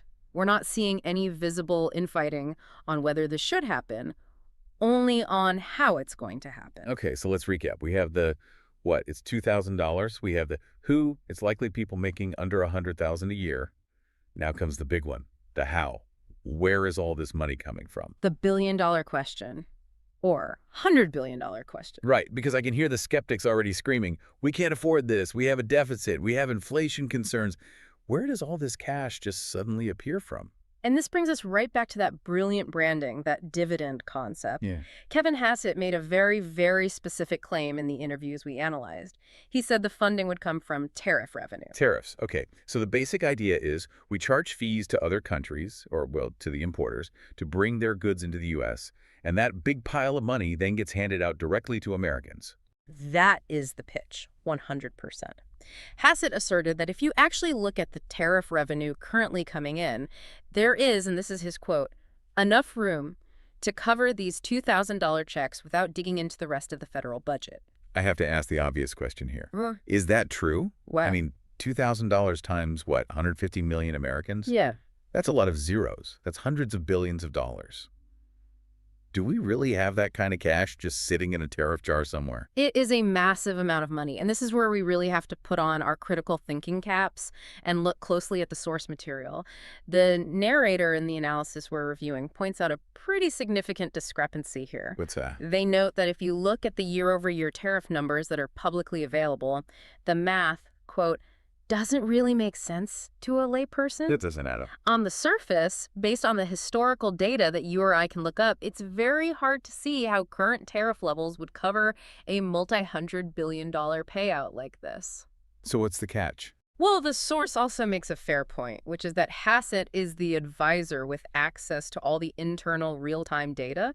He might be projecting future revenues from new tariffs that haven't fully hit the books yet. He might be seeing a revenue stream that the public charts just haven't caught up to. There was this really interesting moment in one of the interviews where a reporter challenged Hassett on this exact point. They used this analogy about a bank overdraft. Yes, that was a very sharp question. Right. The reporter asked Hassett effectively, Isn't this just like using an overdraft to pay off your credit cards? Ouch. I mean, that is a stinging comparison. It is. They were directly questioning the financial responsibility of the whole idea. Is this real money, or are we just moving debt around from one column to another? Are we essentially borrowing from our future to pay ourselves a dividend today? And what was Hassett's rebuttal to that? How did he respond? He held his ground. He insisted that the math works within the tariff revenue stream. He completely rejected the premise that this was some kind of debt spending. He is really sticking to this narrative that the revenue is there, or will be there, to support a direct transfer to citizens. So to put it simply, the administration is framing this not as government spending, which scares fiscal conservatives, but as a redistribution of trade income. Precisely.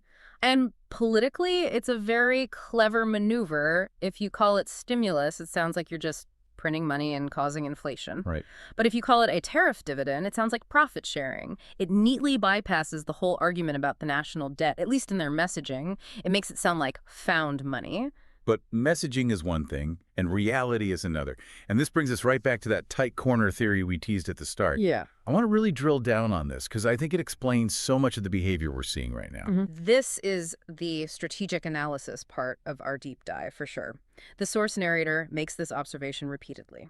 The administration is panting themselves into an extremely tight corner. Because they've just gone so hard, so fast on this. Yes. Just think about the sheer volume of their communication. In just a few days, we identified 5 distinct, high-profile data points, 2 direct posts from the president, and 3 on-camera interviews from his top brass. That's not a trial balloon. That's a full-scale launch. And what it does is it raises public expectations to a fever pitch. It does. I mean, once you tell people checks are coming, they start mentally spending that money, don't they? If you are living paycheck to paycheck or you're a senior on Social Security and things are tight, hearing $2,000 isn't just news, it's potential lifeline. It's a game changer.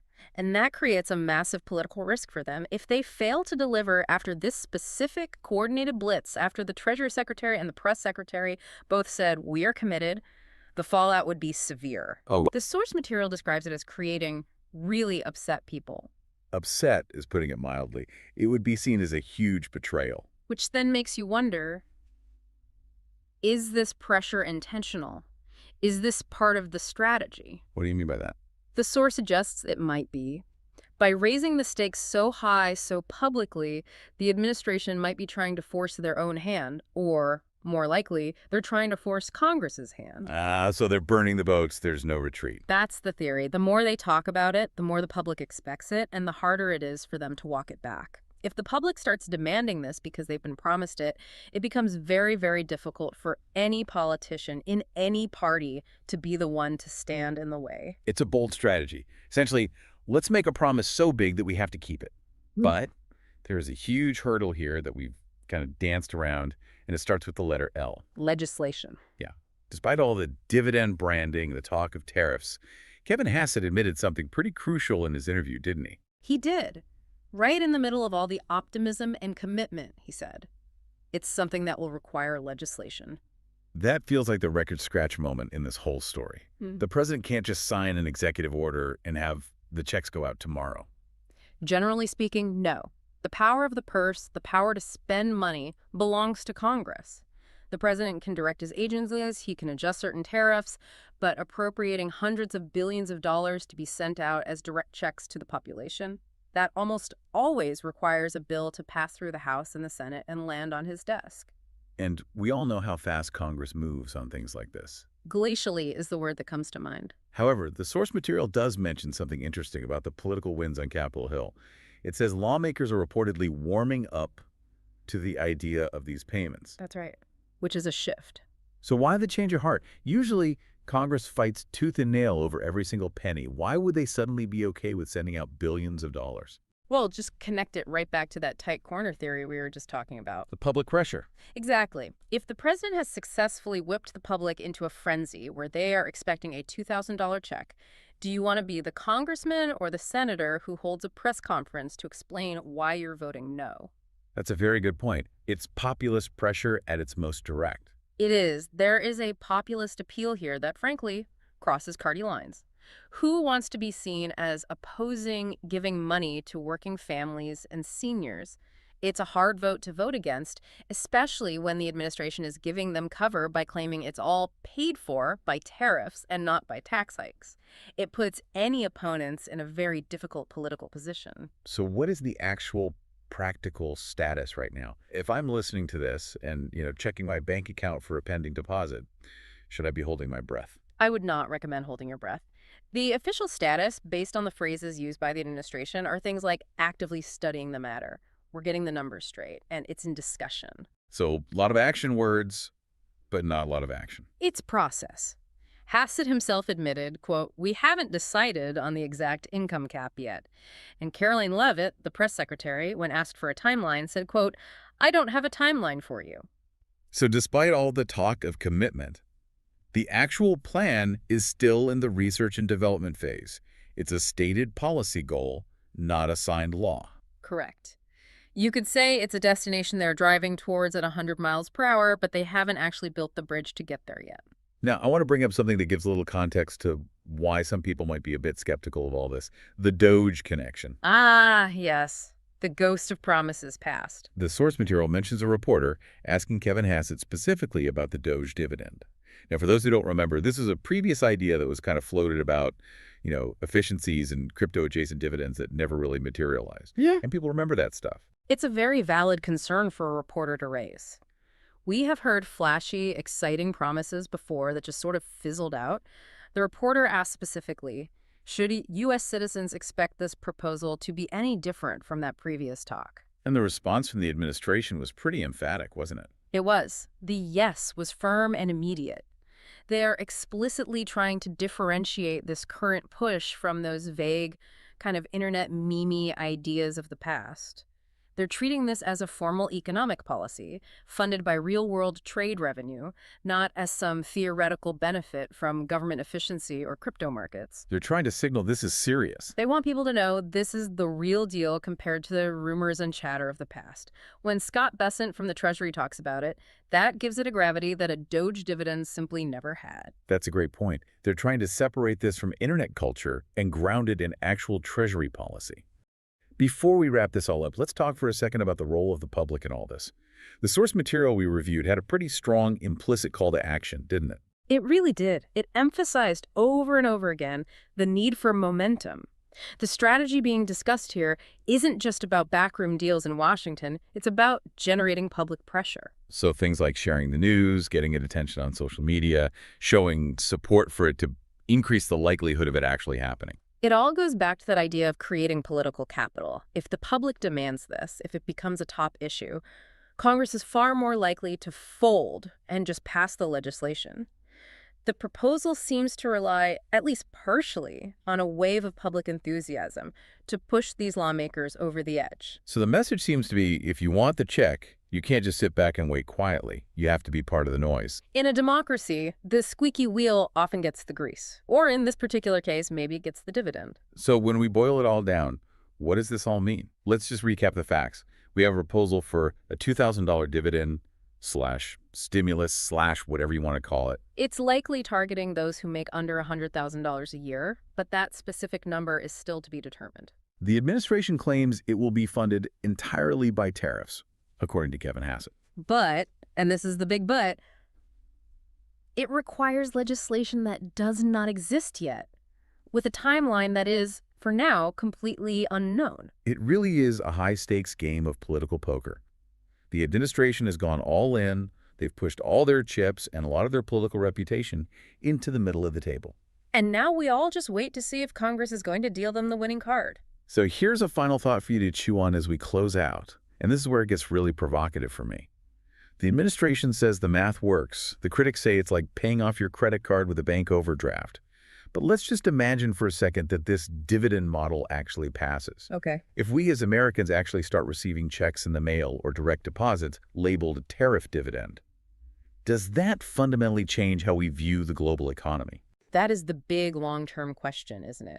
Do we stop seeing tariffs as just, taxes on imports, which ultimately make the goods we buy more expensive? Right. And do we start seeing them as a direct revenue stream for our own pockets? Does it turn every American into a de facto shareholder in a trade war? It could. And if that happens, it could create a political feedback loop that changes U.S. economic and trade policy for decades to come.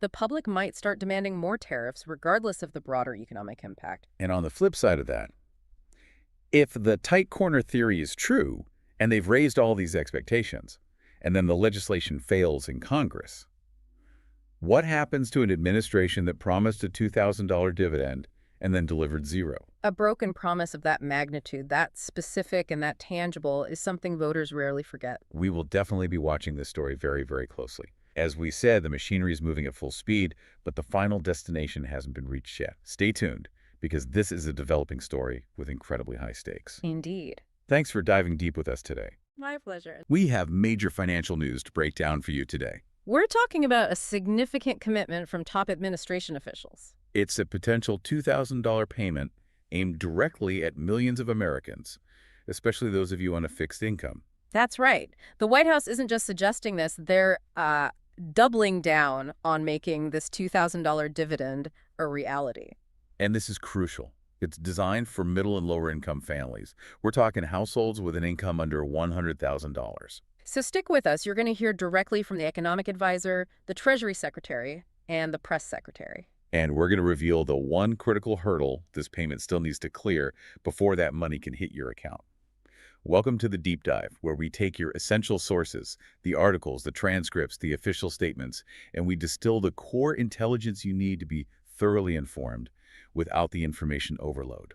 And today we are tackling a story that is profoundly important for the financial stability of millions of Americans. If you are a retiree, if you are a senior, if you are relying on any form of fixed income, you really need to pay close attention to what we're about to unpack. We are diving deep into a remarkable commitment. And I don't use that word lightly. It's a commitment made by the highest levels of the current administration. Yeah. We are talking about a potential direct financial injection, a $2,000 payment for millions of qualifying Americans. And this isn't just a rumor, floating around on the internet. No, not at all. We have a stack of recent public statements, all confirming the White House is not only proposing this, but is actively doubling down, as they put it, on their promise to deliver this $2,000 dividend. The specifics are what make this so crucial for our audience today. This payment, it's explicitly and narrowly targeted. Right. It's for middle and lower income families. And they've set a bar specifically in income under $100,000. So for anyone listening who's on Social Security, SSI, SSDI, or veteran benefits, this is an update that speaks directly to your household budget. This is for you. Our mission today is surgical. We're going to dissect the collective evidence. We've got comments from the economic advisor, the Treasury Secretary, and the press secretary. All the key players. All of them.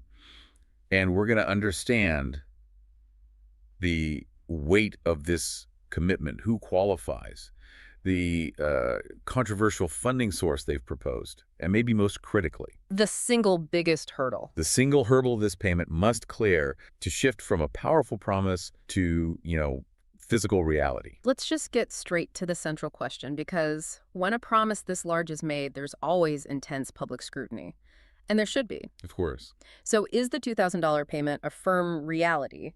Who exactly is guaranteed to get it? And what are the economic mechanics behind how the government intends to pay for it without, and this is a direct quote from the source material, digging into the rest of the budget? Okay, let's unpack this. The speed, the succession, and, the sheer seniority of the officials making this commitment, that's what elevates this from just a policy suggestion to a central administrative objective. It's a full court press. It really is. And the political stakes are just enormous. To really understand the weight of this, we have to establish the timeline. Mm-hmm. This announcement didn't roll out over weeks of quiet preparation. It was sudden. It was coordinated. The president himself kicked this off just a few days ago on a Sunday. Right, on Sunday. He explicitly called for at least $2,000 in the form of a dividend. And his words were that it was destined for everybody except high-income people. And that Sunday night post? That was just the opening salvo, wasn't it? Just the beginning. Because what followed was a rapid-fire succession of endorsements from the administration's financial and communication leadership. It was one after another. It really was. And when you see multiple high-profile administration figures, we're talking about the people who manage the economy and speak for the White House globally. The big names. Exactly. When they come out within 48 hours to confirm and elaborate on that initial promise, that signals an intense institutional resolve. That institutional resolve, that's the key piece of evidence here, I think. It absolutely is. They are not merely testing the waters with this.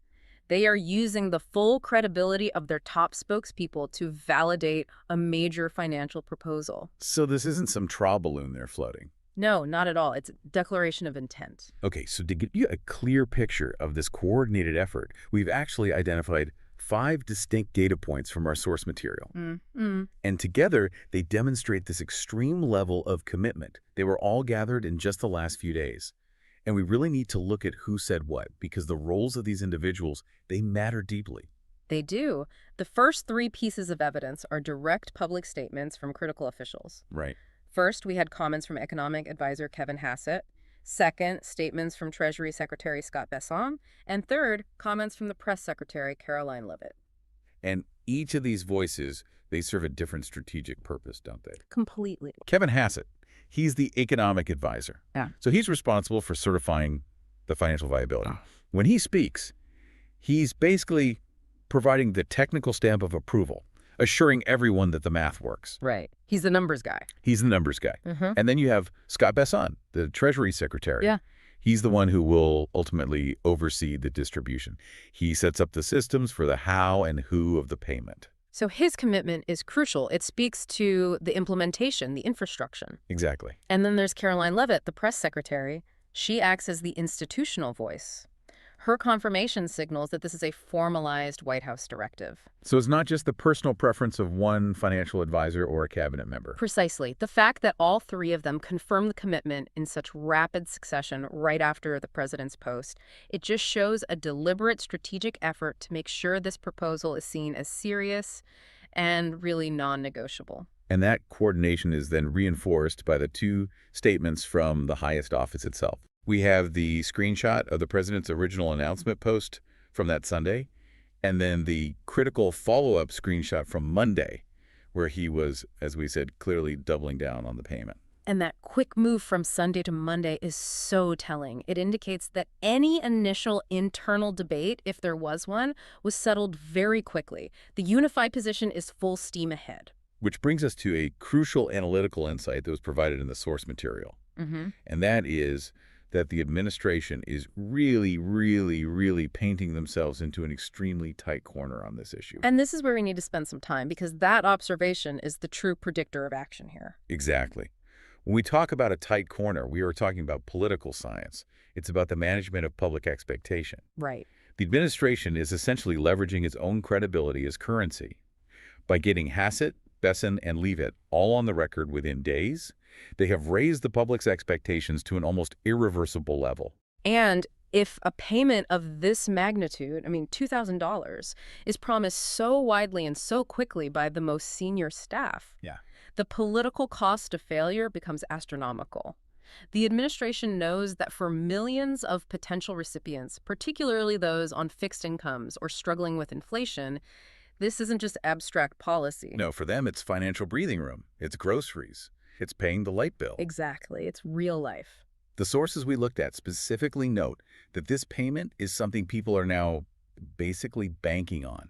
That's a powerful phrase, banking on it. It is. So if the administration fails to follow through, the public backlash would be severe, it'd be immediate, and you could argue it would be more damaging than if they had never proposed the payment in the first place. They've created a situation where they almost have to deliver. They've forced their own hand. And that, for you listening, is the key analytical takeaway. The high likelihood of this payment ultimately materializing isn't just based on some economic calculation. It's based on political survival. They have invested so much political capital so early that the commitment itself becomes a powerful predictor of future legislative priority. It's the highest form of public commitment you can get, short of the legislation actually passing. That's a great way to put it. They've gone on record, repeatedly, with the most senior staff, and the pressure is now squarely on Congress. And this high-stakes political investment, it naturally dictates precisely who they are targeting with this promise. Which brings us to the next section, and this is probably the most direct application of this information for our audience. The commitment is targeted, and understanding the eligibility criteria is paramount. This is not a universal check. It has a very clear financial cap. And that clarity came directly from the administration's financial leadership. It did. Both Treasury Secretary Scott Bessent and Economic Advisor Kevin Hassett, they indicated that the rebate would be specifically for families making less than, say, $100,000. That's the current reliable figure we have to focus on, $100,000. And that hard number, that $100,000 threshold for families, it aligns perfectly with the president's initial statement. He promised the $2,000 dividend to everybody except high-income people. So in this context, the administration is defining high-income people as anyone earning above that family threshold. They're focusing the relief squarely on the middle and lower economic brackets. And this is where we really need to zero in on our audience. Yeah. When we talk about fixed-income individuals, retirees, or people relying on government benefits, this $100,000 threshold is exceptionally broad. It really is. The vast majority of recipients on Social Security, on Supplemental Security Income SSI, Social Security Disability Insurance SSDI, and low-income veteran benefits, they naturally fall well below this family income cap. So let's just define those terms for a moment, just for clarity, because they are so central to this discussion. Good idea. Social Security provides retirement benefits to older Americans and survivor benefits to their dependents. SSDI, that's Social Security Disability Insurance, is for individuals who have paid into the system but can no longer work because of a severe disability. Okay, and then there's SSI. Right. SSI, or Supplemental Security Income, is different. It's a needs-based program for the aged, blind, and disabled who have very, very limited income and resources. It's not based on your work history. So the key takeaway here is that if you're receiving SSI, SSDI, or, a standard low to moderate Social Security benefit, you are the intended core beneficiary of this potential boost. Absolutely. The payment is specifically designed to alleviate the pressure that you are feeling from the current economic climate. If your primary source of income is these fixed benefits, you can be highly confident that you meet the announced eligibility threshold. We should also probably touch on the terminology briefly. We should. You've heard it called a stimulus check, a rebate, and a dividend payment. All three. And while the administration seems to use these terms somewhat interchangeably for public communication, they do carry different technical meanings. Right. A stimulus usually implies a general economic boost. A rebate often refers to returning collected taxes. And a dividend suggests distributing a share of profits, or in this case, government revenue. And the sources we've seen consistently use the term dividend, which really aligns with their stated funding mechanism, this idea of sharing tariff revenue. But look, regardless of the technical term, the core specifics are consistent. That's the important part. The amount is consistently referred to as $2,000, and it is targeted at families earning under $100,000. That is the reliable, quantifiable promise. This clarity on who gets it and how much they get is robust. But the promise is only as good as the plan to fund it. Exactly. And that funding plan is where the administration has faced the most external scrutiny. Right. If you are announcing a direct payment of $2,000 to tens of millions of families, that requires billions upon billions of dollars. A huge sum. So the question isn't just if they will pay, but how they will pay without creating a massive new hole in the federal budget. The administration understood that. They knew the funding question had to be addressed head-on to maintain credibility. And their answer is this proposed mechanism, which they claim makes the whole thing fiscally responsible, the use of tariff revenue. So let's break down what tariff revenue actually is for our listeners. Good idea. Tariffs are essentially taxes. They're taxes collected by the government on imported goods. When a company imports a product, they pay a percentage of its value to the government. And this revenue has spiked recently because of, international trade dynamics and some policy changes. So the administration's proposal hinges on using this specific dedicated pot of money. And this is where the economic advisor, Kevin Hassett, really takes center stage. His job was to provide that technical assurance that this revenue stream is adequate. His statements were clearly designed to preempt any concerns about budget impacts or increasing the national debt. And we need to detail his specific findings precisely. When he was directly questioned on the viability of using this tariff revenue, he confirmed he has personally looked through all the tariff revenues. All of them. All of them.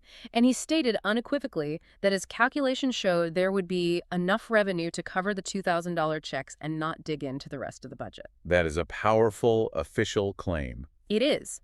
The argument is that these tariffs are generating enough surplus revenue right now to cover this specific one-time expenditure. So in the administration's view, this is not money taken from existing defense spending or from Social Security trust funds or from infrastructure projects. No, it's presented as a separate self-sustaining funding source derived from international trade taxation. Okay, now here is where we have to introduce the nuanced skepticism, which is essential for a balanced deep dive like this. It is. While Hassett is the official voice, the source material does note that outside observers and analysts, independent economists and think tanks, they've looked at the numbers, and they've suggested that when you calculate tariff revenues on a year-over-year basis, the numbers don't really add up to fully cover a nationwide payment of this projected size. And this is the internal conflict that you, the listener, must understand. Why the discrepancy? Right. Well, external analysts often look at net revenue, what's left after all the administration costs, collection expenses, and accounting adjustments. Okay. The administration, on the other hand, might be focused on gross receipts, or perhaps they're making projections based on peak collection periods. And on top of that, tariff revenues are notoriously volatile. They fluctuate wildly. Based on global trade volume exchange rates. So relying on a historically unpredictable source for a massive fixed cost expenditure is where that professional skepticism originates. So on one side, you have the administration's top economic expert staking his professional reputation on the claim that the money is there, it's sufficient, and it's separate. And on the other side, you have independent calculations suggesting a potential shortfall, or at least a need to tap into revenue streams that are already allocated elsewhere. The takeaway for you listening is critical, though.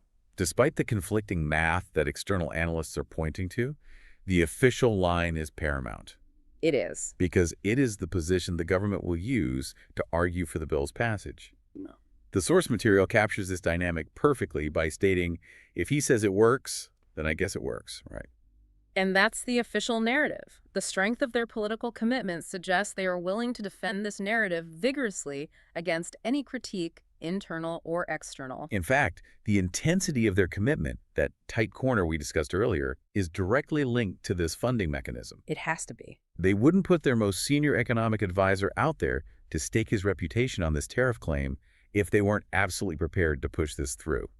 It's an economic shield built to protect a major political promise. But this economic defense only gets them so far. The money might be theoretically available, but the system isn't automatic. Right. Now that we've confirmed the commitment and the proposed funding, we must discuss the most critical step, the one standing between this powerful commitment and the money actually arriving in your bank account. And this is the absolute crux of the entire update. All the assurance, all the political pressure, all the certified math, it all means nothing if this one single crucial hurdle isn't cleared.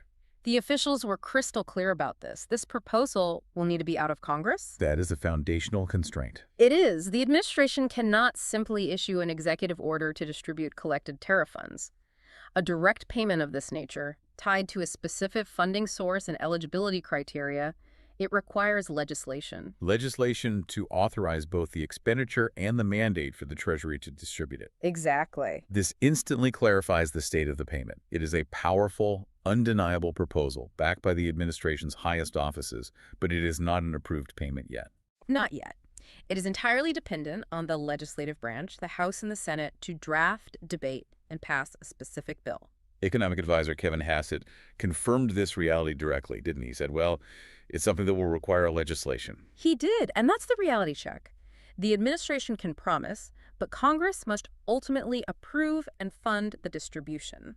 So this raises a crucial question for you listening at home. What are the legislative steps required?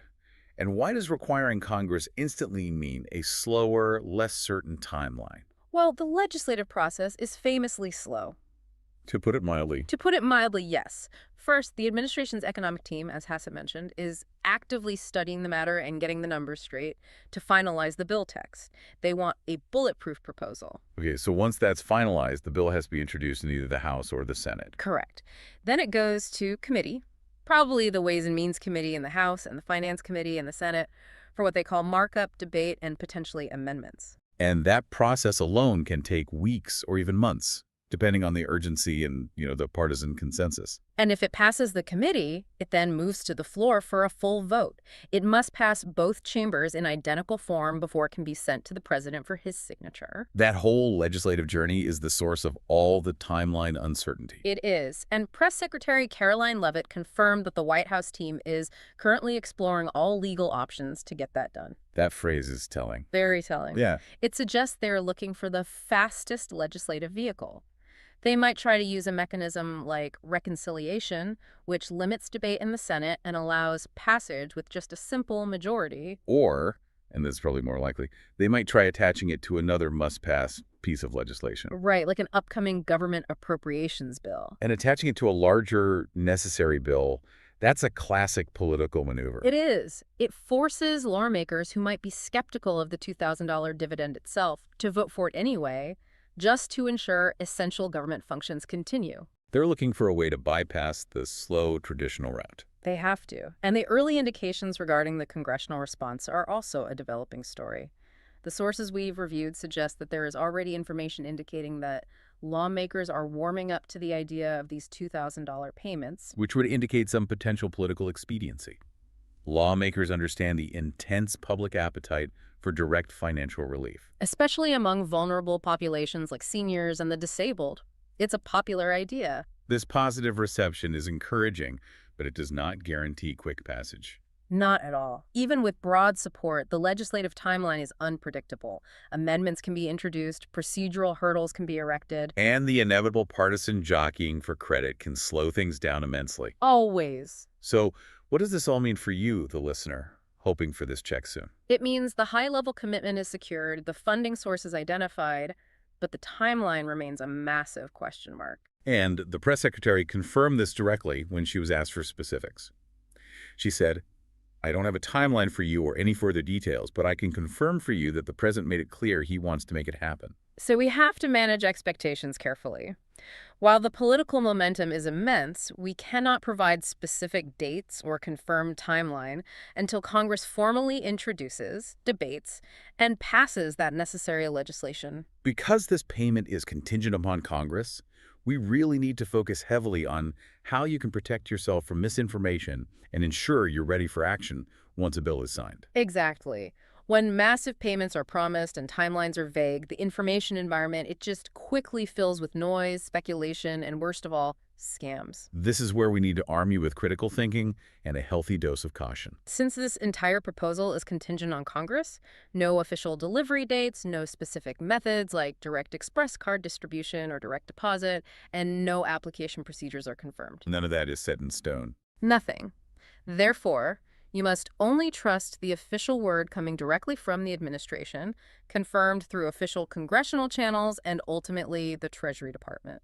The moment this becomes law, you will see immediate coordinated announcements from the Treasury or the Social Security Administration about the delivery mechanism. Absolutely. Until then, any specificity you see online about the exact day the money will arrive or which bank account it will hit is just unsubstantiated rumor. Please do not fall for it. And let's address the practicalities for a moment, just anticipating the logistics for fixed income recipients. Historically, payments like this have often been distributed via the same method people receive their monthly benefits. So if you receive Social Security or SSI SSDI via direct deposit, the $2,000 would likely go into that same account. And if you use a direct express card, which is common for SSI and Social Security recipients, the money would likely be loaded right onto that card. That's the most probable scenario. But we also need to issue an extremely strong warning against scams. Yes. They will inevitably follow an announcement this prominent. They always do. The IRS, the Social Security Administration, and the VA will never call you, text you, or email you asking for money, banking information, or personal data in order to release a payment. Never. If you receive a call claiming you need to pay a processing fee or a release fee to unlock your $2,000, hang up immediately. Immediately.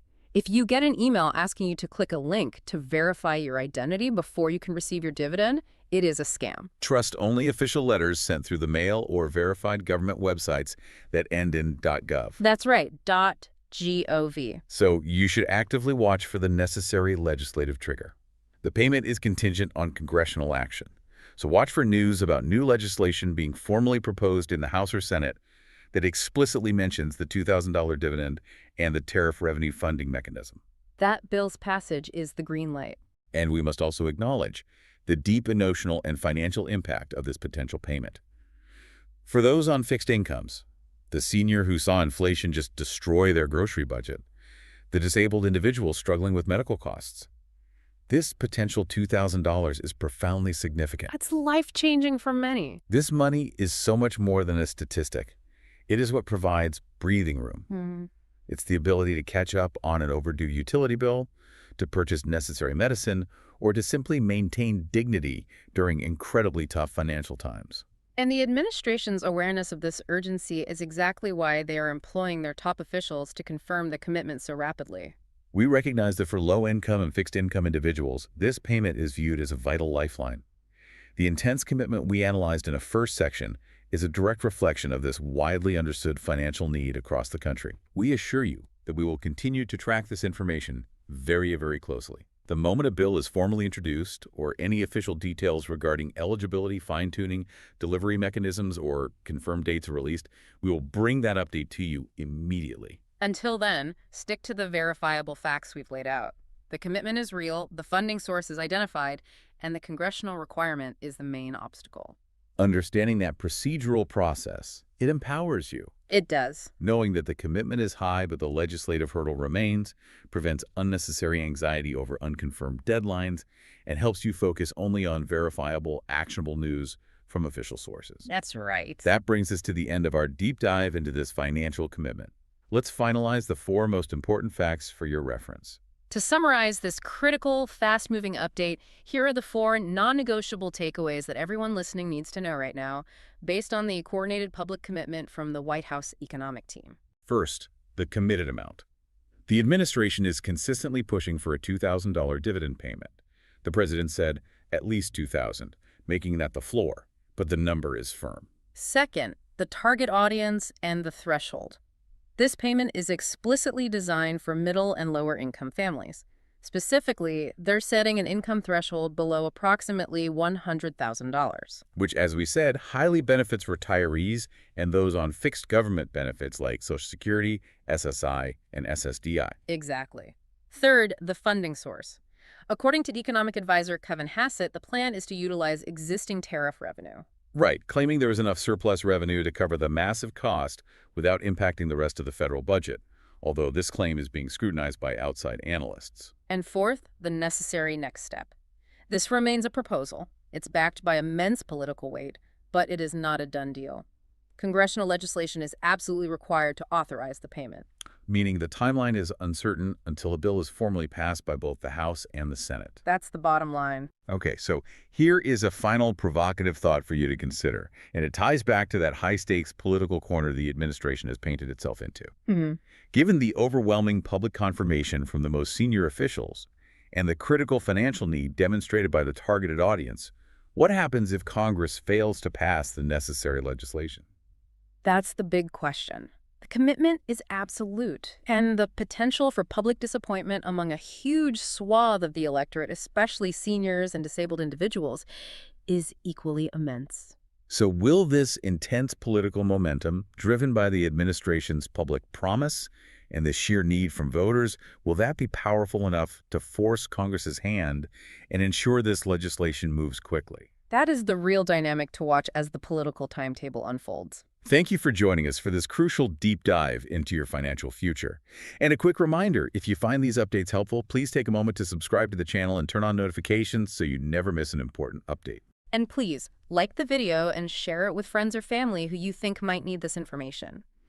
We encourage you to continue your critical thinking regarding these sources.